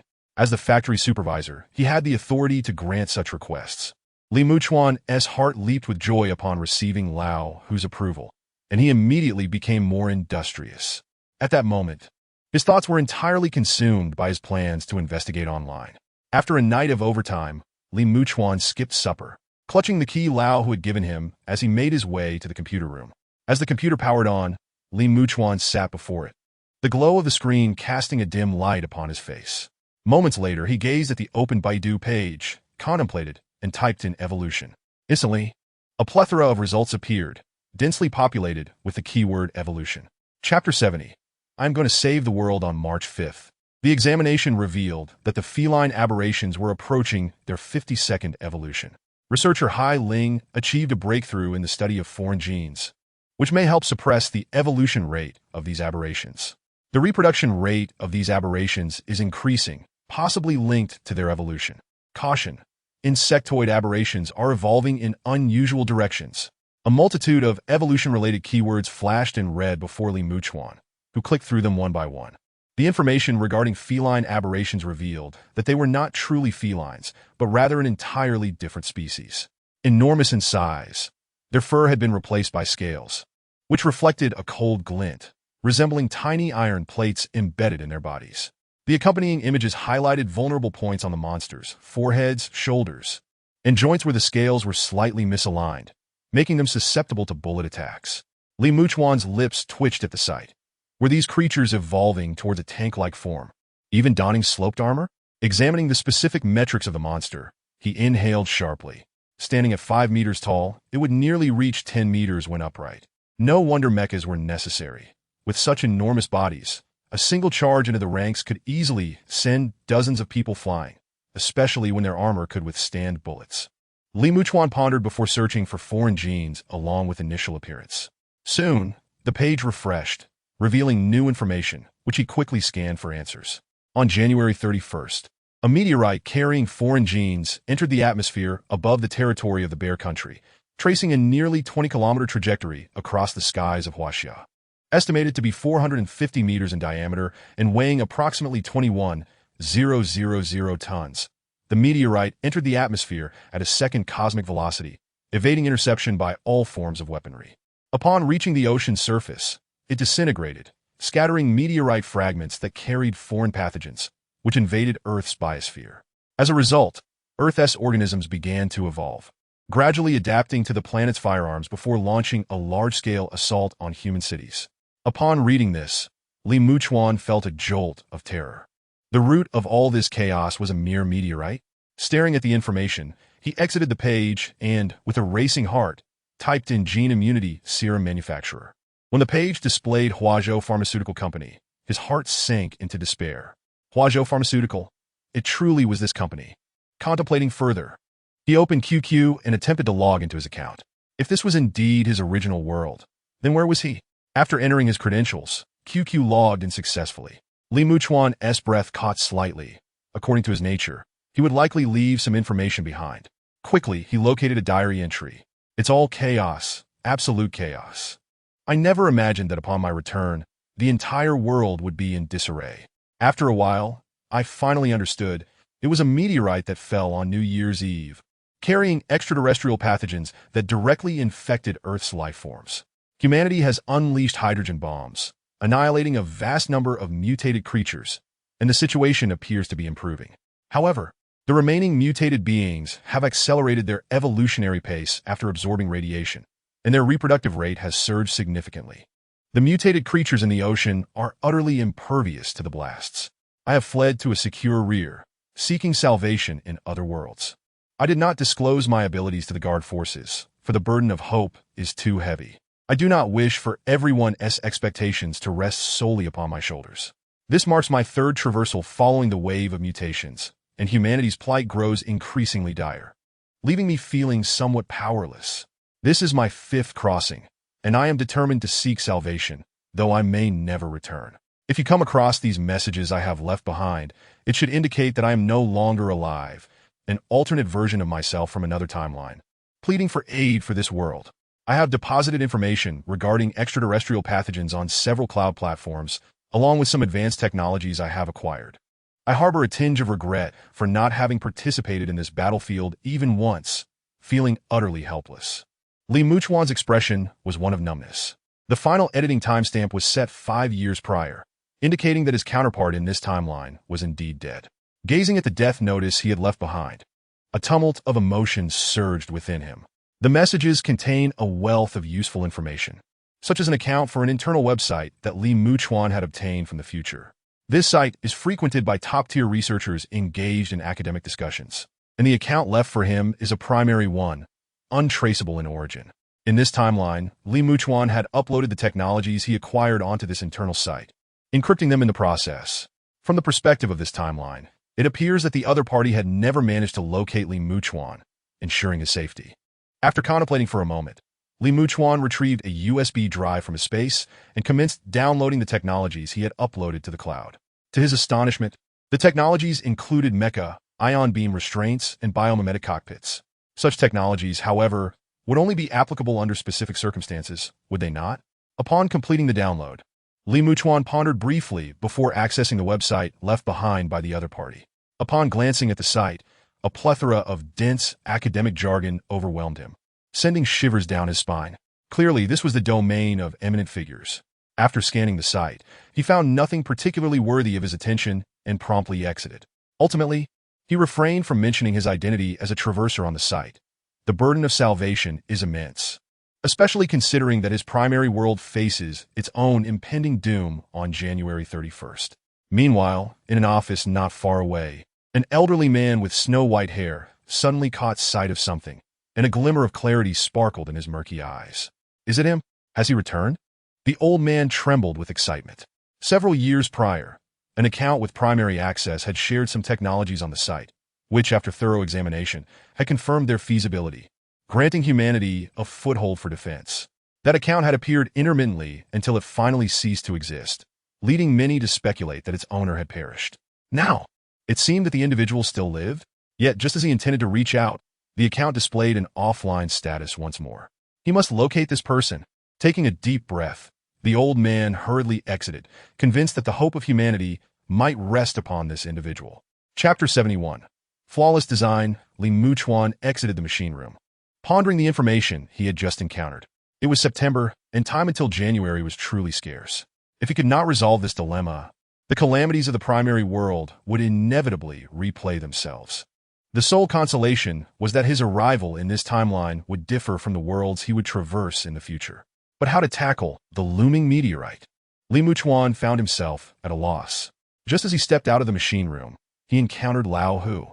This was the introductory course for piloting mechas, featuring a biomimetic cockpit. As long as one grasped the functionality of certain buttons and control programs, one could begin to attempt piloting. Lao Hu spoke as he handed Li Muchuan a tablet.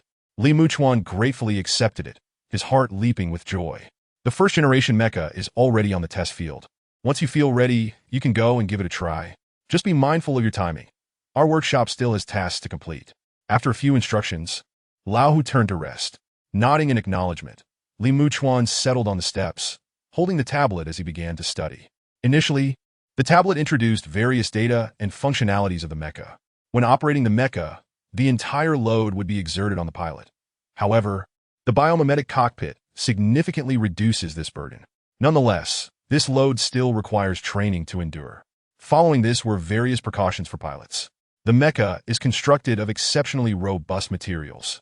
Yet, during combat, it is crucial to protect the turbine, the source of its power. Li Muchuan patiently absorbed the tutorial. The next day, Li Muchuan arrived at the workshop, determined to complete the assembly of 4 ion thrusters swiftly, so he could subsequently test the first-generation mecha. Observing Li Muchuan's diligencia, Lao Hu understood his thoughts and refrained from commenting. As dusk approached, Li Muchuan finally finished assembling the 4 ion thrusters, a pace that far surpassed anyone else in the workshop. Lao Hu inspected Li Muchuan's completed thrusters and nodded in satisfaction after a brief examination. Seeing that Lao Hu found no faults, Li Muchuan promptly declared his intention to head to the test field. Moments later, he spotted a battle-scarred mecha on the grounds. The scars etched upon it suggested it had endured assaults from various ferocious beasts, leaving deep gashes. Yet, this very wear imparted a fierce aura to the mecha, akin to that of a seasoned warrior. Elated, Li Muchuan climbed into the cockpit.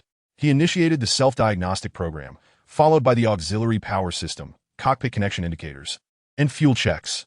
Methodically, he conducted checks on each function as per the tutorial. Once the various lights within the cockpit illuminated, Li Muchuan commenced the piloting interface. A soft, enveloping sensation began to encircle him, and a screen flickered to life before him. It felt as if his limbs had extended, merging seamlessly with the mecha. Li Muchuan attempted to lift his hand, finding it effortlessly easy, devoid of any strain. This was likely due to his enhanced attributes. Such a load posed little impact on him. No wonder Lao, who had remarked that piloting the mecha required minimal training. The only challenge lay in actual combat, as manipulating the mecha was exceedingly straightforward. Li Muchuan raised his foot, attempting to move, and discerned a subtle sensation akin to being bound by delicate strings. If he chose to disregard it, this feeling was negligible. Transitioning from tentative steps to a confident stride, he began to revel in his control of the mecha, experimenting with running and rolling maneuvers. The expansive field alleviated any concern about causing damage. The sole drawback was that his movements generated considerable noise. Onlookers, witnessing someone piloting the mecha, paid little heed to the commotion. The sensation within the mecha was remarkably enchanting. The surrounding factory appeared diminutive, akin to a toy. Yet, within the mecha assembly facility, space remained ample. Li Muchuan's gaze shifted, and he strode toward a large sword nearby, grasping its hilt. In the next moment, he noticed the mecha's hand featuring several connection ports that aligned perfectly with the sword's grip. These interfaces were evidently designed for energy transmission to the blade, and with this realization, Li Muchuan felt enlightened. He then grasped the sword's hilt. Weapon connection complete. A green box immediately popped up on the cockpit screen. Li Muchuan gripped the sword tightly. Its impressive 3-meter length and broad blade exuded an aura of might. Once he confirmed the activation of the ion thruster, the blade emitted a resonant hum, and a blue-white glow enveloped the edge, imbuing the mecha with an air of mystery. Li Muchuan assumed a stance, eager to test the mecha with a set of Qijia sword techniques. As he moved the blade, a piercing whistle resonated through the air. In the dark of night, it resembled a lightsaber dancing amidst the shadows, the sound of its slicing motion urgent and sharp. Boom! Just as Li Muchuan executed a swift counterstrike, the mecha system detected his motion and automatically activated auxiliary power. Micro thrusters in the mecha's arms and legs ignited simultaneously. In an instant, Li Muchuan felt an inexplicable force augmenting his strength, and within a mere 0.8 seconds, the maneuver was completed. Just moments ago, Li Muchuan felt a peculiar sensation. His previous moves had not been executed with such swiftness. However, with the assistance of the mecha's power boost, he suddenly perceived that his techniques had reached a state of perfection, even to the extent of being seamless. This auxiliary power was truly remarkable. Li Muchuan was both astonished and delighted. It appeared that his swordsmanship could indeed be widely disseminated. Nevertheless, for now, he intended to test the other techniques. Taking a deep breath to calm himself, Li Muchuan began to execute the remaining moves, his counterattack. He raised his sword, flicking it back, then swiftly turned to deliver a powerful strike. As he turned, the auxiliary power system activated once more, this time with 3 power units engaged simultaneously. Li Muchuan's strike became so rapid that it blurred in motion. Chapter 72. The situation has escalated this sensation. Li Muchuan relished the feeling he experienced while wielding his sword, a peculiar sense of exhilaration washing over him. Although it was merely a first-generation mecha, for Li Muchuan, who was experiencing this for the first time, there was no inkling of discomfort. After all, the mecha was equipped with a control system. From the moment the system assessed Li Muchuan's moves to the activation of the auxiliary power, the entire process took less than 0.001 seconds. Under such circumstances, Li Muchuan felt that this mecha was remarkably accommodating. He inhaled deeply and continued to practice his swordsmanship. The mecha, which weighed dozens of tons, felt surprisingly agile under his control. After 3 solid hours of training, he finally sensed a hint of fatigue. Initially, he had felt little, but now, as he maneuvered the mecha, the resistance became increasingly palpable. Glancing at the time, Li Muchuan realized it was about time to return for some rest. Accordingly, he climbed out of the cockpit, surveyed his surroundings, and without the need for a ladder, nimbly leapt down from the mecha. As he landed at the knee level of the mecha, he reached out and grabbed hold, then executed a gentle jump to land on the ground. He felt much lighter. Li Muchuan stretched his limbs, feeling a newfound lightness, as if the weights had been lifted from his body. At that moment, beads of sweat accumulated on his forehead. After returning to his dormitory and cleansing himself, he stepped out of the bathroom only to be greeted by the returning Lao Hu. "You just got back?" Lao Hu exclaimed, astonished. "You were just piloting the mecha? For 3 hours?" "Indeed," Li Muchuan responded with a subtle nod, still processing the experience. Lao Hu, somewhat taken aback, furrowed his brow. "At this rate, if you undergo some swordsmanship training, you could probably join an A-team directly." 3 hours of training, and Li Muchuan showed no signs of excessive fatigue. He was undoubtedly a promising candidate for the A-team. "I believe my swordsmanship has improved significantly," Li Muchuan stated without a hint of modesty. With the mecha's computer assisting in activating the auxiliary power, he felt that if there were any mastery in his techniques, he had at least reached a commendable level. The youthful bravado. Lao Hu chuckled at Li Muchuan's confidence, attributing it to the audacity typical of young people. He chose not to inquire further about the specifics of Li Muchuan's swordsmanship, assuming it was something taught in school. Nowadays, schools were known to impart such skills, primarily in preparation for war. Thus, it was only natural for Li Muchuan to be knowledgeable in swordsmanship. After their exchange, Lao Hu headed off to take a shower, refraining from pressuring Li Muchuan to join the A-team. After all, even if one was not on the front lines, contributing to logistics was equally valuable. Li Muchuan, contemplating whether he could promote the Qi family swordsmanship, recalled that during his training in the mecha, he felt that it was particularly well suited for that style. However, with Lao Hu already in the shower, he decided to find another opportunity to discuss it. The following day, he rose early once more, followed by morning exercises and breakfast. He then returned to the workshop to begin assembling the ion drives. Yesterday, one of the munitions factories was attacked. Those beasts were becoming increasingly cunning, now targeting our factories. Inside the workshop, the silence was soon shattered by someone speaking up. Upon hearing this, Li Muchuan frowned. Another location had been attacked? Last night, while piloting the mecha, he had not noticed any announcements. The beasts had launched a surprise attack, forcing our defenses back by 10 kilometers. If this continued, our operational area would dwindle even further. Indeed, those beasts are multiplying at an alarming rate. I've heard that the higher-ups are considering whether to use hydrogen bombs to clear them out. While it might accelerate their evolutionary speed, it could at least curb their offensive capabilities, a colleague remarked. As the discussions unfolded, Li Muchuan's expression grew grave. Had the situation escalated further? These mutated creatures proliferated like cancer cells, expanding uncontrollably. Resorting to hydrogen bombs was akin to employing chemotherapy. Although effective, it came with significant side effects. A heavy weight settled upon Li Muchuan's heart, as the future here might mirror that of the main world. If he failed to find a solution, what would he do? Seek out methods to eradicate extraterrestrial pathogens in other worlds? This might be a feasible option. He already possessed data on alien bacteria. If the technological level of other worlds was sufficiently advanced, it could be achievable. Alternatively, he could pursue cutting-edge weapons to directly obliterate the invading meteors. However, developing such advanced weaponry would undoubtedly take too much time. He could only rely on what was readily available. His own space was too limited to accommodate such formidable armaments. Nevertheless, this remained a viable plan, suggesting that future interference points should be integrated into his limited space to avoid the awkwardness of encountering advanced weapons that could not be transported back. Aside from these two options, another plan emerged in Li Muchuan's mind, sending a shiver down his spine. He envisioned a catastrophic extinction event for these creatures. Without them, there would be no mutated beings. However, such an act would also lead to the collapse of Earth's ecosystem. After some contemplation, he ultimately discarded this notion. Another possibility was to locate advanced weaponry capable of completely vanquishing the mutated creatures, something even mightier than the mecha. Li Muchuan's mind raced with various feasible strategies. Rest assured, humanity will endure. Lao Hu snorted in response, clearly agitated. The workshop fell silent once more as everyone busily assembled machines. Today marked the third day, and they were required to deliver 3,500 ion drives. The progress was satisfactory, with fewer than 900 remaining. They should be able to complete the task with ease. After lunch, Li Muchuan caught up with Lao Hu, eager to discuss the swordsmanship matter. However, upon approaching, he overheard Lao Hu conversing around a corner.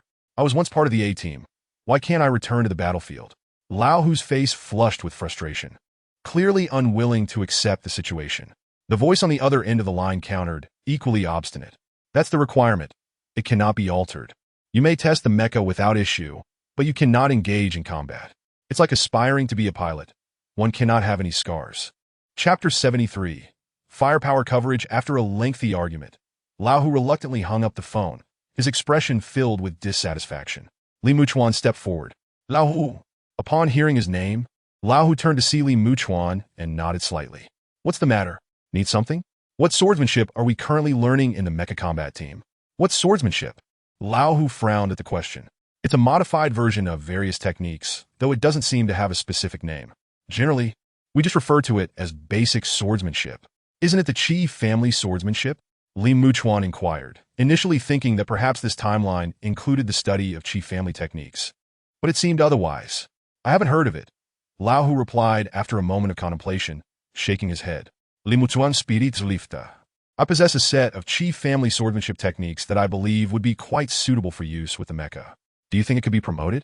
Lao Hu scrutinized Li Muchuan with skepticism. Is your swordsmanship truly superior to the modified version we've been learning? Li Muchuan agitata un sartain, as he had never witnessed the other mecha pilot's techniques. Sensing Li Muchuan's uncertainty, Lao Hu shook his head, recognizing the sincerity behind his intentions. How about this? I can demonstrate for you. Unsure of how it would be received, Li Muchuan agreed to showcase it. All right, but let's first complete the remaining tasks. With that, Lao Hu headed back to the workshop, and Li Muchuan followed closely behind. The remaining quantity was minimal, and they should be able to finish by the afternoon. As the two individuals arrived at the workshop, they immediately immersed themselves in their tasks. By 4:30 in the afternoon, upon the completion of their assignments, a collective sigh of relief resonated throughout the workshop. Li Muchuan, wiping the grease off his hands with a cloth nearby, embodied the very essence of a mechanic at that moment. Old Hu, the latest batch of military supplies, needs to be dispatched to the front lines. The situation has become somewhat precarious lately, and I hope you can oversee the transport. Given the recent scarcity of manpower, the workshop was unable to manage, prompting the decision to assign Old Hu to the transportation task. Upon hearing this, Old Hu promptly stood tall and affirmed yes. I assure you the task will be accomplished. With that, he hurriedly made his way outside. Observing this, Li Muchuan felt a surge of urgency and quickly followed suit, hoping to enlist Old Hu's guidance on his knife techniques, with the aspiration of eventually promoting them for some profit. Old Hu, let us discuss your knife techniques when you return. Recognizing Li Muchuan, Old Hu understood his intentions, but faced with pressing duties, he could not afford any delays. I'll accompany you, Li Muchuan declared, believing that if Old Hu's techniques proved effective, he would ultimately need to impart them within the military camps as well. Thus, by joining him, they could save some time. Old Hu contemplated briefly before acquiescing, acknowledging that with personnel in short supply, an additional pair of hands would be beneficial. Consequently, Li Muchuan followed Old Hu to the entrance, where dozens of massive vehicles awaited. Amidst the convoy, armored vehicles and tanks flanked them on either side. At the rear, a modified, oversized transport vehicle was laden with third-generation mechas. The entire fleet was painted in military green, with black tires adorned by a ring of white paint. Everyone is here. Let us set off. Soon, with all personnel accounted for, the vehicles activated their hazard lights and commenced their journey. The lengthy convoy swiftly exited the city, heading towards their destination. Seated in one of the rear vehicles, Li Muchuan received food from Old Hu. The rations are rather meager during transport, so make do with this. Accepting the food without any disdain, Li Muchuan had a simple dinner, washing it down with mineral water. The journey progressed in silence, save for the hum of the engine, occasionally interrupted by reports over the intercom. Helicopters provided aerial escort. After 15 hours on the road, they had encountered no significant danger. However, as they approached the 17th hour, the aerial formations had shifted 3 times, now under the escort of frontline helicopters. At this moment, as Li Muchuan gazed outside, he beheld the remnants of small towns and cities ravaged by bombardment, leaving them in ruins. It evoked an unsettling feeling, as if he had arrived in a war-torn region akin to Syria. This is Team B9183. We have intercepted a large number of invading beasts at Tiger Mountain. We request immediate support. They were located 100 meters west and 500 meters away from Tiger Mountain, where the beasts were assaulting the defensive positions, urgently calling for artillery cover. Just as the convoy continued its advance, a distress signal was received. The team reacted swiftly. Upon stopping, Old Who seized the intercom and commanded, "Combat personnel, take your positions. Team 1 will escort the convoy forward while Team 2 will accompany me into battle. Continue requesting support." Tiger Mountain was not far from their current location. After issuing his orders, Team 2 promptly set off. Muchuan, still aboard the vehicle of Team 2, was unnoticed by Old Who had already moved to the transport vehicle to prepare the mechas. As the convoy drew nearer, a flare shot skyward. When Muchuan beheld the unfolding scene ahead, his breath hitched. Before him, a throng of creatures surged forward like a roiling tide, while hundreds of colossal mechas stood resolutely, like boulders, to halt the onslaught. Behind the mechas lay various heavy artillery positions, but even as their firepower rained down upon the advancing horde, it stirred not a ripple. Witnessing this, Muchuan's pupils constricted slightly.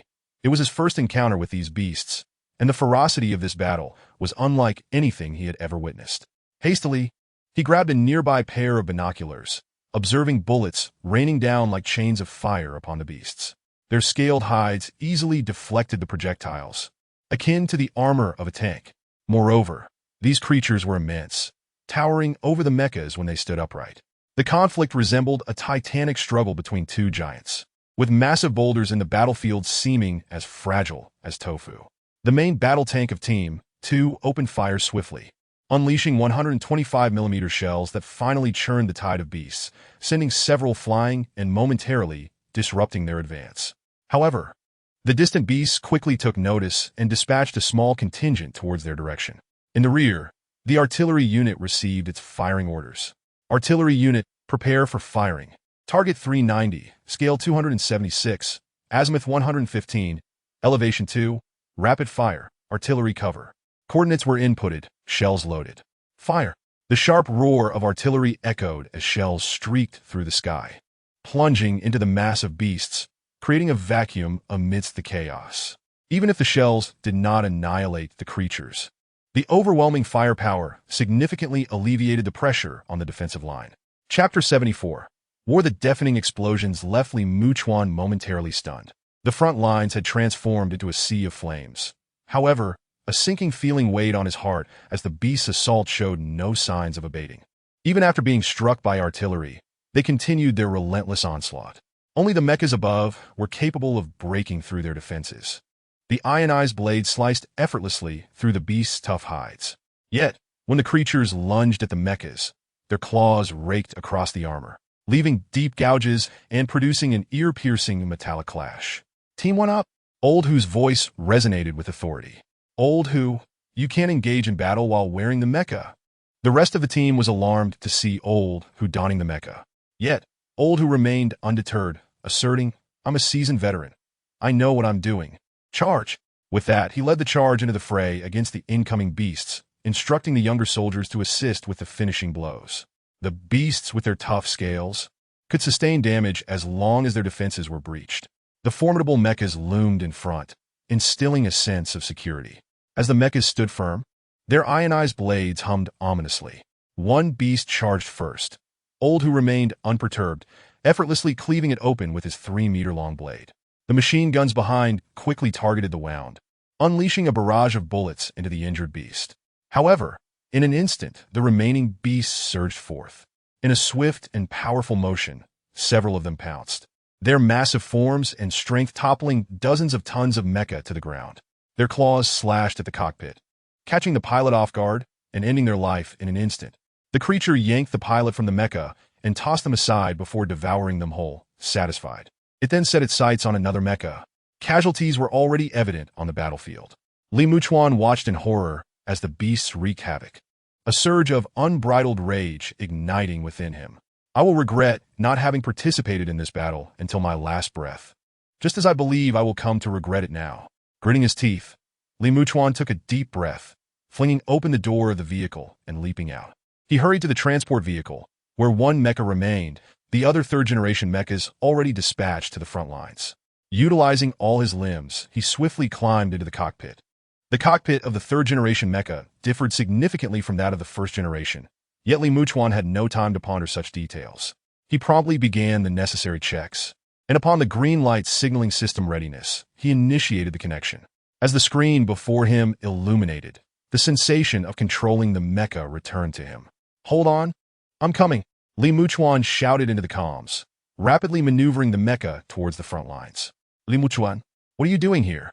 Old, who was taken aback. But before he could process it, a beast tackled him to the ground. These creatures appeared to possess a modicum of intelligence, now targeting the cockpit, their claws aimed at the mecha's vulnerable spot. Old, who swiftly raised his arm to block, while the tanks behind immediately opened fire, sending the beast flying. Perhaps feeling irritated by the persistent tank fire, the enraged beast roared and diverted a small squad to charge at the tanks. The tank driver reacted swiftly, retreating hastily. The creatures possessed enough strength to overturn the tanks. "Weren't you supposed to observe my knife techniques? Let us practice on these beasts," Li Muchuan replied, drawing his blade with a flourish, activating the ion drive. The blade shimmered with a familiar blue-white glow. One of the beasts, retaining some semblance of tiger-like features, lunged at Li Muchuan, intent on toppling the mecha and devouring its occupant.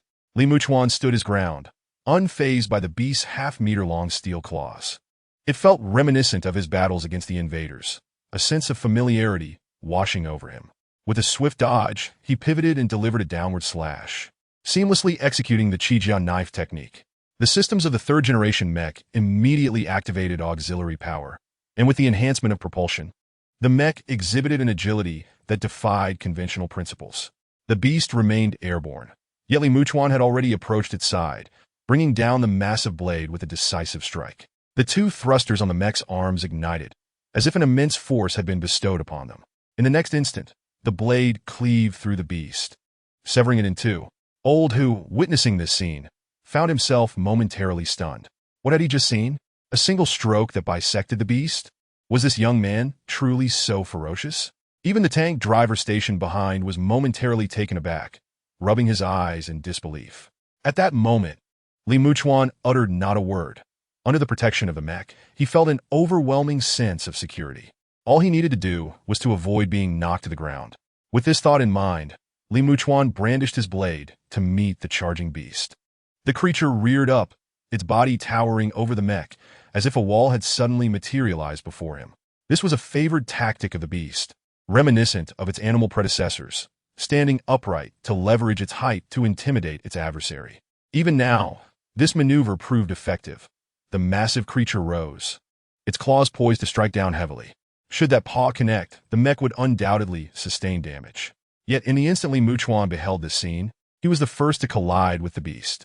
Utilizing a technique from the 8 Extremes fist known as Mountain Collision, Li Muchuan instinctively executed the move, purely from the countless times Wang Rulong had employed it as a sparring partner.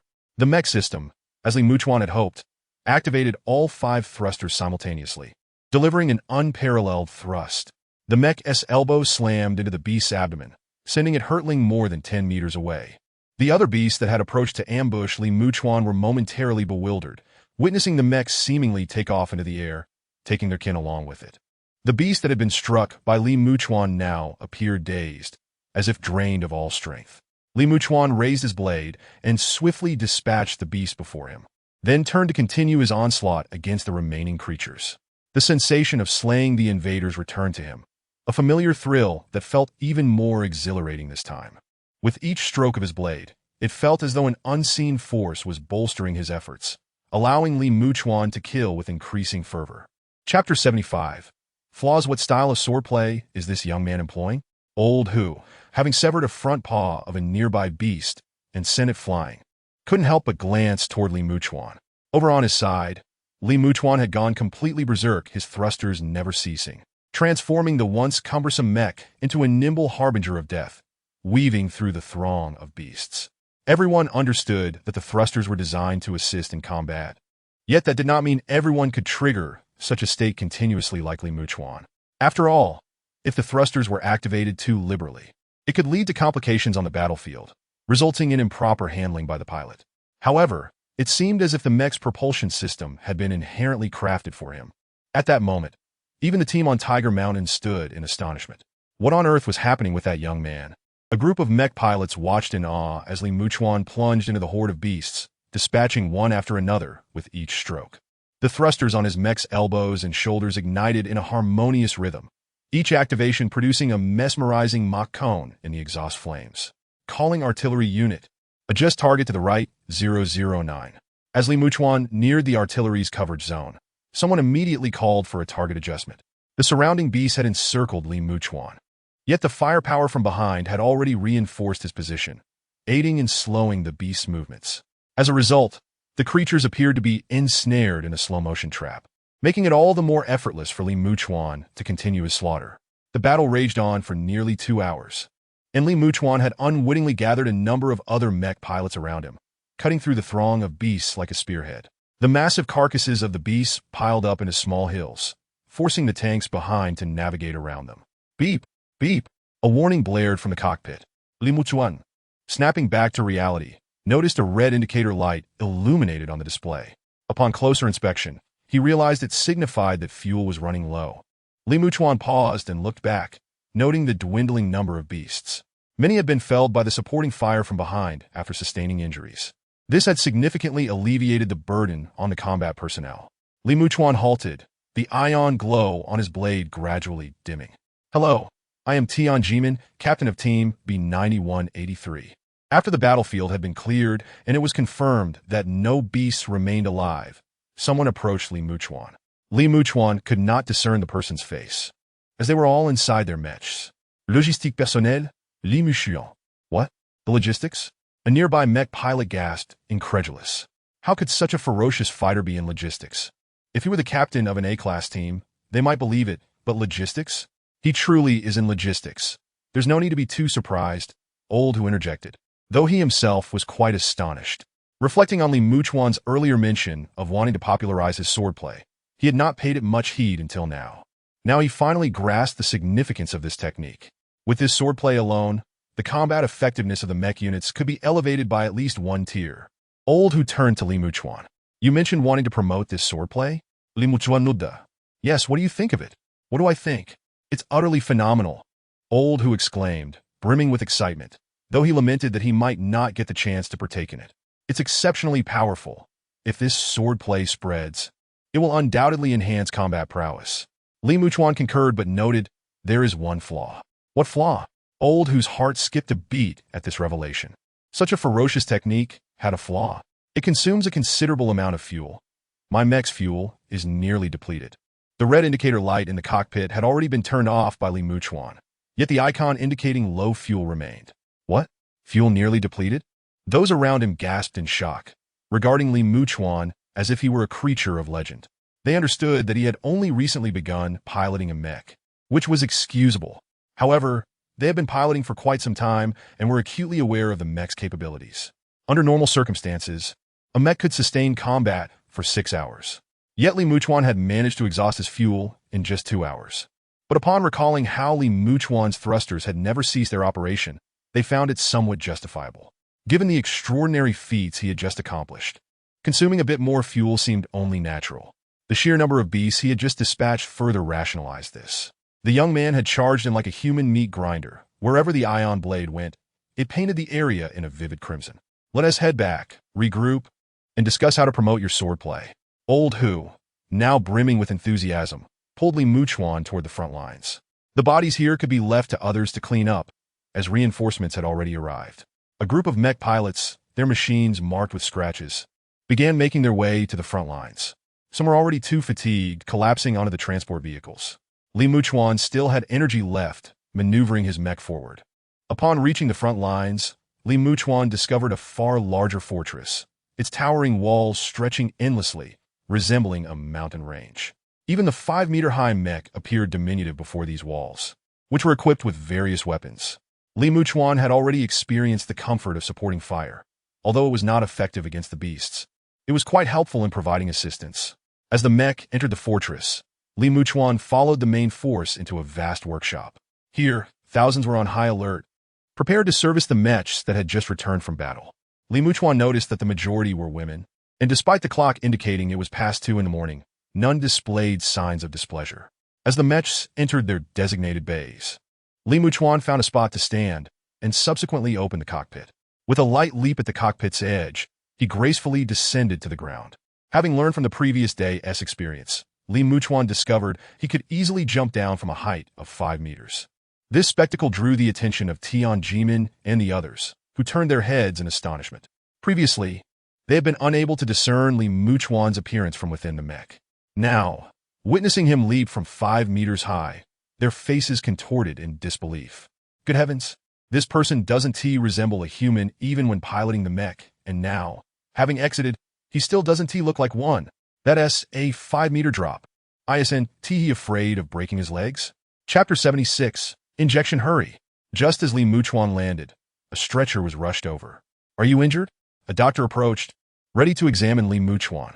The other mech pilots were receiving similar treatment, not just Li Muchuan. I'm fine. Please check on the others' conditions. Li Muchuan, upon hearing the words, promptly waved his hand.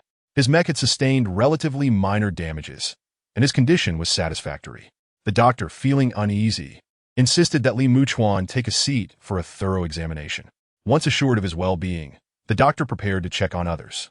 This is your first time on the front lines, isn't it? Have you received the gene immunity serum? The doctor casually inquired, a question posed to all newcomers at the frontline base. Within the ranks of the evolved insects, some creatures could unleash a peculiar pathogen, capable of infecting humans. It was later discovered that the gene immunity serum provided protection against this pathogen. Thus, all those arriving at the front line must receive this serum. The delay in direct injection was due to the serum's limited efficacy, necessitating segmented inoculations. Those who had not yet arrived at the front line would have their injections postponed to avoid diminishing the serum's effectiveness after multiple doses. Not yet, Li Muchuan instinctively replied. Not yet? The doctor's brow furrowed, his movements halting as he retrieved a vial of serum from a nearby box and administered it to Li Muchuan. After having him fill out some information, the doctor departed. Old, who approached, his steps somewhat unsteady. Li Muchuan had noticed earlier that his mech's legs were not functioning smoothly, likely due to the use of prosthetics. Seizing the opportunity, Li Muchuan glanced around the maintenance bay. The expansive workshop was equipped with an array of cranes and tools, and the female mechanics appeared to be exceedingly adept at their tasks. Riding a lift basket to the front of the mech, they promptly replaced the damaged armor. Broken components were primarily substituted, while those reparable would be fixed and returned to the inventory. The entire workshop buzzed with activity, exuding an air of efficiency. Goodness, how did you manage that? You left me utterly astonished, Tian Jimin exclaimed, having completed his examination and striding towards Li Muchuan, his face alight with surprise. The rest of his team soon gathered around, their gazes towards Li Muchuan tinged with curiosity. Indeed, it's my first time witnessing someone charge in a battle with a mech so boldly, one remarked, recalling how Li Muchuan had crashed into a creature, sending the several-ton beast flying. I utilized a bit of martial arts, Li Muchuan replied modestly. Come, let us grab a bite to eat and discuss further. Old, who, familiar with the surroundings from his previous stint here, had already reported the situation and expected someone to arrive shortly to discuss matters. Meanwhile, in a nearby military camp, a group was viewing footage of Li Muchuan's mech in action. What initially appeared to be a clumsy machine now exhibited remarkable agility. Each strike of the blade, empowered by the mech, delivered sufficient force. What do you think? A man adorned with stars on his shoulder queried as the video concluded. How does he wield the mech with such finesse, as if it were custom-made for him? That maneuver appears to be a form of martial arts, another added. The crowd analyzed the footage, noting that Li Muchuan's mastery of blade techniques had achieved a perfect synergy with the mech's operation. This technique should be disseminated among all troops. One suggested. Agreed, but have we verified his background? It was customary to investigate the profiles of newcomers. We have. Name, Li Muchuan. Age, 37, from Anna City. Originally an orphan, he was adopted by the Li family. Following the onset of the mutation frenzy, he concealed himself in the rear and has no further records until he suddenly appeared 4 days ago and joined the logistics department before arriving at the front. Li Muchuan's profile was laid on the table. The group reviewed it, finding no discrepancies. Although he had initially fled, his current demeanor indicated a willingness to step forward. Given the circumstances, there was no need for harsh judgment. Fearing death is a natural human instinct. At 37, he appears remarkably youthful, someone remarked. We should arrange for him to demonstrate his techniques as soon as possible. In the military camp, strategies were swiftly devised. In the mess hall, due to the ongoing special circumstances, personnel were assigned to ensure that soldiers returning from the front would not go hungry. Muchuan and his companions sat at several tables. You must teach us that blade technique. It would make our combat far easier. Perhaps we could even aspire to become an A-level team, one suggested. Indeed, with your combat prowess, you'd likely become a leader of an A-level team, another added as they conversed about the recent battle while enjoying their meal. Of course, I came here to promote the blade techniques I've learned, Muchuan readily agreed, hoping everyone would master them. As they dined, a middle-aged man in military attire entered with purpose. Commander, the diners stood in unison upon his arrival. Please sit. Continue your meal. He gestured, his expression serene, encouraging everyone to resume eating. His gaze settled on Muchuan. Is it true you are only 37? He observed Muchuan, pondering the curious thought that the man before him appeared far younger than his stated age. May I have a word with you privately? He inquired. Understanding the intent behind the request, Muchuan nodded, and they moved to another table. Allow me to introduce myself. I am Lu Jianwei. He did not specify his rank. The stars on his shoulder were quite telling. Muchuan extended his hand in greeting.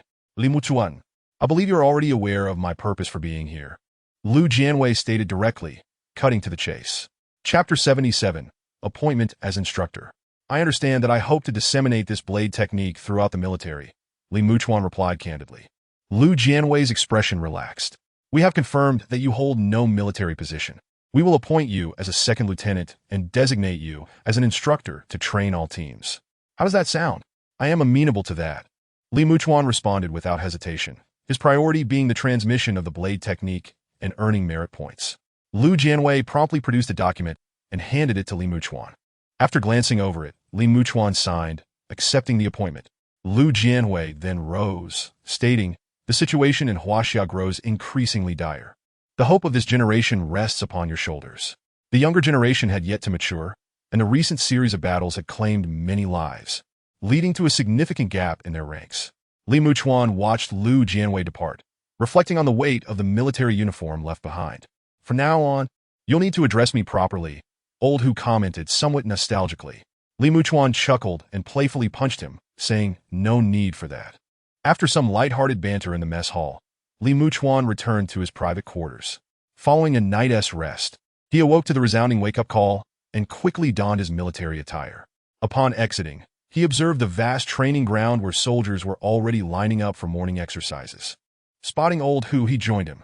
They were tasked with a 5-kilometer weighted run, and Muchuan felt invigorated by the experience. He reflected on his current physical condition, noting a significant improvement compared to before. Everything here was satisfactory, except for the rapid pace of meals, which left him feeling somewhat unsettled. After hastily consuming breakfast, Muchuan approached the front of the assembly. At that moment, he surveyed the sea of soldiers, all seasoned veterans of battle. Word had spread about Muchuan's identity, and it was now his turn to address them. Stepping forward, he surveyed the crowd of soldiers, contemplating his words before stating, you are all aware of my identity, so there is no need for a formal introduction. I will impart all that I know to you, and feel free to ask any questions. With that, Muchuan took up a nearby long blade. Having previously instructed on blade techniques, he found the necessary equipment readily available. The soldiers' eyes were fixed intently upon him, eager for the promised instruction on a new blade technique they had heard so much about but had yet to witness. Without hesitation, Muchuan began to demonstrate, recalling the teachings of Wang Rulong as he guided the soldiers through each move. A recording device was set up nearby to capture the session for distribution to other bases for training purposes. However, Muchuan soon sensed a slight issue with his approach. The soldiers before him were all skilled fighters, seasoned by countless battles, and they adapted to his techniques with remarkable speed, mastering them in just a few repetitions. The transformation of certain techniques appears somewhat lacking, and the understanding of their characteristics is not particularly profound. Nevertheless, this is already quite commendable, especially when compared to the proficiency displayed by Muchuan during his training sessions. Observing this, Muchuan promptly altered his teaching approach, prioritizing familiarity with the techniques before delving into the finer details. On the playground, a dense congregation of individuals wielded their blades in unison, a sight that was nothing short of awe-inspiring. Witnessing these warriors engaged in their drills, Li Muchuan, too, immersed himself in practice. By afternoon, as he observed everyone honing their skills with increasing adeptness, he began to meticulously explain each technique, breaking them down to highlight the most effective methods for countering opponents.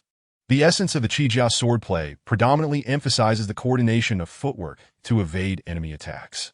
This principle remained etched in Li Muchuan's mind. A lesson reinforced when Wang Rulong enlisted several individuals to train Li Muchuan in evasive maneuvers. Tian Jiming, bring 2 individuals forward. I shall demonstrate, Li Muchuan commanded, calling out to Tian Jiming, whom he did not personally know. Reporting, Old Hu, stationed below, immediately replied. Li Muchuan furrowed his brow upon hearing his voice. Wasn't Old Hu supposed to be absent from combat? I wish to participate in this demonstration, Old Hu declared loudly. After a moment's contemplation, Li Muchuan nodded in agreement. Soon, Tian Jiming arrived with a soldier from his squad along with Old Hu. You will attack from 3 directions. I will demonstrate how to evade and counterattack, Li Muchuan instructed, nodding at the trio. Old Hu exchanged glances with Tian Jiming. Both were seasoned warriors, and their silent understanding was instantaneous. Having previously witnessed Li Muchuan's prowess with the mecha, they were eager to ascertain the extent of his capabilities. The soldiers below craned their necks in anticipation, recognizing both Tian Jiming, the captain of Team A, and Old Hu, the captain of Team B, along with another who seemed to be a vice-captain. Could Li Muchuan withstand the assaults of these 3? The anticipation among the soldiers was palpable. Li Muchuan, however, was not preoccupied with such thoughts. He focused on the trio feeding him strikes, intending to showcase his techniques to the onlookers. Yet, as he lifted his gaze, he found the 3 advancing towards him with wooden swords raised. Instinctively, he began to evade, surrounded by their coordinated assault.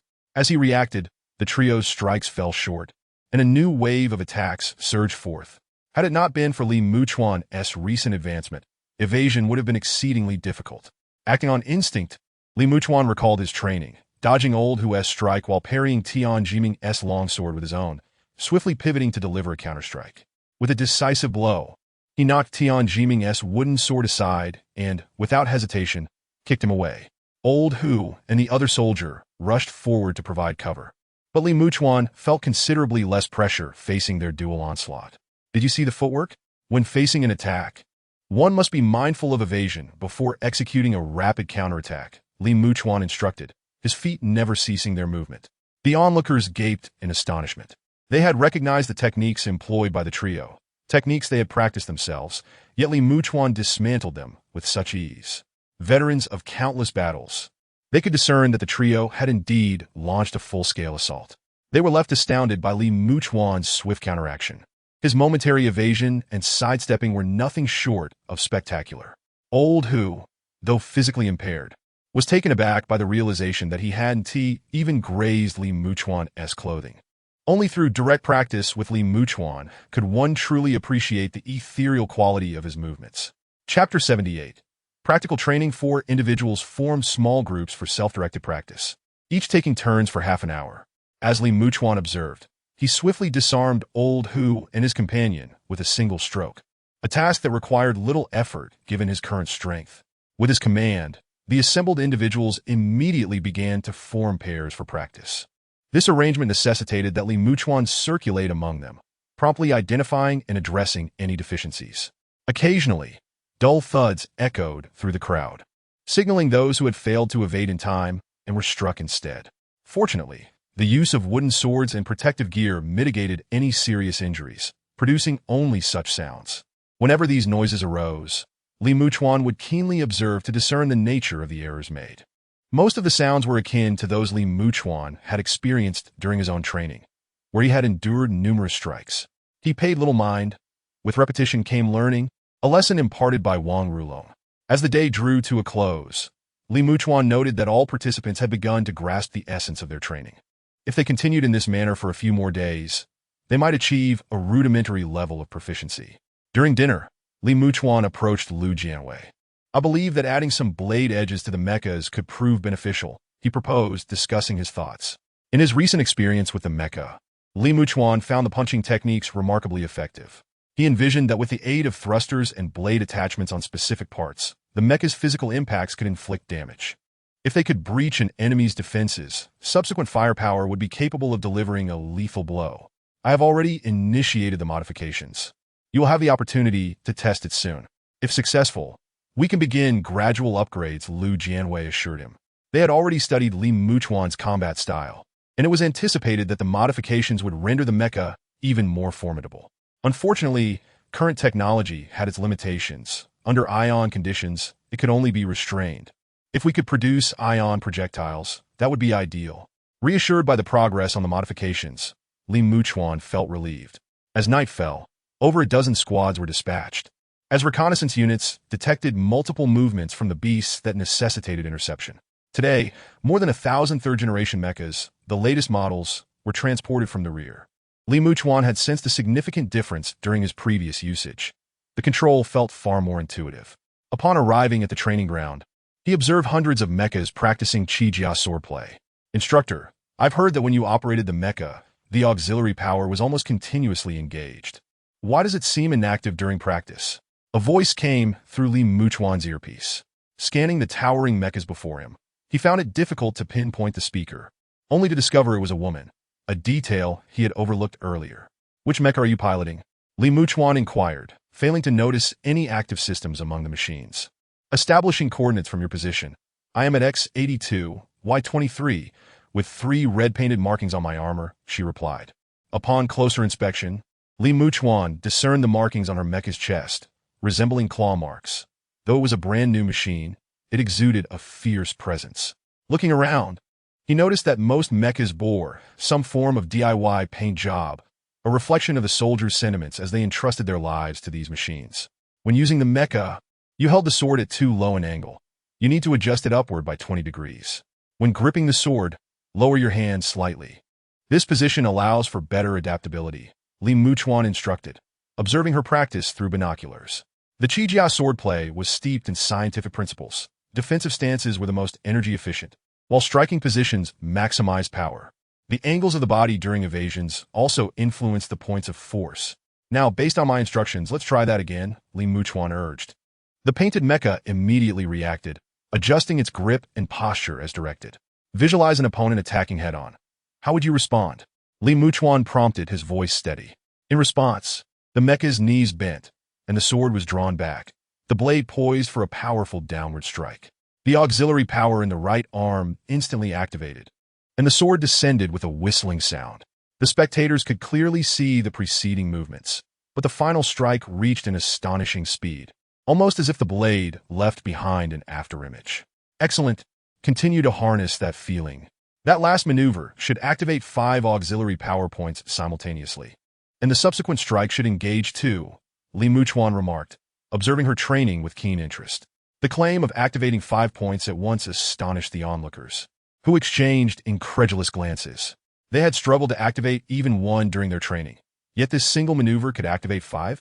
Was such a feat truly possible? Unfazed by the skepticism from the others, the red-painted mecha continued to practice with unbridled enthusiasm. The recently activated power system elicited an indescribable thrill as the blade sliced through the air. In that moment, she felt as though she could cleave a mountain in front of her. What an exhilarating sensation. In the past, piloting the mech had felt like being weighed down, but after the power was activated, it was as if a profound liberation had occurred, freeing her from all constraints. What do you think? In the distance, a group of individuals in the base observed the testing ground through binoculars. It was quite a spectacle. A relatively young officer remarked, "What we see in the video differs somewhat from witnessing it with our own eyes. Indeed, we began practicing as soon as we developed the mechs, but it seems that this is the proper way to operate them. It appears that the mech was not actually our invention. Rather, it was anonymously released by someone, which explains our lack of understanding and utilizing it correctly." As they conversed, their gazes shifted toward Li Muchuan. This individual is a gem. The rank of second lieutenant seems a bit low for him. Perhaps I should suggest a promotion. Chapter 79. Bombardment Instructor. Why don't you demonstrate piloting the mech for us? Hundreds of mechs were currently in practice, all awaiting Li Muchuan's guidance. At this moment, however, Li Muchuan found it somewhat challenging to instruct them. These individuals had yet to fully grasp the intricacies of the Qijia sword technique, and they had jumped straight into mech training, causing many of their movements to become distorted. Hearing their request, Li Muchuan turned and inquired, Is the mech I piloted yesterday ready for operation? It has been serviced and the records have been updated accordingly, came the reply. Upon hearing this, Li Muchuan promptly headed to the hangar. With hundreds of mechs towering over 5 meters high, it was indeed difficult for him to teach effectively. Upon reaching the hangar, he climbed the ladder to the cockpit, at which point the onlookers immediately cleared the way. Li Muchuan began to check the systems, and once all diagnostics were complete, he initiated the cockpit connection. Soon enough, the familiar sensation of piloting a mech returned to him. Moments later, Li Muchuan maneuvered the mech to the testing ground. This time, the experience felt different. He was no longer gazing up at the mechs as if they were giants, but stood at the same level. I will demonstrate a practice session for you. It is imperative that your movements are precise, Li Muchuan announced over the public channel, allowing everyone to hear his voice. The crowd held their breath, with some rushing off to retrieve equipment for recording, intending to share it with others at the base for learning purposes. Standing with his blade at the ready, Li Muchuan soon sprang into action. As he made his initial move, 3 power systems within the mech activated, producing a resounding roar. The exhaust flames from the thrusters shimmered with a Mach ring, creating a stunning display. These 3 thrusters, however, remained activated for only a brief moment before extinguishing, followed by the ignition of thrusters in other locations. At this juncture, Li Muchuan had already executed a move from the Qi Jia sword technique. The onlookers were so captivated that they dared not breathe. Was this the full extent of the sword technique's power? To initiate the power systems from the outset? Moreover, it appeared that there was no indication of any need to pause. Furthermore, as they watched Li Muchuan practice the sword technique, they noticed a rhythmic pattern in the activation and deactivation of the thrusters. It seemed to follow a certain cadence. Some individuals quickly realized that this must represent a frequency. Additionally, while Li Muchuan piloted the mech, there were moments when 6 or 7 thrusters alternately activated, illuminating the scene more brilliantly than ever before, clearly indicating that this was a decisive moment. Overall, the mech piloted by Li Muchuan seemed to embody a completely different concept compared to theirs. Their mechs appeared bulky, whereas Li Muchuan's mech was remarkably agile, resembling a machine of death. Once Li Muchuan had completed his demonstration of the entire sword technique, he finally came to a halt, with the Mach rings of the thrusters extinguishing one by one. Did everyone see that? Your movements must be precise to activate the power systems. During training, it is crucial to maintain accuracy. Otherwise, in the heat of battle, your actions may become distorted. Understood? The crowd responded enthusiastically over the channel, invigorated and eager to commence their training as though they were encountering the mechs for the first time. Li Muchuan stood by, observing and correcting those who faltered in their practice. After 5 hours, nearly all of the hundreds present had mastered the activation of at least 1 thruster. About 70 individuals could activate 2 thrusters, while less than 10 managed to engage 3. The results appeared quite promising. As the day drew to a close, Li Muchuan clapped his hands, signaling to everyone that they could return to rest, for they would need to rise early for more training. Additionally, to prevent a nocturnal assault by the beasts, it was essential to conserve their energy. Given the current situation at the base, they would receive advance notice of any impending attacks from the beasts, allowing ample time for a response. Except for those on duty, the rest returned to their quarters to rest. The following day, before dawn, the wake-up call rang out. After Li Muchuan got up and washed, he donned a 50-kilogram weight and began running with it. The soldiers who saw him now all recognized him and greeted him boisterously. Today, Li Muchuan observed closely and noted that there were indeed dozens of female soldiers in the ranks, all appearing to possess commendable physical fitness. After breakfast, he commenced a new day of training. This morning, you will continue practicing the sword technique, but today, you will be required to wear 2 bricks as weights. Li Muchuan had devised a plan. Morning sessions would focus on the sword technique, while afternoons would be reserved for combat practice. The soldiers immediately fetched bricks, binding them to their wrists before beginning their training. Initially, the group performed admirably, but as time passed and fatigue set in, their movements began to falter. Nevertheless, they persevered through sheer willpower, understanding that mastering their movements would greatly facilitate their effectiveness in battle. Did another beast attack last night? Li Muchuan inquired as he observed the soldiers' training, while also reviewing the events of the prior night.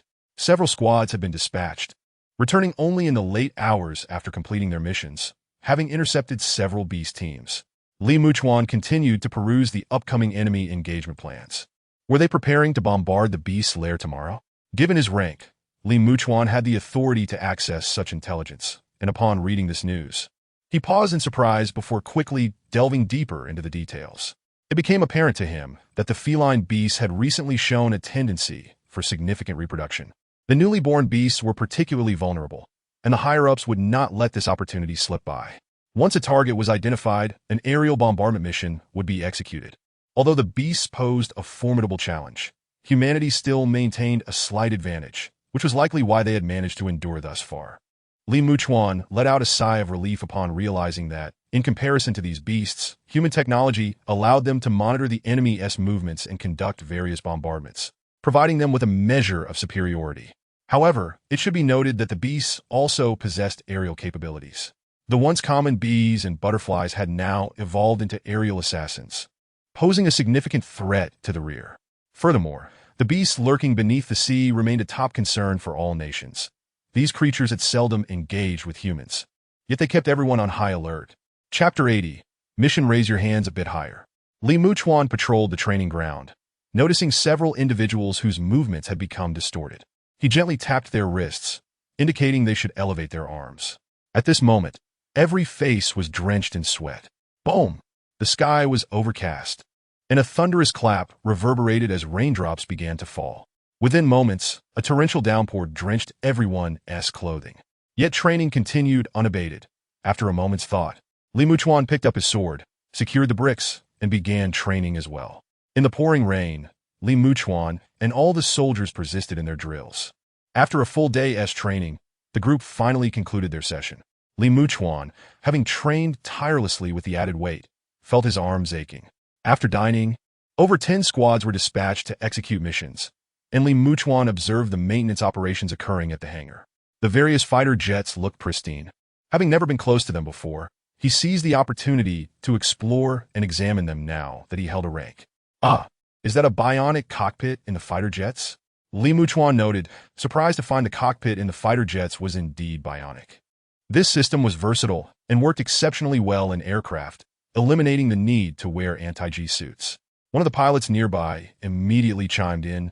Compared to the previous need for anti-G suits, utilizing the bionic cockpit has significantly enhanced our operational capabilities. Li Muchuan took this information to heart.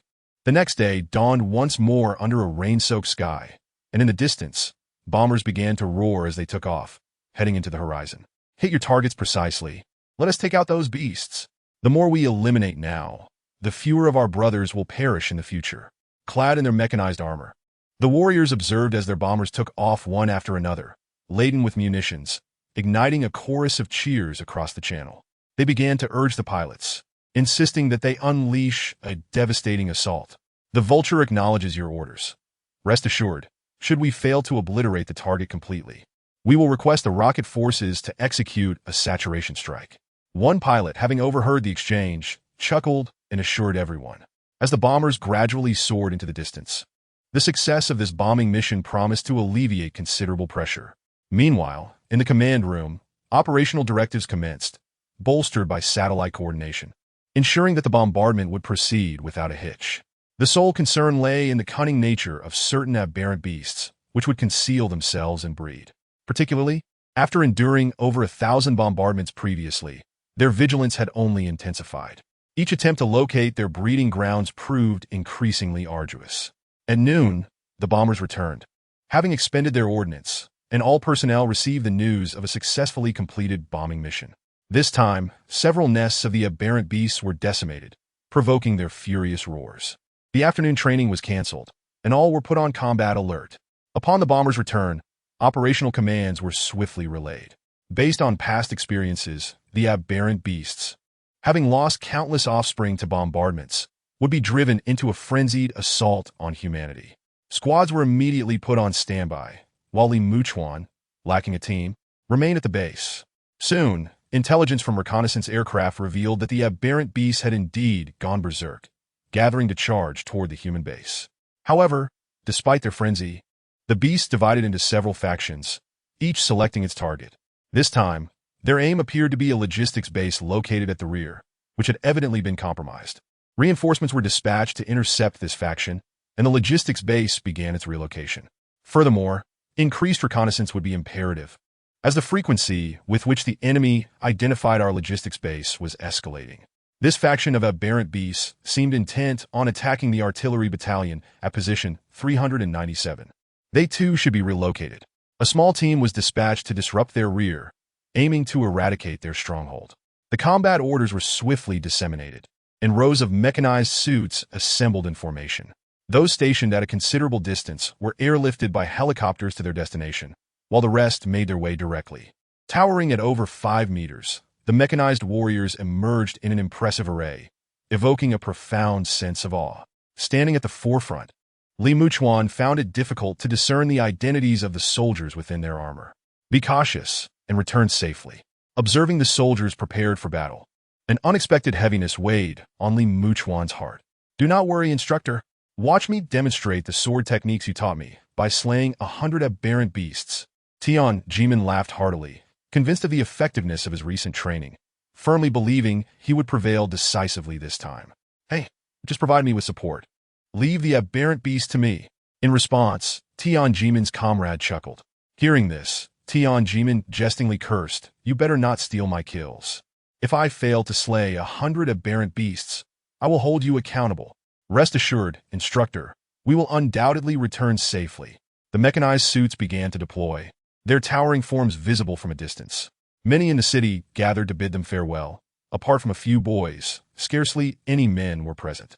The farewell attendees were predominantly women.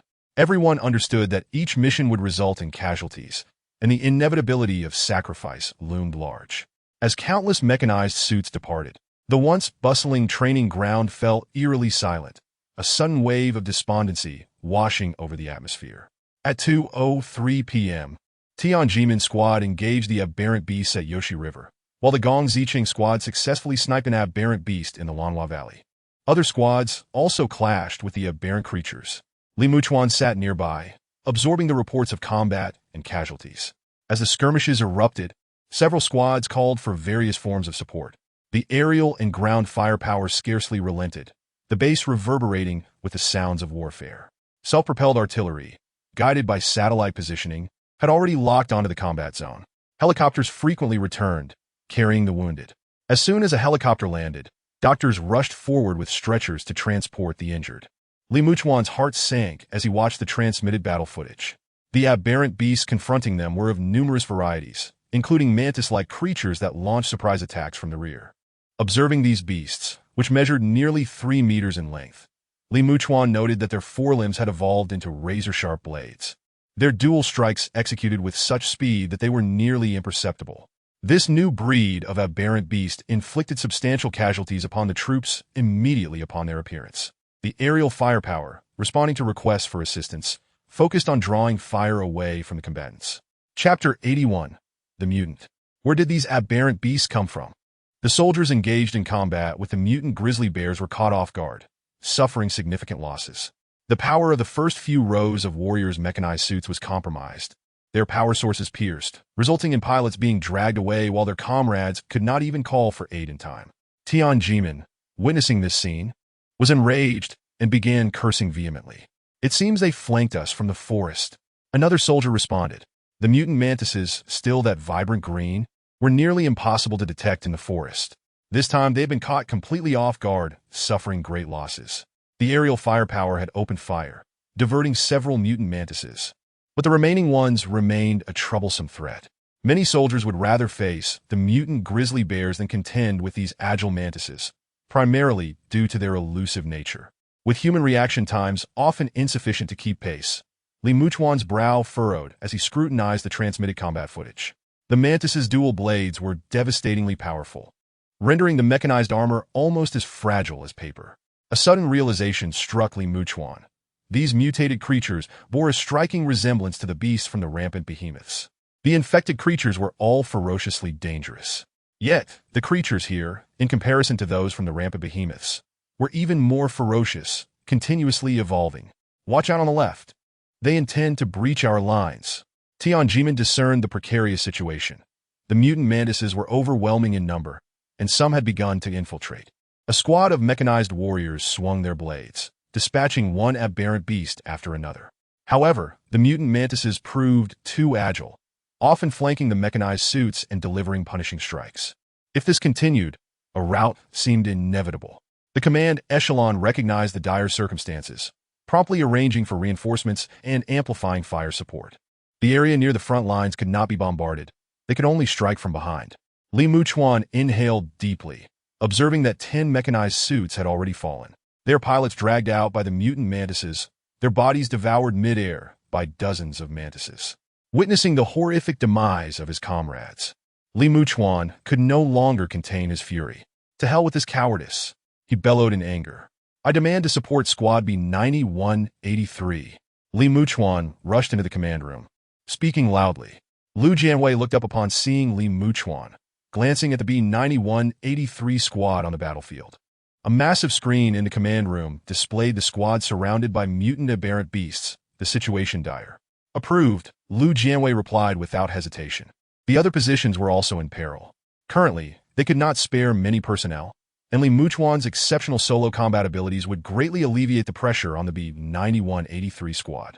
Upon receiving approval, Li Muchuan swiftly contacted the pilots, arranging for a Hercules transport aircraft to lift him and deliver him to the front lines. Soon, the mechanized suit was hoisted, and Li Muchuan began the pre-flight checks in the cockpit. Once completed, he initiated the docking sequence. Instructor, we will arrive at the battlefield in 20 minutes. Please prepare for deployment. Received, Li Muchuan affirmed, taking a deep breath.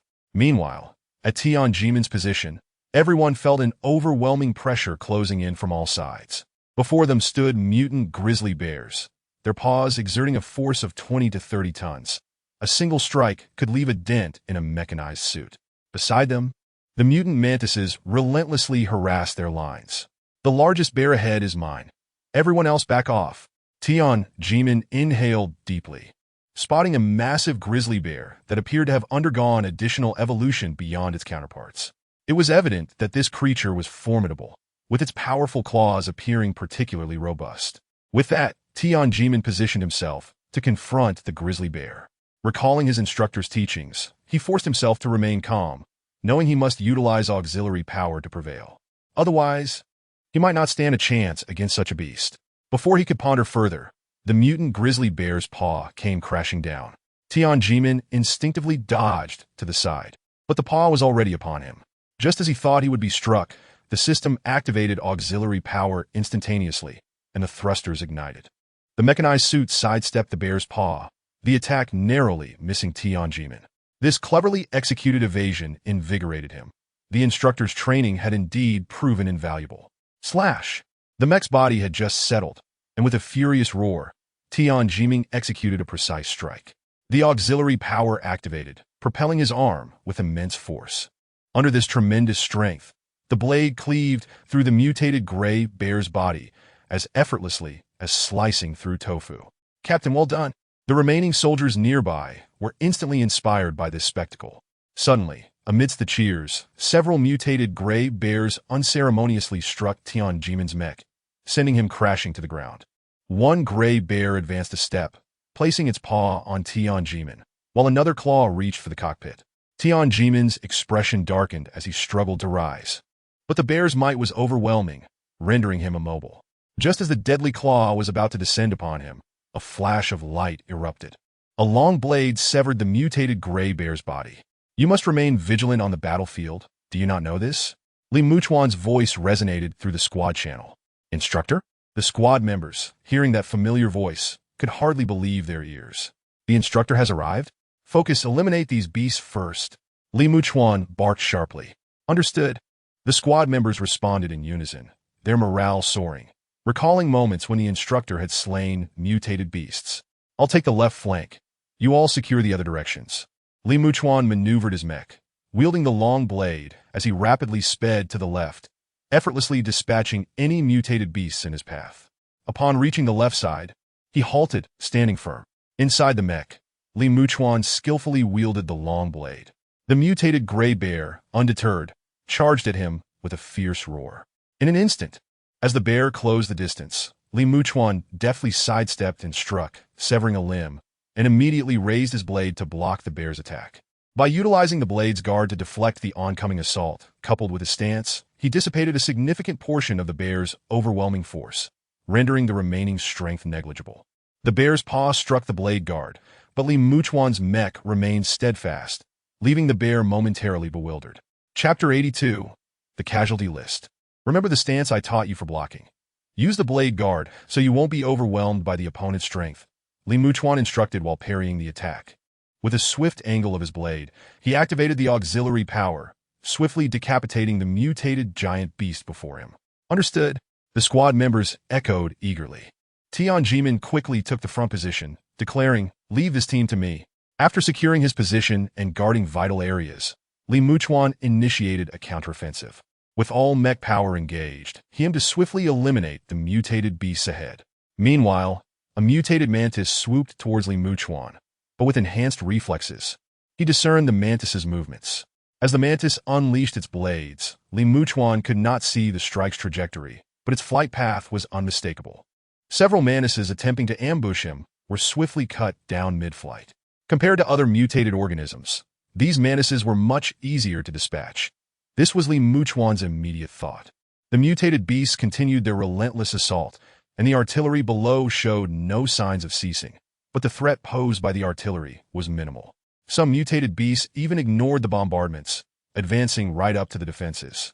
On the battlefield, the remaining squad members gradually began to master the Chijia sword technique, occasionally activating their auxiliary power to eliminate the beasts before them. However, the tide of beasts surged on, unrelenting since the onset of the battle. Blood stained Li Muchuan's mech. He had lost count of how many mutated beasts he had slain. The bombers in the sky had rotated several times, and Li Muchuan noticed some of the machine guns on the planes were glowing red-hot. A sharp beeping sound pierced the air, and upon closer inspection, Li Muchuan realized his mech's fuel was nearly depleted. Yet, countless mutated beasts still loomed ahead. Looking up, he realized he had been fighting for a full 2 hours, and the bodies of the mutated beasts had piled up into a mountain. The original defenses had been raised by several meters. "My fuel is running low. I need a refill. Who could take my position?" Li Muchuan communicated over the squad's channel. "Instructor, I'll take over." Tian Jimin immediately volunteered, swiftly dispatching the nearby mutated beast before rushing to Li Muchuan's side. Seeing this, Li Muchuan retreated to the center of the defenses, where supplies were available. Wasting no time, he began refueling. The surrounding mechs continued to battle fiercely, while the beasts surged like a relentless tide, instilling a sense of despair. Li Muchuan felt he had slain countless beasts, but compared to the multitude still advancing, it felt like a mere drop in the ocean. As the fuel continued to refill, he glanced at the gauge, 50% full. "Captain," just as Li Muchuan anxiously awaited the refueling, a cry of alarm rang out. He looked up to see Tian Jimin ambushed by several mutated mantises, his mech's arms severed. One mantis flew to the cockpit, its razor-sharp appendage piercing through, effortlessly tossing Tian Jimin into the air. The mantis's predatory nature relished in tormenting its prey. The squad members watched in horror, knowing their captain was about to be torn apart by these beasts. "Captain, I have you in my sights." One squad member took a deep breath, realizing there was no saving their captain and that it would be more honorable to allow him to die with dignity. "It's all right. I'll handle this myself." Tian Jimin's voice was remarkably calm, as if he had anticipated this day. He activated a grenade attached to him. Boom! As the surrounding mantises prepared to toy with their quarry, a deafening explosion erupted. Blood rained down from the sky, and in an instant, a mutated gray bear consumed what remained of Tian Jimin's shattered body. "You bastard!" Everything transpired too quickly. Li Muchuan had yet to fully process what had happened when he witnessed Tian Jimin's demise before his eyes. In an instant, his vision turned red with rage, and he charged at the mutated gray bear, now fueled by vengeance. With a decisive strike, Li Muchuan cleaved through the gray bear that stood in his way. Empowered by auxiliary power, he forged a bloody path to confront the bear. With a swift maneuver, he toppled the gray bear, raising his long blade to slice open its belly. The bear howled in agony, but Li Muchuan pressed his foot against its neck and delved into its innards, retrieving Tian Jimin's remains. Rushing back to the defenses, Li Muchuan carefully laid down the body and turned back, unleashing his 8 extremes fist as he charged into the throng of beasts, slashing with his long blade. By 4 o'clock in the afternoon, the remaining mutated beasts began to slowly retreat. During this time, 3 more squad members had fallen before Li Muchuan's eyes, one trampled to death, and 2 blown apart by grenades after being ripped from the gray bears. Exhausted, the remaining squad members collapsed to the ground. Had the beasts not retreated, they would have had no strength left to operate their mechs. Sitting nearby, Muchuan watched as the sun dipped toward the west, painting the clouds in hues of crimson. The evening glow was stunningly beautiful, yet imbued with an overwhelming sense of desolation. Muchuan remained silent, unsure of what to say. The squad members also fell silent, equally a loss for words. 30 minutes later, reinforcements arrived to manage the battlefield. Several injured were lifted onto helicopters, among whom 5 would face lives of disability. Muchuan observed closely. They were fortunate to have been rescued, yet their injuries were grave. After a brief respite, the squad members embarked on their return to base. Upon arrival, Muchuan noticed that the other squad members had also returned. The base was shrouded in silence, and the casualty list had been posted on the bulletin board. Scanning the list, Muchuan recognized many familiar faces, each once adorned with radiant smiles, now overshadowed with a pallor of gray. The sheer number of mutated beasts was overwhelming. Even with the promotion of the Qijia sword technique, it merely slightly mitigated their disadvantages. Sitting beside the bulletin board, Muchuan reflected on the day's battle. Realizing the magnitude of the threat posed by the mutated beasts, humanity remained at a distinct disadvantage. Chapter 83, The Application. The bodies brought back were draped with flags as they were carried away. Muchuan watched as the coffins passed before him, containing individuals he had previously trained in the Qijia sword technique. Once he had regained his composure, he once again devoted himself to the task of teaching. With the captain of B-9183 fallen, Muchuan applied for the position of captain of this squad. Given his capabilities, surviving amidst the mutated beasts should not be an issue. Moreover, his presence in battle could help reduce casualties. This was Muchuan's resolve. Now, as a Stage 2 evolution, his physical prowess surpassed that of others by several folds. Muchuan's application was swiftly approved, and he successfully assumed the role of captain of Team B. With his integration into the squad as its leader, Muchuan gradually found his place within the group. His primary responsibility remained the instruction of the others, facilitating their prompt mastery of the Qijia knife technique. Regardless of the circumstances, this particular style of knife fighting appeared exceptionally well suited for the mechas. Mastery of it would significantly enhance their combat effectiveness on the battlefield. However, due to the limitations of their physical capabilities, these individuals could not match Muchuan's prowess. Otherwise, the casualty rate in combat would have been substantially lower. The new mecha had been successfully modified, and he was informed that it was ready for testing. That evening, shortly after finishing his meal, Muchuan received the news. A third-generation mecha had been improved according to his specifications. Ion blades had been added at the joints, and these blades were double-edged, capable of inflicting damage with merely a trigger.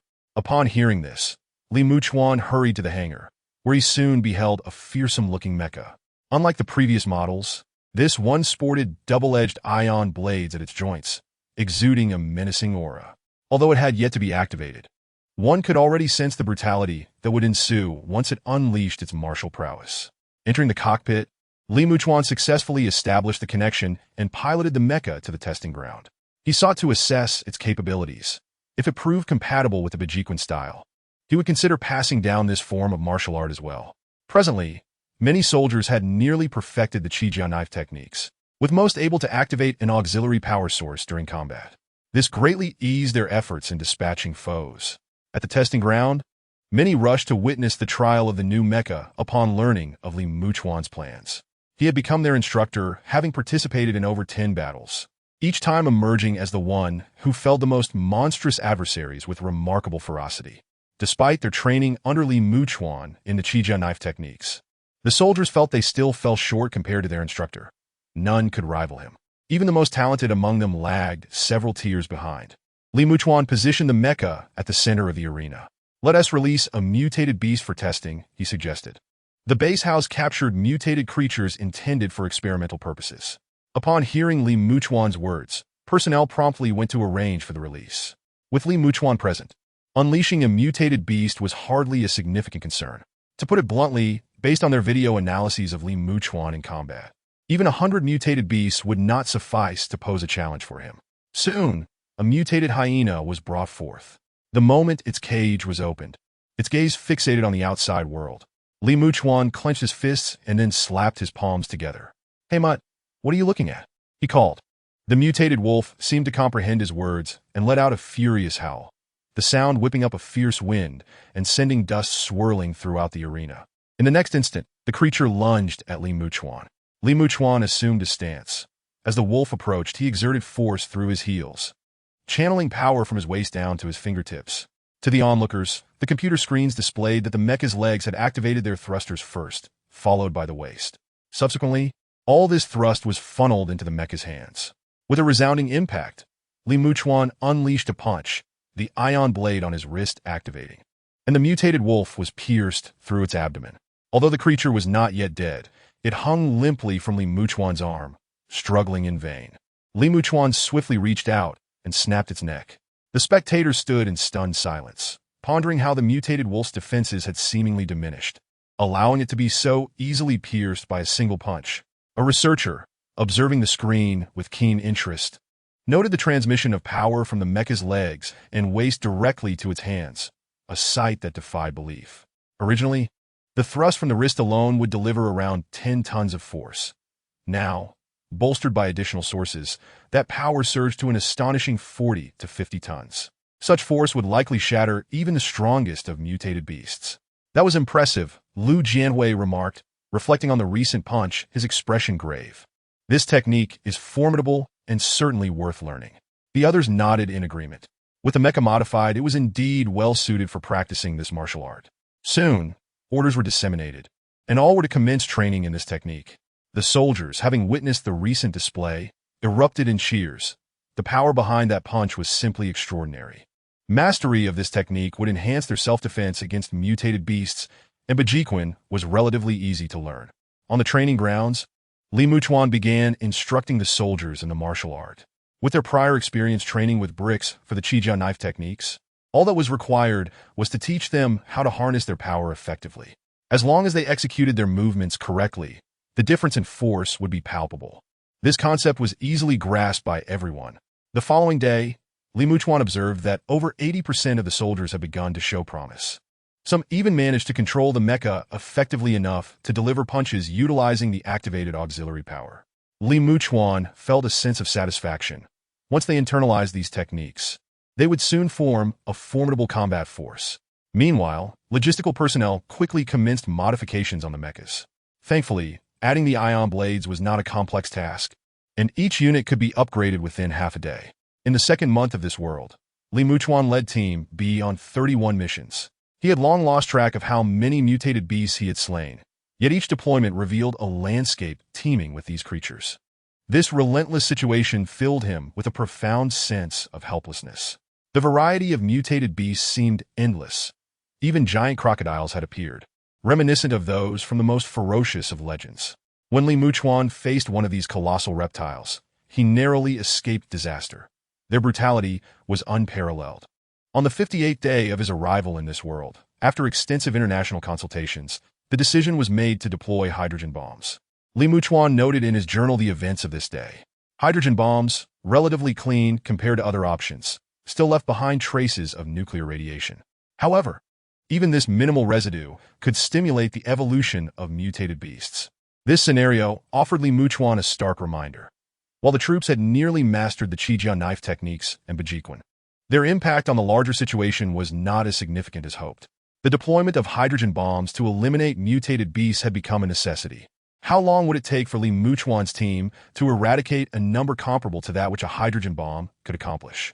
As he gazed at the video footage of a massive mushroom cloud erupting, shaking the very heavens and earth, he felt an overwhelming sense of fatigue.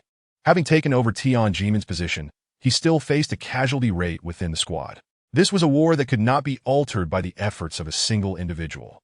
Instructor, there are no missions today, one of the team members announced, interrupting Li Muchuan's thoughts. He lifted his gaze to meet the eyes of his subordinate and nodded faintly. A day without missions was indeed a blessing. At least today, there would be no loss of life. Let's take a break today. With the recent deployment of several hydrogen bombs, a dense bombardment had successfully eradicated numerous mutated beasts. Many of these creatures were now in full retreat, scattering like leaves in the wind, their previous density diminished. In the short term, these mutated beasts would lack the capacity for organized combat. Based on past experience, They would likely flee toward the epicenter of the explosions to absorb the nuclear radiation. This period presented a rare opportunity for respite. Muchuan granted them a brief holiday, a chance to unwind. Not today, instructor. A new batch of recruits has arrived, and we have been assigned to teach them the knife techniques. A new batch? Muchuan inquired, momentarily taken aback. When did we receive so many new recruits? It's a group of female soldiers, Wang Wei explained. Your knife techniques are highly effective, conserving energy and reducing strain, especially as our numbers dwindle. Muchuan nodded in understanding. He looked up to see a contingent of new recruits approaching, all of them female. With so many newcomers, it was no wonder they had been distributed among the teams. As he observed this scene, his brow furrowed slightly, prompting thoughts of his foster parents and sister. He wondered how they fared in this timeline. Instructor, I'm going to assist them, Wang Wei said, glancing at the newly arrived recruits. Muchuan acknowledged her intention with a nod, granting her permission to proceed. Soon, Muchuan was able to see from a distance that the new recruits had been divided into small groups. Following the methods he had previously taught them, Wang Wei and others began to instruct these new soldiers. The vast training ground was filled with shouts and cheers. Despite being mere novices, these individuals had never neglected their training, and their physical fitness was commendably good at this moment. With systematic guidance, they were likely ready for battle. With his own trainees taking charge of the training, Muchuan no longer had to worry about this matter. Calculating the time, there was just over a month left before their departure from this place. The situation here was indeed deteriorating. Recent news suggested as much. It was the 89th day since his arrival in this world. Mutant beasts had congregated at the core of the nuclear explosion zone, absorbing faint nuclear radiation to evolve. These mutant creatures arrived swiftly and departed just as quickly. Upon witnessing this scene through the surveillance footage, Muchuan furrowed his brow. Other nations seemed to be faring poorly as well, particularly smaller countries that lacked military strength but possessed nuclear power plants. The invasion of areas storing nuclear waste was one of the critical factors contributing to the rapid evolution of these mutant beasts. Time passed steadily. Before long, it was the 87th day since Muchuan had come to this timeline.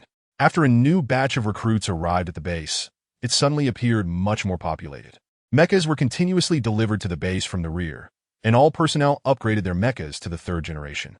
The mechas had also undergone significant modifications. A mission was scheduled for tonight. Muchuan was still training when he received the task assignment. He set down his equipment and glanced at the documents handed to him. An offensive operation? This was the first time Muchuan had encountered such an assault mission since arriving in this world. Previously, they had only engaged in passive defense. Yes, we have detected a group of mutant beasts, predominantly females. Striking them will reduce their reproductive capacity. Mutant species can give birth to dozens at a time, exhibiting extremely potent reproductive capabilities. Moreover, this group consists of females on the verge of evolution, and the higher-ups have decided to eliminate these matriarchs. Muchuan examined the location, nodded in understanding, and affirmed his commitment to completing the task. Upon receiving the assignment, Muchuan turned to relay the information, promptly arranging for the dispatcher to handle mecha transportation. This is our mission for tonight. Is that clear?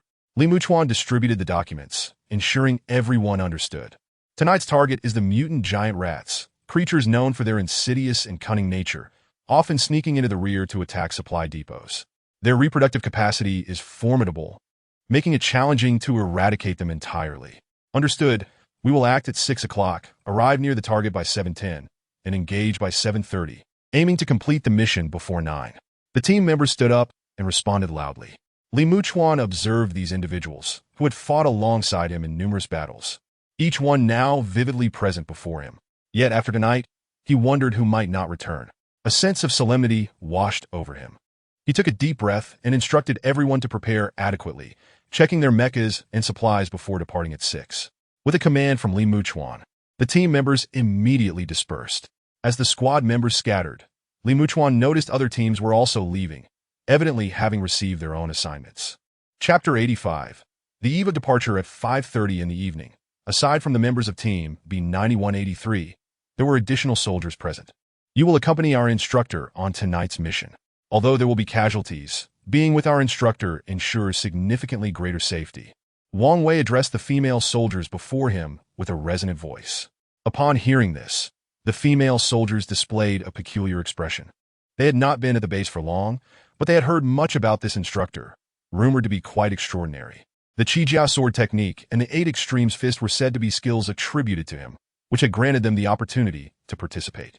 The most crucial point was that this instructor executed missions with such ease that killing mutant beasts felt akin to slicing vegetables, truly astonishing. He was becoming somewhat akin to the first in the mecha combat rankings. However, despite training here for so long, they had yet to see this instructor. Today, they finally had the chance. Do you all understand? Wang Wei looked at the female soldiers before him, raising his voice. Understood. The female soldiers responded defiantly. Wang Wei, satisfied with their reaction, was about to say something when he noticed Li Muchuan approaching from a distance and promptly stood at attention. Instructor. Li Muchuan arrived and glanced at Wang Wei before looking at the new recruits beside him. Having heard about the arrangement for a batch of new recruits to participate in real combat, Li Muchuan was not surprised to see them. However, one of the newcomers standing before him suddenly froze upon seeing Li Muchuan, staring in disbelief. Wasn't this the person she had encountered 2 months ago while recruiting new soldiers? She distinctly remembered him claiming to be a time traveler, utterly unwilling to enlist. Yet now, not only had he enlisted, but he had also become an instructor here? The female soldier, recalling the earlier situation, momentarily lost her composure. How could this person be the instructor? Meanwhile, the other recruits regarded Li Muchuan with curiosity, wondering if this was indeed the legendary figure who slayed mutant beasts as effortlessly as chopping vegetables. Is everyone present? Li Muchuan checked the time. It was nearly time. Report. All personnel. 1303 individuals. Accounted for. Good. Prepare the mechas for departure. Li Muchuan nodded in response and waved his hand for everyone to promptly enter the hangar to board their mechas. The towering and formidable mechas began to mobilize, marching in unison towards the outside, the metallic clanking resonating. Instructor, how many mutant beasts are we planning to slay tonight? Noticing Li Muchuan at the forefront, other squad members inquired. According to incomplete statistics, this instructor had already killed over 10,000 mutant beasts since arriving at the base. Moreover, this instructor's physical prowess was remarkable. He often engaged in endurance training at astonishing speeds during the early morning and late evening. His reflexes were exceptionally acute, allowing him to contend with the high-speed assaults of many mutant beasts. After tonight, he would be leaving. Li Muchuan pondered this, momentarily lost in thought. Whatever we can kill, we shall. There's no such thing as too many. Li Muchuan replied, gazing at the densely packed mechas, each adorned with scars that spoke volumes of past battles. Instructor, we'll be heading out first. Other squads bid farewell to Li Muchuan as they departed. Li Muchuan stood in place, watching the retreating silhouettes of the mechas, lost in silence for a long while. After a brief pause, he led his own team to follow suit. An hour later, the team arrived near the designated location. Li Muchuan ordered everyone to rest and replenish their strength. At the same time, they established contact with the reconnaissance aircraft. Currently, the mutant giant rats had not detected the approach of the mechas. At this moment, the mutant rats were round-bellied, making it significantly easier to engage them. Li Muchuan observed the incoming surveillance footage, reassured that no details were overlooked. Have the artillery positioned itself? It's ready. We can provide fire support at any time. Wang Wei promptly replied. Good. Everyone check your mechas and weapon status again. We will launch the attack in 20 minutes. Li Muchuan checked the time and continued. Soon, 20 minutes had passed. Li Muchuan stood up, surveying the darkened mass of comrades behind him. Charge! With a single command, Li Muchuan drew his long blade, the sound ringing out sharply. The mecha units surged forward towards the rat's den. Just as the mutant giant rats sensed the approaching threat, they began to screech frantically, calling for reinforcements. Currently, they were pregnant, significantly hampering their mobility. With enemies approaching, the threat was considerable. However, before the giant rats could arrive for support, Li Muchuan had already led the mecha units to the forefront. Without a moment's hesitation, the ion blade sliced through the bodies of the giant rats. The sound of 1,000 mecha thrusters igniting filled the air, creating a resonant hum as the surrounding temperature rose significantly. A glance revealed that every mecha was equipped with a Mach ring. Leading the charge, Li Muchuan stood imposingly, slashing down every giant rat that lunged at him. Hurry! Eliminate all the matriarchs. Other giant male rats are on their way. The reconnaissance aircraft had detected movements elsewhere and promptly relayed the information to Li Muchuan. Upon receiving the update, Li Muchuan communicated through the channel. Within the nest, The piercing cries of the giant rats echoed, causing the ground to tremble as reinforcements approached. The matriarchs before them were relatively weak, allowing Muchuan and his team to dispatch them with ease. With 1,000 mechas in motion, they swiftly decimated over half of the matriarchs, while a few attempted to flee. However, the area had been completely surrounded. Boom! The artillery in the rear began its bombardment, obliterating the giant rats that sought to come to the aid of their kin. As Muchuan meticulously cleared away the colossal rat mother, a multitude of enormous rat heads began to rise outside the mech. In that moment, these gigantic rodents, upon beholding the mech before them, exhibited an unparalleled frenzy, particularly upon sighting the multitude of corpses scattered below, their shrill cries reaching a fever pitch. It seemed these colossal rats were attempting to communicate, summoning more of their kind to converge upon the scene. Muchuan cast a glance at the imagery transmitted by the reconnaissance drone, and his heart sank. It appeared there were far too many of these rats. Chapter 86. Retreat, Commander. It is time for you to withdraw. The pilot of the reconnaissance drone, witnessing the increasing numbers of mutated giant rats below, felt a pang of anxiety and spoke urgently. The mission had been accomplished. Tens of thousands of mutated rats had been eradicated, and it was now imperative to retreat. Muchuan understood the gravity of the situation. Things were looking dire. According to previous intelligence, the reinforcements of these mutated rats should not exceed 500,000. Yet the current count had already surpassed 1 million. Should they linger any longer, these mutated rats could very well overwhelm them. Like a deluge, the swarm of rats regarded the mechs with predatory intent. Maintain formation and fall back. Can the artillery units increase their firepower? Muchuan commanded, initiating the withdrawal while inquiring about fire support.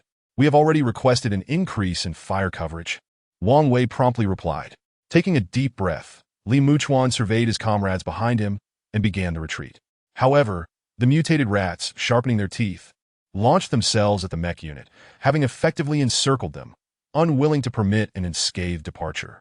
The mutated rats surged forward like a tide, and the mech squad sprang into action, battling the onslaught while retreating. Their jumping ability was formidable, with the rats leaping high into the air to infiltrate the mech ranks. In an instant, the squad found themselves besieged from all directions, even above. Where's the aerial support? Muchuan glanced upward, observing the frenzied hordes of mutated rats charging at them, with no respite even overhead. The pressure on all members was immense.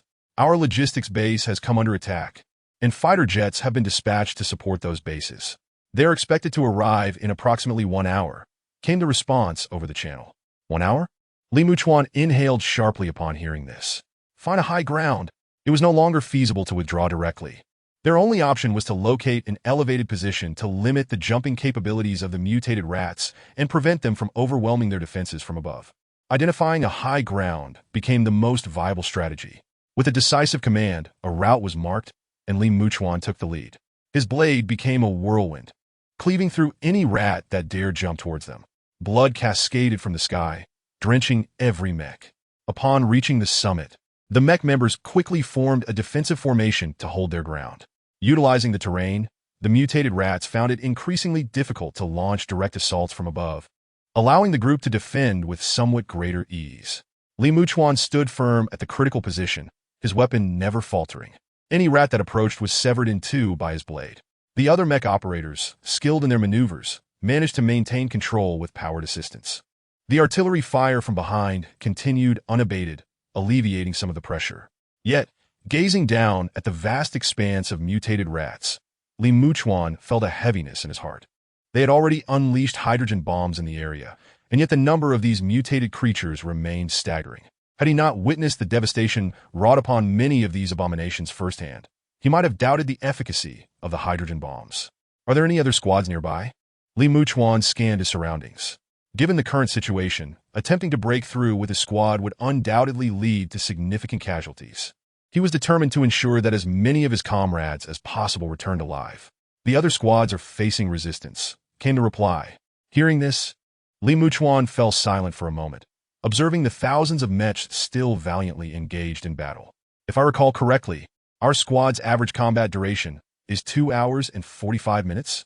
Muchuan inquired of Wang Wei, referring to the average operational time for piloting a mech, after which the operators would begin to fatigue and lose combat efficacy. Indeed, Wang Wei confirmed promptly. We must hold for 1 hour. After that, regardless of whether the support aircraft have arrived, we must initiate our breakout. Time was of the essence. If they delayed too long, they would lack the strength to escape. The time frame given to him was 1 hour, and Li Muchuan intended to adhere to it. He glanced at the clock and began the countdown. The assault from the mutated rats showed no signs of abating, and the enormous carcasses began to accumulate beneath them, gradually leveling their high ground. If this trend continued, it would not be long before their advantageous height was completely neutralized. Witnessing this unfolding scene, Li Muchuan's anxiety grew. Members of his team began to suffer casualties, the sounds of distress serving as grim reminders of the ongoing combat losses. Li Muchuan's expression darkened. The relentless pursuit of the mutated rats meant that mere artillery cover would not suffice for a successful withdrawal. Only aerial fire support could enable them to shake off these relentless foes. The mutated rats measured nearly 4 meters in length and 3 meters in height, appearing somewhat shorter than the mechs, yet the sheer density of their numbers created an unending tide. When leaping, their bodies flattened, granting them a momentary advantage in airtime. Squad rotation. Outer teams move inward, Li Muchuan commanded, glancing at the time. Half an hour had already elapsed. He surveyed his outer members, noting their significant fatigue. Let them rest for a moment. We must prepare for the breakout shortly. What is the status of aerial fire support? Li Muchuan continued to inquire about the aerial cover. There has been a slight delay. They are expected to arrive in 10 minutes, came the response over the channel. Li Muchuan fell silent for a moment, assessing his remaining time and the condition of his team. Wang Wei, Zhou Yong, take my position. I need to refuel. Understood. The two responded immediately, moving to take Li Muchuan's place. He retreated to refuel the mech. Just as he finished replenishing the fuel, the ground began to tremble. The individuals atop the mountain felt a sudden instability. A massive pit emerged, and looking down, they saw the mutated rats burrowing from below. Retreat! Li Muchuan's expression shifted as he realized the situation. A colossal pit had formed at the center of their position, with countless mutated rats frantically surging outward. Chapter 87. Positioning. Li Muchuan organized the formation and led the charge outward. Utilize Bajiquan. Charge forward together. He sheathed his long blade, and after issuing his command, he set off toward the south.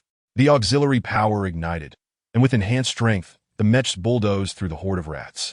Observing this display, his teammates quickly followed suit, unleashing their full momentum to clear a path through the mutated rats. The rats that stood in their way were either struck down by a punch or sent flying. From above, the mech squad carved a path through the dense swarm of rodents. However, the mutated rats were relentless, swiftly closing in on the mech unit from behind. Just as Li Muchuan's team broke free from their encirclement, the rats surged forward once more. Adjust the artillery fire coordinates. Reduce the distance to 0.92. Fire in 10 seconds. Li Muchuan assessed the distance and contacted the artillery unit. They quickly responded, recalibrating their target and commencing the countdown. Li Muchuan led his team over a small rise, which was promptly engulfed in artillery fire. In mere moments, the small hill was obliterated, flames erupting behind them.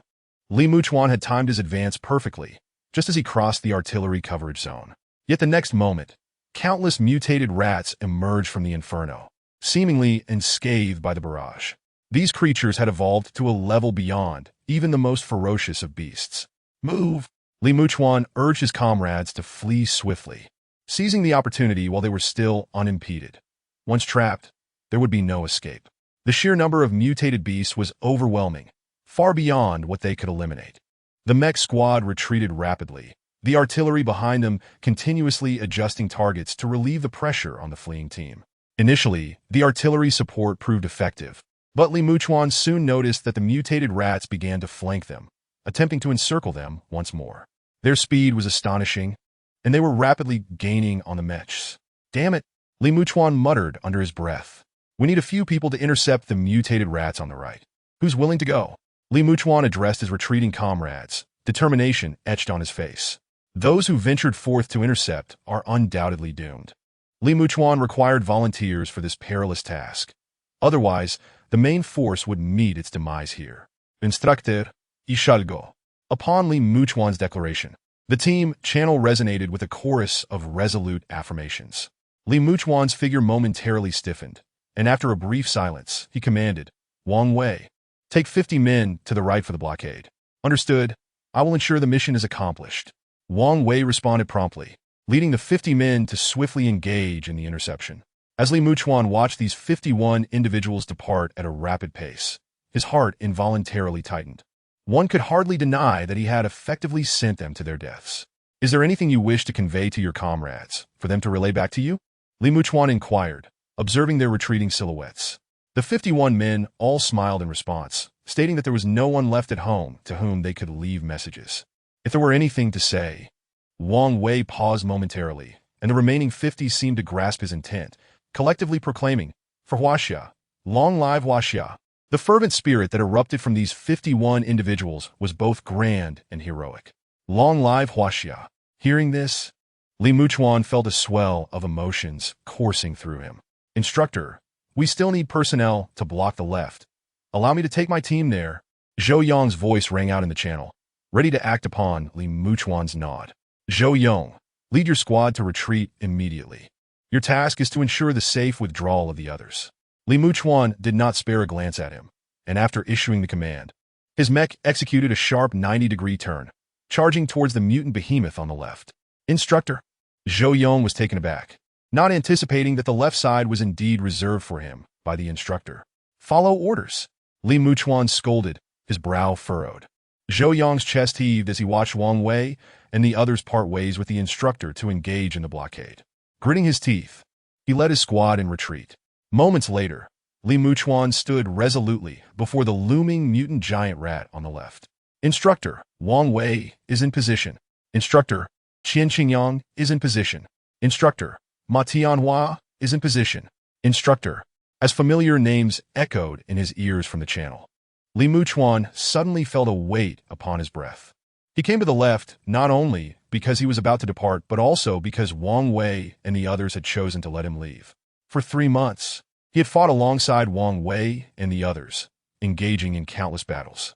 "Instructor, let us see who can endure longer." Qian Qinyang suddenly smiled, saying, "Instructor, you have always been formidable. I refuse to believe that 51 of us cannot surpass you." Hearing this, a smile flickered on Li Muchuan's face, albeit stiffly. "Then let us see." As he spoke, the mutant giant rat charged forth. Li Muchuan brandished his long blade, executing a precise diagonal slash that instantly severed several rats in half. With a swift motion, he brought the blade down again, and in mere moments, a multitude of giant rats lay slain before him. Standing atop the corpses of the rats, Li Muchuan felt himself rising higher. Yet he found himself surrounded by the remaining mutant rats, and his mech had already endured numerous strikes. Several rats leaped at him, clamping onto the back of his blade. With a forceful tug, they yanked the long knife from his grasp. Realizing this, Li Muchuan abandoned the long blade, opting instead to utilize the ion blade on his mech's wrist. Employing the 8 extremes fist technique, he unleashed a series of powerful punches. Even when toppled by the mutant rats, Li Muchuan quickly regained his footing. "Instructor, I shall take my leave first." A labored breath escaped him, and soon after, silence enveloped that side. Li Muchuan hesitated, noting that the voices in the channel gradually faded. Gazing into the distance, he saw that of the 51 mechs, only 3 remained operational. "Instructor, I too." Wang Wei's voice echoed softly. Just as Li Muchuan struggled to slay the giant rat before him, he hurriedly glanced to the right, only to discover that all the mechs had fallen, with the mutant giant rats climbing atop the warriors' mechs. Screeching as if to flaunt their victory, Li Muchuan surveyed the overwhelming horde of mutant rats and felt his limbs growing weak. "It is time for me as well," he murmured, watching the numbers in front of him reach 0.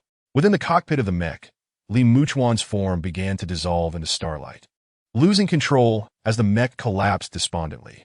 The mutant rats surged forward, tearing open the mech, yet no trace of its pilot could be found within. As for the author's note on the upcoming chapters, the latest 4 chapters were released on the 22nd and 23rd, with the 24th set to debut on Friday at noon. To be candid, the author's current state is rather dismal. Initially, the writing process was filled with enthusiasm, yet in recent days, the unfolding of the plot has led to persistent criticism regarding its quality. With a surge in readers after joining Sanjiang, the influx of various complaints has increased, leading the author to feel that there is hardly anything commendable in this work.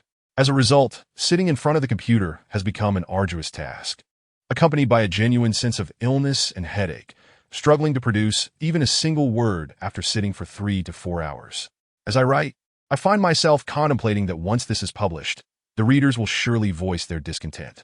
In light of this, I feel an overwhelming urge to abandon the project. Yet I recall having previously assured everyone that I would not do so. Abandoning it now would be a breach of trust. Over the past few days, I have been endeavoring to adjust my mindset, but it remains a formidable challenge. Regardless, I have resolved to proceed with the publication, as I must fulfill my commitments. After the launch, the readers will become the author's employers, and I shall toil for them, relying on their support for compensation. Upon the launch, those willing to subscribe may do so. As for those who merely intend to support the initial subscription before seeking out pirated versions, there is no need for that. I truly do not wish to see the first day as chapters garner 1,000 subscriptions, only for the VIP chapters to dwindle to 200 or 300 the following day. Such a scenario would lead me to question where I went wrong. If it truly comes to that, I might as well abandon the project entirely. Having just launched, if the subscriptions are handled in such a manner, it would leave me feeling utterly defeated. If no one is interested, I might as well end it. 2 editors from external sites have been urging me to publish for weeks, yet I have not done so. Furthermore, after the launch, I plan to refrain from reading comments altogether. I will instead gauge feedback through the subscription metrics. I may peruse the comments closer to the conclusion of the work. Likely, by then, the comments section will be chaotic. The chapters that receive higher subscriptions will indicate what the readers generally favor, allowing me to align my writing accordingly.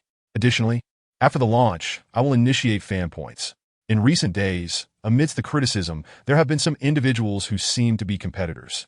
I am not naive. If a brand new account appears on the first day, providing no critiques for other works while only targeting mine, and subsequently falls silent after being muted, it raises suspicion. I initially intended to share my thoughts on the book's inception and the details within, but I feel it might not be well received. Currently, I find myself in a state of self-doubt as I write. Thus, this will suffice for the author as note. Chapter 88. The rules of crossing over a flash of white light, and Muchuan opened his eyes to find himself in the familiar setting of his home. The arrangement of the furniture and the flooring felt exceedingly familiar, yet also alien, as if separated by the ages, leaving him in a daze. After cleansing himself in the bathroom and changing into fresh attire, he departed the villa in his car. Upon stepping outside, he encountered patrolling security personnel. Muchuan hesitated momentarily on the gas pedal. Unlike the future, the present world still allowed for the presence of men. However, he quickly drove away in his R8. Having exited the villa, Muchuan parked in a nearby lot and settled onto a bench, observing the ebb and flow of the crowd. This world starkly contrasted with the previous one. In that realm, nearly every face was female. The streets were desolate, lacking shops and bustling lights. Although there were people, the atmosphere exuded an eerie stillness. Seated quietly, Muchuan felt the profound bliss of a world untouched by calamity. This vibrant energy was absent in the future. He remained in quiet contemplation for quite some time, surrounded by the hustle and bustle of people. It seemed to be a holiday, with an even denser flow of pedestrians. Conversations filled the air, with people discussing their plans for entertainment and delicious meals, while others made arrangements to play games. Muchuan listened quietly until the sky gradually darkened, at which point he adjusted his mindset. As his stomach began to grumble, Muchuan, having piloted the mecha for quite some time, realized he was quite famished. Glancing around, he casually selected a restaurant by the roadside. After placing his order, he instinctively reached for his phone, only to discover it had run out of battery and shut down. Noticing this, Muchuan called for a waiter, who kindly lent him a power bank. Moments later, his phone powered back on. Checking the time, he noted it was already September 20th, leaving him with a mere 4 months until January 31st. Contemplating this, Muchuan felt a sense of urgency wash over him. Shortly after rebooting, his phone buzzed with various notifications. The bank had sent a message announcing a mid-autumn festival gift for him, inquiring when it would be convenient for him to receive it. There were also numerous spam messages. Among them was a text from his sister, stating that the Mid-Autumn Festival was tomorrow and expressing her desire to celebrate together. Her tone was rather pitiful, lamenting her solitude in another city during the festival. Although she had messaged him about wanting to celebrate together several days prior, Muchuan had not responded until now. Seeing her message, he agreed, as it seemed to be the first time his sister would be spending the festival away from home. No sooner had Li Muchuan sent his reply than he received a response from Li Lingqin. "Brother, you finally replied. I thought you might have died from not answering." Li Lingqin felt an immense sense of relief. She had sent countless messages to her brother with no reply. Had he not previously reassured her that a lack of response merely indicated he was busy, she might have genuinely feared for his safety. Li Muchuan read her message with a wry smile, having anticipated her reaction and preemptively prepared her for it. "Isn't there a 3-day holiday for the Mid-Autumn Festival? Why didn't you go home?" he inquired. Li Lingqin promptly replied, "None of my dorm mates returned home. We agreed to celebrate the festival together." Li Muchuan felt reassured by this, having previously worried about his sister's relationship with her roommates. "Brother, you must be on holiday now, right? I'll come find you," she texted. Li Muchuan quickly responded, stating he was busy at the moment, but would take her out for some fun tomorrow. He had just returned and had a multitude of tasks to attend to, leaving him little time for leisure. Though Li Lingqin anticipated her brother's refusal, she could not help but feel a twinge of disappointment upon reading his message, her expression reflecting a glum disposition.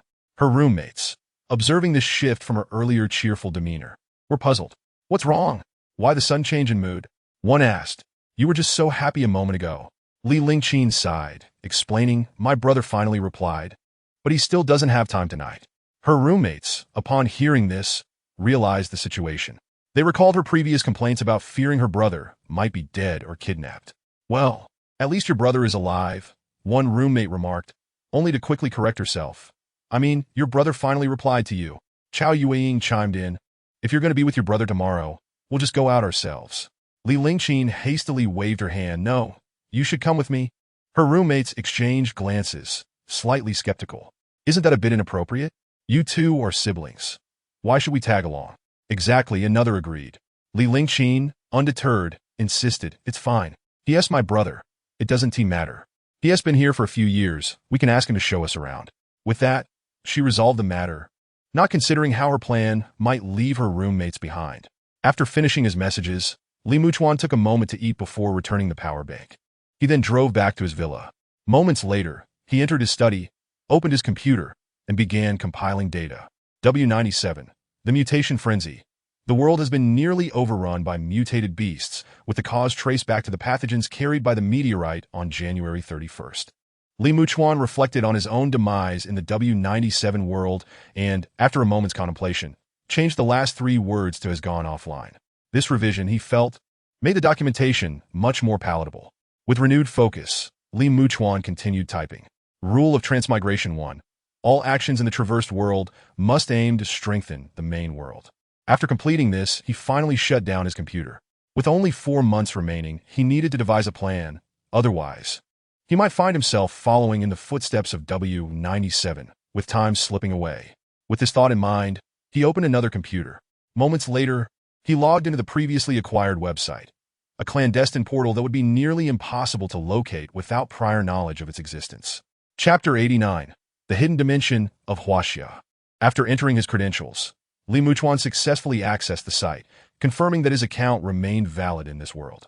Noticing this, he uploaded the bionic cockpit technology he had obtained, adjusting the permissions and tagging several administrators to ensure nothing was overlooked. He aimed to allow Huaxia to digest and master this technology, which could be utilized in fighter jets. After completing the upload, Li Muchuan pondered briefly before renaming the website to the Hidden Dimension of Huaxia. Satisfied with this change, he logged out. Concerning the W97 timeline, it was stated that this account would not be traceable, a feature of its high-level security measures. However, given the previously sold gene serum, Li Muchuan knew he would still be scrutinized. After mulling it over, he decided to postpone that concern. The meteorite issue remained unresolved. Next, Li Muchuan began reviewing his interference points. 28008. This was the total he currently possessed, having initially had just over 6,000. It appeared he had gained over 21,000 points, likely due to his martial techniques delaying the apocalypse. He speculated silently. After some thought, he allocated all his interference points to the small space, which immediately began to expand to approximately 0.077 cubic meters. Observing this growth, he sighed inwardly, feeling the increase was rather meager. Not long after he had renamed the website, a researcher logged in. Habitually checking the site, He was taken aback to find it had been renamed. The new title left him at a loss for words. Frowning, he wondered who had made such a change. As he pondered this, a message notification popped up, leading him to the uploaded documents. Bionic cockpit? As he read through the detailed descriptions, his frown gradually relaxed, replaced by growing excitement. At the bottom of the document, a sizable download package awaited. He wasted no time in downloading it and quickly pulled out his phone. Hello, it's me, old Dai. What is the matter? Dai Qinggang. What is the story behind that internal account? Who is using it? The other person was surprised to hear this. Old Wu was one of the original administrators of this site, but he passed away several years ago. I'm not aware of anyone else using that account since. No one, right? Old Wu's family has never used it, and according to confidentiality regulations, it shouldn't be disclosed. Upon hearing this, Dai Qinggang fell silent. According to the confidentiality policy, the account should not have been revealed. So, who is using it? Did you change the website's name? He pressed. No, I wouldn't dare. The realization dawned on him that only the individual using Old Wu's account could have made the modification. After hanging up, Dai Qinggang inquired around and confirmed that the website's name had indeed been altered by that mysterious individual. Forget it. Let us focus on the technology for now. After downloading the materials, he quickly called for a guard and hurriedly left. Today, Muchuan opted against further training and instead took a well-deserved nap. Around 5 o'clock, he jolted awake, suddenly realizing he was in the main world and didn't require any training. He promptly returned to slumber. When 10 o'clock rolled around, the ringing of his phone roused him from his sleep. In a state of confusion, Li Lingqin answered the phone, her voice tinged with exasperation. Brother, didn't you say we were going out today? Why haven't you made any move yet? She awaited her brother's return call, only to find that he had yet to respond. I'll get up right away, Li Muchuan, recalling the matter upon hearing the phone ring, replied. Give me half an hour. I'll drive over to pick you up. Brother, are you still not up? Li Lingqin Siga. Having nearly completed her makeup while her brother remained in bed. I'll be there soon. I get up quickly, Li Muchuan assured her, acknowledging his fault. Don't bother driving. My roommate is coming along today as well, and your car won't accommodate so many people. Glancing at her roommates, who were ready beside her, Li Lingqin stated, all right, I understand. With that, Li Muchuan hung up the phone, quickly washed up, and changed into some clothes.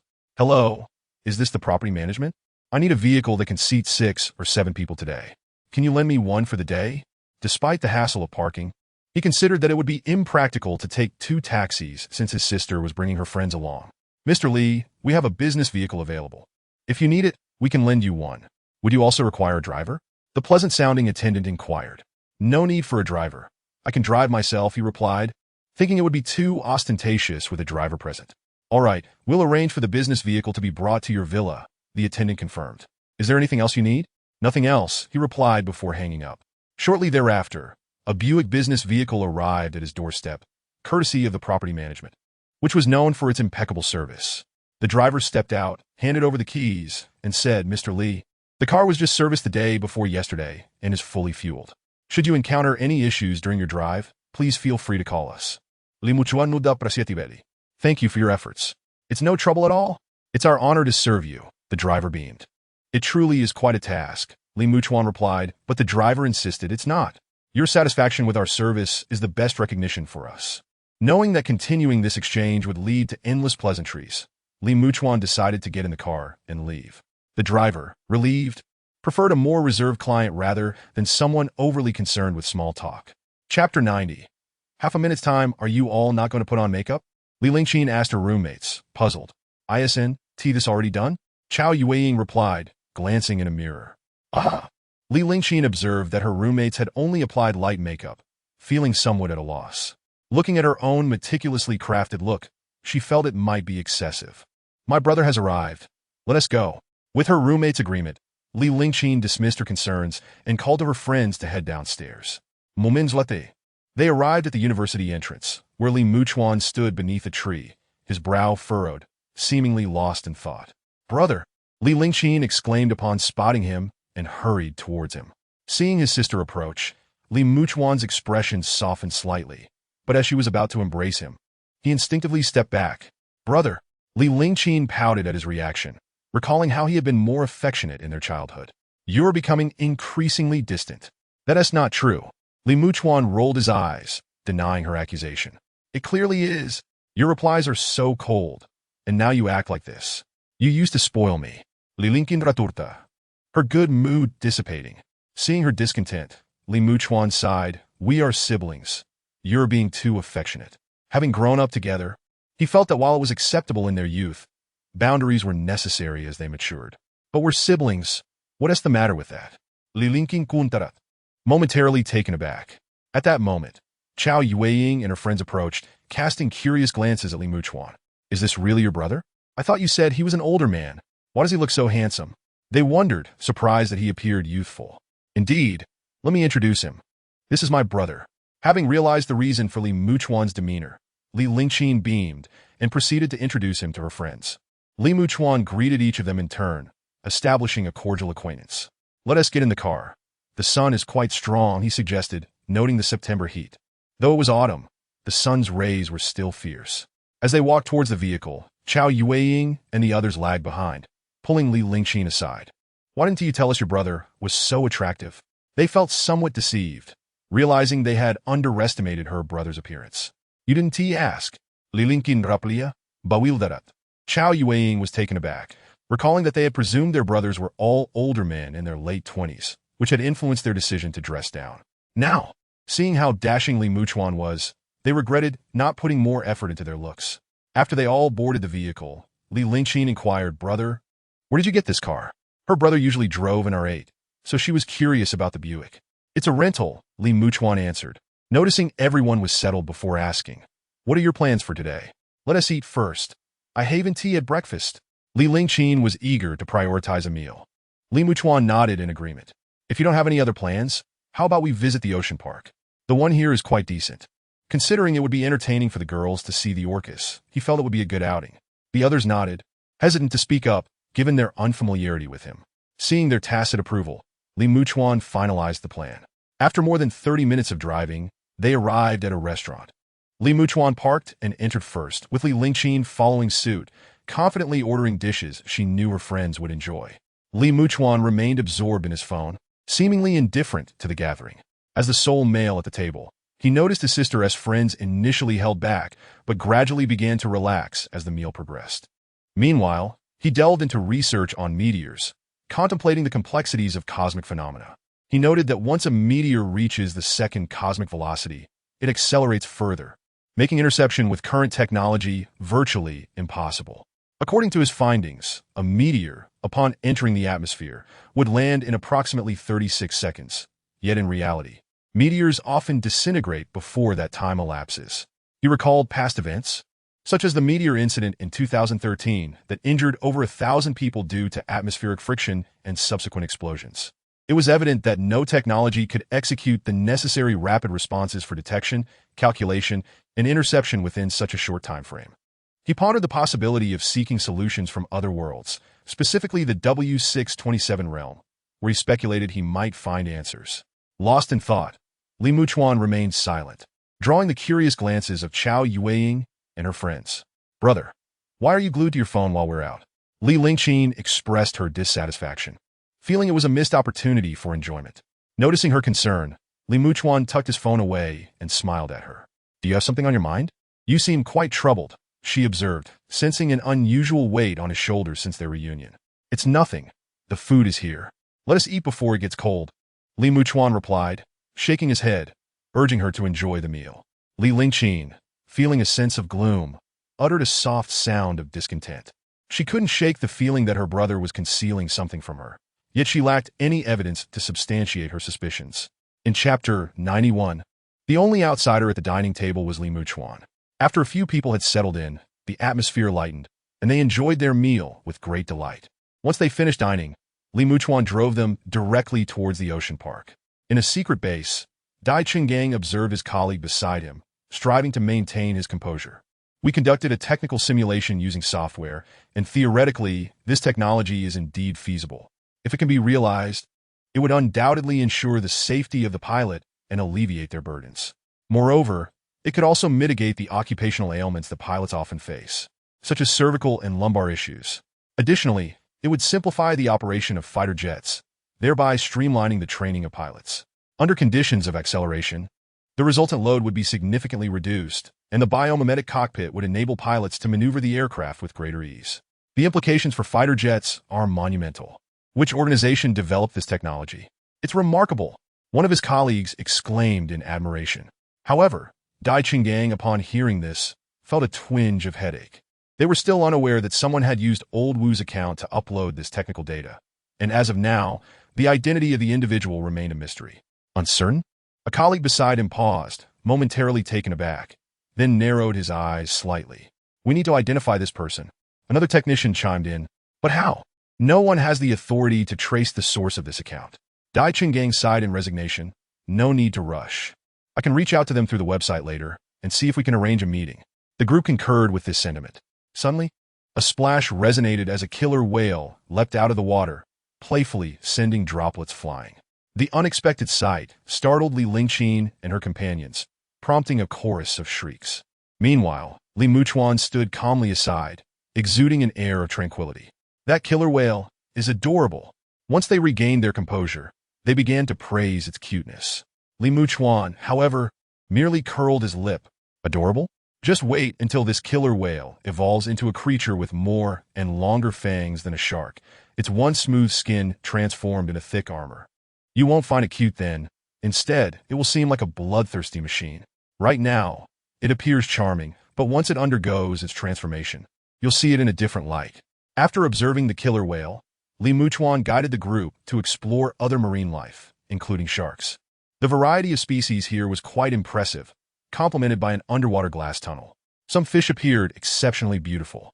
Li Muchuan accompanied Li Lingqin and her friends until sunset, after which he took them for a stroll along the beach. Noticing their fatigue, he finally led them to a restaurant to rest. Brother, would you like a drink? Li Lingqin asked mischievously, her voice low. Li Muchuan shot her a disapproving glance. No, I still need to drive. You could get a designated driver, Li Lingqin muttered, but upon catching her brother's stern gaze, she refrained from further protest.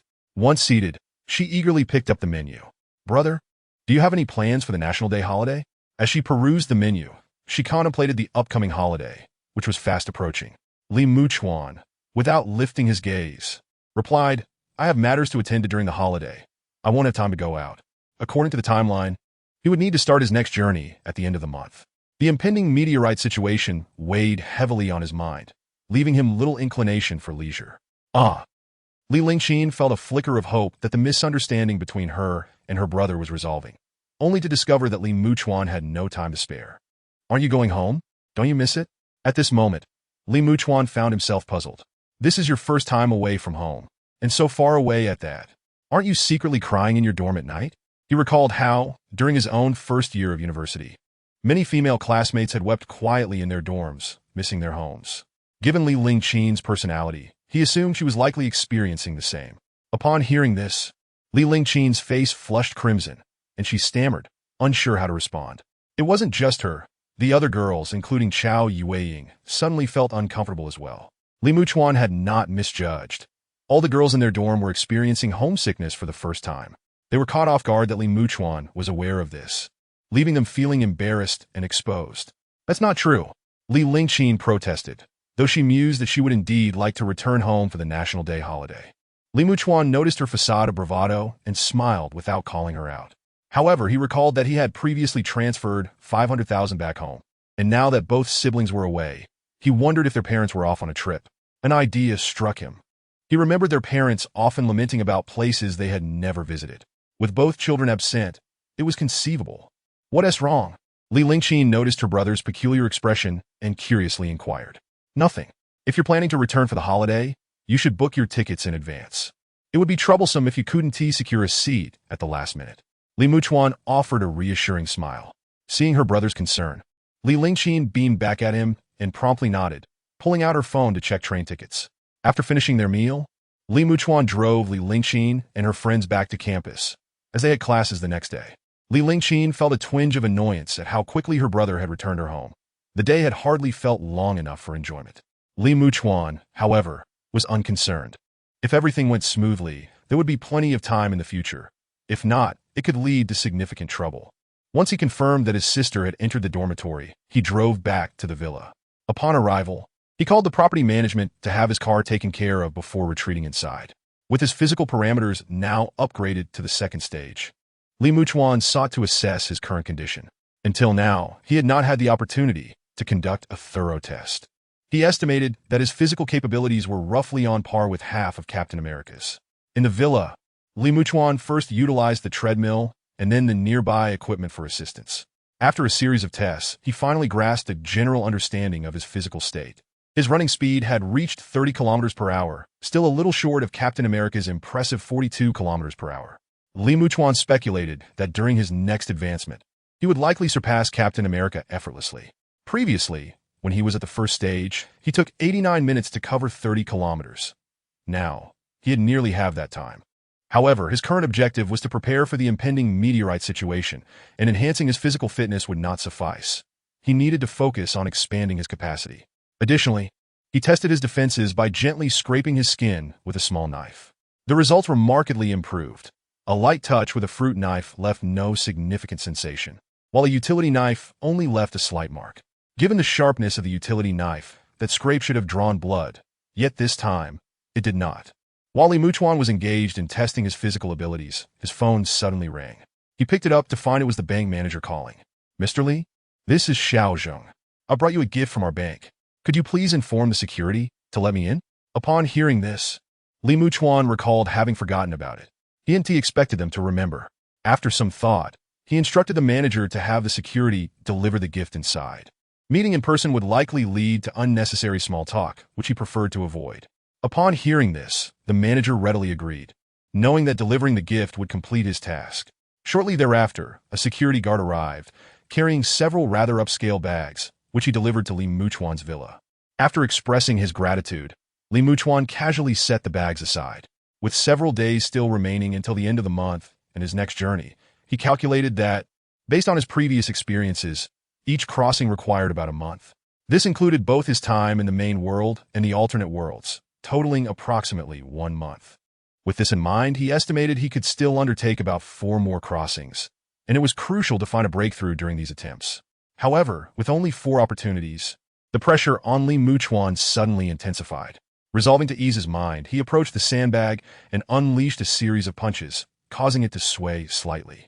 The sandbag loomed before him like an adversary, and he struck it relentlessly. It became evident that while his physical capabilities had improved, there remained a gap when compared to Captain America. Recalling the moment when Captain America struck the sandbag, effortlessly breaking through it with just a few punches, Li Muchuan currently finds himself unable to reach such heights of prowess. After he has exerted himself to the point of perspiration, he finally sheds his clothing and proceeds to the bathroom for a refreshing shower. Gazing into the mirror, he notices that his muscles have become increasingly pronounced, nearly rivaling those of Captain America. In terms of physique, Li Muchuan perceives himself as quite perfect. The following day, Li Muchuan does not indulge in slothful sleep. Instead, he rises early and runs 30 kilometers. After enjoying breakfast, he contemplates his next steps when his phone suddenly buzzes. Checking the message, he discovers it is from Tang Jianan. Upon opening it, he learns that Tang Jianan is preparing to recruit volunteers for a human drug trial in the afternoon. As the owner of this patent, and given their previous camaraderie, Tang Jianan has come to discuss the progress of the drug with Li Muchuan. "I suppose I should invest in your company's stocks," Li Muchuan replies, accompanied by an expressive emoji. Upon reading this, Tang Jianan pauses momentarily before bursting into laughter. "You certainly have unwavering confidence in the drug you developed. To be frank, until the drug has undergone comprehensive testing, no one can genuinely assure its efficacy, as Li Muchuan claims." Yet, observing Li Muchuan's demeanor, Tang Jianan senses a profound sense of assurance radiating from him. "If I lack confidence in my creation, I would hesitate to market it." Li Muchuan smiles and types a response. Engaging in conversation with Tang Jianan is quite pleasant, as he always sends messages in text form. Unlike the cumbersome voice notes often dispatched by supervisors during Li Muchuan's tenure at the company, which would leave him feeling overwhelmed. If this drug truly possesses the effects you describe, everyone will undoubtedly owe you their gratitude, especially considering the total expenditure was merely over 10 billion. Thus the pricing will certainly be quite low. Tang Jianan is well versed in such matters. Li Muchuan, upon hearing this, finds himself inclined to believe it, having glimpsed the future. When he reviewed the pricing for the gene immune serum, he noted it was set at 88 per injection. This was the initial pricing, as an individual requires up to 10 injections, resulting in a total cost of 880. Given the vast population of Huaxia and the rapid expansion of business overseas, costs were quickly recouped. Subsequently, the domestic price was reduced to 51 per injection. It seems that after the clinical trial succeeded, an international patent was sought. To apply for an international patent, one must first secure a domestic patent, a process that is notably complex, not merely a matter of application. Patent offices in the contracting countries must conduct examinations, and applicants must respond to various inquiries. In Li Muchuan's view, it is an exceedingly cumbersome affair.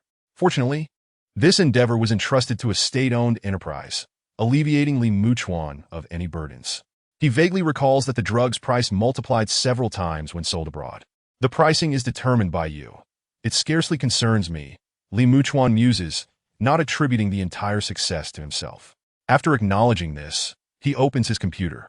Since the drug has progressed to the clinical trial phase, it would be prudent for Li Muchuan to purchase some stocks.